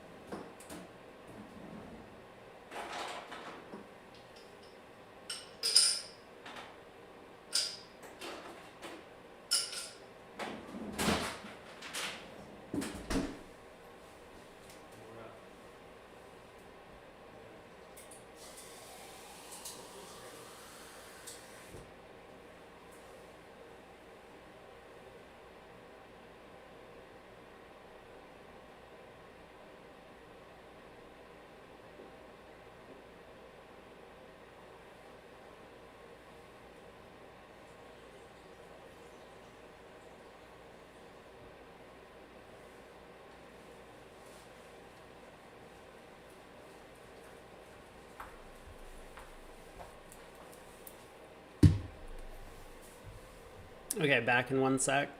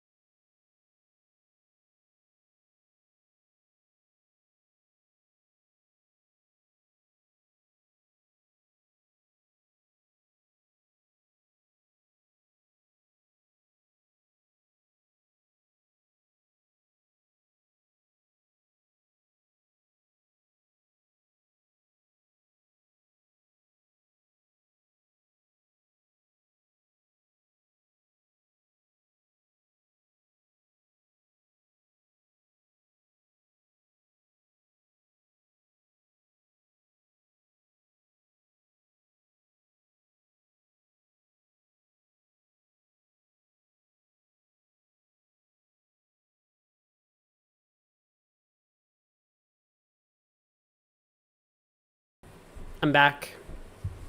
We got 5 minutes to go.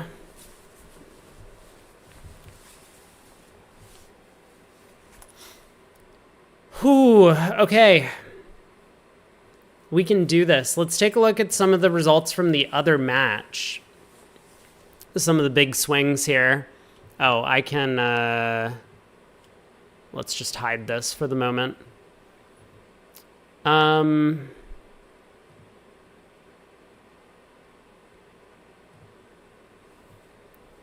Four spades make it. Wait, we saw this board.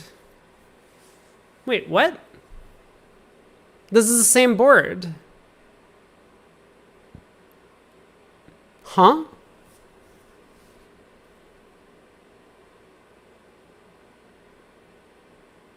I thought we weren't playing the same boards at both tables.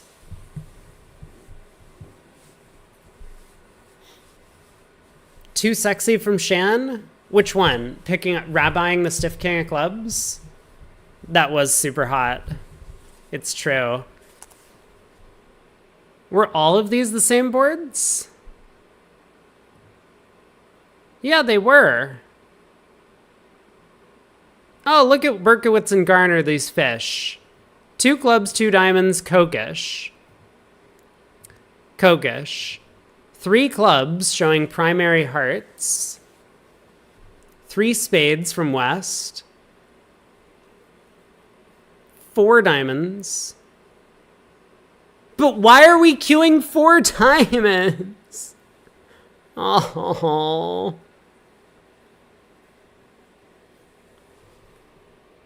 Like, oh, this is so dumb. Don't we want to hear partner queue 4 diamonds? David.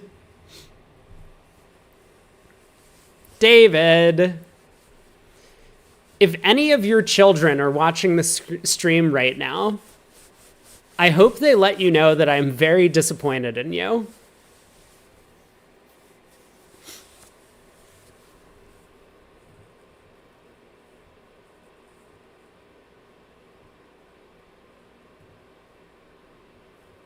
So one of the pairs, Chen and Liu, got to 6 clubs on this hand. Look at that.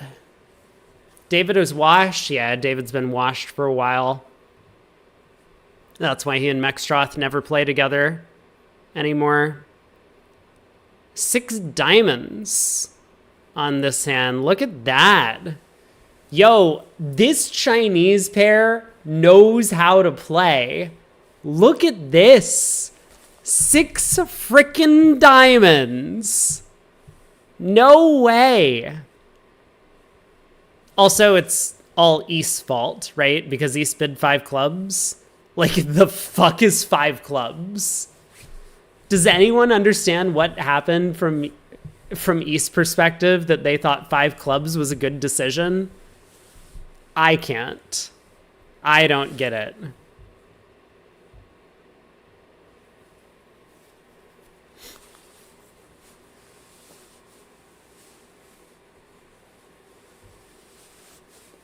That is a terrible hand. That hand is awful. But that allowed South to come in with double, and then North felt compelled to pull to 5 diamonds. Oh my god. Because they have a round 2 suited fit, hearts and clubs, you're favorable. You gotta find the save favorable. Whew. Yep. You got me. Oopsies. All right, 1 minute to go. We're almost into the last round. Oh, hey, there's the European Youth Online Teams 2026. That's coming up in 3 days.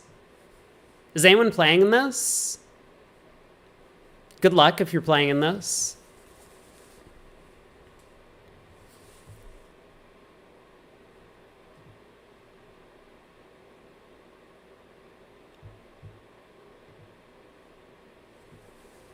South was always bidding over 4 spades, but they weren't.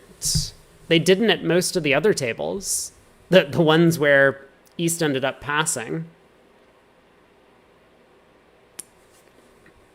You're supposed to be Schmeeble? You should probably look into that. Quarter 4. Here we go. And we'll follow the same match, I guess, but I'm honestly interested in watching this pair play. We'll get to see more of them. Wait, are they winning? They are... No, this is Wold's teammates. Ooh. I really kind of want to watch that pair, but we'll stick with this matchup. We've been here for a while. I'll bring up the same tables.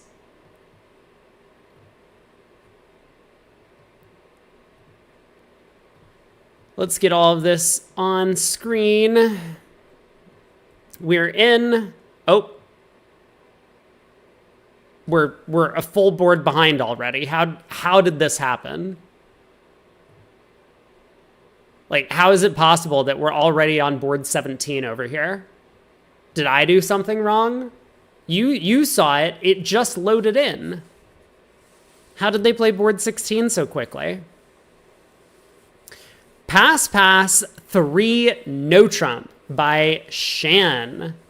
The other table got to 3-0, making 11 tricks on the East cards. I think the Ace of Clubs is honestly a standout lead from South. I'm not trying to result here. I just think against a pseudo-gambling type 3-0 opener, you just have to lead an ace. And look at that. Danny Sprung heard me. He's got the Twitch stream up in the playing room. Look at him go. Ace of Clubs.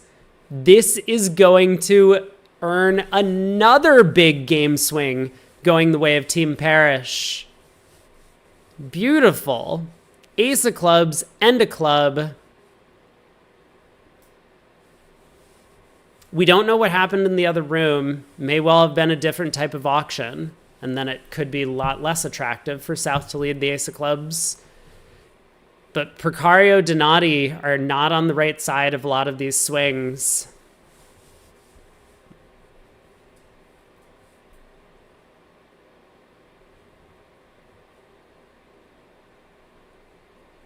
"13 imps to Team Parrish. Doubles their lead. They're up by 26. 14 boards to play. We're still in the midst of the auction on the right side of the screen. And this kind of complicated double fit auction for East-West. It does appear like 3 hearts is going to have some play.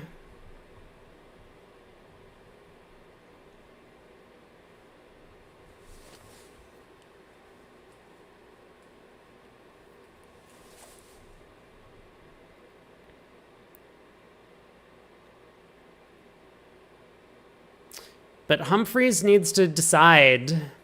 I mean, there's not a lot of room for East here. So is that 3-heart bid very wide-ranging? Is it some sort of game try in support of spades?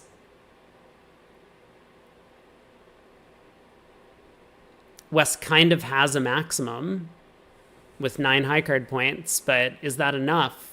He says yes. He tries 4 hearts. Passes around to South. South does go after it. I think a really important double from South here, given the state of the match. You have what looks like 4 tricks in your own hand.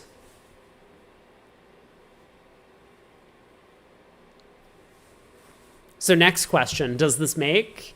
I mean, double dummy, it looks like it does, right? Declare can set up a couple of diamond tricks via the help of the friendly diamond position. The club is onside. Hearts are 2-2, and Declare can strip the hand and throw South in the spade suit. But will Declare make it? That's the next question. I don't know. You need a very specific lie of the cards to be able to throw South in spades.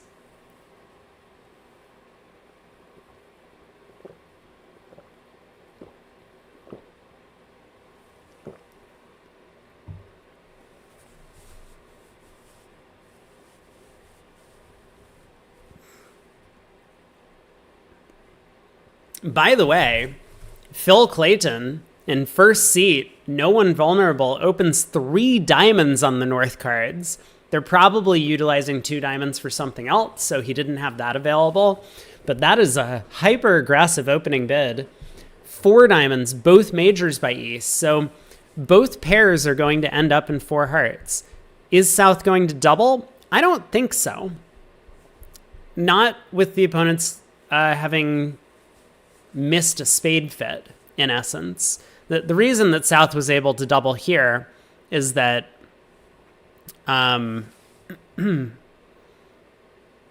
South expected to score 2 spade tricks on defense on the right side of the screen.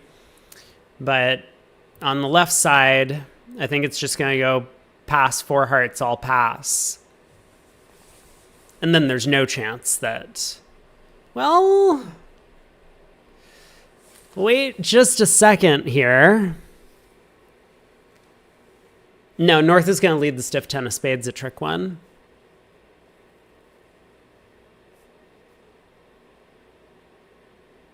Which dooms the contract.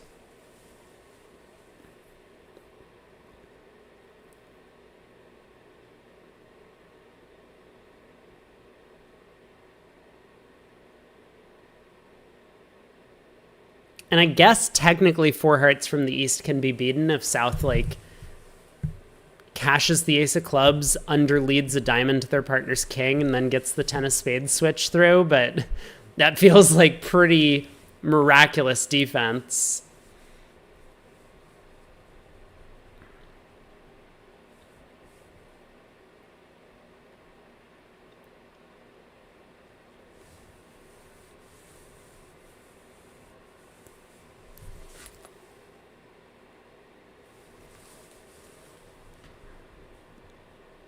Oh, David asks, is South interested in trying 5 diamonds? And South does bid 5 diamonds. Well, this is going to get smashed. So this started out looking like a decent result for, or at least not a terrible result for Team Parrish, but now they're getting doubled in both rooms, and 4 hearts has managed to go down on the right side of the screen. South still has a diamond coming and can just sit back and wait for the spade king. It's only going to be down 1, but 5 diamonds looks like it's going down several tricks. I would expect East leads ace from ace king or king from ace king. So 2 rounds of hearts, the ace of spades, the king of clubs, and 2 diamond tricks. What is that? Down 4? Yuck. 800? Oh no, yeah, that's going to be 14 imps. Ooh, what a disaster.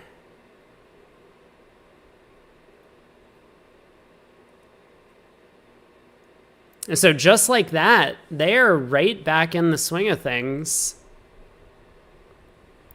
We're moving on to board 18 though.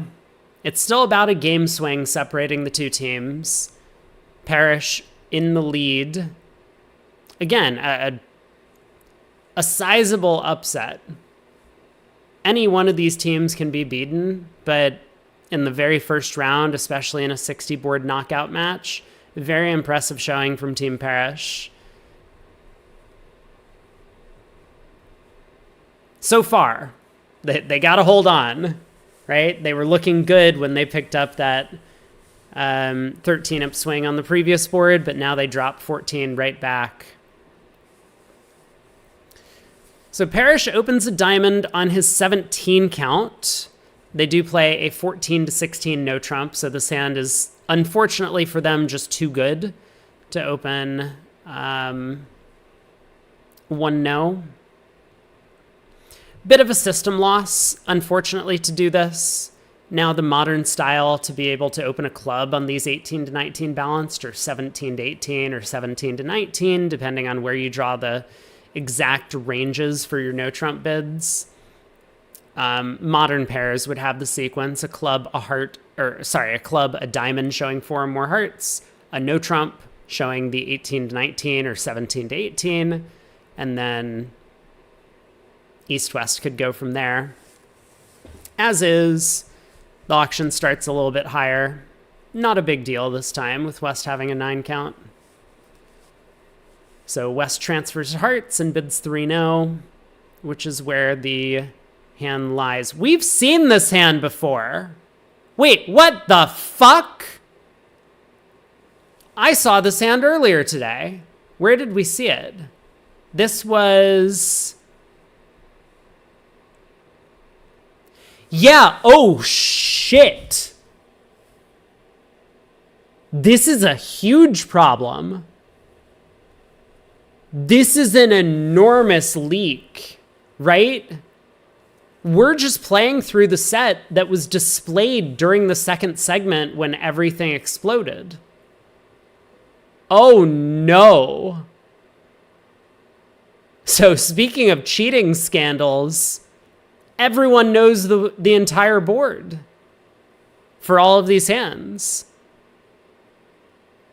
Like, we remember this hand, right? I was like, because I was talking with Craig, oh, you know, they can lead a spade at trick 1, and then you lead a heart up to the queen, and you just have enough tricks. Wait, you don't have enough tricks. So you only have 4 hearts, 3 spades. Oh, no. This is the one you have 4 hearts, 3 spades, and 3 clubs. Oh, boy.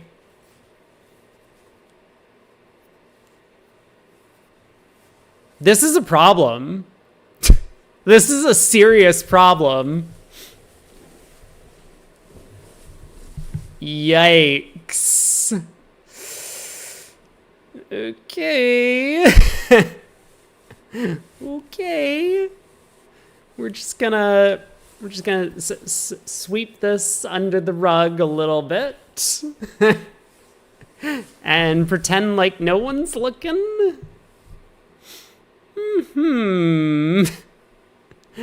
What happened earlier? I know this hand. That's what happened earlier. Was this the case for the entire set? I mean, honestly, I don't know. I can pull up the previous board. Like, this 3-no trump is kind of irrelevant. Let me look at the previous board really quick.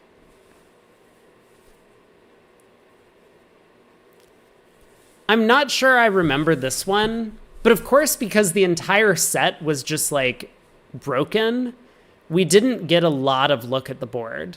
Craig and I were doing like a town hall type thing and just having like random discussions about, I forget what, Greenland and Canada and which one of them has more beef with the US, stuff like that. So I don't remember this hand, but that easily could have been, like, we could find this out. Here, I'll go ahead. Let's go look. We'll do some investigating. This was the second segment, right? Quarter 2. Hold on, I can't see the board. Yes! Yes! Sorry, you can't see.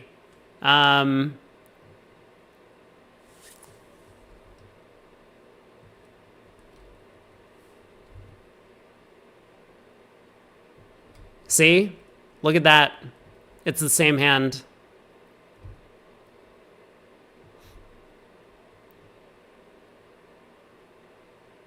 Uh-oh. Uh-oh. Uh-oh. Okay, we have a problem.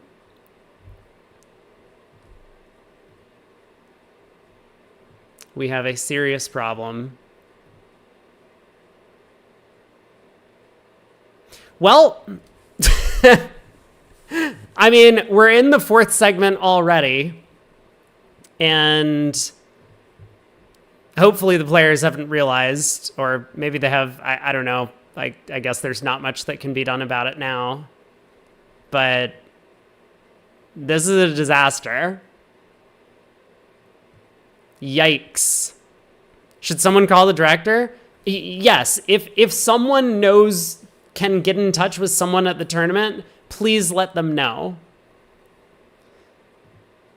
or like maybe don't, because then they're going to make a big deal out of this and they're going to invalidate the whole fucking fourth quarter. And then like people are going to be playing until midnight and I'm not staying up for that shit. But yes, you probably should if you have a way to notify the director. Like, should I text Greg? I shouldn't text Greg, but like if I'm awake until the end of the segment, I'll text Greg.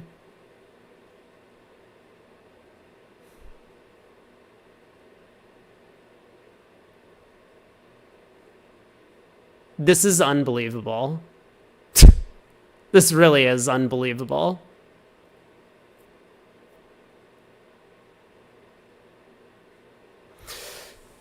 Okay, well, we do get to see the boards played out, which is a little bit better than we had earlier, because we weren't even getting results on the hands. 14 imps to Goodman, 5 diamonds down 4. Content suggestion, look back at the hands. This is way too much work. I'm streaming for 10 hours a day for the entire week. I unfortunately cannot do this. I do agree that maybe that is a useful thing to try and do.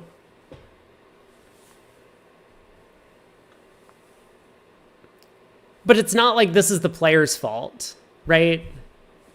Like if a player was sitting out for the second segment and like, let's say they tuned in to watch my stream of the event and then they saw the hands, like it's not their fault.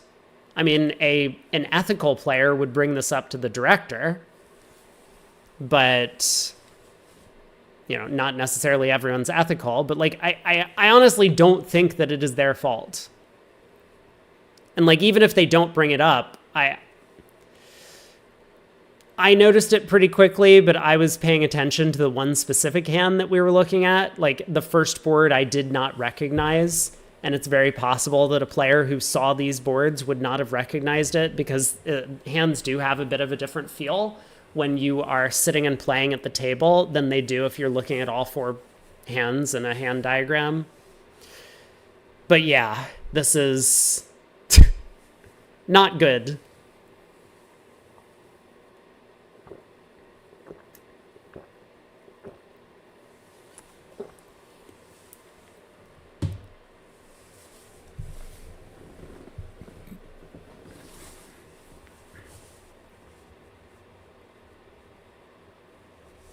I agree. I think they definitely should bring it up if they notice.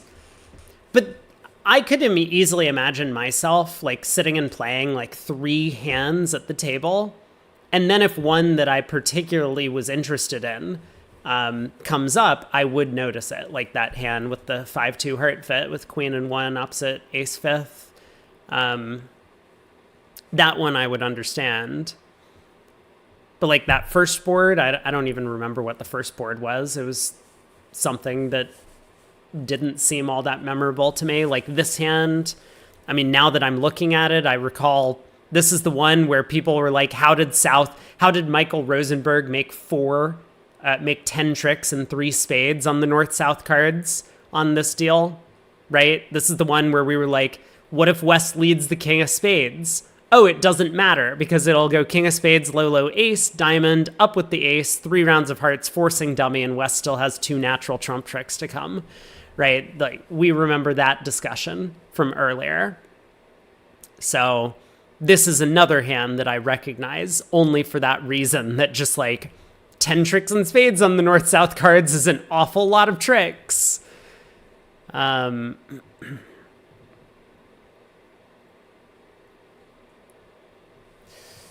But oh boy. You know what I can do? I can text Aaron Jones. I mean, I probably have other people in my phone book. Maybe Oren's there. I could text Oren. I'll text Aaron. I know that he's there, and I know that he's also not playing in the this event. So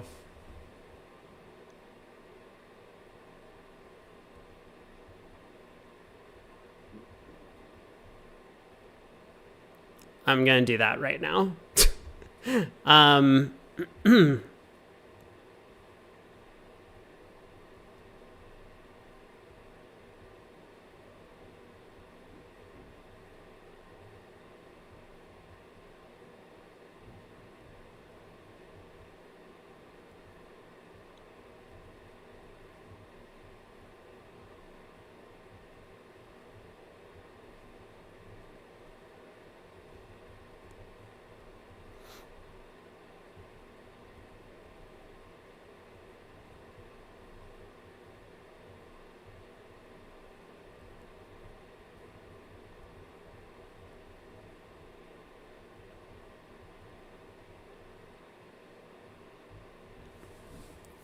All right, great. Message sent. I mean, I'm sure he's playing, so he probably won't get this until after the round. But yes, if you are on site, please let someone know. If you have someone that you can contact or know a tournament director, let them know. But man, this is really disappointing.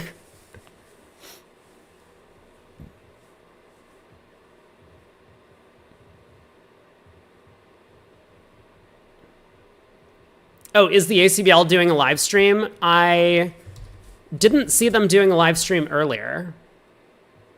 I actually don't know why the ACBL like says they're going to do live streams and then never does them. Is there some sort of plan behind that? Yeah, they're not live right now.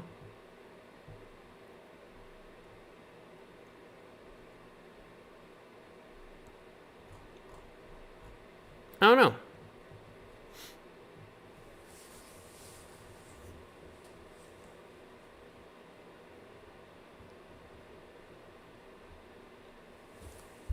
Texting Greg after the match is not a good idea. Sorry, I can get back to doing a little bit of bridge analysis in a second, but I am currently still like flabbergasted by this problem. This is going to be great though, because see, Craig is busy and he's out at dinner. He has not found out about this yet. And because everyone else is so goddamn clueless, no one else has noticed either. So there isn't going to be like a thread on Bridge Winners about it. He's just going to show up tomorrow and he's going to be like, hey, how'd the rest of the day go yesterday? And I'm going to be like, we have the biggest cheating scandal on our hands since Fantone Nunes. And Craig is going to lose his shit. And this is going to be an awesome start to the day tomorrow. No one spoil this for me. I want my moment. The ACBL is going to shut the stream down so no one knows. Yeah, they're really trying to sweep it under the rug, cover up their mistake.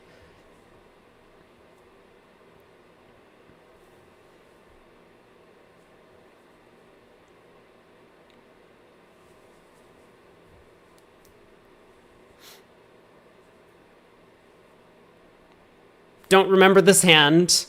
I mean, yeah, definitely don't remember board 20.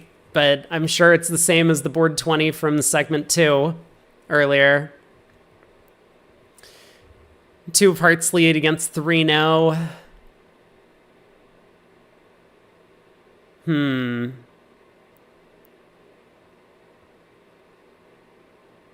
Heart to the 10 and ace. Yeah, sure. And of course, Humphreys, trying to make 3-0, decides I need to go ace of clubs and a club, hope for that miracle king-queen doubleton.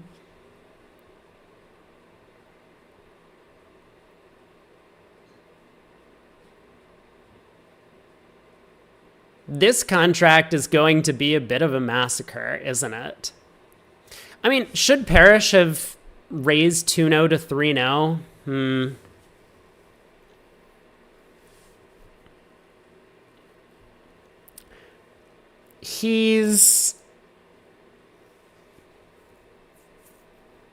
He was hoping to find a 4-4 heart fit. But even then,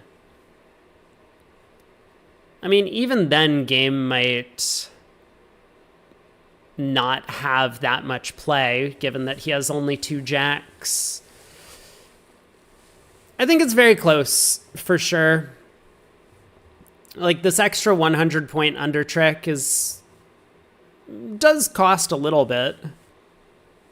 But what are the odds that your side's actually making 4 hearts?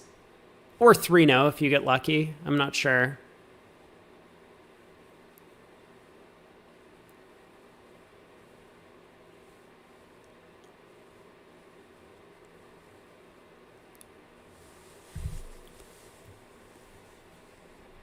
Good play by Donati here. Continues a heart, immediately cutting communication.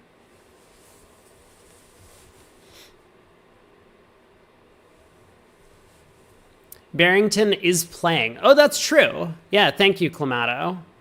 So Barrington is playing the event, and that's why there's no live stream. I mean, I find it silly that the ACBL has advertised that they're going to have a live stream for the entirety of this event, and they spend an enormous amount of time promoting their live stream, and then they just don't have it running, like, ever. Like, for the Platinum pairs, they did it during the evening session once, and now they say they're going to do the live stream for the Vanderbilt, and they're just not doing it. 3-note could have play if partner has a club fit. It's true. Like, if clubs are 6-3-2-2 around the table. But what are the odds of that? And even if that's the case, are we so convinced that the opponents aren't going to be setting up and running one of the pointed suits before that happens? I think it's definitely a close decision on East cards. And maybe I would tip the hat to, at teams, sure, play for the vulnerable game. So ultimately, Parrish's decision looks right to me. Where and how did they promote the live stream? I mean, they just, like, they have a giant thread on bridge winners. That might be the only thing, but that is still I would say, a pretty substantial place, because in a bunch of the comments and stuff on bridge winners, Jan and all of the other people who are involved strongly promote the live stream that they have going on. If clubs aren't coming in 2-0s, probably down. It's true, right? And so maybe the point is we just don't care about the extra minus 100. That's not a particularly relevant amount of points.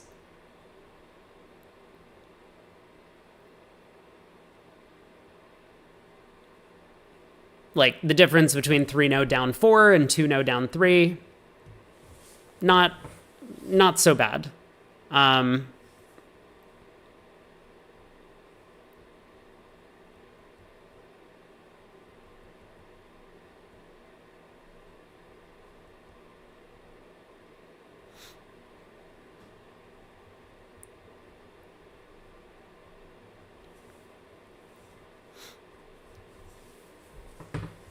Okay. Aaron has his phone on him, so he's probably playing some sort of side event. He got the message. It will be relayed.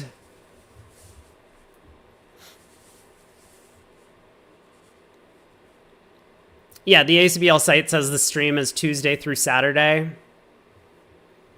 Cool. We'll see if they follow through on that. We will see. I'm going to be curious to see what KDR and Shan do on that hand, if they end up getting to 3-0 trump as well.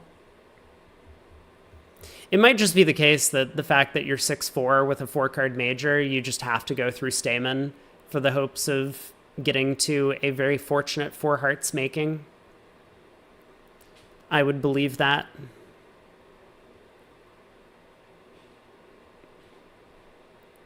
But board 19, we already have a bit of a deviation.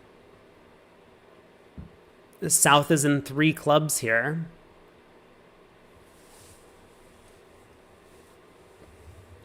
Thanks, Shift. Appreciate you. We do have fun here, don't we?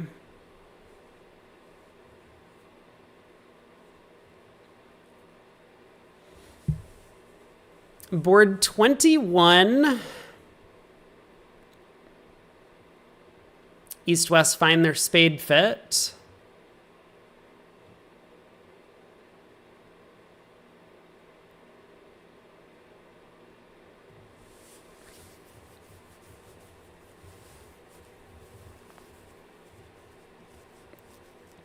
This is definitely a position where I could understand Precario finding a balancing 3 club call, because normally we don't want to be competing for part scores at imps, but in a close match where we're behind by about a game swing, we do need to make some stuff happen. And I haven't exactly been paying attention to their scorecard. There have been 2 game swings, one in either direction, basically, on the first couple of boards. So if they think that they're behind by a little bit, maybe it's worthwhile to stick in a 3-club call, try and put a little bit of pressure on, and see if they can manage to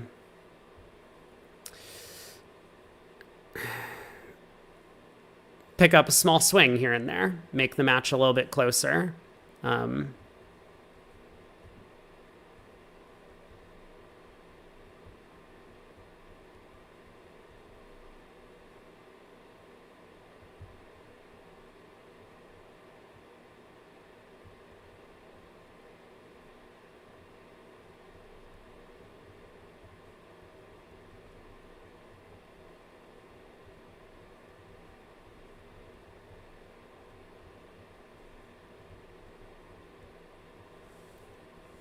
Sorry, I'm talking with Aaron.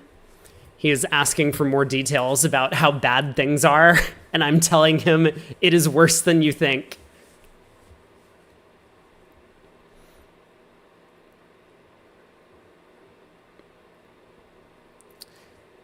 So in the 2-spade contract, Declare able to get to dummy and trumps, and then take that heart finesse, knocking out the king of hearts. There's not going to be a heart ruff coming. It's one of these spectacular situations where, like, maybe South could have considered ducking that first round of hearts because Declare is very likely to repeat the finesse immediately. But North has no entry outside of the ace of trumps.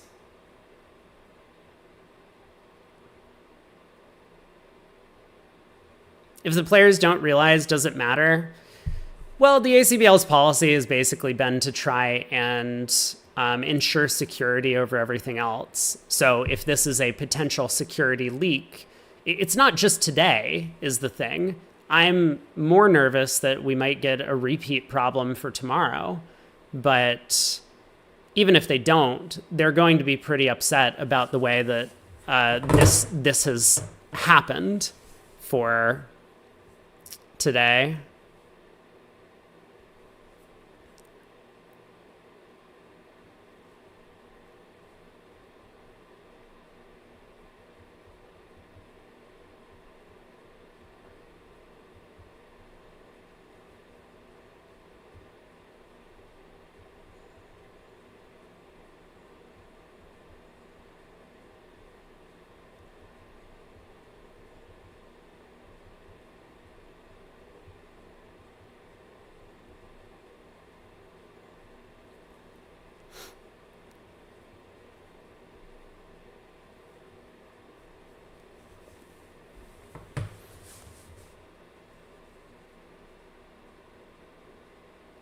So 2 spades looks like it is going to come home.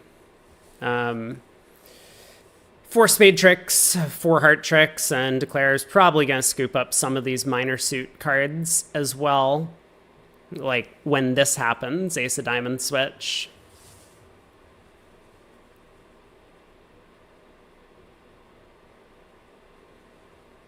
Hey, Juguru, what happened? I know all of the hands that we're about to see on screen, and so in theory, the players can too. That's a problem.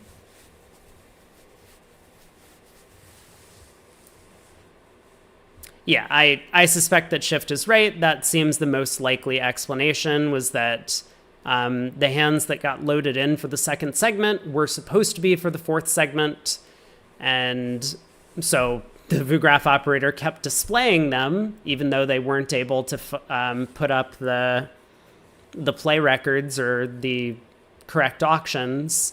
And so we didn't get to see the second segment basically at all.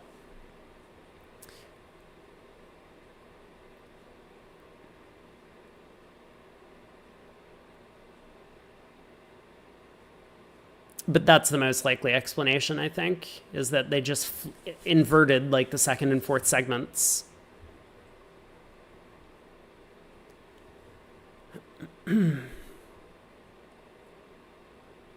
So club finally comes through. South gets a couple of club tricks. But now Declare has the rest. 2 spades making 2 over on the right side of the screen. And we do see the same auction, 2 no trump, 3 clubs, Stamen, 3 spades, 3 no. Did we really get a diamond lead? Did we get a diamond lead? Phil has been playing way too much with the BBO robots. 9 of diamonds? Uh-huh. Uh-huh.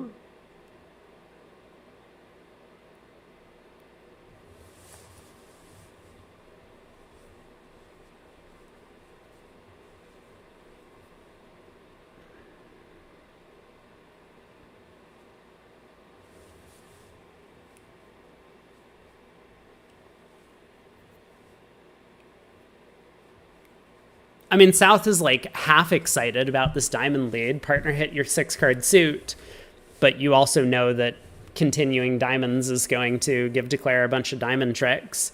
And so South is like maybe worried about whether or not they should play the king, queen, or a low one here. Because if South wants to go about establishing diamonds, South needs to play low. Otherwise, you play the queen, and then Declare has 3 diamond stoppers in the suit with the ace, jack, and 8.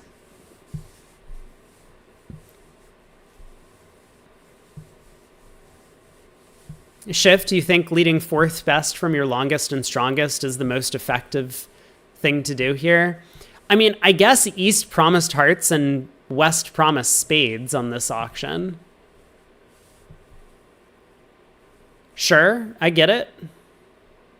I do get it. In which case, maybe we are supposed to lead a diamond. I don't know.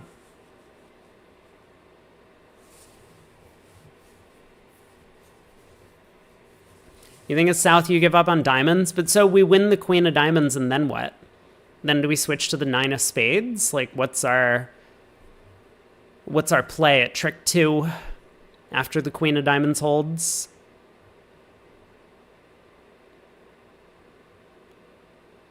I guess it's the 9 of spades.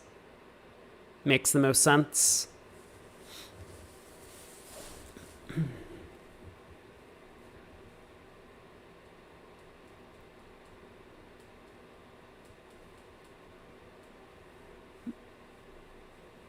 Ooh. This could be a fun assign the blame problem. Do you think I should make a bridge winners thread? Because people love assign the blame. But instead of like posting a bridge hand, oh no, but I could post a bridge hand. I could be like, I could post the fake auction from earlier with the hand. And then I could post the real auction from the 4th quarter with the hand and be like, assign the blame. The ACBL allowed the operators to continue streaming the wrong boards, which were intended for the 4th segment of play. And everyone would be so confused as to what I was asking. And so I would get a lot of comments in the thread that were just random quotes from, I don't know, historical figures history pages on Wiki.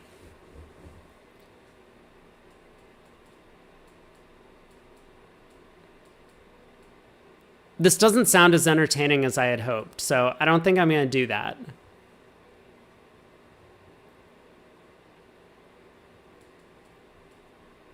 You like my brilliant plan? Start the thread. All right.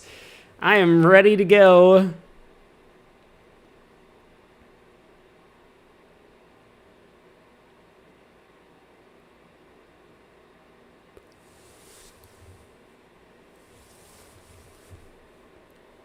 In the meantime, over here on board 22, South opens a no trump, gets to play there. Appears to have done very well picking up the entire club suit.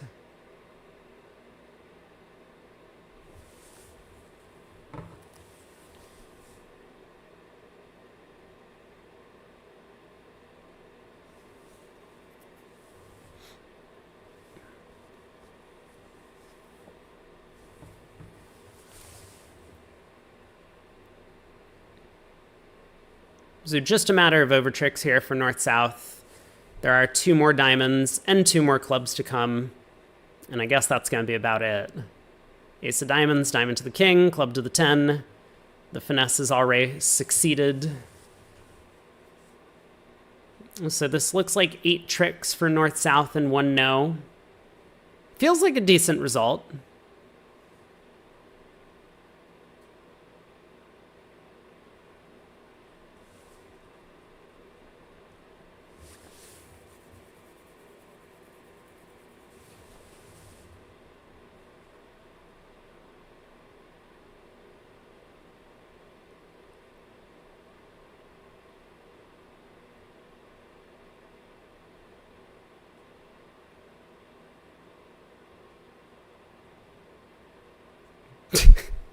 Now we're arguing over the operator's fees. I mean, for the ACBL, I think it's up to like $100 a session or something. So it's like $400 a day. Like that's a decent paycheck for working 8 hours or whatever. Some of them aren't bridge players, but I would say it's like about half and half that actually are bridge players. Whoa!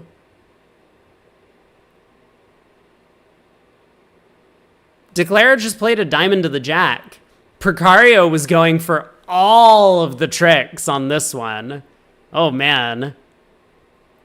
He does still guarantee his contract, but ends up...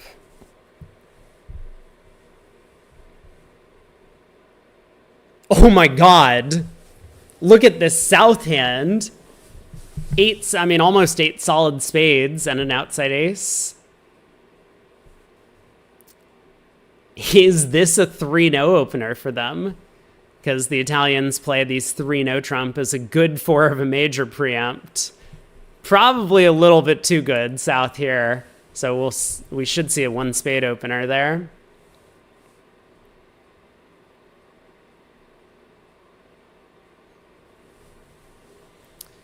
Snoo says, not giving up on diamonds worked. So did South actually play low at trick 1 on the... Yeah, South played low at trick 1. So this is going to cost him a trick, right?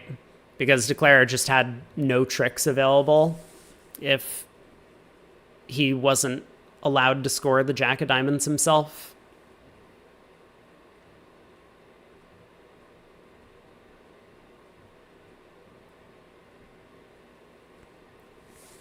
One spade, 1 no, 4 spades by Precario. West on lead. Jack of clubs looks like a pretty solid choice. And Declare is just going to probably have to take their 10 tricks. There doesn't appear to be any sort of squeeze of any kind.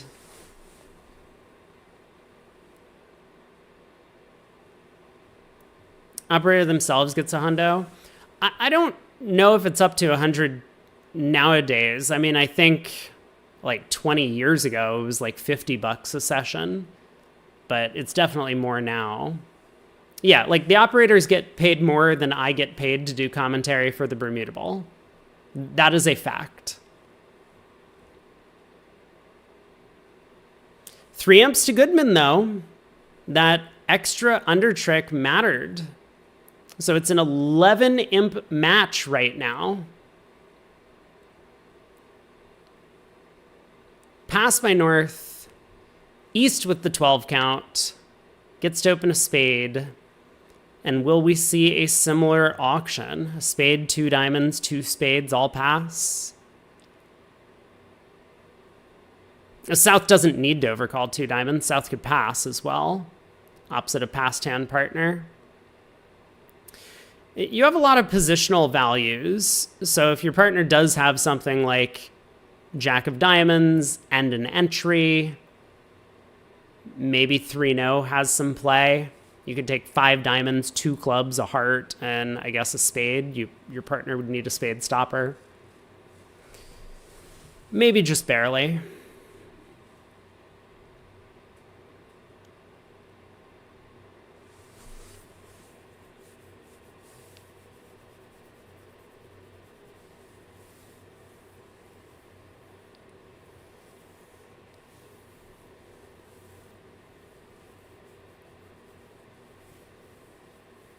Well, sprung on opening lead does find a trump. And so North gets to get in once, which is probably going to lead North to find a diamond switch.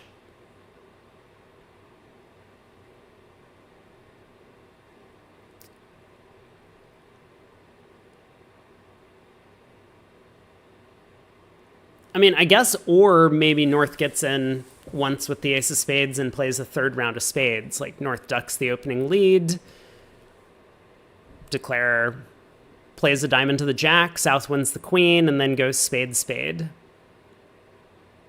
I guess that's not really practical. Declare probably wins the opening spade lead and runs the heart queen. That would make the most sense to me.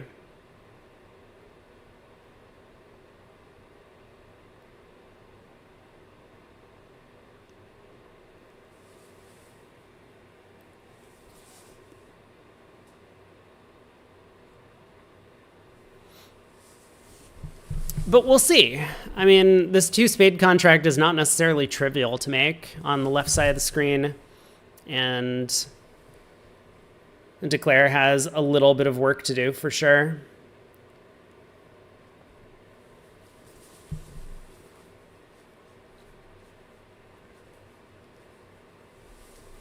Four spades makes 4 on board 23. Does feel like a little bit of a flat board. We're about halfway through the final set. Currently Parrish still up by 11. I'm going to check back in on bridge winners and see if there are any more forfeits. There are quite a few, actually. I suppose let's go over them. Fleischer gets the victory. Nickel gets the victory. Actually, all of the top 7 squads have earned a win. So Shori, the only team in the top 8 that has yet to earn their victory. They're playing up against Ehrlichman.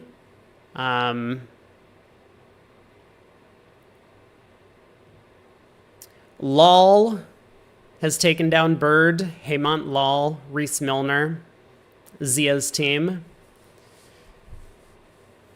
And Overdeck also has earned a victory. I don't think I mentioned Rubenstein or Street, but they do get the win. Both of those teams, as well as Hans. Team Hans is through. We'll keep that updated. Check in every once in a while and see which teams have made it as the qualifiers to the round of 32 for tomorrow.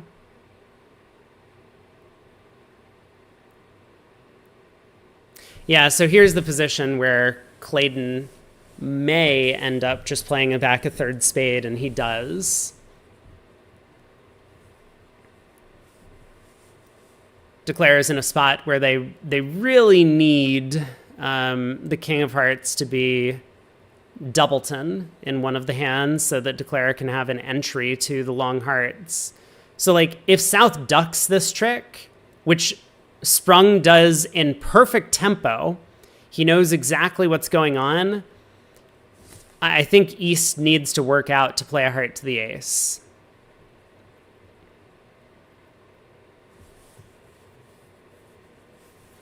It's definitely possible to make it if North has the heart king, though.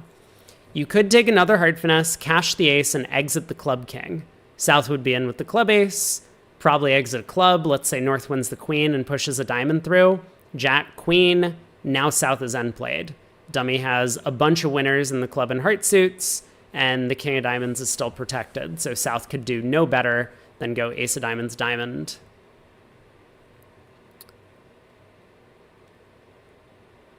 Declare would end up losing 2 clubs, 2 diamonds, and 1 spade, but no hearts. That would be if the king of hearts is onside. I'm not a big fan of North giving honest count here. Like, I understand it, but this is one of these spots where I think this honest count signal is going to make Declare's life easier, and he might just play a heart to the ace.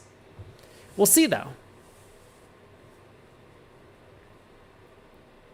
Yeah, you could also just exit a diamond on it. Right, I mean, there's a billion ways to do it. The diamond honor is probably safer. You're totally right. But lots of ways to execute an end play here against South. That's if the Heart King's on side, though. Declare would need to strip all of the hearts before working on the end play.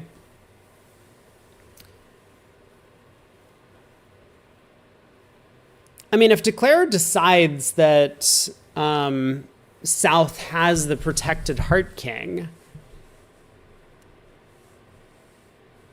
what do you do? You could go heart to the ace and a heart.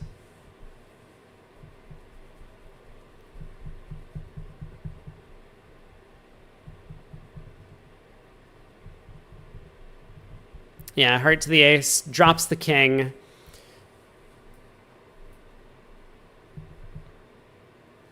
And now Declare starts running the heart suit. Probably going to pitch some diamonds from hand and just try running the jack of clubs. That would be the most practical, I believe.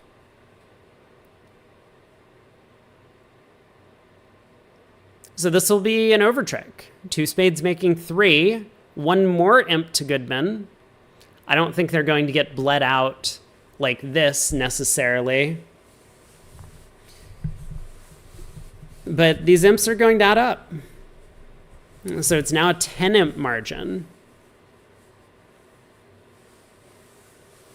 But great play by Shan. Heart goes back to the ace.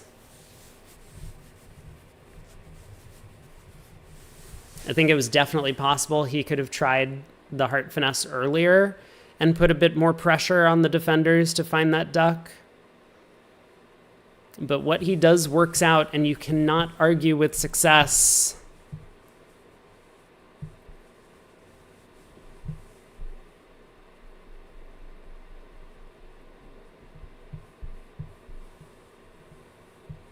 So 6 boards in, 9 compares to go. That board 23 does look fairly flat. But this one no trump in the South, ends up making one that feels like a very strong result for North-South because they don't have a spade stopper. I mean, they kind of do. The spades get isolated. But where are all their tricks? I mean, I guess in theory, the diamond suit will set up if East-West don't take enough spades. So East opens a diamond, South makes a takeout double. West can bid a spade with the ace-queen, or a heart, showing 4 or more spades.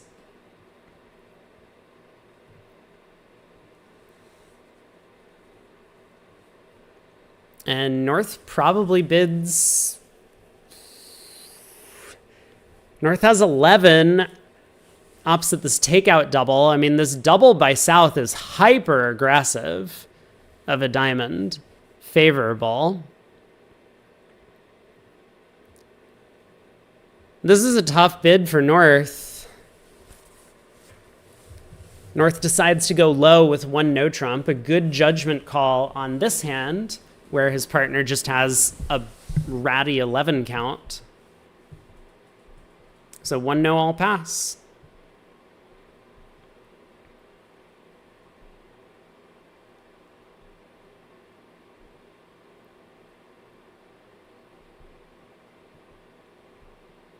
East maybe gonna lead a club. No, tries the king of spades. So this is going to have the same effect as if West was on lead and led a low spade to their partner's 10. Like, it can go king of spades, 10 of spades overtaken, and then West is going to sit over dummy with that queen 8 of spades or ace 8 of spades, depending on what card they want to win with.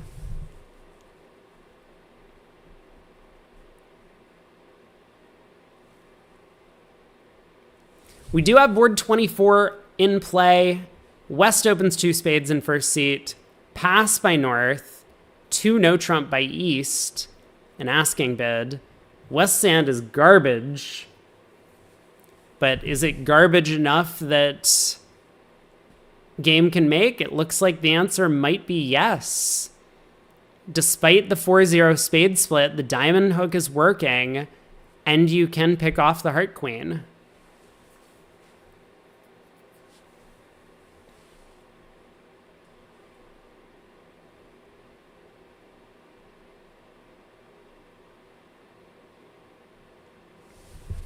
So 3 diamonds announced as we don't know from Humphreys.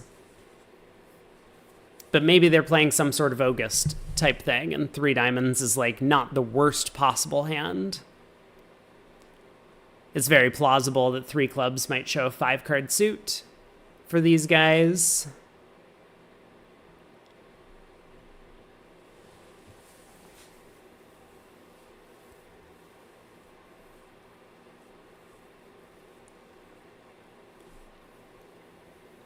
So North on lead, it is hard to imagine leading anything other than the singleton heart.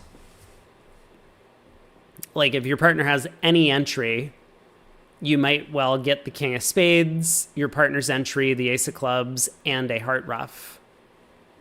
A very simple way to defeat the contract. This resolves Declare's heart guess.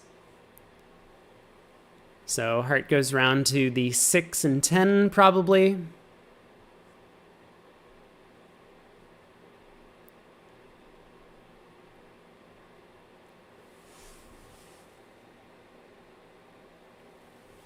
And now this may well just go spade to the ace, and everyone around the table chuckles. Declare knows the heart lead is a singleton, or at least strongly suspects it's a singleton.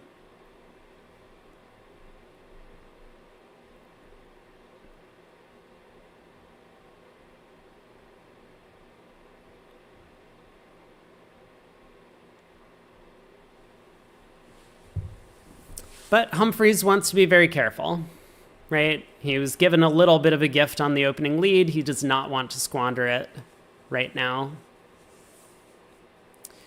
More results on bridge winners. I will take a look.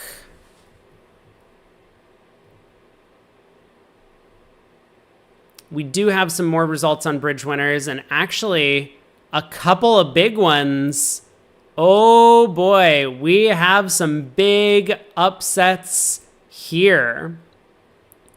Starting with one of the 4-way matchups, McAllister takes down Bailey in their matchup. Oh boy, a disappointing finish for them. So takes down Niederbach. So Mexstroth is out of the event. The 4-handed So team. And Ivaturi with Fred Gittleman, one of our newly inducted ACBL Hall of Fame members, takes out Team Dinkin in the opening round.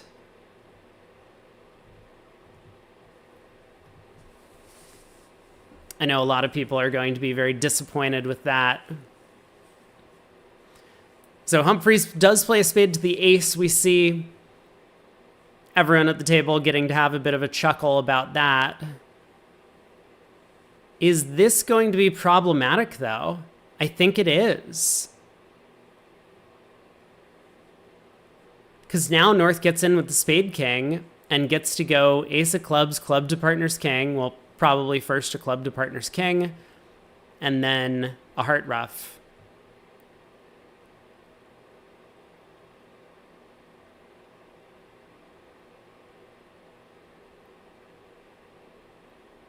And even if not, I mean,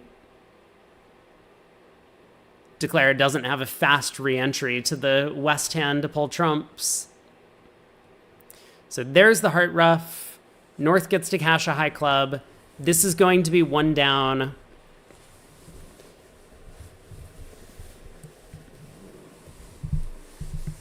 And actually, North gets to switch to diamonds if they want, but the diamond king is onside. So 4 spades goes down a trick.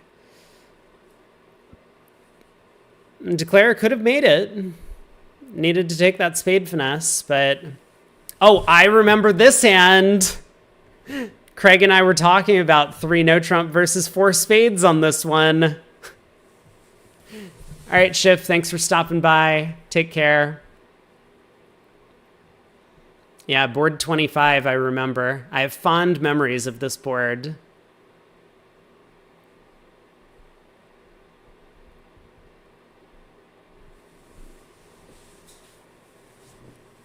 So back over on board 23, Danny Sprung opens a spade on the big hand. A spade, a no trump, 4 spades was the sequence at the other table. And I think we're about to see the same thing. 10 tricks available. Got to lose 2 clubs. Got to lose a heart eventually. Take care, Shift. So Parrish, first seat unfavorable, opens 2 diamonds on the East cards.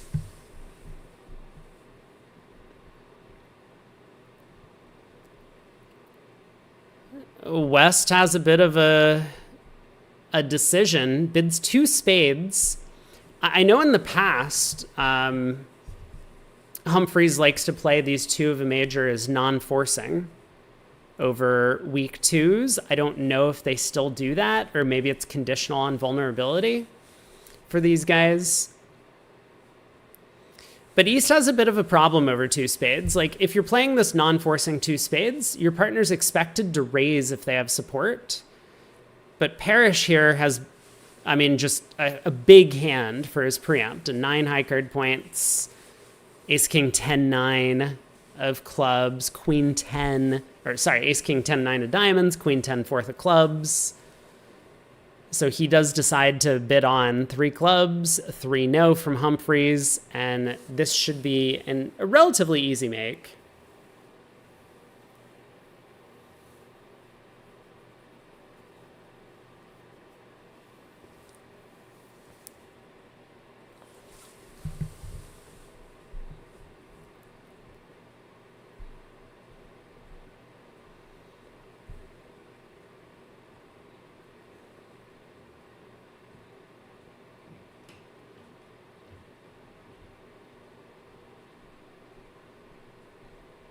I guess I assumed Nadi is going to lead a heart, but it is a little bit random what North chooses to lead here.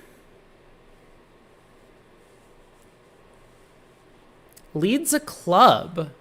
A club is an interesting one with East bidding 3 clubs, but 3 clubs might have just been, you know, some club values like queen jack third, or well, queen 10 third or something like that, king third. So North hopeful that the reason West kind of bid 2 spades first and then bid 3 no was because West has very weak clubs, which is kind of true.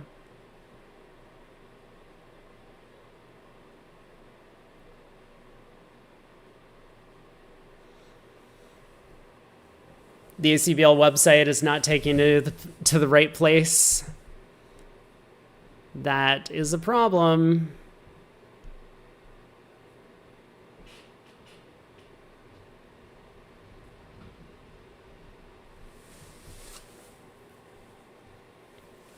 Chat, I don't know if I'm going to make it to the end of this segment. I'm doing my best, but I can already feel myself just about to pass out sitting up.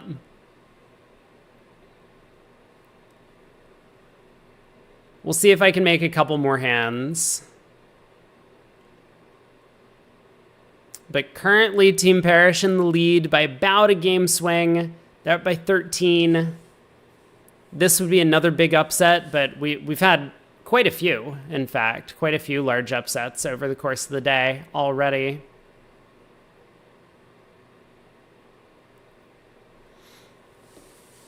And honestly, the other match, Zhao against, who was it? Wold, is another upset in the brewing.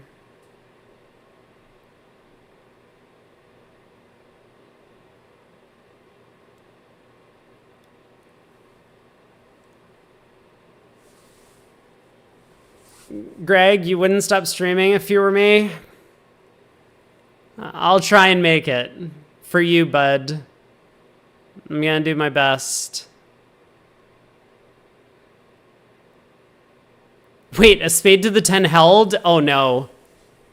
Uh-oh. So what's Declare's plan to make enough tricks in 3 now? He just has 9 top tricks. 4 hearts, 3 spades, and 2 diamonds. Yep, all very good. I am on board. My analysis is going downhill fast.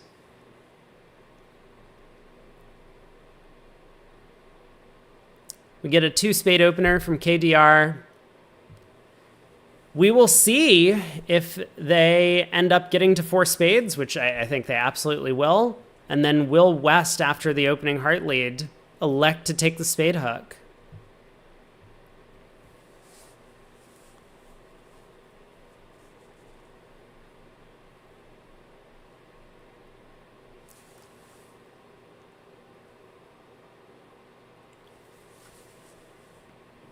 Greg should do some analysis after the fact. Oh, if I wasn't so tired, I would invite Greg to join me. I'm just not going to be a super fun co-caster for the next 15 minutes or however long I manage to stay awake. You were pissed when spade to the ace didn't work? I thought it was a very sensible play. I definitely think it made a lot of sense.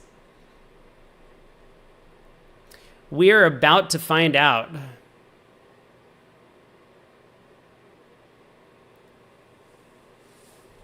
So heart opening lead is going to go around to the 10. And then will West run the spade queen? Will West also succumb to spade to the ace? So when is a spade to the ace actually good?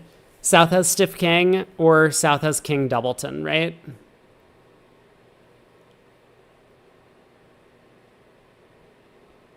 Is there anything else? KDR just gonna take the simple line of plan of pull trumps and claim.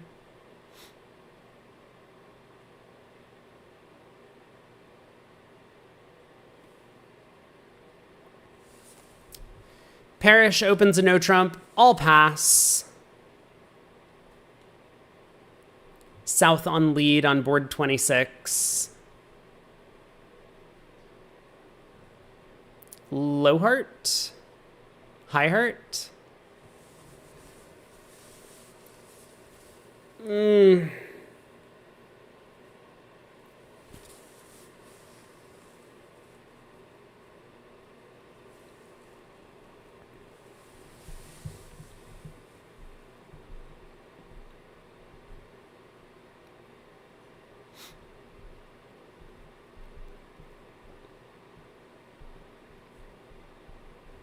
I mean, I think it's percentage to take the spade finesse, but it's not by a large margin. Like, you lose to stiff king, but you pick up any of the 3 small singletons with South. Who knows?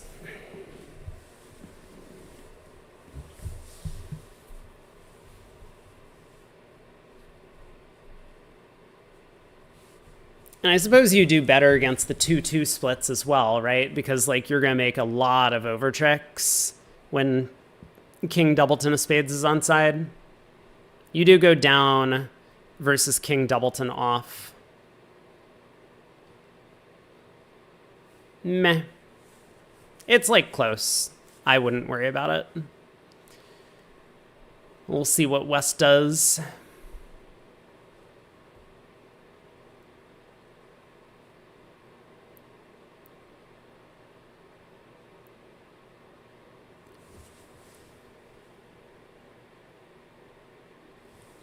In the meantime, Adam Parrish has made a no trump.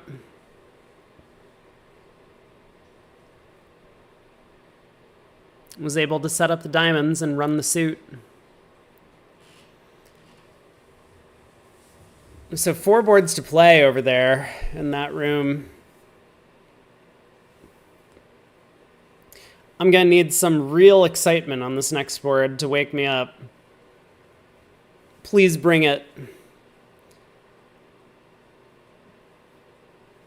Wait, hold on, chat? Do we let Greg in on the secret? Or do we just ignore it? Greg doesn't want to know. Right? We've established that we're not supposed to tell Greg the secret.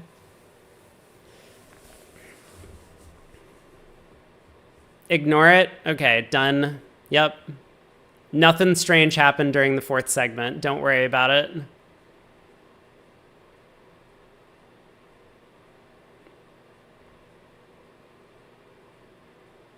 Queen of spades. Small spade.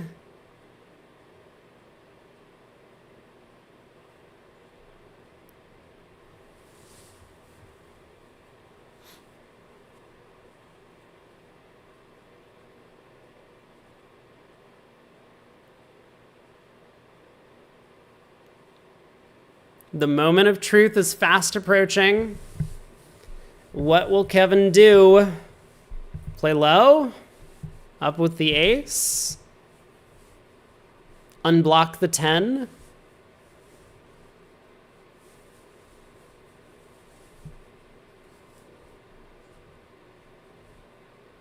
Do I have to do math? I don't want to do math. He does take the spade hook and breathes a sigh of relief. Can pull one more round of trumps, work on the heart suit. But with that king of diamonds onside, 4 spades is going to make. So this match got very close. This is going to be 10 imps going the way of Team Goodman. They're only back by 3 with 6 boards to play, or 6 comparisons left. Huge result. Huge result for Team Goodman.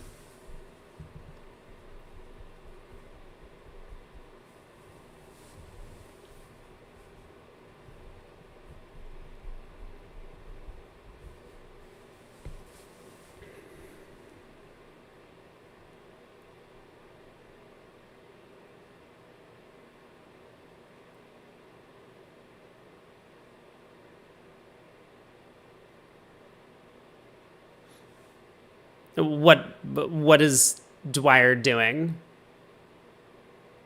I was like, you know, you need to pull the 3rd round of trumps.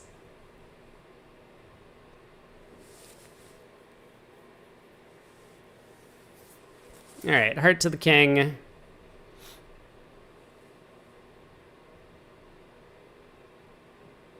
And with the diamond king on side, this really is just going to be 10 tricks. Maybe an over trick if the defense doesn't work to cash out clubs.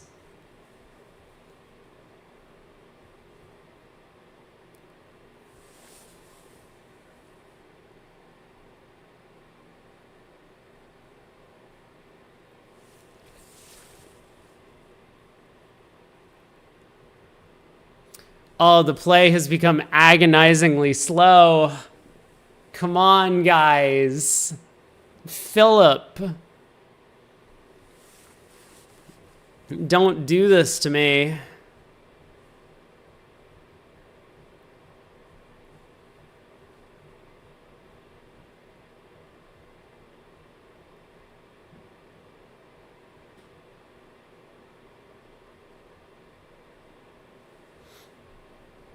There's the club switch. Club back to the queen.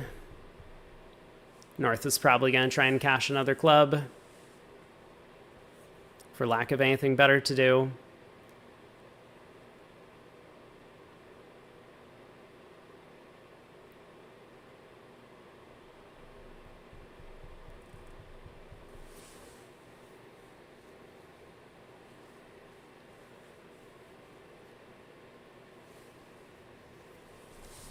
We do have board 27 on the table. So South with an 18 count gets to open. These guys are playing transfers, right? So South can open a club over here. Big win. Or or that. That's a bid too. South can open 2-0. I mean, maybe South is trying to swing. South didn't see that that 4-spade contract making 10 tricks in the other room that just happened. Maybe South is pushing. And it looks like it's going to work out perfectly well for his side this time. I mean, it could be the 2-0s 18-19. It's not that unusual of a method in Italy. So 3 diamonds, transferred hearts. South bids 3 only hearts.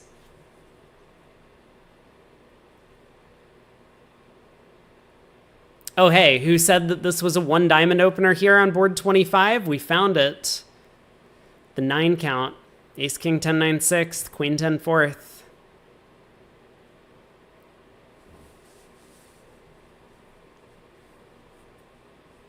So West with 18 needs to avoid getting too high on this hand. That's kind of the only pitfall to avoid. But West just bids 3-0. Very practical decision. Partner opened and rebid diamonds opposite your singleton. Didn't find a major suit fit.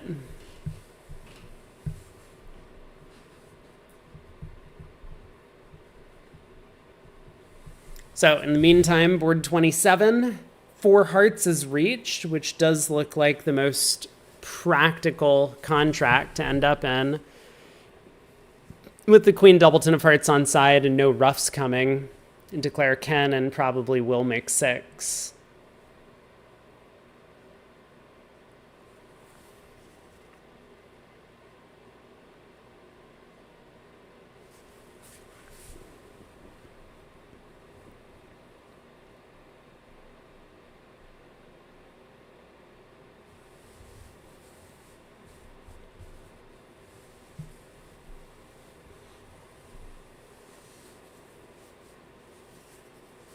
Wes thinking about opening lead choice here against 4 hearts. Turns out not much is going to matter. You got a 10 count. Tries ace of trumps. Makes declare's life a little bit easier.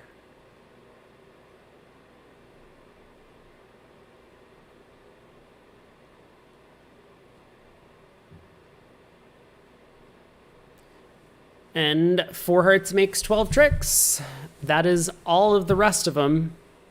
So 3 boards to play at that table, with the left side room lagging behind a little bit.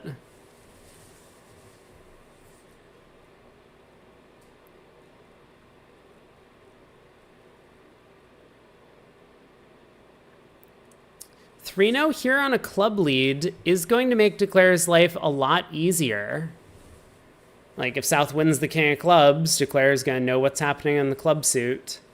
May end up scoring an overtrick because of that. So the match could get even closer, 136 to 134. After this board, there's going to be 5 to play. Yeah, there's club to the king. And South might have nothing better to do than to either push a spade or a heart through, neither of which is going to be that dangerous to declare.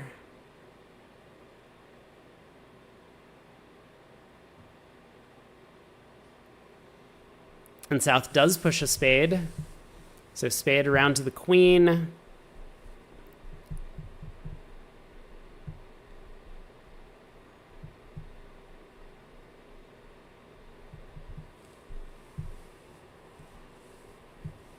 I mean, this hand's basically over.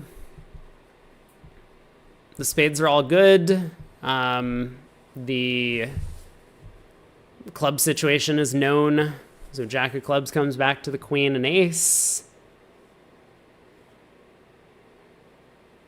And declare claims the rest. 1 imp to Goodman. It is a 2 imp match. Schmeebel, you're surprised at North stopping and 4 hearts. Yeah, I mean, the jack empty fifth is pretty bad. South didn't show a super accept, whatever that means, over 3 diamonds. So South's hand can't be that good. I was a little surprised South didn't show a super accept, but I'm curious to find out what their no trump range is in this spot, because that might matter a little bit. Like if South is 18 to 19 here, North has a nice 6-5, 9 high card points, but both of the jacks may well be useless.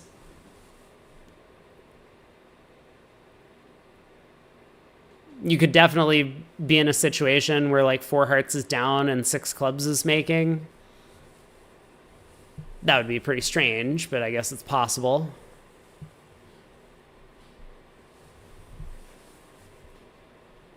So board 26, one of the ones that we didn't give a lot of attention to. This is the one where I said that Parrish ended up just setting up diamonds. I mean, diamonds are already set up. So he's got 4 diamonds after the spade lead, 2 spades, and the ace of hearts. Looks like after the spade lead, though, Declare can set up the long spade. So let's say North plays the 9 here, which I don't know if they would. Win the queen, ace of spades and a spade, spade split. And then Declare can use diamonds for communication, taking 4 diamonds, 3 spades, and a heart for an over trick. The club suit is well stopped, at least for the most part.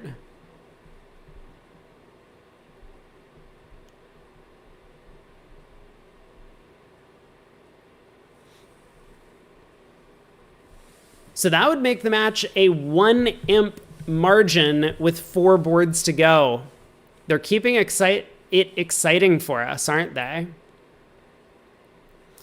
Board 28, over in the other room, West in first seat, has to decide, is this worth an opening bid? And if so, what? Is it 1 club or 3 clubs? Those are the 2 main attractive options. West passes, not worth an opening bid. A spade from North, take out double from East, a bit aggressive facing a passed hand partner. 2 spades by South, the weakest of the spade raises. Players will be playing transfers over this take out double or double of one of a major.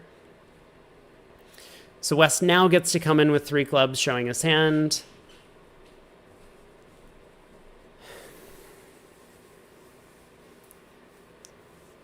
North decides to clue partner into the fact that he has hearts, which makes some sense.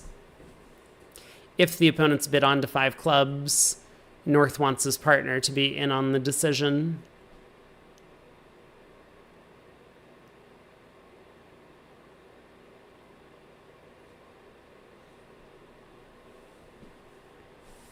So Precario does sign off in 4 spades. Is this going to end things? Or are East-West going to push on to 5 clubs at the favorable vulnerability? It's a bit unattractive with the doubleton spade, but the rest of the hand is quite good. West passes, as does East. So how does 4 spades do? There's 2 diamonds and a heart to lose off the top. If the defenders get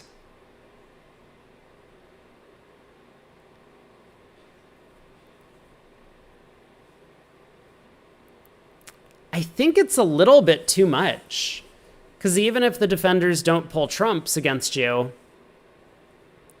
you still need to ruff 2 hearts in the south hand, and whenever you ruff 1 with a small trump, West is going to over-ruff.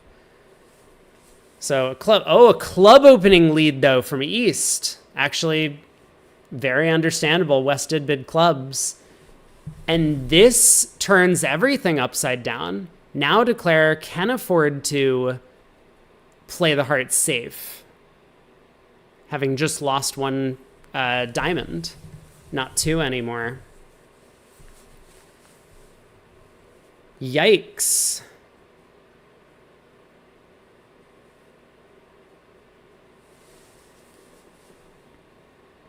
So that could be the turning point in the match.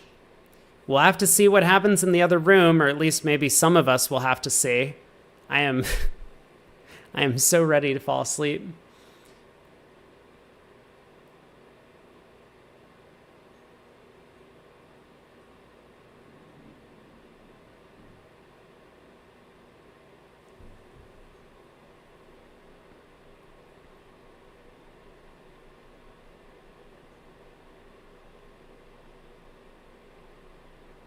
So Donati definitely needs to figure out how to play the trump suit. But beyond that, he can afford to lose 2 hearts and a diamond from here, which should not be that difficult given that he has all of the king, queen, 10, 9 of hearts. He does lead a heart to the king and the ace. At least my sleep schedule will be fixed. I mean, there's no guarantee with that. Like yesterday, I went to sleep at a normal time and I only got like 3 hours of sleep or something. It was probably more than that. I got up at like 3 a.m. and I went to sleep at like shortly after the stream. So that would have been like 8 or 9 p.m. So I got like 6 hours, but it was not effective.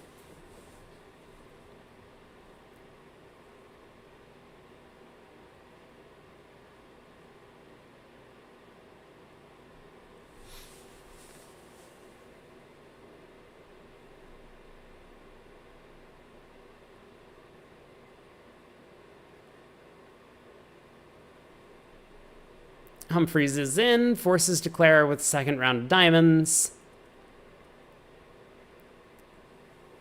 Declare is going to be at a little bit of a crossroads here after cashing the spade ace, but I suspect is just going to cash the king of spades. I mean, can we do something clever like queen of hearts, heart ruff with the jack of spades? Diamond ruff, heart ruff, or maybe club ruff, heart ruff with the 3 of spades.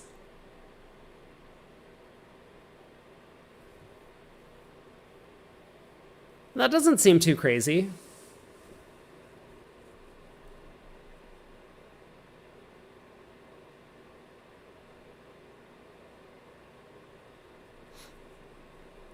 In the meantime, board 27, this is the one where there's the potential for a slam because of the favorable heart position and no roughs outstanding.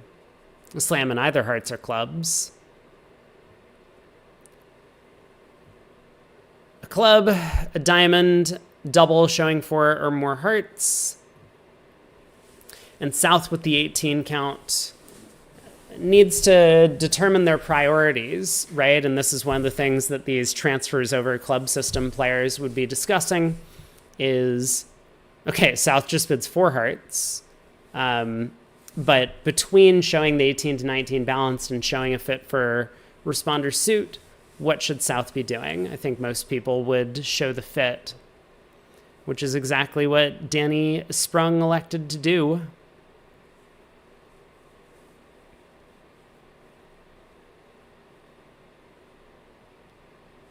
Oh, look at that. Declare did take the line of play I mentioned. Ruffed a heart with the jack of spades and then is going to ruff a heart with the 3 of spades. Interesting.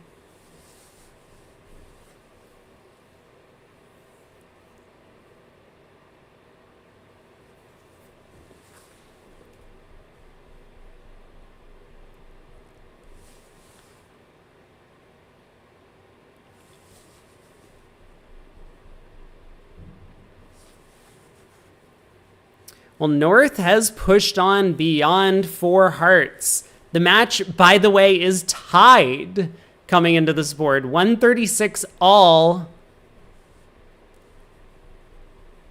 South bids key card. North is going to show 1. South is going to find out they're off a key card in the trump queen if they keep asking. I mean, depending on what their... Or maybe North bid key card. Is that what's going on here? 4 spades, 4 no. Showing 3, 0, 3. 5 clubs asking about the trump queen, and South is going to deny it by bidding 5 hearts. Okay, so this board might be a push. We could be 136 apiece going into board 28.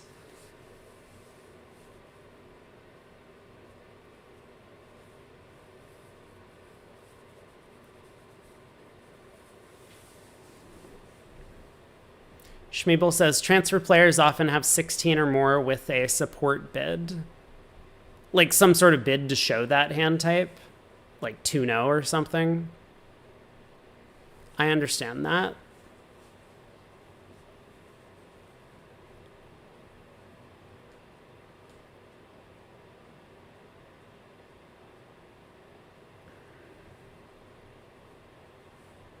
Dude, the delay is killing me.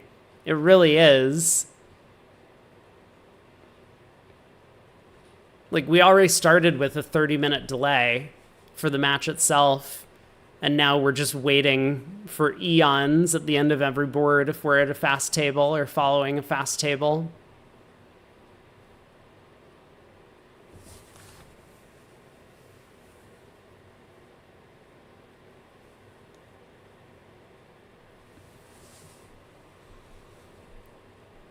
Whew. Jiguru says Phil must love kickback because Danny is not a fan. Really? I did not know that about Danny.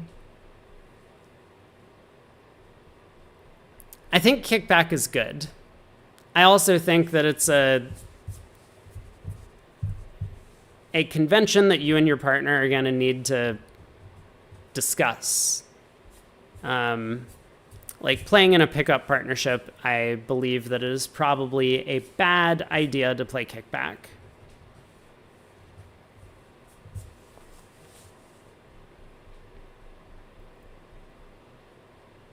So 5 hearts by South.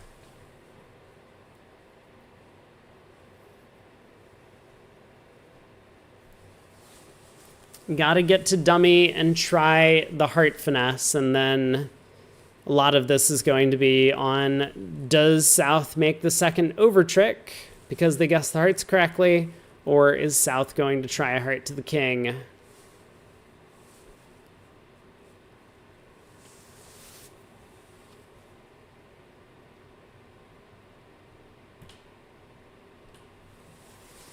Keycard is overused, says Schmeeble. That does tend to be the case. But I think at top levels of the game, it's not overused by a large margin. Like, players might make small errors sometimes in using keycard as opposed to cue bidding or something like that. But definitely at, like, the local club level. Well, we found a dummy entry that Jack of Diamonds is going to win a trick 1.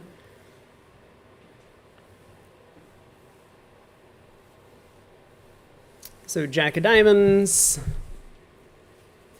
heart to the 10 or something, or even try the Jack of Hearts in the off chance that he covers.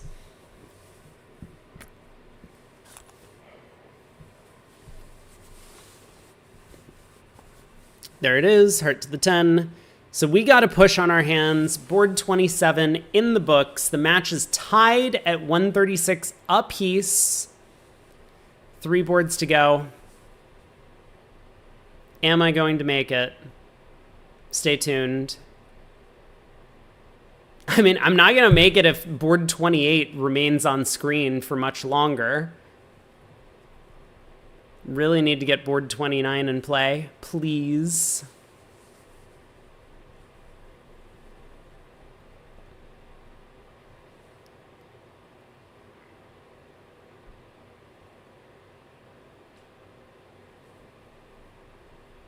There it is, board 29.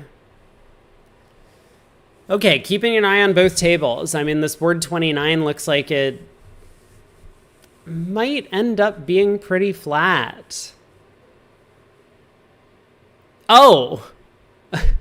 Wait, I remember this book. Sorry, no spoilers, right?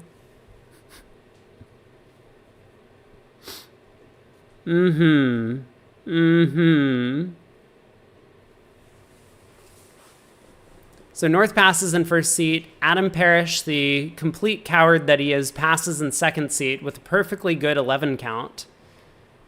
Pass by South in third. West with 18, but 7 quick tricks in hand. Like, I would just open the West hand too now. There's one heart.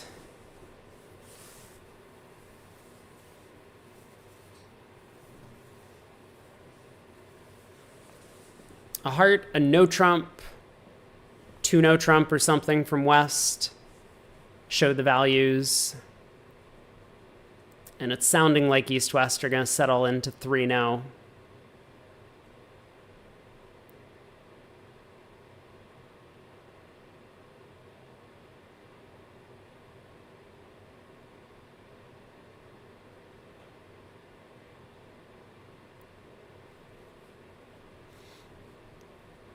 I'm awake. I'm so ready for this match to be over.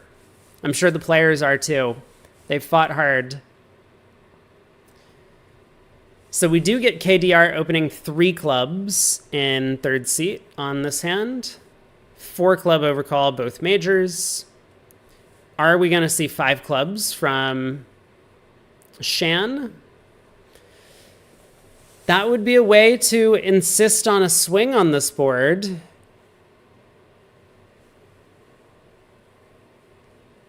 Especially given that 4 spades happened to make in the other room, because it could have been beaten. I mean, it's hard for East to find a diamond lead when partner bids clubs. But Shan lets this go. He does have a decent amount of defense with that ace-jack, 4th of hearts, and the queen doubleton of spades.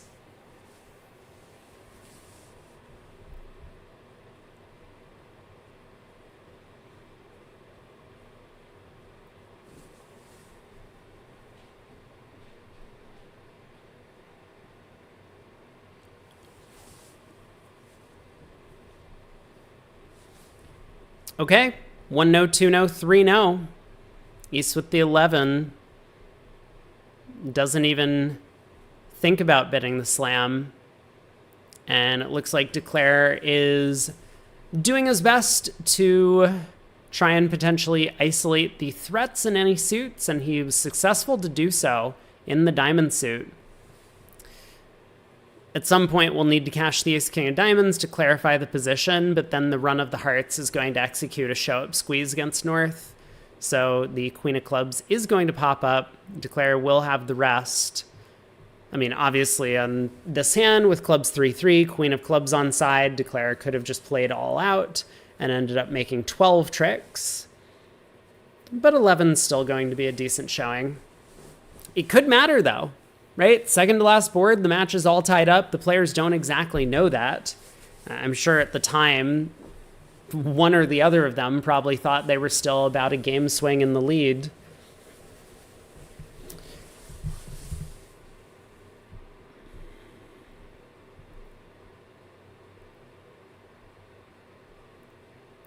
So I think most effective is just diamond to the king, diamond to the ace before playing this 8 of hearts. Because now Declare has put themselves in a position where the diamonds do happen to come home, but Declare would need to know that. And Declare, in fact, actually does pitch their diamond winner on the 8 of hearts, surprisingly enough. Plays a diamond to the king. Is going to play a diamond back to the ace. North can throw the spade queen.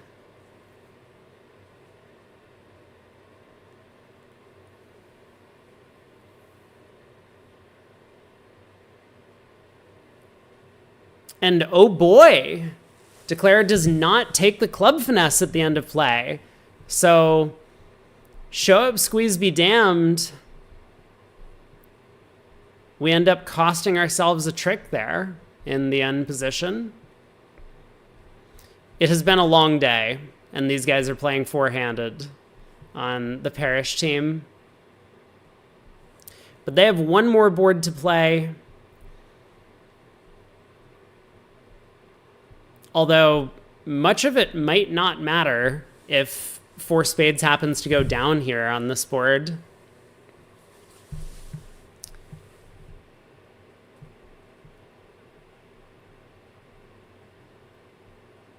How did we get into this position?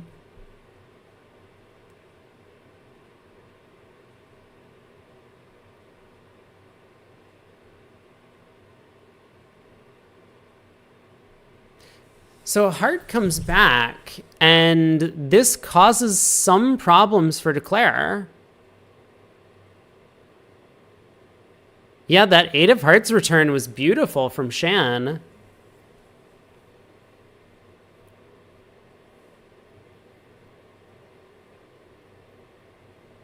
Is Declare going to guess the trumps? They do. I mean, I guess obviously, because that Jack of Spades held, so maybe the 8 of Hearts return was not that beautiful from Shan. But the hearts are now set up. One more diamond to lose. This is going to be another push for Spades making 4.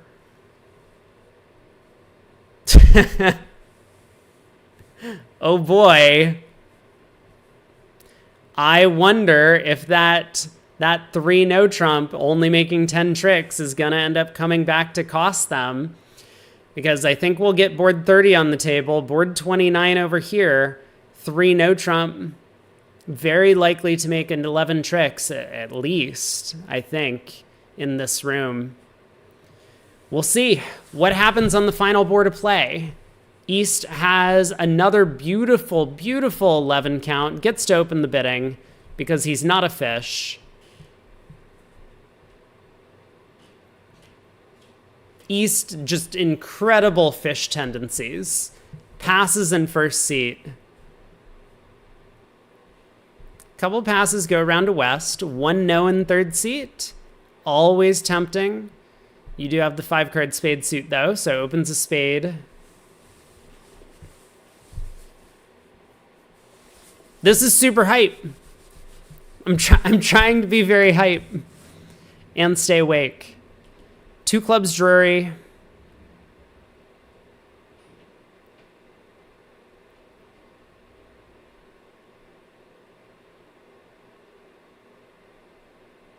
I don't know. What do you do as West over Drury?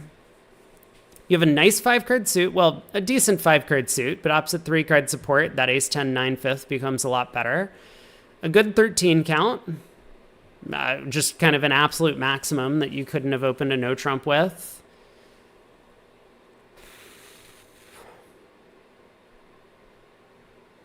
I don't know. Is West going to give a little bit of leeway to his partner, bid 2 diamonds to show just like an opening bid? Is West going to... Yeah, so that's what West does. Good choice. 2 hearts from East, showing where some of his values lie. Like, the more I think about this type of hand from West, it might seem a little bit attractive to just try and stick this in 3-0 as a possible... maybe a little bit of an unusual position to take, but the hand feels very no-trumpy. That King of Clubs wants to be protected. The Ace Queen of Diamonds could easily present quick tricks. So a hand like this, for example, where East has King third of spades or something, you duck a spade, eventually play a spade to the king, lead a diamond to the queen, run the spade suit, and... I mean, I don't know how many tricks you have at that point, but hopefully you have close to 9 and you might be within the realm of possibility for scoring a 9th.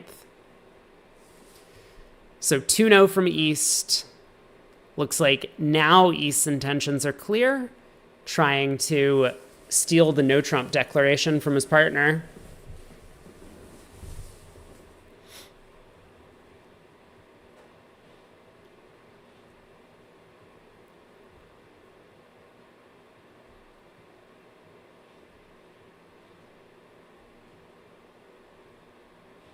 And West does bid 3-0. I like this sequence by East-West. I mean, I'm not sure I'm a huge fan of the 2-0 bid on 4-3-3 with 2 Jack thirds. But this is a way that could end up swinging the match and winning on the last board. We'll see what happens. 10 of clubs lead is going to be very dangerous. Yeah, this might actually be a little bit too much, right? Because you have to lose a spade trick at some point. Just nothing you can do about it. This club's going to go round to the queen. North is going to return a club. And I guess South is going to have to work out to duck, right? Is that so obvious? Well, no trouble for Precario. Does duck the club continuation. And now Declare is toast with the club's 5-3. Declare doesn't know that. Clubs could be 4-4. Maybe. So spade to the 8. Now South gets to cash out. Has no trouble in doing so.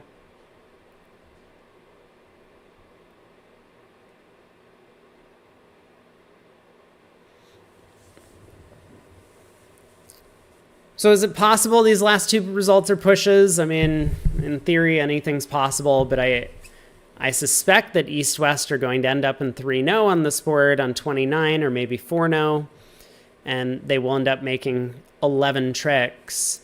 Otherwise, if East-West manage to reach a slam, say 6 hearts, they're just going to win the match outright because that contract is untouchable. It's not a good contract, but with the club's 3-3 and the queen on side, you are going to make it. 3-0 goes down 1 on board 30. We got 2 more comparisons to go.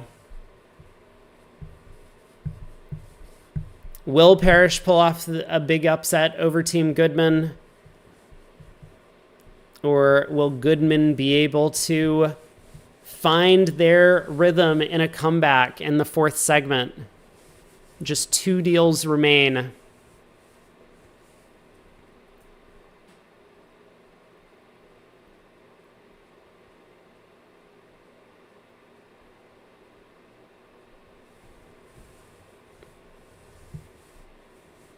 I guess we can close this table on the right.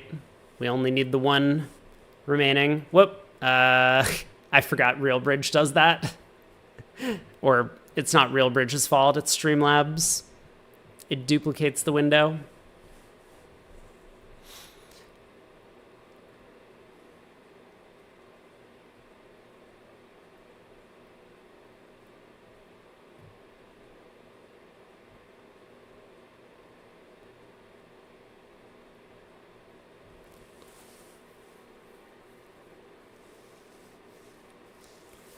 I figured East might just bid 3-0 here. How many did that go down? It went down 1. Declare had plenty of tricks afterwards. Is 4 hearts worth an imp? I mean, I think basically any contract is worth an imp here.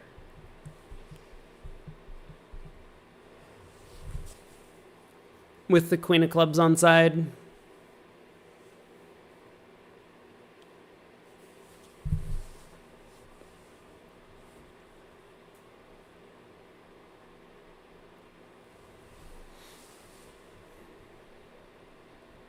So 3 spades by East, trying not to push this hand into a no-trump track.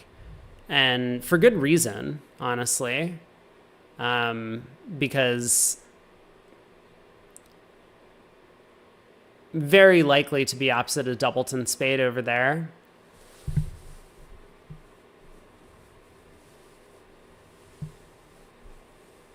Although there is kind of the counter argument that the opponents never bid spades in this auction, so it's very likely the suit splits 4-4 on defense, meaning that you could afford to play 3-0.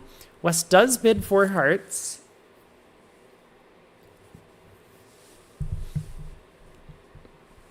And so, yeah, this really should be all of the tricks, right?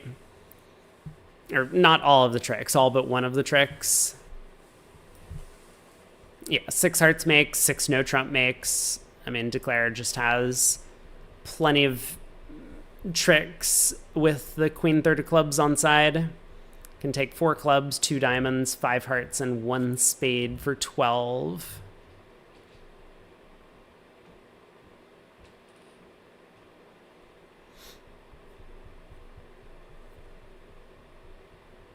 Six clubs makes, thank you. It's factual. 6 clubs does in fact make, taking the same number of tricks. 4 clubs, 5 hearts, 2 diamonds, and a spade is very doable.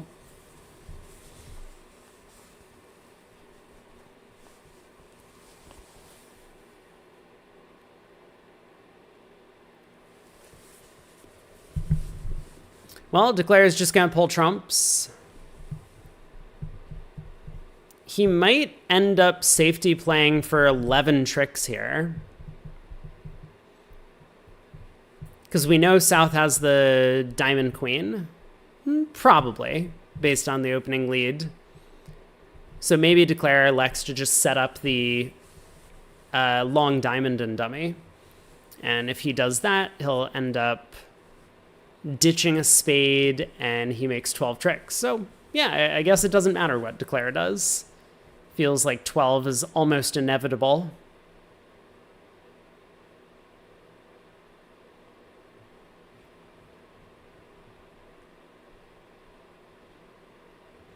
You're watching a lunar eclipse tonight? Ooh, where is it visible from? Actually, don't answer that. I'm not trying to dox you. Lunar eclipse, March 3rd. Oh, there's a blood moon. Oh, but it's only available.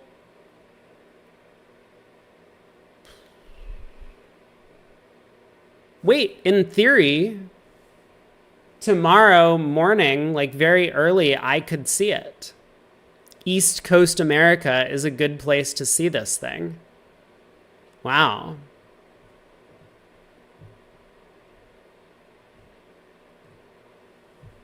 Anyway, sorry, I'm getting distracted.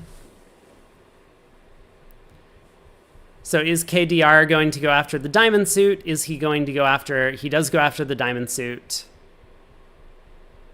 Except I'll be asleep? Well, we can only hope that I'll be asleep.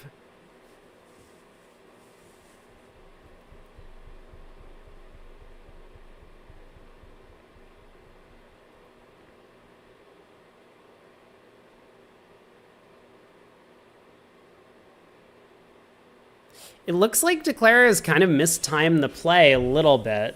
Does not get to both take the club finesse and take the diamond finesse. But with North having thrown clubs, I guess Declare doesn't need to take the club hook anymore. So maybe Declare will go king of clubs, club to the ace. Nope, they just play club to the ace.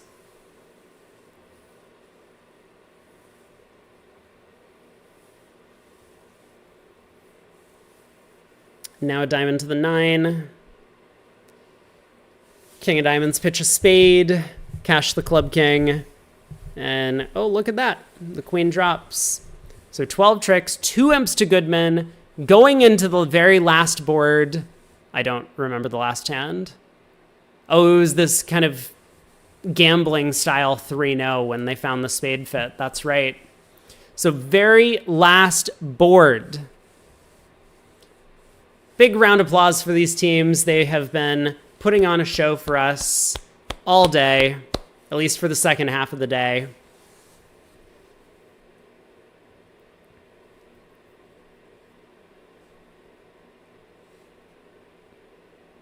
So East is going to open, of course, because they're playing a pretty aggressive system. Open all 11 counts. Pass by South. This is just going to start a diamond, a spade, and no trump.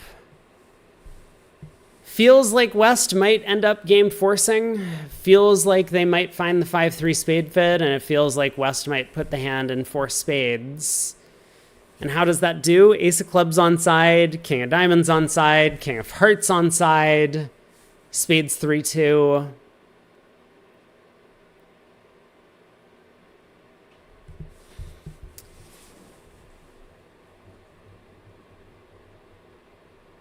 Still a lot of work to be done in that contract. Oh?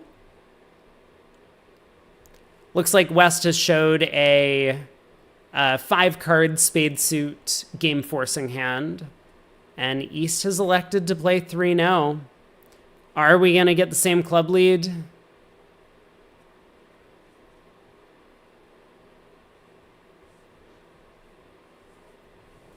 Four spades down 1 looks like a very possible final result. 3 no trump down 1 looks like a very possible final result. There is the Rusino 9 of clubs lead.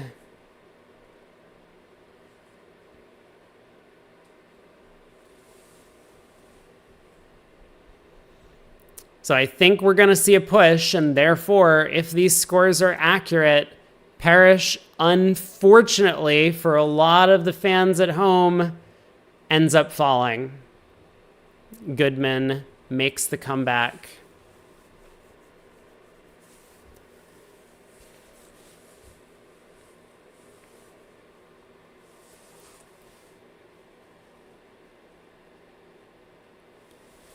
Three-no wrong-sided. I mean, that's always random. But yeah, maybe a little bit. You would like to protect that king doubleton of clubs. Thank you, George Brad. All the scores are in on bridge winners. Let's follow the rest of this hand to its conclusion. Just in case, I mean, if Declare ends up going down 2, it's hard to imagine they will, then we would have a tie match.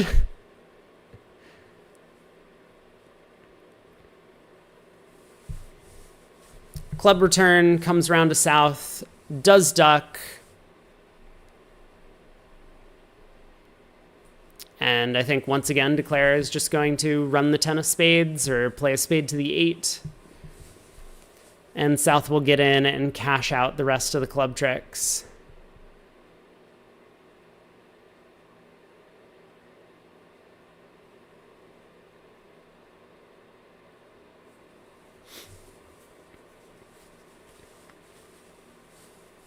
You think they're going to have to play boards 16 through 30 again?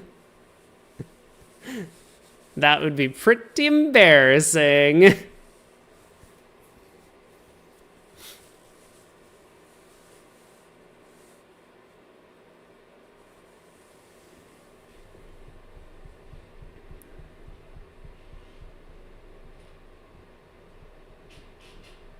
You think they'll end up making better decisions in the auction and in the play on some of these boards? Yeah, I bet you're right.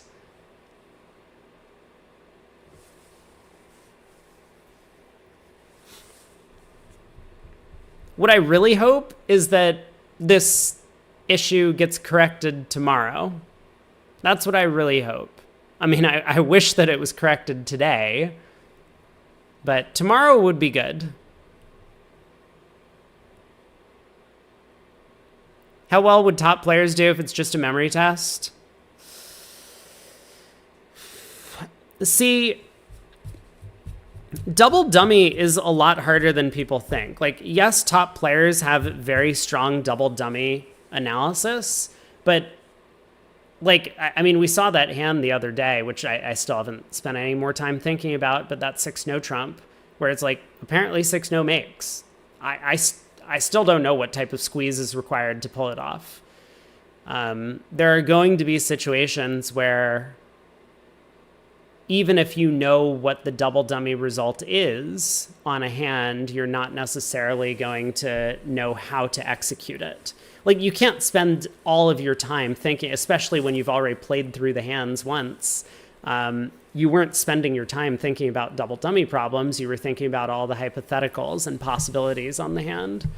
So I think they would do pretty good. Like, you would remember the location of an important key honor. You would know that certain finesses work, but being able to still put together all of the exact lines of play required to reach double dummy par is going to be a bit of a challenge, for sure. And yes, they will remember that rabbiing the stiff king of clubs offside.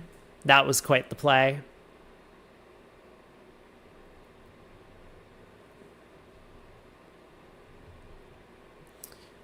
All right, last decision for Declarer. Do you take the Heart Finesse? Do you take the Diamond Finesse? Do you take no finesses and go down 2?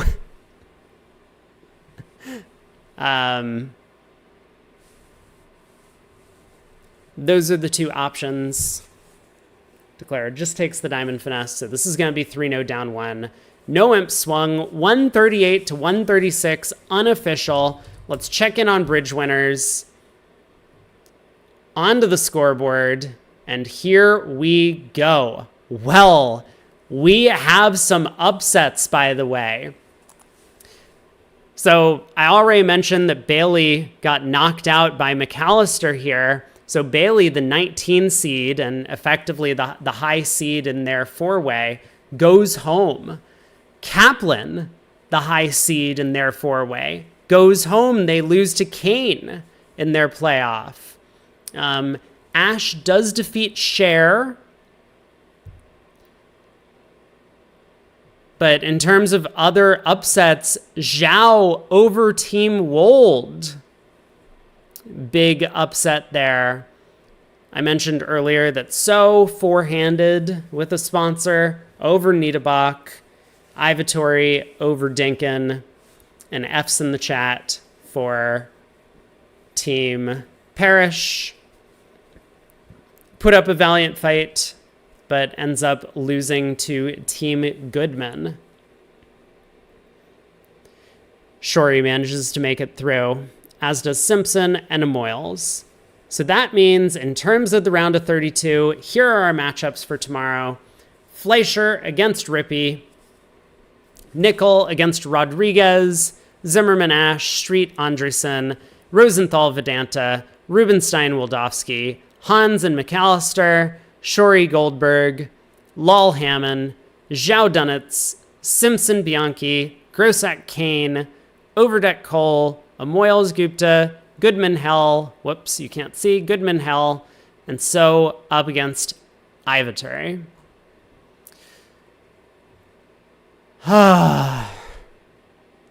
It's been a long day, 10.5 hours stream. We got a super raid from an awesome Polish chess streamer who I will have to check out at some point once I'm done covering this event.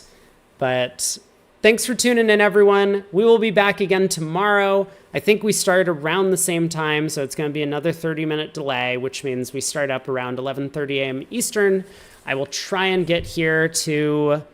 I need to fill out a bracket, actually. I do need to fill out a fantasy bracket. I will do that tomorrow before the start of the round on stream. Hey, Davy Kappa. Well played by Parrish. Was it live? Was there a delay? It was a 30-minute delay. And unfortunately, Parrish did go down. So I don't know if you got the scores backwards, but it was a hard-fought match. They did not manage to make it through. Okay, I'm wrapping up. Thanks for hanging out, y'all. Take care. Have a good one. And I will see you